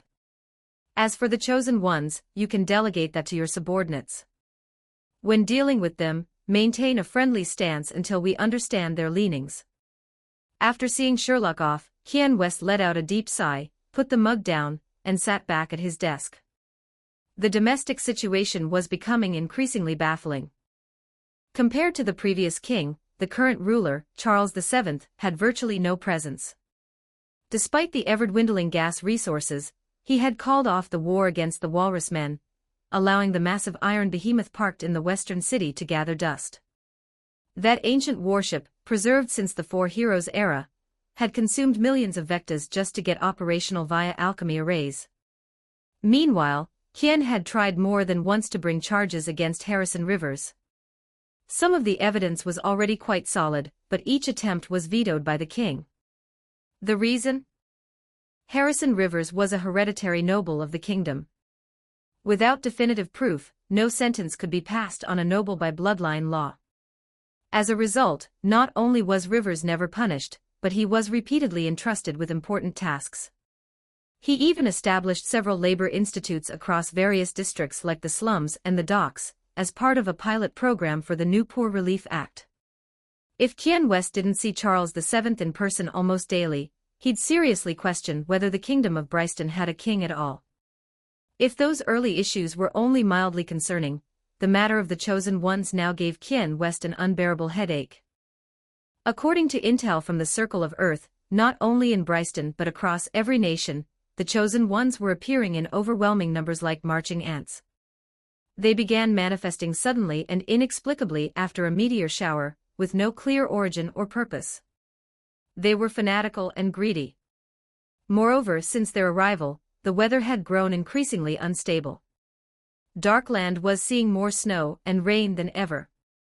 Even in Puyun Plateau and west of Golden Sea, bizarre meteorological tides were expanding outward. Combined with the prophecy about the imminent awakening of Archmage Elon, and the full resurgence of the supernatural, Ken West felt a chill down his spine. According to legend, the gods could not be touched or even gazed upon. When they awoke in full, what would become of this world? At that moment in the city square, Zhou Ning looked up at the sky. Snow had begun to fall without his noticing, and it was getting heavier. He didn't linger and headed straight to the steam train station. The train stopped running at 7 p., so by the time Zhou Ning returned to Darkland, it was close to 9 p. Soon after, a carriage pulled up in front of 117 Gibbon Street. Zhou Ning stepped down with his umbrella, and took a moment to admire the snowy scenery. Once inside, he entered the room to the right, where all kinds of equipment were stacked. After checking the inventory, he let out a long breath. There was quite a lot. To do a good job, one must first sharpen their tools. Zhou Ning had spent nearly 1,500 vectas to purchase a full array of gear in order to build a comprehensive lab. He winced at the cost when buying, but organizing and arranging everything was even more time-consuming. Even with his superhuman agility, it still took him nearly 6 hours to finish setting up the lab. It was more exhausting than fighting a supernatural being. But looking at the result of his hard work, Zhou Ning felt pretty satisfied. The lab was tailored to his needs. The front half was for mechanical work, equipped with a steam lathe and workbench. The back half was for alchemy, complete with racks holding test tubes, beakers, distillation flasks and more. Pulling out a chair in front of the mechanical bench, Zhou Ning sat down and began attempting to craft firearms without relying on in-game skills purely through his own reverse-engineered designs. This had been an idea of his for a while. Spending fame or using traversal coins to draw firearms wasn't a sustainable method. Even without blueprints, with his combined advantages of the Tony Stark and purple-tier research talent, reverse engineering basic firearms shouldn't be too difficult. Besides the famous hunting rifles like the Black Ebony, White Ivory, and those from Santos, Zhou Ning wanted to create a long-range weapon capable of extreme distance shooting, ideally a large-caliber firearm akin to a sniper rifle. Since he had already purchased the materials earlier that day, he could start right away. Thanks to his firearms knowledge specialty, firearm structures and mechanics weren't complicated for him. It was simply about using gunpowder to propel a bullet. Isn't that just having hands? Starting from the firearms he knew, Zhou Ning cleared his mind and focused entirely on building. On the panel, the Tony Stark purple-tier talent began to glow. Custom design failed. Custom design failed. Custom design succeeded. Blueprint matching in progress. Match successful. You have obtained a firearm blueprint, M1 Garand rifle. Not long after, Zhou Ning's eyes lit up as the system panel displayed a notification. His first firearm was complete. After tightening the final screw, a rugged-looking rifle lay silently on the workbench. This was a firearm that in his previous world's technological timeline wouldn't have been possible until around 1937. But having seen the finished product before, Zhou Ning had no trouble reverse engineering it. And this was only the beginning. Soon after, more and more blueprints began emerging: the Bulldog revolver, Springfield rifle, standard-issue Sunwatcher firearms, and so on. Thankfully, Zhou Ning had plenty of funds and had stocked up on materials. Gradually, his workbench became cluttered with a wide array of firearms. Next, Zhou Ning used the lathe beside him to manufacture bullets in various calibers. However, to his disappointment, he still hadn't successfully reverse-engineered a sniper rifle blueprint. Well, that's enough for today. Looking at the time, it was already near 4 a.m. Zhou Ning rubbed his eyes and turned off the lathe. After an exhausting day of running around, it was better to continue tomorrow. Support me and read ahead on Patreon, patreon.com/crackstranslations. 3 new chapters are released daily. Thank you for your support. Power Stone event: for every 50 Power Stones, 1 chapter will be unlocked. Chapter 147, Chapter 147, Crisis 1269 words. Chapter 147, Crisis. Although many firearm blueprints were created today, most of them were essentially useless. Due to the constraints of the era and available technology, designs like the Springfield rifle or the M1 Garand products of 1930s technology could technically be built, but the cost was higher than simply obtaining them through the lottery. Each one cost around 12 to 13 vectas, making them rather impractical. Fortunately, crafting a single gun granted between 2,000 and 3,000 experience points, and his skill proficiency in precision machinery crafting was gradually increasing. At worst, he was exchanging money for experience. Interestingly, old-style revolvers like those used by the Sunwatchers were more cost-effective. Factoring in material loss, each one only cost about 1.6 vectas to make, though the experience gained was limited. Zhou Ning retrieved the 3 mechanical arms sealed in card form, reconfigured the alchemy array using his newly acquired knowledge of puppet alchemy, and ran a test. To his surprise, the mechanical arms were now capable of independently crafting firearms with remarkable stability and efficiency. The next morning, Zhou Ning was jolted awake by the cold. Even with the fireplace running, the indoor temperature was clearly below 10 degrees Celsius. He quickly dressed, drew back the curtains, and saw that it was still snowing. A thick layer of snow had already built up outside. Having grown used to the unpredictable, chaotic weather of the apocalypse world, this kind of single-season climate actually felt unfamiliar. The cold was bone-deep. Not long after, a knock came at the door. Zhou Ning, who was reading on the sofa, stood up puzzled. He had scheduled a meeting with the Urban Fair Housing Association at noon, and it wasn't even 8 a.m. Who could be knocking at this hour? When he opened the door, he saw two men in black uniforms with matching soft hats. From the sapling insignia on their chests, Zhou Ning recognized them as corpse collectors, a specialized profession in the kingdom of Bryston. The one on the left coughed lightly and said, "Good morning, sir. We found a corpse near your residence. As per procedure, we ask that you identify whether it's someone you know."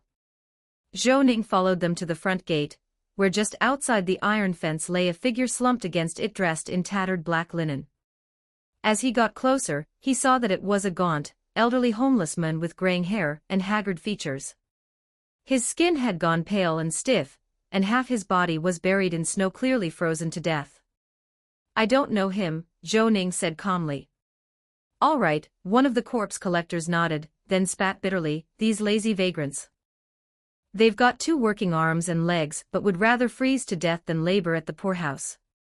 Muttering complaints, the 2 men secured the corpse with ropes, dragging it across the ground and leaving a long streak in the snow as they hauled it to a distant carriage. As they walked away, Zhou Ning overheard them talking. "That's the 23rd one this morning." Watching them load the old man's body onto the carriage, Zhou Ning took a deep breath, once again struck by the absurdity of this world. Sometimes a person's entire life was nothing more than fodder for others' ridicule. Back in the house, he took a few seconds to collect himself, then headed to the integrated lab to resume the previous day's work. After a night's production, Zhou Ning had gained over 12,000 experience points from the 3 mechanical arms, and produced around 300 old-style revolvers with stunning efficiency. Now well rested, he found it much easier to generate new blueprints. This time, Zhou Ning aimed directly for sniper rifles. The earliest one he could recall was the SAD sniper rifle from 1965, followed by the legendary AWP in 1982. Original design failed. He kept trying, refining every detail with each attempt. After numerous failures, Zhou Ning finally let out a sigh of relief. Before him sat a long-barreled, orange-colored rifle. A 4x scope was mounted on the top rail of the receiver. Original design successful. Matching blueprint. Match complete. You've acquired the firearm blueprint, Mauser Kar 98K rifle. Mauser Kar 98K rifle type, rifle quality, common, white, base stats, attack 146 to 225, magazine capacity 5 rounds, range 900 m. Usage requirement, agility 65, basic shooting mastery, advanced, ammo type, 7, 92mm rounds. Though he was still somewhat shaken emotionally, Zhou Ning couldn't help but be pleased. While not a true sniper rifle in the strictest sense, it did feature sniper capabilities, and helped address his previous lack of ultra-long-range firepower. After finishing the sniper rifle, Zhou Ning checked the time just past 10:15 a.m. He took out the Phoenix battle suit from his inventory and started adjusting its color scheme. He'd never quite managed to pull off Tony's signature red and gold palette, so now that he had the opportunity, Zhou Ning opted for a more low-key and mature black tone. He also made a few tweaks to the suit's features, installing a small mechanism in the armor that could deploy bombs and cutters. Other functions would have to be refined over time. By the time all this was done, it was almost noon. At 12 o'clock sharp, Casper from the Urban Fair Housing Association arrived as scheduled, bringing along 3 maids for Zhou Ning to choose from. Faced with 3 maids whose average age was an impressive 43, Zhou Ning, who'd hoped for the busty and beautiful type, could only shake his head slightly and make a reluctant choice. After some hesitation, he picked the one with the best resume. Jacqueline, 38 years old, was a follower of the Temple of Earth.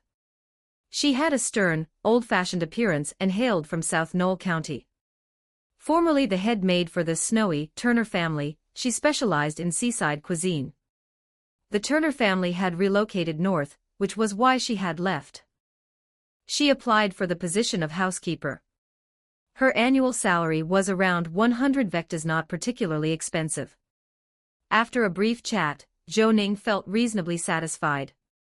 With a capable housekeeper, he could delegate a lot of tasks. She could also handle materials procurement in the future. After signing the contract, Zhou Ning paid her annual salary upfront, 100 vectas, and gave her another 500 in cash to purchase a four-wheeled carriage, hire a coachman, and buy necessary supplies. Once Jacqueline left to handle those errands, Zhou Ning grabbed an umbrella from the stand and headed back to the steam train station to catch the train to West Lin Town. Upon arrival, he saw that the station was packed with students from Vic University, many of them from the alchemy department. Quite a few greeted Zhou Ning, suggesting that multiple student groups were heading to West Lin Town in waves. To Zhou Ning's surprise, several students on the train were playing Yu-Gi-Oh! It seemed John's promotional efforts had really paid off. However, the students seated near Zhou Ning were all flailing amateurs, worse than even Molly. After watching their blunders for a bit, Zhou Ning couldn't help but yawn and turn to gaze out at the snowy landscape through the train window. Suddenly, his body tensed, and the hairs on the back of his neck stood up. An overwhelming sense of danger surged through him. Out the window, he saw a billowing cloud of snow mist rising into the air, and in the next instant, the entire steam train began to shake violently. Support me and read ahead on Patreon, patreon.com/crackstranslations. 3 new chapters are released daily. Thank you for your support. Power Stone event: for every 50 Power Stones, 1 chapter will be unlocked. Chapter 148, Chapter 148, The Ice Lord 1201 words. Chapter 148, The Ice Lord. The tremor came so suddenly that many students immediately lost their footing and slid toward the other side of the train car. Zhou Ning even saw a few players in the distance, each with an ID above their heads, also tumbling over in disarray. One of them was none other than Qingbai Wild Sake. Thanks to Zhou Ning's elegant footwork talent, which granted him excellent balance, he had no trouble staying upright. But when he looked out the window again, he was startled by what he saw. A 5-meter-tall ice giant was climbing up the train. As it ascended, it casually tore open a train car. Cold wind blasted in, and a nearby player was instantly frozen into an ice sculpture. Zhou Ning, the Ice Lord. Isn't that the monster that only appears deep within the weather tides? Zhou Ning couldn't help but feel a mix of shock and confusion.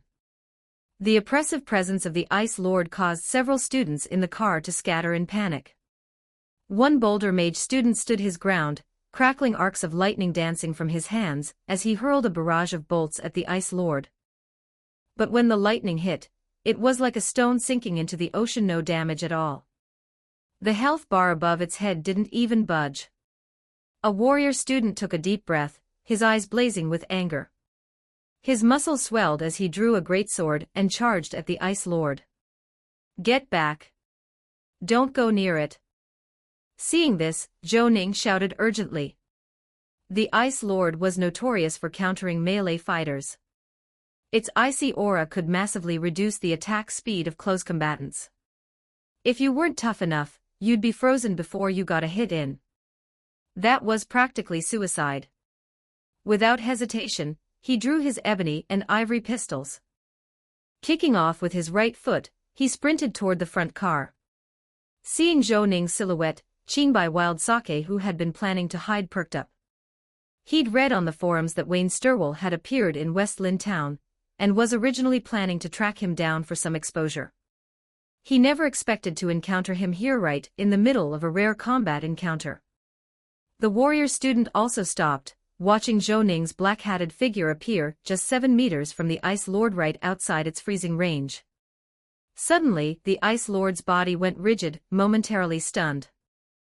Zhou Ning seized the opportunity, raising both pistols, one black, one white, aiming their dark barrels at its head. Without a hint of emotion, Zhou Ning pulled the triggers. A burst of thunderous gunfire exploded, and shimmering ice crystals scattered like a shower of petals. Zhou Ning glanced at the data flashing across his interface, and his pupils shrank slightly. Ice Lord attributes: Strength 140, Agility 95, Vitality 156, Spirit. Willpower. Charisma 49, Mood, Enraged status, Healthy traits, Ice resistance, plus 100% ice resistance, Colossal creature, plus 1000 HP, plus 72 ATK, Fire aversion, minus 50% fire resistance, further details unknown. Skills: Frost Nova, Advanced, Freeze, Advanced, Chain Frost, Intermediate, further details unknown. Another monster near the version cap just showing up like that. Zhou Ning had loaded a special bullet into the faster-firing ivory. When the fourth round chambered and fired, it silently activated the extraordinary bullet effect. A round imbued with fire whirled into the Ice Lord's body, stunning it once more. At the same time, a talisman silently appeared in Zhou Ning's left hand, one of several he'd acquired from Wright Phillips. Then, holding the ivory in that same hand, Zhou Ning pinched the talisman. As the Ice Lord stood dazed for 2 more seconds, he spoke in a low voice. As his concentration gauge dropped, Zhou Ning flicked his fingers, launching the flame talisman with uncanny precision into the Ice Lord's mouth. With a shriek, flames burst from its throat, white smoke billowing out. Zhou Ning didn't stop. He abruptly raised his pistols again, the shadowy barrels locking onto the Ice Lord's face. With twin roars, 2 flame-infused bullets wrapped in armament hockey and ripple energy slammed into the Ice Lord's gaping maw. With another ear-splitting cry, the frost-wreathed giant trembled violently. The blue flames in its eyes flickered and vanished. After a short pause, its massive body toppled from the steam train, slamming into the ground below with a deafening crash that left a giant crater and sent tremors through the earth. The warrior student watched this scene from afar, stunned speechless for over half a minute. His mind replayed the moment over and over. Wayne, with twin pistols, firing flame bullets as the 5-meter monster fell. He had studied the monster encyclopedia before this mission. The Ice Lord was listed as a quintessential extraordinary creature, a threat level above high-tier warriors.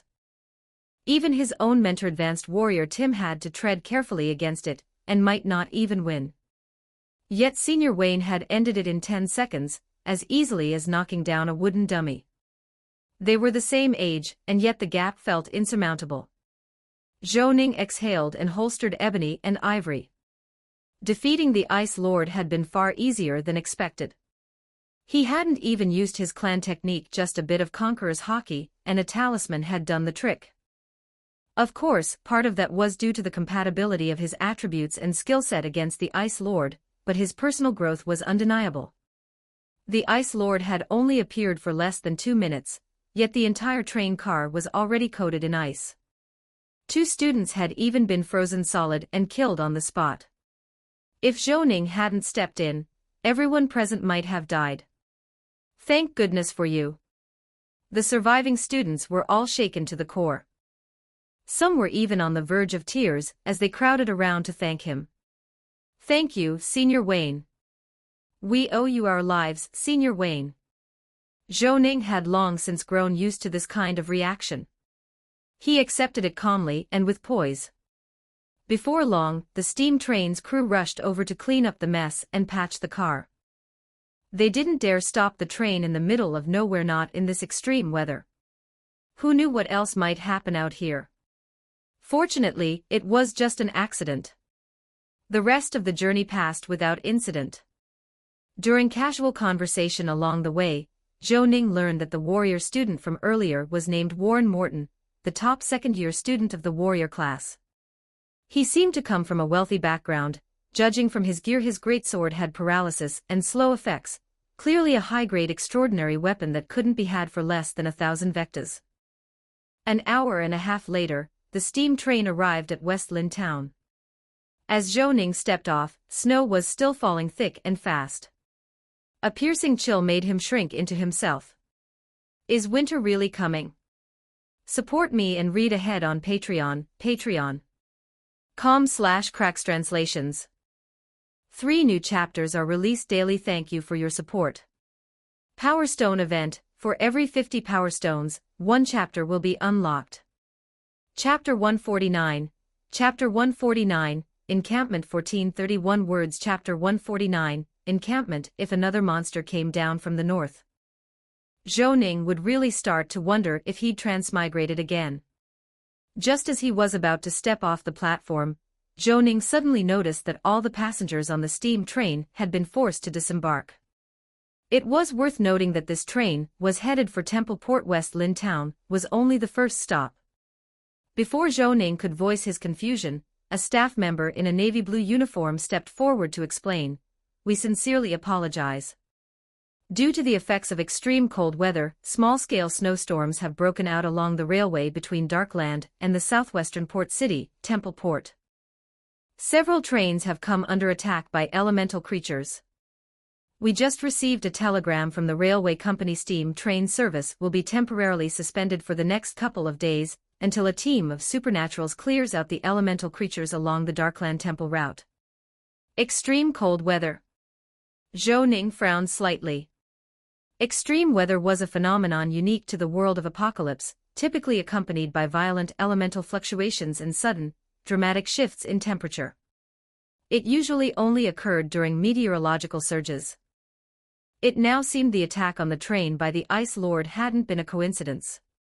Zhou Ning had joined the game late in his previous life, so he wasn't sure if this particular cold snap had occurred then. But one thing was certain, this wasn't good news.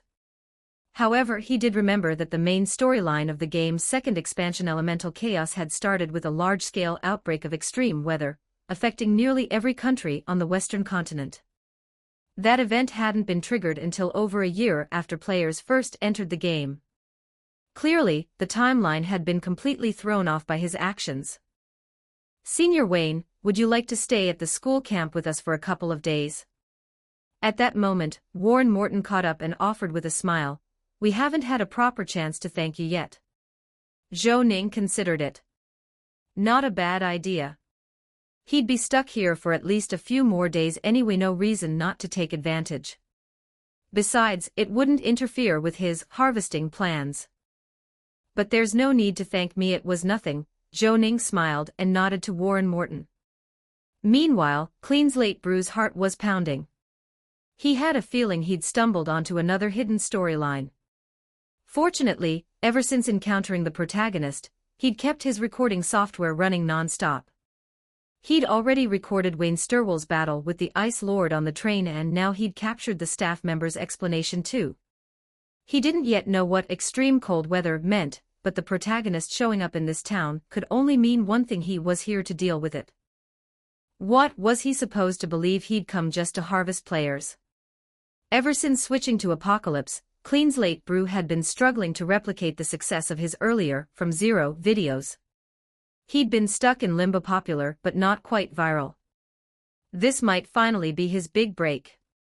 Zhou Ning had, of course, noticed his ID. Just like XB, Jints, and Sunken Star Beneath the Water, Clean Slate Brew was another solid backup. In his previous life, the guy had been a well-known content creator and match commentator. Having him around was like Jonathan Joestar keeping Speedwagon by his side, a built-in narrator. Since he'd made it this far, might as well let him tag along when the chance arose. After entering the town with Warren Morton and the others, Zhou Ning once again became the center of attention among players. But this time, he chose to ignore their fawning and followed Warren toward the far end of the town. West Lin Town wasn't very large, but aside from the players, Zhou Ning also saw a large number of stranded travelers. By his conservative estimate, there were at least 600 people here, making the town feel particularly overcrowded. As Zhou Ning had guessed, the expedition team from Vic University had set up a large camp in the town's northwest corner. Tents made from a black material called blice were everywhere. This fabric was incredibly durable, resistant to cold, wind, and corrosion, and was commonly used for umbrellas as well. On top of that, each tent was protected by a faint purple dome generated by the arcane protection spell, a skill from the arcane magic school. It served to block wind and rain while also keeping out wild animals and low-level elemental creatures. This setup was far cozier and safer than staying in a random inn in town. Zhou Ning couldn't help but feel he'd made the right choice. The leader of the Vic University group was Vice-Chancellor Edwin Hercrusay, professor in the meteorology department, and a senior bishop of the Temple of Earth Church. When Warren Morton recounted the events on the steam train in full, a rare smile appeared on Edwin's usually stern face. He tapped his chest 4 times in the shape of a diamond, drawing the sacred emblem of the Temple of Earth. "Well done, Stirwell. On behalf of the university, thank you for everything you've done. When we return, I'll request that a few extra credits be added to your record." At Bryston, it was common for students and faculty to address each other by surname. Zhou Ning was slightly surprised, but he smiled and replied, "As I told Warren before, it was nothing." Edwin chuckled. A certain unknown sage once said, "Bestow kindness without seeking repayment. Give generously and never regret it." Wesley was right, you truly are the finest student in this year's alchemy program. Zhou Ning. That line, when properly translated, should read, "Show kindness without expecting anything in return. Give without regret." It was a line from the Taishang induction chapter. Way to go, One Piece. Zhou Ning couldn't help but throw some internal shade. After chatting with Edwin for a bit longer, Zhou Ning was granted residence in the camp and assigned a tent right next to Warren Morton's. "We're just getting lunch ready. Want to join us?" Warren asked with a smile after helping Zhou Ning settle into his tent. Zhou Ning rubbed his stomach. He hadn't had a bite to eat since morning, so he followed Warren to a large tent in the center of camp, the temporary mess hall. Inside, Zhou Ning spotted Rosie Lily. The long-legged girl was, as expected, a serious overachiever. In addition to her roles as alchemy teaching assistant and shop clerk, she was currently acting as the camp cook, diligently toasting slices of bread. Gotta admit, she looked pretty cute when she was focused. "I'll take 2 servings of crispy toast and a sausage," Zhou Ning said, tapping the counter lightly. "What are you doing here?" Rosie blinked in surprise at him, clearly caught off guard. But after a moment, she gave a small nod and her movements became noticeably livelier. Not long after, she brought over several slices of golden, crispy toast. They looked quite appetizing. Zhou Ning thanked her and devoured the meal in just a few minutes. After some light chit-chat with Rosie, Zhou Ning left the mess tent and began strolling through the camp, partly to aid digestion, partly to survey the surroundings. Snow was now falling even harder outside, and several students were out shoveling paths through the accumulating drifts. The camp was fairly close to the meteorological surge they planned to investigate. From the camp, Zhou Ning could already see it faintly in the distance. Standing still and gazing out toward the chaotic storm, Zhou Ning could just make out several towering stone pillars reaching into the sky. In his past life, Zhou Ning had once explored a minor meteorological surge located on the border between Bryston and Ruins. The weather inside was violently unstable, filled with countless elemental and supernatural creatures as well as undiscovered strange artifacts, supernatural materials, and powerful magical items. There were even phantoms of divine beings within, remnants of the ancient divine war that formed the foundation of these surges. Once those phantoms vanished, the meteorological vortex itself would eventually dissipate as well. Exploring these weather surges was one of the core gameplay mechanics of Apocalypse. Yet even by the 3rd expansion in his previous life, no player team had ever fully cleared one. They were the epitome of danger and opportunity entwined. Support me and read ahead on Patreon, patreon.com/crackstranslations. 3 new chapters are released daily. Thank you for your support. Power Stone event, for every 50 Power Stones, 1 chapter will be unlocked. Chapter 150, Elemental Invasion 1298 words. Chapter 150, Elemental Invasion. Of course, with his current strength, there was no way he could explore the meteorological tide on his own. Even for this expedition organized by Vic University, Zhou Ning didn't hold out much hope. What a joke, players in the future, with an average level of 80, still couldn't conquer the meteorological tide. Although this expedition was only meant to probe the outer regions, which usually didn't spawn dangerous creatures, Zhou Ning instinctively sensed danger, especially considering the recent abnormal weather and his earlier encounter with that Ice Lord. Still, now that he was here, standing by and doing nothing wasn't an option either. All he could do was help out as much as possible without risking his own safety. Zhou Ning narrowed his eyes and stepped out of the camp. The eagerly waiting players immediately swarmed toward him. He opened his personal shop and made it available to the players. He hadn't brought many firearms this time, just under 500. They sold out quickly, and his experience points were increasing rapidly.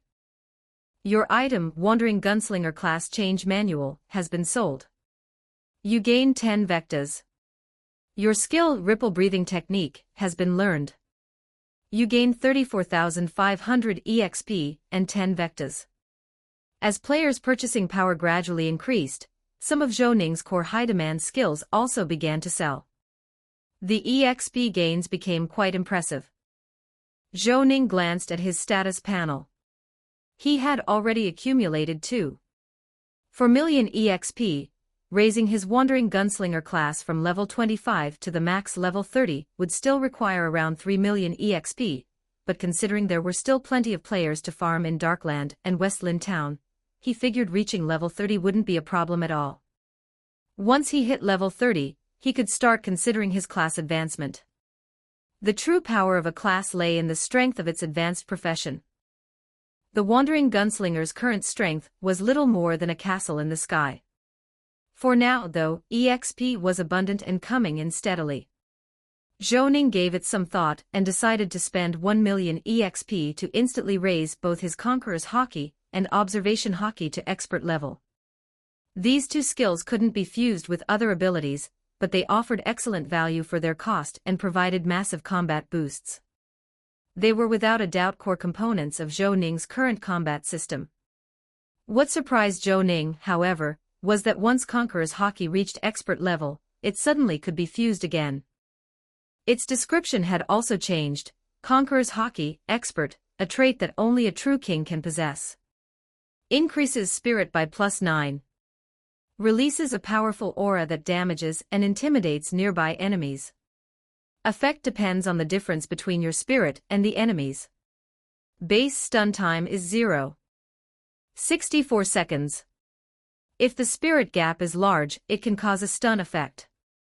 At expert level, this hockey can be imbued into weapons or bullets, massively boosting attack power. A pleasant surprise indeed, his combat strength received another significant boost. The base stun duration had risen from 0.36 seconds to 0.64 seconds, nearly doubling.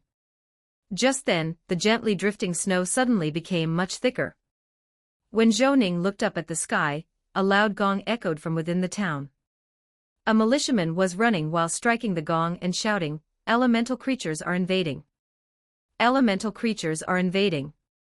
Zhou Ning was slightly startled and quickly looked into the distance. From what he'd heard during a casual chat with Sherlock, there had recently been a string of attacks on people by elemental creatures and wild beasts all over Bryston. While wild beast raids on towns weren't unusual, full-scale invasions by elemental creatures were rare. Damn, did he just hit the jackpot the moment he showed up? Thanks to his Hawkeye talent, Zhou Ning could see the invading elemental creatures from several dozen meters away, and finally let out a breath of relief. Most of the invading creatures were ordinary ice elementals and a kind of icy blue insect. They looked similar to the blood worms he'd encountered before. These were frostbite crawlers, low-level elemental creatures around level 10. Like the blood worms, frostbite crawlers had low HP and high attack. Only a few had the ability to spit ice orbs from afar. As long as one had firearms, they weren't hard to deal with. One blast of Conqueror's Hockey from him should be enough to wipe them out instantly. Even if the players couldn't hold the line, he could easily cover for them. Zhou Ning guessed that if he weren't around, the players would likely lose the fight, and the Vic University expedition team would have to step in and resolve the situation. It was probably part of the game's system to provide players a chance to interact with NPC factions and learn new skills. After all, the faculty at Vic University included plenty of high-ranking members from other churches like Edwin Hercris. Naturally, they wouldn't be clueless about the players' inability to die. That was the charm of Apocalypse Online. Not only were players interested in NPCs, but the NPCs were also intrigued by players. Their relationship was fundamentally one of mutual exchange. Faced with the elemental invasion, Mayor Brunson Meyer dared not delay. Just as he was about to request help from Vic University's expedition team, he suddenly recalled the god's revelation: these chosen ones are fearless in the face of death, they cannot die. Perhaps it was time to make use of that. Adventurers. West Lynn Town gave you bread, cheese, jobs, and warm homes. Now that West Lynn is facing an unprecedented crisis, we need you to pick up your weapons and defend this town. Just as Brunson Meyer finished speaking, a commotion broke out among the players. At that moment, everyone received a defense quest. You have triggered the defense quest, defend West Lynn Town. Issuer, Brunson Meyer. Even Zhou Ning received the quest. Seeing the level 10 requirement and 3000 EXP reward, he curled his lip but still accepted it, watching with interest as the players howled and charged out of town. The players' combat strength was stronger than Zhou Ning had expected. Typically, 2 or 3 could take down a single frostbite crawler.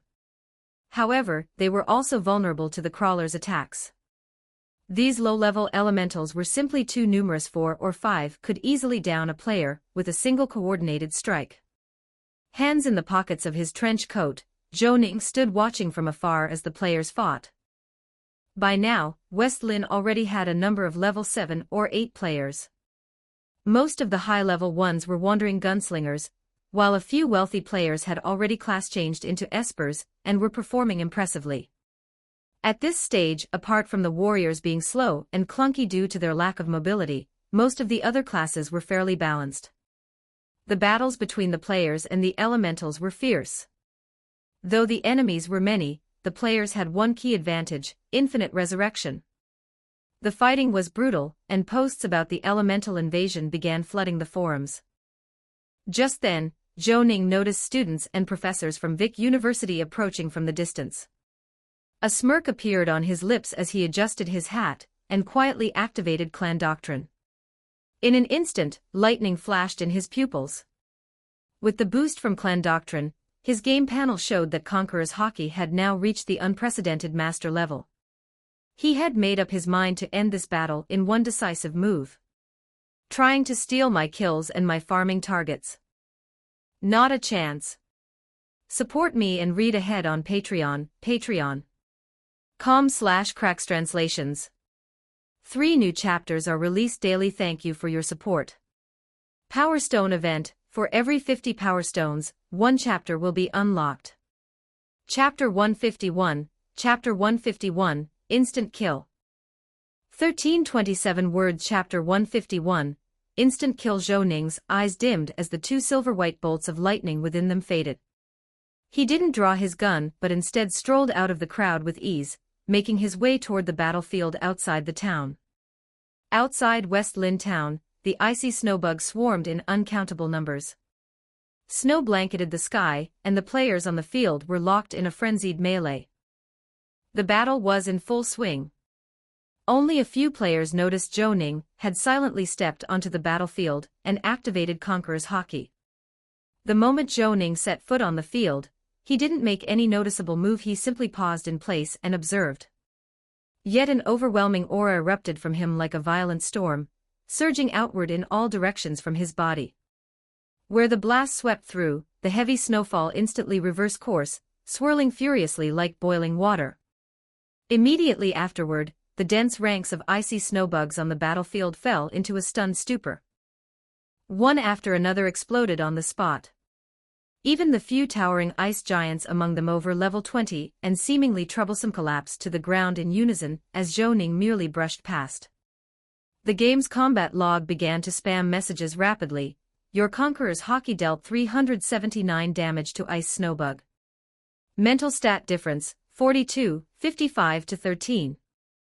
The Ice Snowbug was stunned. You killed the Ice Snowbug and gained 89 EXP. Your Conqueror's Hockey dealt 363 damage to Ice Snowbug. Mental stat difference, 43, 55 to 12. The Ice Snowbug was stunned. You killed the ice snowbug and gained 92 EXP.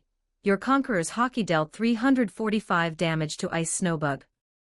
Mental stat difference, 41, 55 to 14. The ice snowbug was stunned. You killed the ice snowbug and gained 85 EXP. Players who witnessed this scene felt their hearts jolt. Their very breathing slowed. They knew the performance bonuses from stylish gunplay and elegant footwork applied to all skills. But in their eyes, this moment felt like something straight out of a fantasy novel. Zhou Ning's black trench coat fluttered wildly in the wind and snow as he walked forward. Wherever he passed, waves of ice snowbugs exploded in unison, as neat as wheat being harvested. Though the stamina cost was high, the attack effects of master-level Conqueror's Hockey far surpassed the intermediate level. With 55 points in Spirit, the numerous ice snowbugs mostly around level 10, and with Spirit stats below 15, stood no chance against the pressure of master-level Conqueror's Hockey. They were instantly killed, effortlessly clearing the screen in one overwhelming sweep. The visual impact was tremendous. Many players still locked in battle suddenly noticed the monsters in front of them had already collapsed violently, no less. They looked on in astonishment as Zhou Ning continued his leisurely stroll, never once breaking stride. That's too freaking cool. When the hell will I be able to look that cool? All eyes were on Zhou Ning's graceful figure. Even though they'd seen him unleash Conqueror's Hockey in promotional footage before, no in-game cinematic could compare to witnessing it firsthand. And besides, his earlier scene slaughtering the blood worms wasn't half as dramatic as this. He moved like he was out for a walk, and as the storm surrounding him swept forward, monsters that normally took hard-fought battles to kill simply exploded en masse with a pop. Even several ice giants flagged as elite skeleton-class enemies by their scans were instantly annihilated, like fireworks going off. The gunslinger players on the scene were instantly filled with renewed confidence in their class's potential in Apocalypse. I made the right choice. One day, I'll shine just like this. The newly arrived students from Vic University, just like the other players, were stunned speechless. Zhou Ning hadn't deliberately shielded them from his aura. Even from a considerable distance, they couldn't help but tremble. Their legs went weak as an intense chill rose in their hearts. One student at the front was so shocked and dazed that he nearly stumbled and fell. The teachers behind him grew visibly tense. They too felt the oppressive force emanating from Zhou Ning. With the exception of a few, this was their first time witnessing Zhou Ning in action. Though they'd heard he was strong and already a living legend in Darkland City, seeing it for themselves was another matter entirely. 10 seconds later, Zhou Ning came to a halt. There were no elemental monsters left standing within his line of sight. As he retracted his Conqueror's Hockey, the upward whirling snowflakes finally returned to their normal fall. The ground was strewn with shattered ice and the corpses of ice snowbugs. Luminous blue blood flowed everywhere, almost comically toned down in color, like something harmonized for content moderation. Zhou Ning brushed the snow off his shoulders. Honestly, high-level Conqueror's Hockey was more than enough to instantly kill these ice snowbugs. With the clan's secret technique boosting him to master level, it was like slicing through bamboo, completely overwhelming enemies around level 10. The sheer shock value alone was immense. Yup, the players' reactions are exactly what I was going for. Zhou Ning had to admit, this felt pretty damn good. Of course, to maintain his cool-headed image, he kept an indifferent expression. After exchanging a few words with the arriving town leader, Brunsenmeyer, and Warren, he returned to the town under the admiring stares of the players. When he reopened his quest log, he saw the task had indeed been completed. That burst of full-power Conqueror's Hockey just now had wiped out nearly 2,500 ice snowbugs in barely over 10 seconds, netting him around 200,000 EXP. A total win. But Zhou Ning hadn't gone all out just to show off. His real goal was to compete with the high-level professionals from Vic University and highlight the strength of gunslingers to protect his customer base. If players were swayed into switching to other classes, it could cost him tons of EXP. Judging by the results, he'd clearly achieved his objective.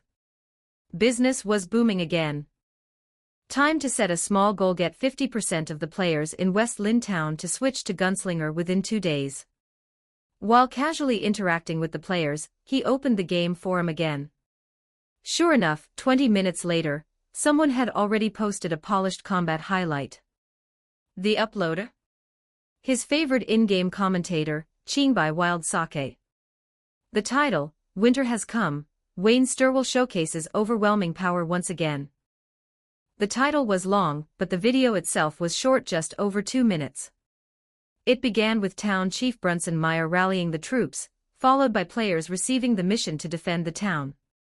Then came the brutal battle, with players dying left and right to the ice snowbugs. The edited footage painted the struggle as desperate and tragic. Then came Wayne Sturwell's entrance.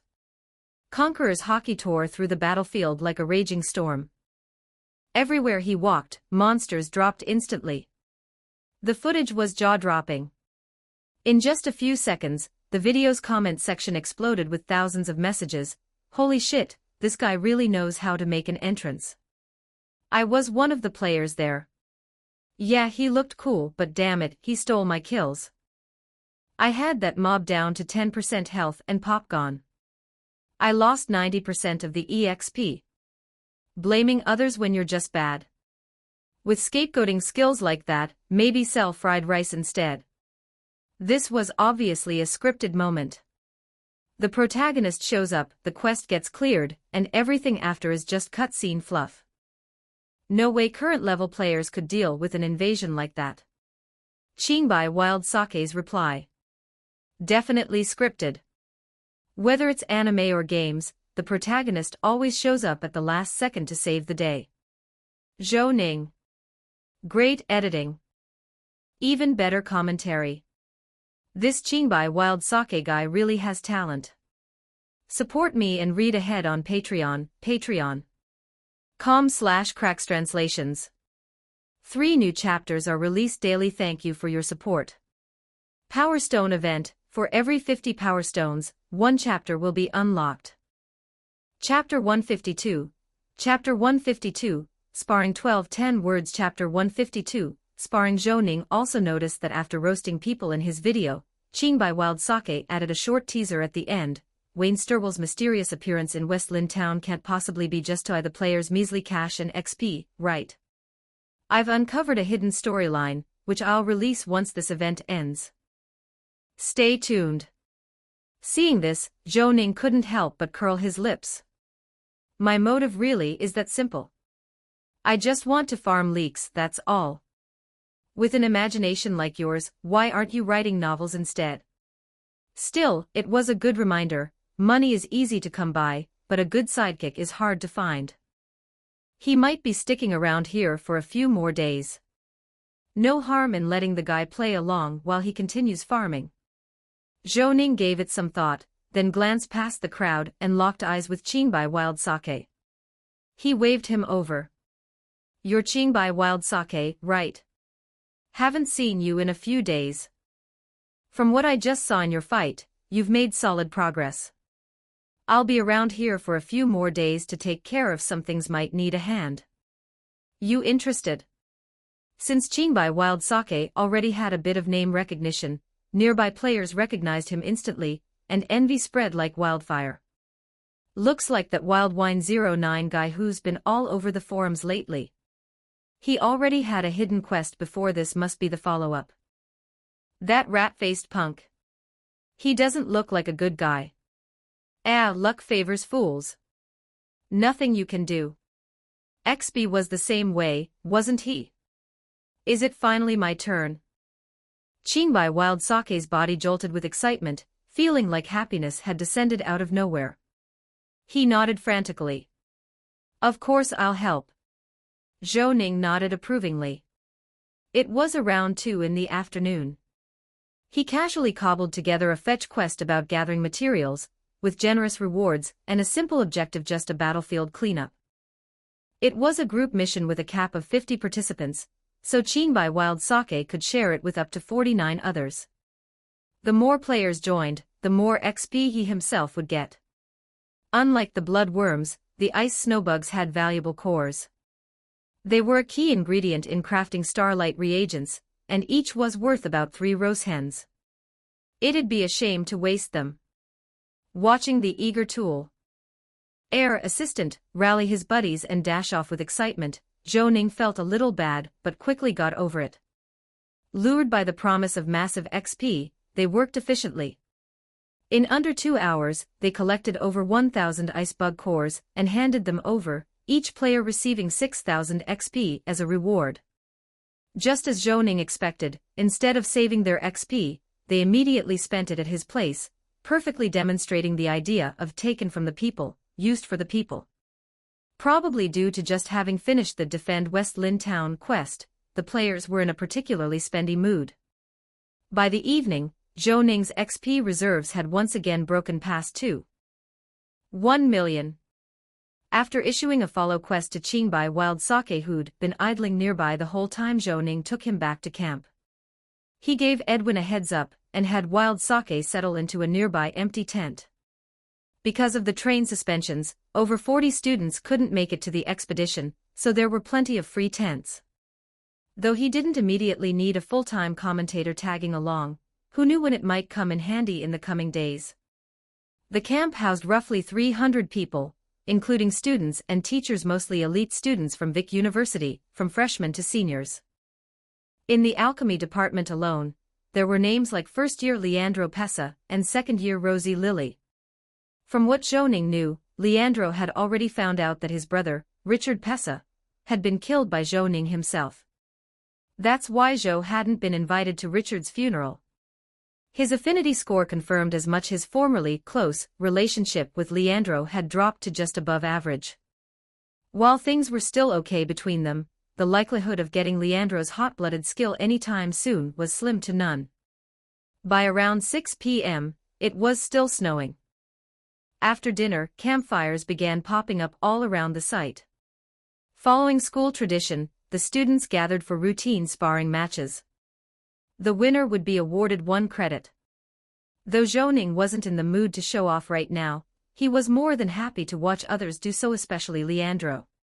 He was quite curious about the guy's strength. He couldn't help but wonder, if he fought Leandro now, how would it turn out? He picked a random spot to sit down. Qingbai Wild Sake stood behind him, buzzing with excitement. After all, it had only been a week since the game launched, and he was likely the first player to successfully infiltrate a major power. Things were just getting good.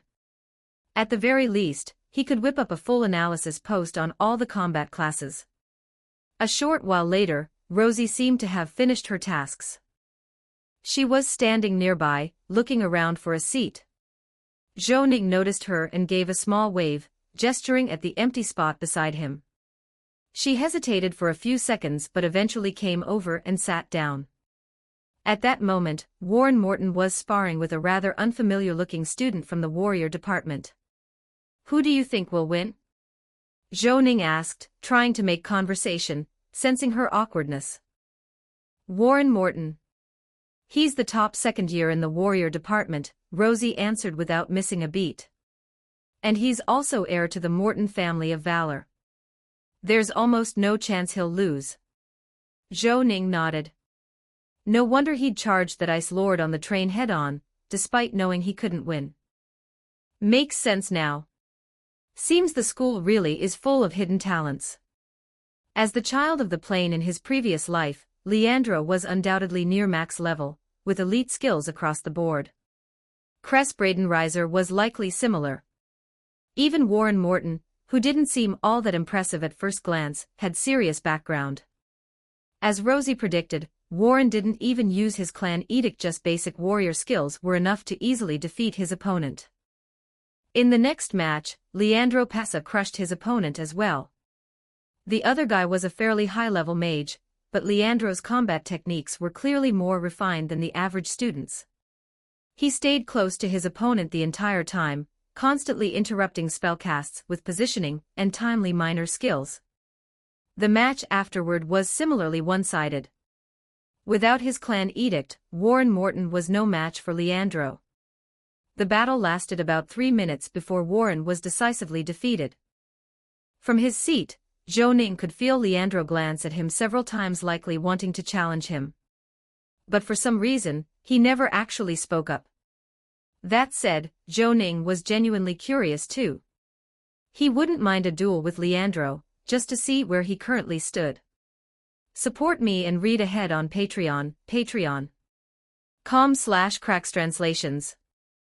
3 new chapters are released daily. Thank you for your support.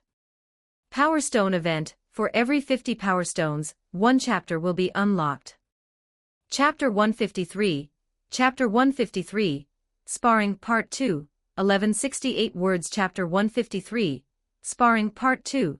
After a long period of internal struggle, Leandro finally adjusted his breathing, gave Zhou Ning a respectful bow, then pointed directly at him, and loudly declared, "Senior Wayne, I challenge you." To be honest, Leandro was still quite conflicted.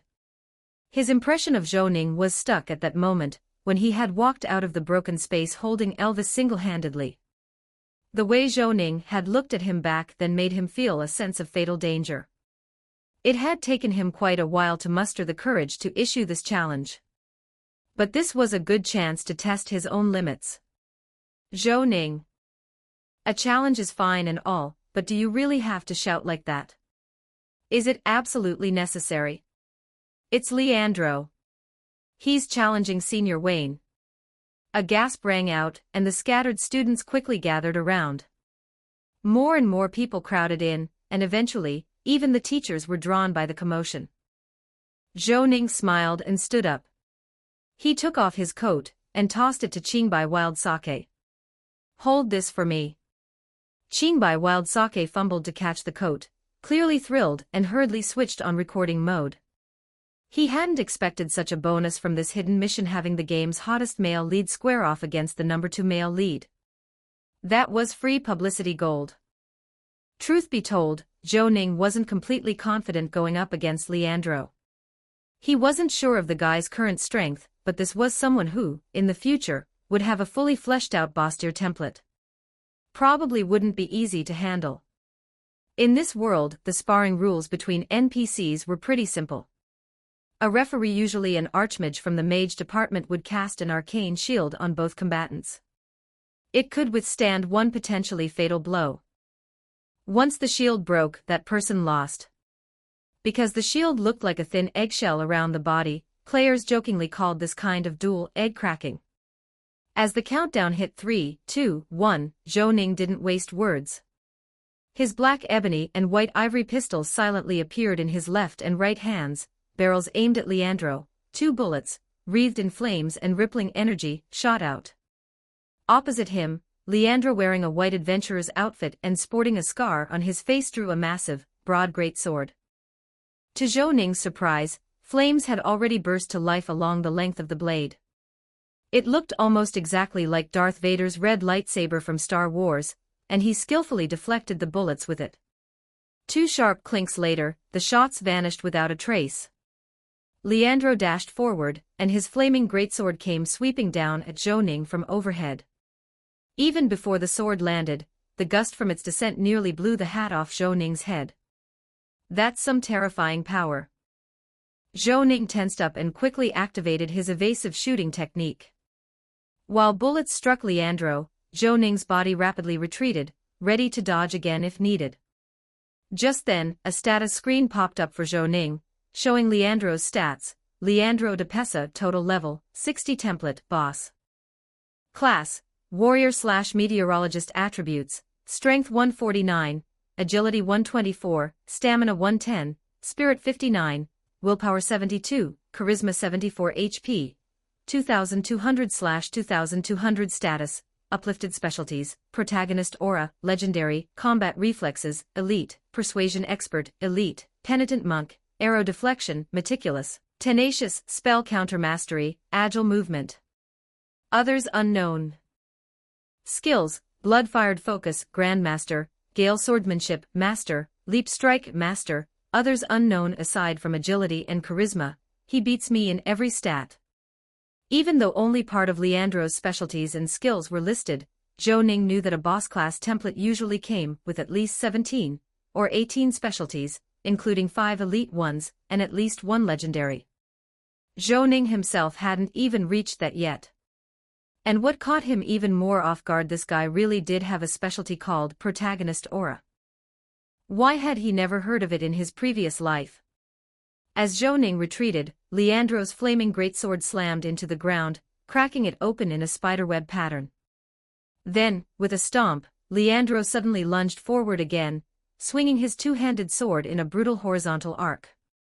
The speed of this slash was astonishing. Zhou Ning almost had no time to dodge, but as if he'd foreseen Leandro's move, he used his flying shot half a second in advance, firing at the ground and launching himself into the air. He didn't go for an aerial combo, instead, he just pulled the trigger. With a loud bang, another bullet struck Leandro's arcane shield, producing a visible crack. At the same time, Zhou Ning's mind flashed with a vision of himself being caught in the gust of a sword strike-generated whirlwind. He landed and immediately sidestepped to the right. A streak of sword light suddenly slashed across Leandro's terrifying attack, carved out a massive gust, kicking up the snow, and sending it flying in a flurry of white dragons. Zhou Ning had only just brushed past him, when another strike followed without pause. Leandro's offense was relentless. No wonder he's the child of the realm, his combat prowess really is something else. Zhou Ning's lips curled slightly. After a period of testing, and without using his clan's secret techniques, the gap between him and Leandro wasn't that large, perfectly acceptable. Time to stop holding back. If this were a real death match, with Leandro's stacked specialties and oversized HP pool, he might even win. No, he'd definitely be far more dangerous. But under the rules of this sparring match, with both sides having just one arcane shield and equalized health and damage mitigation, his chances were basically zero. As Leandro charged in again, Zhou Ning's eyes narrowed. A formless wave radiated from him like a pulse, sweeping outward. Leandro clearly sensed something coming and quickly changed direction, trying to flank Zhou Ning before he could activate Conqueror's Haki. But the surrounding 10-meter radius was already covered by the skill's area of effect. It was an AoE control-type attack. Your Conqueror's Haki deals 239 damage to Leandro. Mental differential, -4, 55 to 59. Leandro is stunned for 0.45 seconds. Specialty Penitent Monk reduces control duration by 30%, Leandro's charge came to a sudden halt. At the same time, Zhou Ning activated dodge, slipping past Leandro's right side. With a step of his left foot, he pivoted like a dancer, turned, and pointed both pistols ebony and ivory at Leandro's back. Ripple shot. Fatal counter shot. Ripple shot. 3 solid shots landed in succession. Leandro's arcane shield finally cracked under the barrage and shattered. The match was over. Winner Wayne Sturwell. Zhou Ning lifted his hat slightly in acknowledgement toward Leandro. Through this fight, he'd basically confirmed his own standing close to boss tier. As long as he didn't face some monstrous freak, he could put up a fight against most opponents. Support me and read ahead on Patreon, patreon.com/crackstranslations. 3 new chapters are released daily. Thank you for your support. Power Stone event. For every 50 Power Stones, 1 chapter will be unlocked. Chapter 154, Chapter 154, The Second Journey to World of Warcraft. 12-14 words. Chapter 154, The Second Journey to World of Warcraft. Of course, winning against Leandro this time didn't mean he was actually stronger. That would be a joke. In Apocalypse's setting, every child of the plane was a boss-tier existence with unique inheritances and special abilities. If it really came down to a fight, the protagonist Halo would kick in and make you question your life choices. They could go berserk one after another. Honestly, if Harrison Rivers fought Leandro, Zhou Ning would bet on Leandro without hesitation. Right now, his biggest issue was acquiring stronger feats and skills. These could absolutely be obtained through the Traversal simulator or by triggering game quests. At this moment, he felt an unprecedented urgency to gain new abilities. Thank you for the guidance. After losing, Leandro bowed to Zhou Ning and returned to his seat. Leandro's favorability toward you has increased by 400 points. Current status, friendly. Zhou Ning wasn't sure if the guy was some kind of masochist. Despite just having thrashed him, his favorability didn't decrease, it actually surged back up to nearly the intimate level. Zhou Ning couldn't help but seriously consider sparring with him a few more times. After defeating Leandro, Zhou Ning passively became the arena champion. What followed was a long silence. Nearly 2 minutes passed before another meteorologist stepped up to challenge him. This battle lasted just 13 seconds. After a single exchange, the opponent's arcane shield shattered with a thunderous crash. While filming, Qingbai Wild Sake held Zhou Ning's coat and continuously cast detection on each challenger NPC. Every one of Zhou Ning's opponents was an enemy far above his own level, yet none could withstand a single blow except for Leandro. Even the strongest among them didn't last more than 30 seconds. His impression of Zhou Ning grew even more unfathomable. Even if no hidden quests were triggered after this, he already had a clear idea for the first video's content. With proper editing, the existing footage was sure to go viral. After defeating yet another mage, no one else dared take the stage. Zhou Ning was pleasantly surprised when a prompt appeared on his panel: "You have earned the achievement, competitor." Although there was no reward, Zhou Ning understood how the achievement system worked. Most achievements required collecting a full set before offering any rewards or unlocking hidden quests. Seeing that no one else was stepping up, the judge declared the arena event over. Zhou Ning, having outlasted everyone, passively received a 1-credit reward. When he had desperately needed credits, they were nowhere to be found. Now, after Professor Weasley's earlier promises, they just kept coming. In a way, it was a fortunate accident. Zhou Ning subtly shook his head and took his coat back from Qingbai Wild Sake, putting it on. Just then, Vice Principal Edwin, dressed in formal attire and wearing a top hat, approached Zhou Ning with his cane and said, "Sturwell, do you have anything going on in the next couple of days?" "I do, but nothing major." Zhou Ning smiled, already guessing where this was going. Edwin nodded and motioned for Qingbai Wild Sake to step back, gesturing for Zhou Ning to walk with him. He led Zhou Ning to the edge of the camp and chuckled. "I watched both your afternoon and recent battles. Since I became vice principal of Vic University, you're the most naturally gifted fighter I've seen. If you're willing to join the school's expedition team, I'm ready to recommend you directly for the PRIT Committee." The PRIT Committee, the Labor Relations Coordination Committee of Bryston, was a cradle for Bryston's bureaucrats. In other words, he'd be entering public service straight away. "I really don't want a boring 9-to-5 job." Zhou Ning sighed softly to himself. Seeing no immediate response, Edwin smiled and added, "Actually, this expedition isn't particularly dangerous. We're only entering the outer edge of the meteorological tide. We just need to find out what's in there."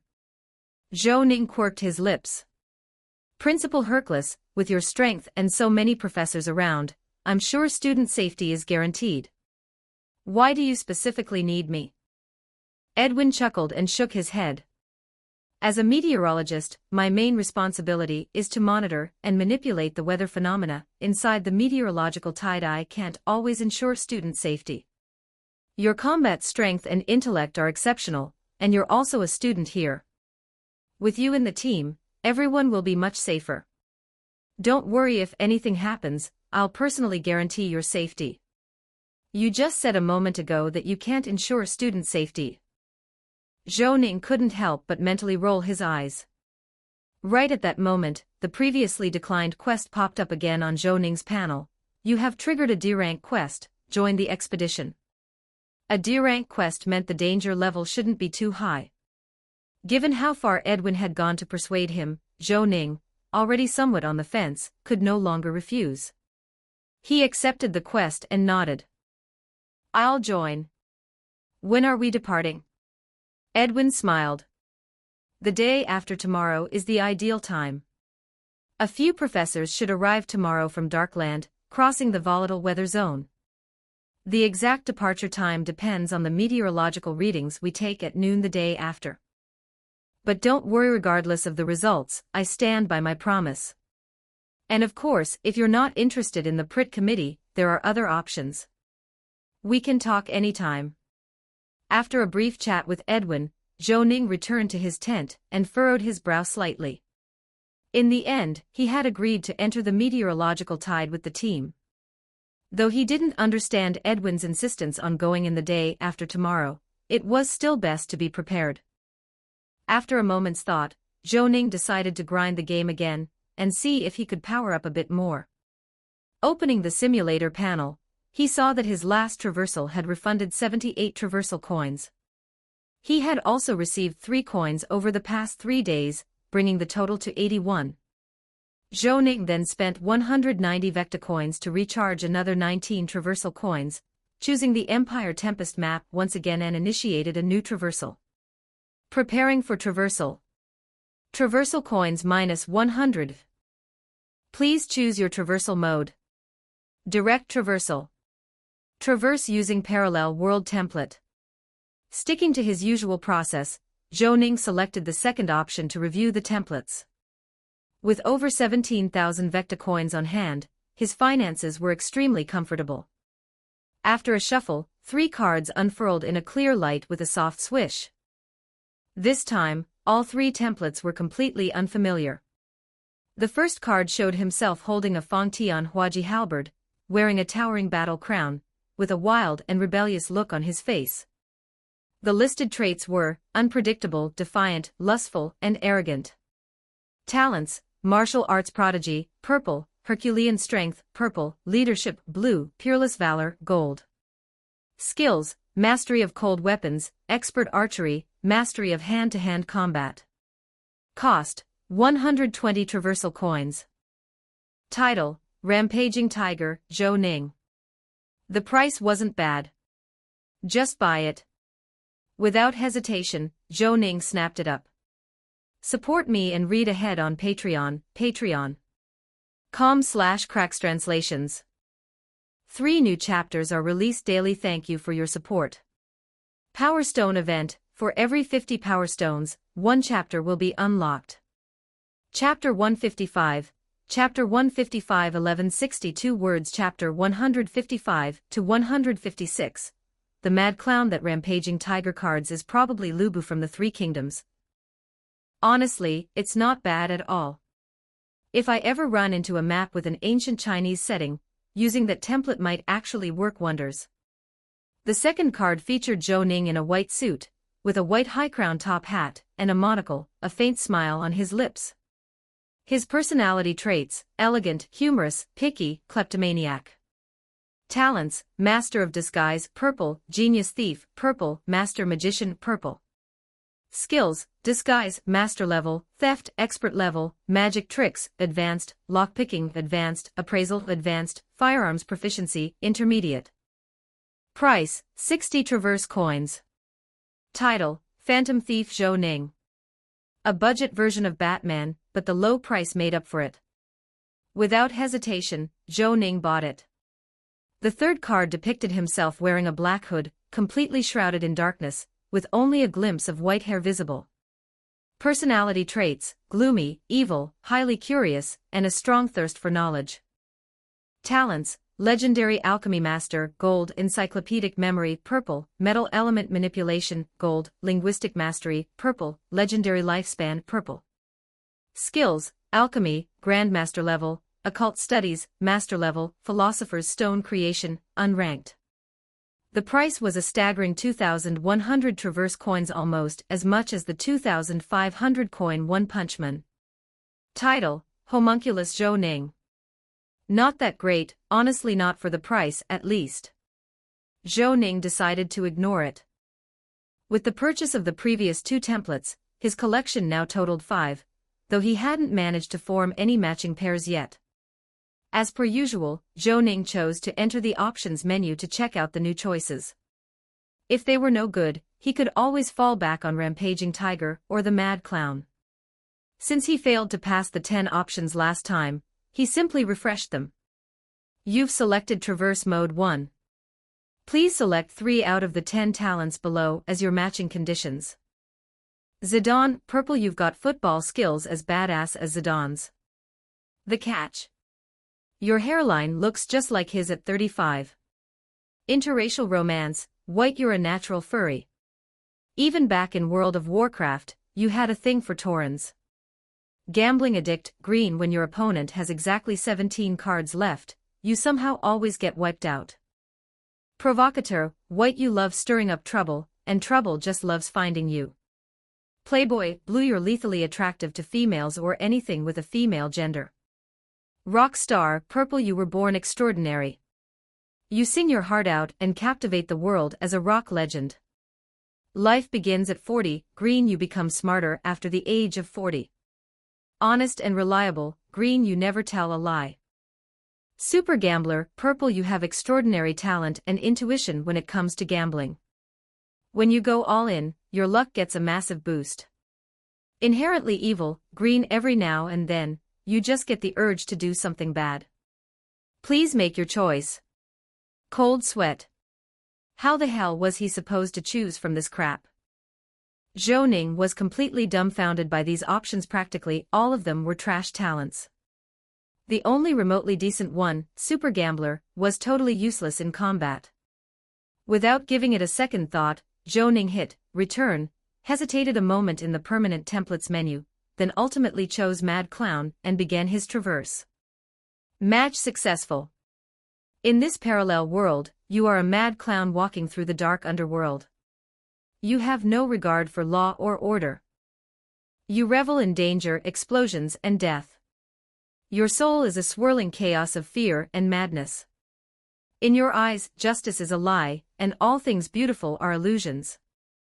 You want others to resist you, hell. You want the whole world to rebel just so you can destroy it all. What kind of change will someone like you bring to this world? Let's find out. Current world exploration progress, 63. When it reaches 66.7%, the next map will be unlocked. Note, if you die during this rewind, the game ends. Note, when using a template to traverse, you may freely choose the time and location of entry. Note, in rewind mode, template characters possess strong self-agency.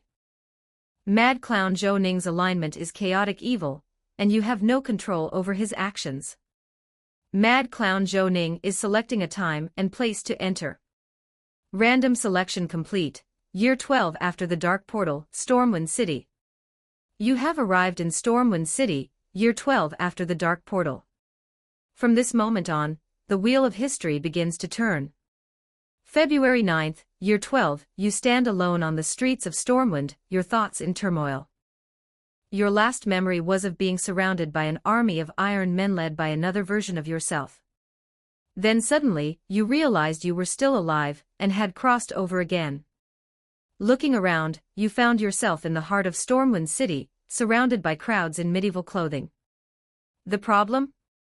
You have no money, no weapons, not even clothes suited for this world. But for you, that's hardly an obstacle. In a nearby alley, you intercepted a middle-aged man in a purple mage robe, not for any special reason, just because his outfit looked cool. But things went sideways fast. You lost the fight. He even chased you down an entire street. Panting as you finally escaped, you couldn't help but laugh. Nice one, Fate, you cheered gleefully. If even random passers-by are that strong, then trying to plunge this world into chaos is going to be a hell of a lot more fun. You weren't discouraged. There's nothing in this world that could discourage you. Half an hour later, you ambushed the guy again. This time, you used some hastily mixed sneeze powder to catch him off guard. While he was sneezing uncontrollably, you knocked him out with a stick you picked up off the street, stripped him of his robe, and looted everything on him. From him, you got some magic powder, a bit of money, and a wand. You waved the wand and shouted, Avada Kedavra. Nothing happened. You obtained rare item, Star Moon Wand. February 10th, Year 12, the total money you found on the mage was just 30 gold coins. Your material needs aren't high, but being new in town, you figured it was time to get some real cash. After scouting the area, you discovered a bank in Stormwind's trade district currently under reconstruction. Security was low. Maybe you could cook up a plan. You used the stolen gold to buy some engineering materials and easily crafted a tripwire bomb. You also used your charisma to recruit a few thugs. One was a fairly skilled rogue named Basil Thread, the other was a disgraced noble named Randolph Moloch. Both had decent skills. Support me and read ahead on Patreon, patreon.com/crackstranslations. 3 new chapters are released daily. Thank you for your support. Power Stone event, for every 50 Power Stones, 1 chapter will be unlocked. Chapter 156, Chapter 157, Villain Meets Villain. 1091 words. Chapter 157, Villain Meets Villain. In a past life, you played World of Warcraft for a while. If memory serves, both Basil and Randolph end up as bosses in Stormwind's prison. Standard villains. When you first approached Randolph Moloch, he still carried himself with a bit of noble pride. But can a fallen noble still be called a noble? It didn't take long for you to completely win him over. Not only did he provide you with a carriage and manpower, but he also gave you a ready-made identity.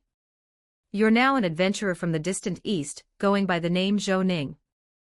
On February 14, 2012, after a period of planning and preparation, you launched an assault on Stormwind Bank on Valentine's night. You had Basil Thread pry open the bank's main door. After swiftly neutralizing the guards, you successfully looted the bank vault. During your retreat, you planted several bombs on the vault door set to detonate when opened. Not long after, a series of explosions rang out in the distance. Later you discovered that you'd accidentally killed a prominent figure in the Kingdom of Stormwind, General Marcus Jonathan. Randolph seemed genuinely concerned about this. Seeing his worried expression, you could only shrug and calmly scare him a little, smile. You might see the sun shining on you tomorrow. Joy +3, Family Status +19, from February to April 2012, Stormwind's SI-7 locked onto you. But with their outdated investigative methods, how could they possibly pin anything on you? After all that effort, they still had no clue who you were. During these 2 months, you gradually built a reputation in Stormwind's underworld. While your combat prowess wasn't particularly impressive, your sinister charm was more than enough to win over several thugs, Basil and Randolph included. You even managed to recruit a gnoll named Hogger. He was admittedly dumb, and so far the only common he could speak was, "Okay, boss." In this world of supernatural powers, you consulted the relatively knowledgeable Randolph and tried to switch to the rogue class. But you couldn't sense the presence of the shadow.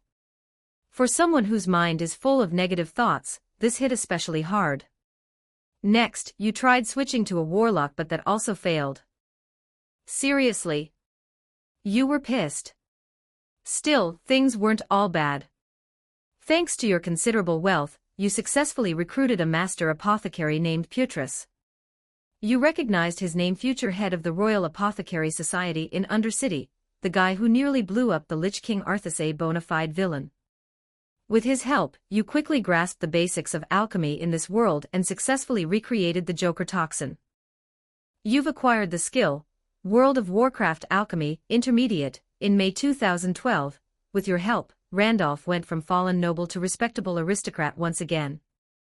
You had him deliberately get close to Countess Katrana, who, unbeknownst to others, was actually the Black Dragon Princess Onyxia in disguise. She would become a key figure in your plans. As Deathwing's daughter, she had infiltrated Stormwind's high society by assuming the human form of the alluring Countess Katrana Presta, acting as an inside agent for her brother Nefarion's invasion of human kingdoms. In June 2012, your heist of Stormwind's largest bank triggered a few butterfly effects.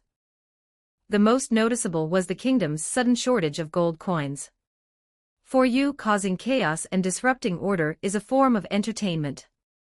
After spreading a few rumors, a long line formed outside the bank that very afternoon. As expected, Stormwind Bank quickly ran out of money to pay out. This small move turned the entire city upside down. But what happened next was unbelievable. Varian Rin himself came forward to address the people, declaring that he'd tear down his royal palace if that's what it took to repay everyone's deposits. Even Alonsis Fail, High Priest of the Holy Light, came out in support. Strangely enough, the citizens readily believed them. What was wrong with people these days? Who in their right mind still believed a politician's nonsense? Half amused and half furious, you decided to punish this young king for derailing your plans as well as the foolish citizens who so easily believed him. In July 2012, the unrest subsided faster than you'd expected. However, the economic turmoil continued. The bank's inability to fulfill withdrawals caused a moderate economic crisis. Lord Arryn stepped in to offer aid to Stormwind, but it was little more than a drop in the bucket. You had a hunch that the current situation was like a powder keg just waiting for you to strike a match and ignite it. At the end of July, you met Countess Katrana for the first time. She had no idea you already knew her true identity. To your surprise, she wasn't as mentally resilient as you'd expected from a black dragon. With just a few words, you pierced her emotional defenses and quickly became a close acquaintance, maybe even a decent partner. Through Katrana, you were introduced to Stormwind's Grand Duke, Bolvar Fordragon, King Varian's mentor. His human weaknesses were painfully obvious. Though he appeared to be a noble paladin, his unwavering righteousness and tendency to trust too easily were precisely what made him vulnerable. So you used the stories of common folks suffering in the economic crisis to amplify his guilt and subtly hypnotized him. In August 2012, the first phase of Stormwind's reconstruction was declared complete. Led by Edwin Van Cleef, the stonemasons' guild demanded their wages from Stormwind's nobles. When the city refused to pay, Van Cleef and his men launched a riot to demand payment. With a bit of Joker toxin in the air, Bolvar Fordragon unknowingly struck down the rioters, killing dozens in the chaos. Once he came to his senses, the guilt overwhelmed him. With that crushing remorse and your influence, he quickly spiraled into corruption, like Harvey Dent becoming Two-Face.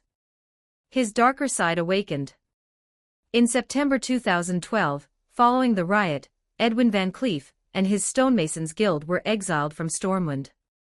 Forced to take refuge in Westfall, you and Van Cleef hit it off instantly. He and his men joined your ranks. With your support, they reached out to every pirate and thief they could find.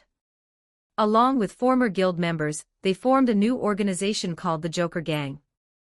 They also built a fortress in the Dead Mines and began secretly constructing a massive warship. You have acquired the dungeon summoning stone, the Dead Mines. Support me and read ahead on Patreon, patreon.com/crackstranslations. 3 new chapters are released daily. Thank you for your support. Power Stone event, for every 50 Power Stones, 1 chapter will be unlocked. Chapter 157, Chapter 158, Power 50 Power Stones, unlocked, 1165 words. Chapter 158, Power. You've also descended into the Dead Mines several times. The winding, labyrinthine passages and the tight security pleased you greatly, especially since the mine holds a rich vein of gold, which makes constructing massive ironclad warships a breeze. You smiled as you proposed a plan to Van Cleef.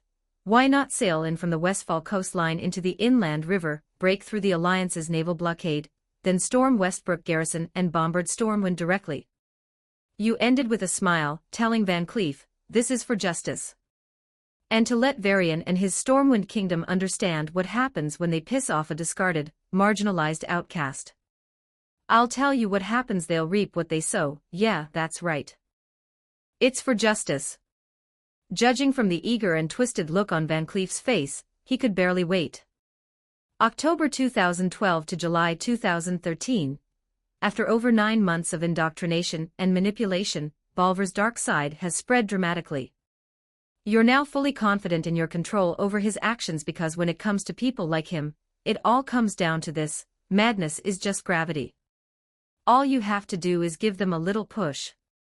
Late October 2012, during this period, the Bronze Dragons seemed to have taken an interest in you. But most of those observing you were slain by the Black Dragon Princess. Only one Bronze Dragon named Doran barely escaped. What left a deep impression on you was how, when he tried to peer into your past, he was suddenly engulfed in a burst of time fire that appeared out of nowhere, and was instantly reduced to ashes. Perhaps time itself is on your side. Since Varian had only just reached adulthood, most of the kingdom's power still rested in the hands of his mentor Bolvar. You gradually reached a tacit understanding with Bolvar for Dragon, and the Black Dragon Princess, Katrana. Once corrupted, Bolvar developed a pathological hunger for power, while Katrana, fearful of her father, Deathwing, and her brother, Nefarian, was also fiercely obsessed with control and material desire. That formed the basis of your alliance. Overthrowing Stormwind became your shared goal. Also worth mentioning, the Black Dragon Lady had quite a charm. Alluring, with fierce combat prowess. You seriously considered having her bear your child. A half-dragon kid wouldn't be so bad. How does that song go again? I've got horns on my head, and a tail behind. No one knows how many secrets I hide. Just kidding. March 2015. After more than 3 years, Van Cleef sent word that the ironclad warship in the Dead Mines was finally complete. It would be an unsinkable steel behemoth, a revolutionary masterpiece. Even you were slightly surprised by its sheer scale when the tarp was pulled back. As a reasonably competent engineer, you helped upgrade the artillery, tripling its firepower. You named it the Pineapple, and together with your entire crew, the entire Joker gang including Van Cleef, Hogger, Randolph Moloch, Basil, and Grand Apothecary Putris, you all boarded the ship. Let's go, Pineapple. Achievement unlocked. How the steel was tempered. Following your plan, the Pineapple charged in from the Westfall coast into Elwyn Forest's inland river. Facing off against one Lion's Pride-class battleship and 2 smaller vessels, the Pineapple crushed the blockade with ease and charged straight toward Stormwind. Not long after, when Valley of Heroes came into view, your crew erupted into spontaneous cheers. For justice. Laughing, you snapped your fingers. Instantly, the cannons roared. Buildings crumbled under the bombardment. The Pineapple even charged up the canal, and into the heart of Stormwind. The towering Cathedral of Light collapsed under your barrage. Of course, none of this would have gone so smoothly without Bolvar's help. Soon after, Bolvar and Katrana didn't disappoint. With inside coordination, they staged a coup and imprisoned King Varian Rin. Within just 4 hours, Stormwind had been completely overthrown. April 2015, you abolished the monarchy of Stormwind and replaced it with a triumvirate system. Bolvar, Van Cleef, Katrana, and Randolph Moloch took turns as ruling chairperson. You didn't kill Varian, in fact, you even stopped Bolvar from smashing his skull. You found Varian Rin quite interesting. Sure, he's still green, just playing on easy mode for now. Under your direction, the triumvirate was quickly established. As for you, while you could have become a dictator if you wanted, you weren't all that interested in power itself. What intrigued you more was watching the world descend into chaos and disorder. Even if your underlings were the ones in charge, it didn't matter. With 4 people vying for 3 seats in the council, what do you think will happen? Then things got even more fun. Varian was exiled from Stormwind and sought refuge in Lordaeron. Before leaving, he demanded to know what you gained from toppling Stormwind. You smiled and told him that you never needed a reason to act. You didn't care about gain or loss. As long as it created enough chaos, if people died meaningless deaths, you'd gladly do it. Because what this world really lacked was a criminal with taste. Meanwhile, under your watch, Van Cleef and the 3 counselors continued to scheme against one another. The triumvirate was filled with internal strife. Things got even more interesting when Bolvar and Van Cleef joined forces to assassinate Randolph and collaborated to counter Katrana's growing influence. Of course, their alliance was tenuous at best. The rest of your underlings, Basil, the Murloc Cookie, and others, each had their own agendas, and things nearly erupted into all-out brawls. You yawned. It's just power. Why so serious? May 2015 to April 2018. With Varian in exile, you knew it was only a matter of time before Lordaeron intervened in the coup.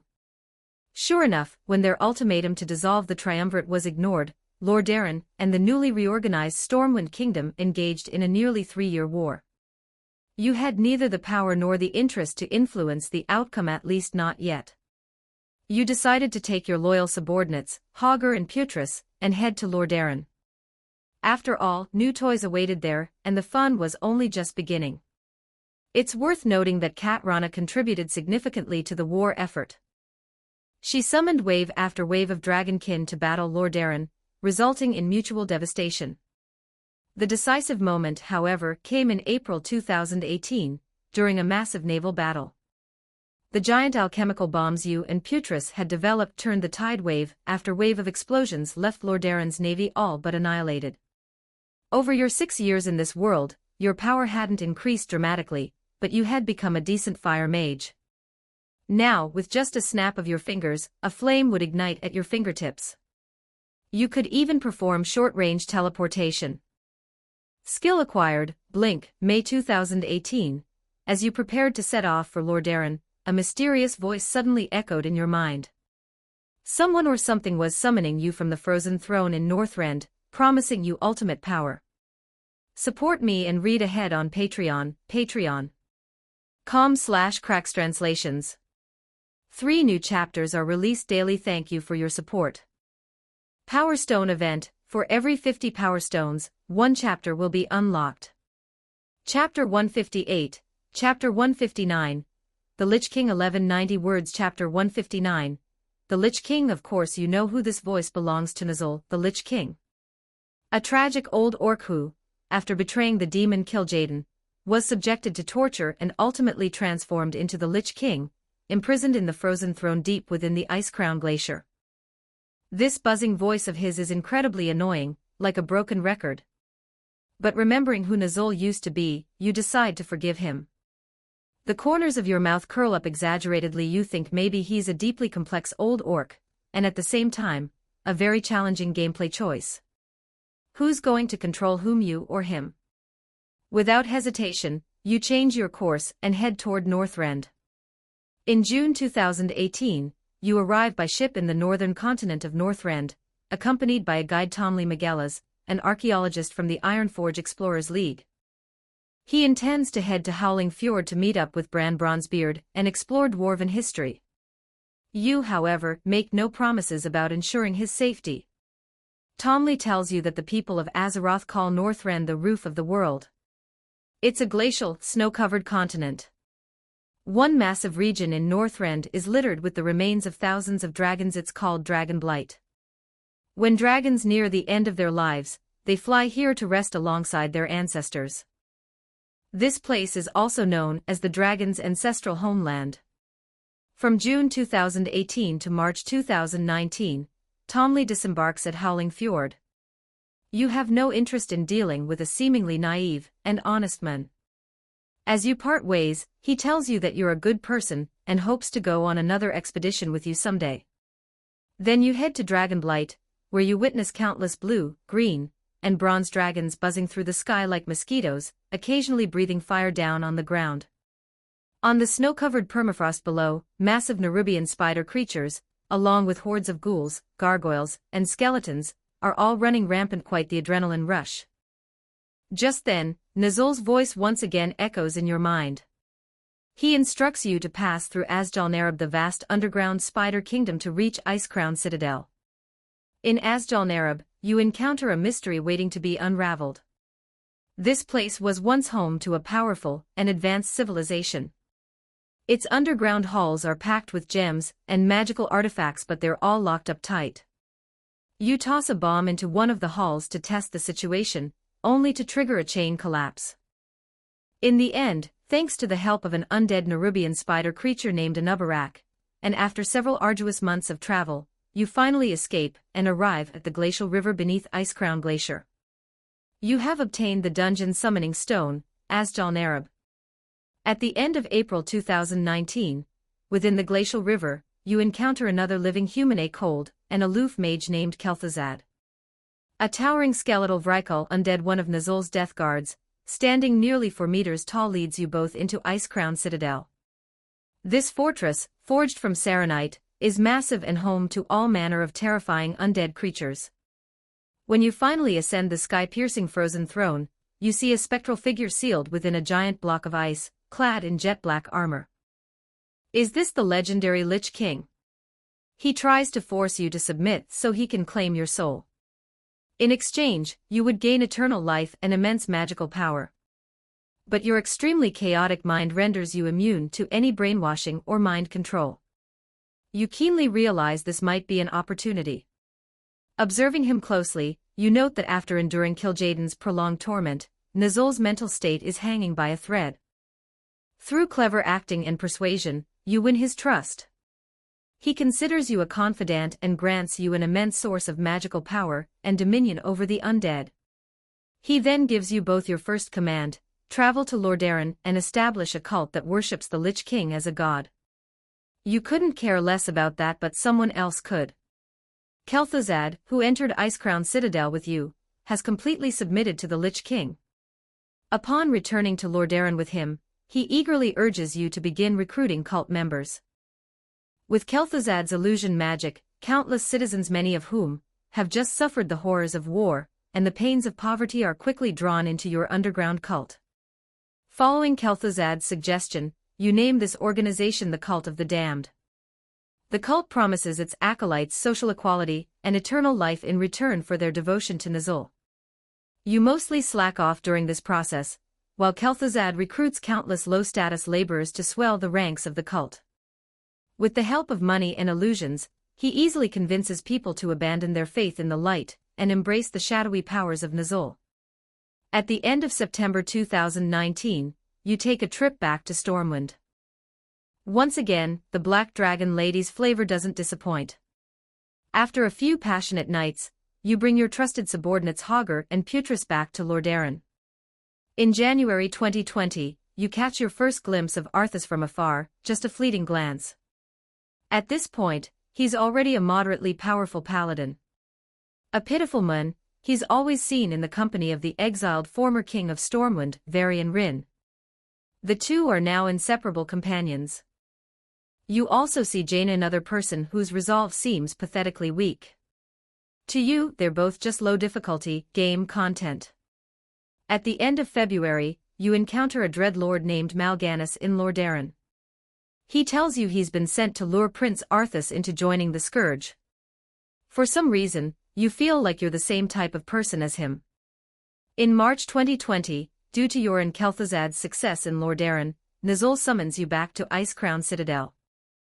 The Lich King hands you a few artifacts known as plague cauldrons and instructs you to place them in villages to spread the plague. You find this method crude and tasteless, and show no interest, but Kel'Thuzad handles it all. Soon, large numbers of unsuspecting villagers are infected and die, only to be reanimated as mindless zombies. In April 2020, Nizul delivers another order through Mal'Ganis: either you or Kel'Thuzad will die at Arthas's hands. This will be a key part of Arthas's eventual fall, and in return, the Lich King will resurrect the fallen one and grant them eternal life. Only an idiot would agree to that. But Kel'Thuzad is exactly that idiot, and he willingly walks to his death. As Nizul planned, Kel'Thuzad is killed by Arthas, Varian, and Jaina. Before dying, he tells Arthas that the true culprits are you and Mal'Ganis, both hiding in Stratholme. After Kel'Thuzad's death, you take over the Cult of the Damned. Most of its members are now raving fanatics devoted to the shadow, easy to manipulate and indoctrinate. Within days, you've completely taken control of the cult. Under your orchestration, 3 days later, Mal'Ganis is discovered by the Knights of the Silver Hand led by Eutharan is unexpectedly killed, returning to the Twisting Nether. Support me and read ahead on Patreon, patreon.com/crackstranslations. 3 new chapters are released daily. Thank you for your support. Power Stone event: for every 50 Power Stones, 1 chapter will be unlocked. Chapter 159, Chapter 160, Frostmourne. 1451 words. Chapter 160, Frostmourne. The death of Mal'Ganis was a spur-of-the-moment decision on your part.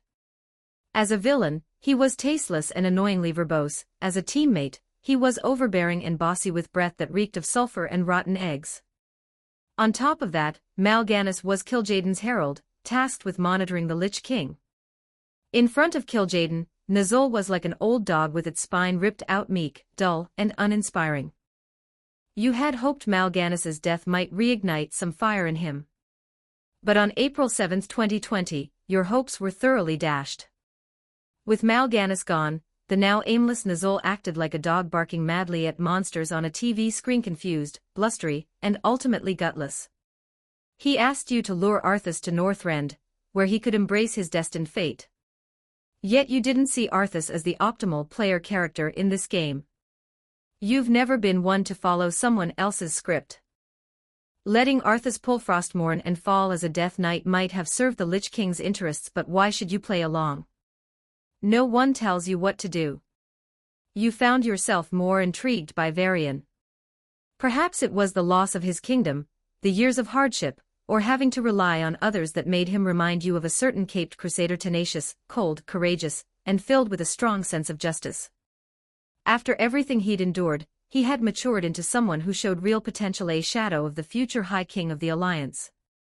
But you had a theory: all it takes is one bad day for even the most rational man to lose his mind. You were dying to see what he'd choose when faced with a true life-or-death dilemma. On April 8, just as you predicted, Arthas grew frantic upon learning that the mastermind you was hiding in Stratholme. Without rest, he charged straight for the city. But en route, you ambushed him. Your trusted subordinate, Hogger, led an assault with a swarm of Nerubians and a squad of gargoyles. Enhanced by your dark magic, Hogger was now a completely different beast. Arthas's troops suffered heavy casualties, losing over half their number in the blink of an eye. But through the fierce efforts of Arthas, Varian, and Jaina, they emerged victorious. Just as Arthas tried to pursue the retreating Hogger, however, he triggered a trap gas bombs you'd planted in advance. Predictably, the brash and overconfident young Arthas was the first to charge in and the first to detonate the trap. Though it wasn't fatal, the plague and poison gas quickly ravaged his body. In a matter of moments, Arthas began his transformation into an undead. You appeared atop the walls of Stratholme and declared that plague barrels had been set up all over the city, and in 15 minutes, they would detonate.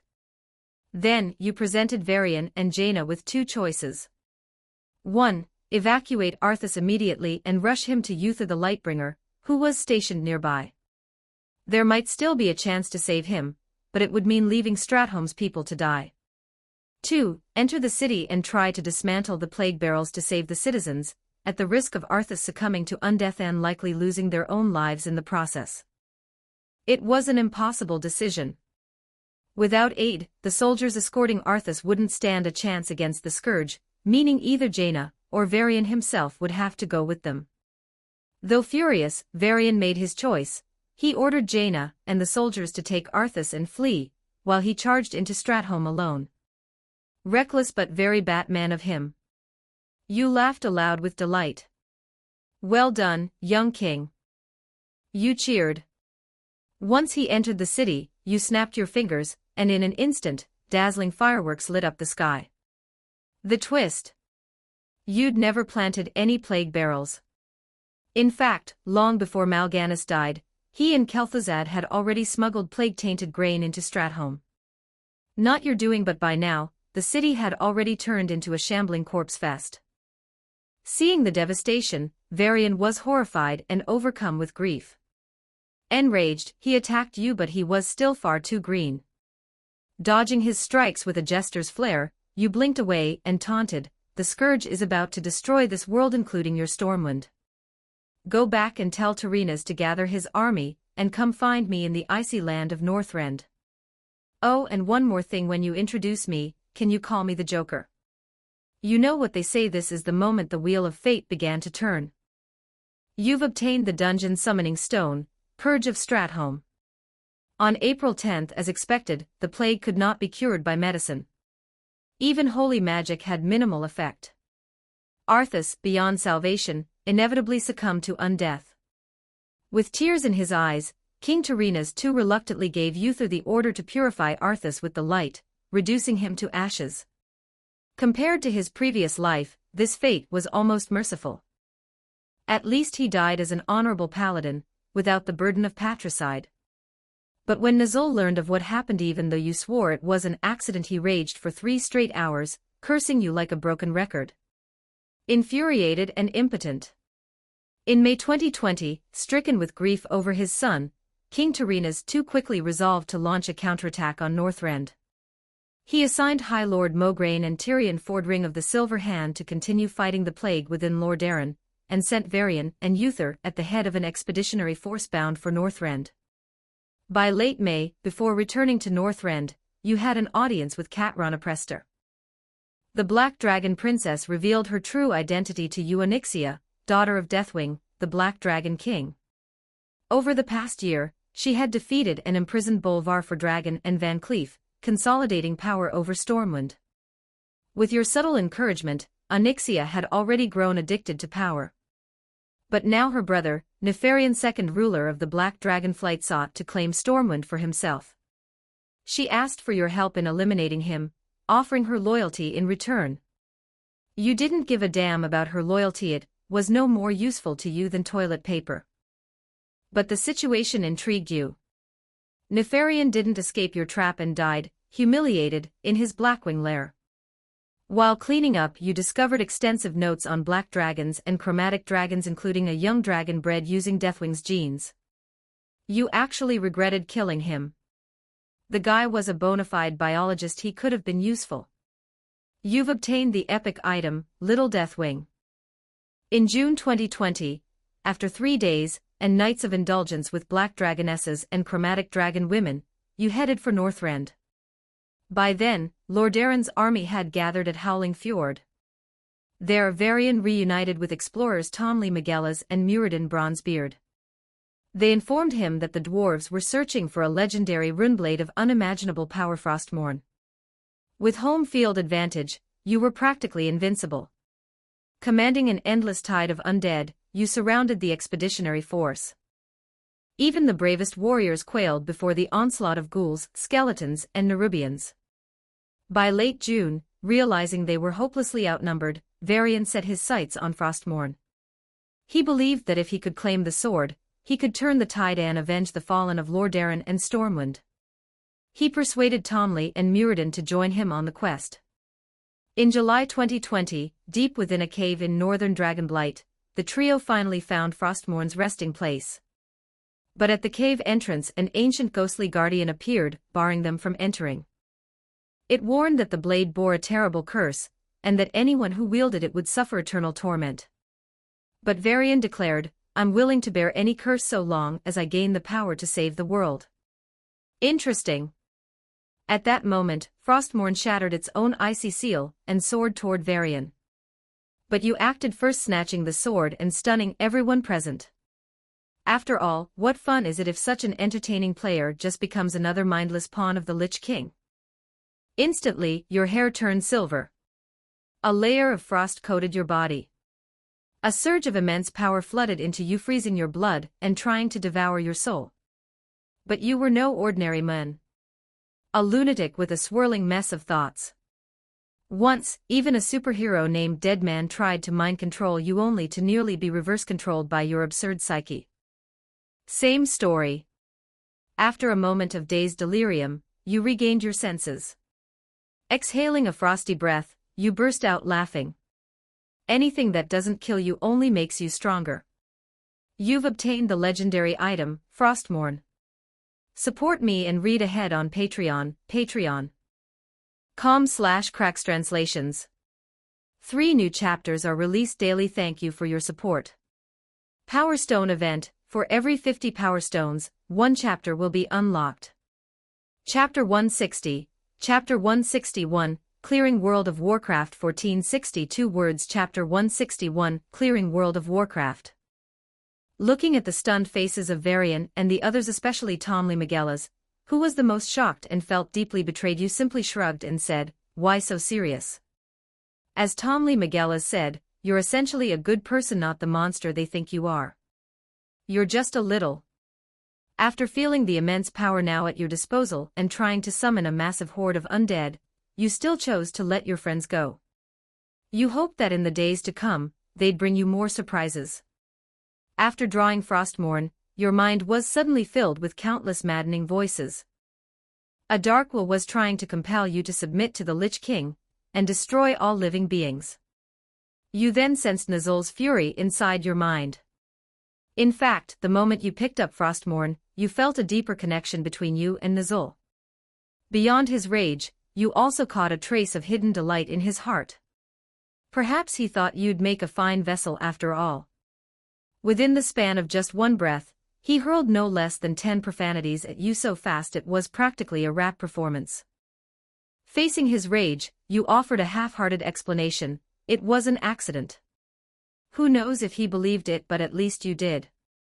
In August, year 20, after claiming Frostmourne, your control over the undead improved dramatically, and your power became overwhelming. Despite the presence of Yutha, formerly Lordaeron's greatest warrior, and now its mightiest paladin, and a steadily growing variant under his mentorship, the Lordaeron expeditionary force quickly fell to the region's frigid winds. Reanimated by the Lich King's power, they became new scourge minions. Former teammates turned into current enemies. The collapse of adults often comes suddenly. Before long, the expedition fell apart. Of the nearly 20,000 soldiers, fewer than 1,000 made it back to Lordaeron. In September year 20, after the expedition's complete failure, and their retreat back to Lordaeron, you received Nuzul's summons. He called you to return to the Frozen Throne. You knew then that the fun was just beginning.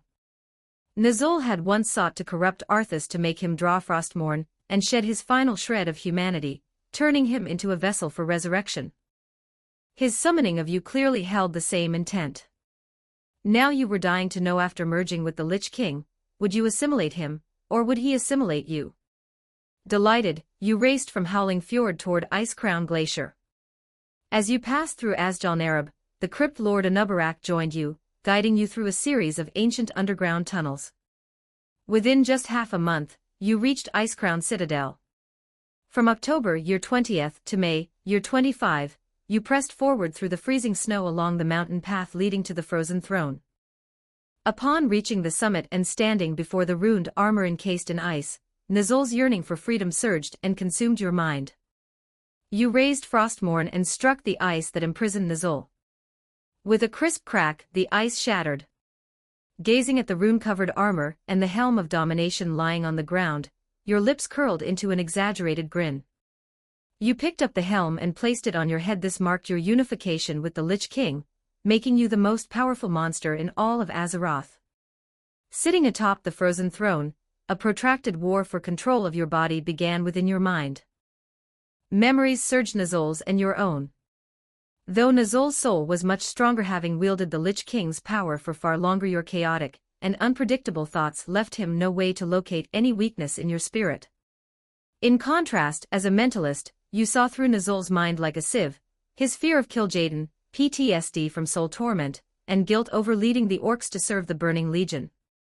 As for you, you had long buried all humanity and guilt. You actually hoped everyone would resist you, that the entire world would stand against you, just so you could crush it. Exploiting Nuzul's fragile soul, you easily shattered his will and took full control of the Lich King's power. When you finally opened your eyes, your consciousness stretched across the entire world of Azeroth. You sensed a grudge sealed beneath the nearby ice bones of a long-dead mother dragon, radiating ancient hatred. That hatred coalesced into a name within your mind: Sindragosa. You left the Frozen Throne and arrived at the site of the Blue Dragon's fall. Feeling the powerful essence and wrath within her remains, you resurrected her as a Frost Wyrm, making her one of your strongest subordinates. Next, you ordered your minions to excavate Galakrond, the largest proto-dragon in Azeroth, buried in Dragonblight. Upon reviving him, his ferocity and destructive power, once unmatched even among his kind, were restored. When his colossal skeletal form flapped its wings across the sky, casting a shadow large enough to blot out half the heavens, dragons everywhere trembled in fear. In June, year 25, following your rebirth, you now not only commanded an endless army of undead, but also had Galakrond and Sindragosa at your side. Meanwhile, in the human world, your worshippers, the Cult of the Damned, spread across Stormwind with Onyxia's tacit approval. It was time to enact your next step: to annihilate all order in this world. You resurrected Kel'Thuzad as a powerful lich, your most loyal lieutenant, and constructed Naxxramas, a massive floating fortress. You launched your invasion anew over Lordaeron, declaring war on every faction across the land. The Knights of the Silver Hand, the Kingdom of Lordaeron, and the dwarves all became targets of Naxxramas's assault. From June, year 25, to May, year 29, under your campaign, the kingdoms of Lordaeron, Alterac, Gilneas, the High Elves Silvermoon, Cosmodan, and the gnomes all fell to the scourge. Some of their citizens became undead, others fled westward under Varian's leadership to Kalimdor. After destroying Dalaran and seizing the artifact Book of Medivh, Mal'Ganis, whom you had previously killed, returned from the Twisting Nether with orders from Kil'jaeden.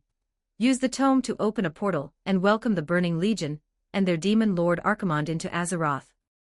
But no one could command you, not even Kil'jaeden. Without hesitation, you tore the tome apart, shocking them all. As a result, the Burning Legion could no longer enter Azeroth. Mal'Ganis, stunned at first, quickly pledged allegiance to you. Even the dragon aspects joined the war against you, to no avail. You even added more bone dragons to your ranks. In the Eastern Kingdoms, only Stormwind remained a stronghold of the Cult of the Damned. Under your influence, Benedictus, once disciple to Alonsus Fail, the High Priest of the Light, fully embraced the Shadow, and became High Priest of the cult. Nearly all citizens were now devout followers. Faith had proven to be a powerful boon to your strength. In June, year 29, after you destroyed Ironforge, Magni Bronzebeard of Cosmodan forged the holy sword Ashbringer in grief and fury for Uther the Lightbringer. Now, the last human resistance had allied with Thrall's horde in Kalimdor, the first union of alliance and horde against a common enemy. Varian lived up to your expectations. After King Terenas' death, he became the leader of mankind, the strongest warrior in the human world, wielding the high elven blade Charlemagne, and now, he'd issued a formal challenge to you. Laughable. Against your absolute power, resistance was meaningless. You easily shattered Ashbringer and once again defeated Varian. Looking at this admirable foe's corpse, you casually revived him as an undead imbued with your own indomitable will. He would now fight forever, whether as your servant or one of the Forsaken. Even when the Bronze Dragons brought in alternate universe versions of Peak Ronin, Varian Rin, Thrall, and Sorfang the Elder to challenge you, it was futile. Riding Galakrond, your bone dragon's wings whipped up gales, and Frostmourne spread blizzards wherever it cleaved. After cruelly toying with and torturing your enemies, you annihilated nearly all resistance left in the world. From May year 29 to September year 60, you sat atop the frozen throne in contemplation. Many things happened during this time. Some old gods awoke, Deathwing unleashed cataclysmic threats, but your scourge and undead forces triumphed again and again. Yet without worthy foes, boredom occasionally crept in. In October year 60, in a mere instant of absent-mindedness, you found yourself transported again, summoned by the devout prayers and chants of your worshippers. You arrived in a fascinating new place where you could travel to countless intriguing worlds. Your grin widened. Though restricted, didn't this mean you had a chance to reunite with some old friends? Like you. Support me and read ahead on Patreon, patreon.com/crackstranslations. 3 new chapters are released daily. Thank you for your support. Power Stone event, for every 50 Power Stones, 1 chapter will be unlocked. Don't forget to like and subscribe to Novels Wonderland.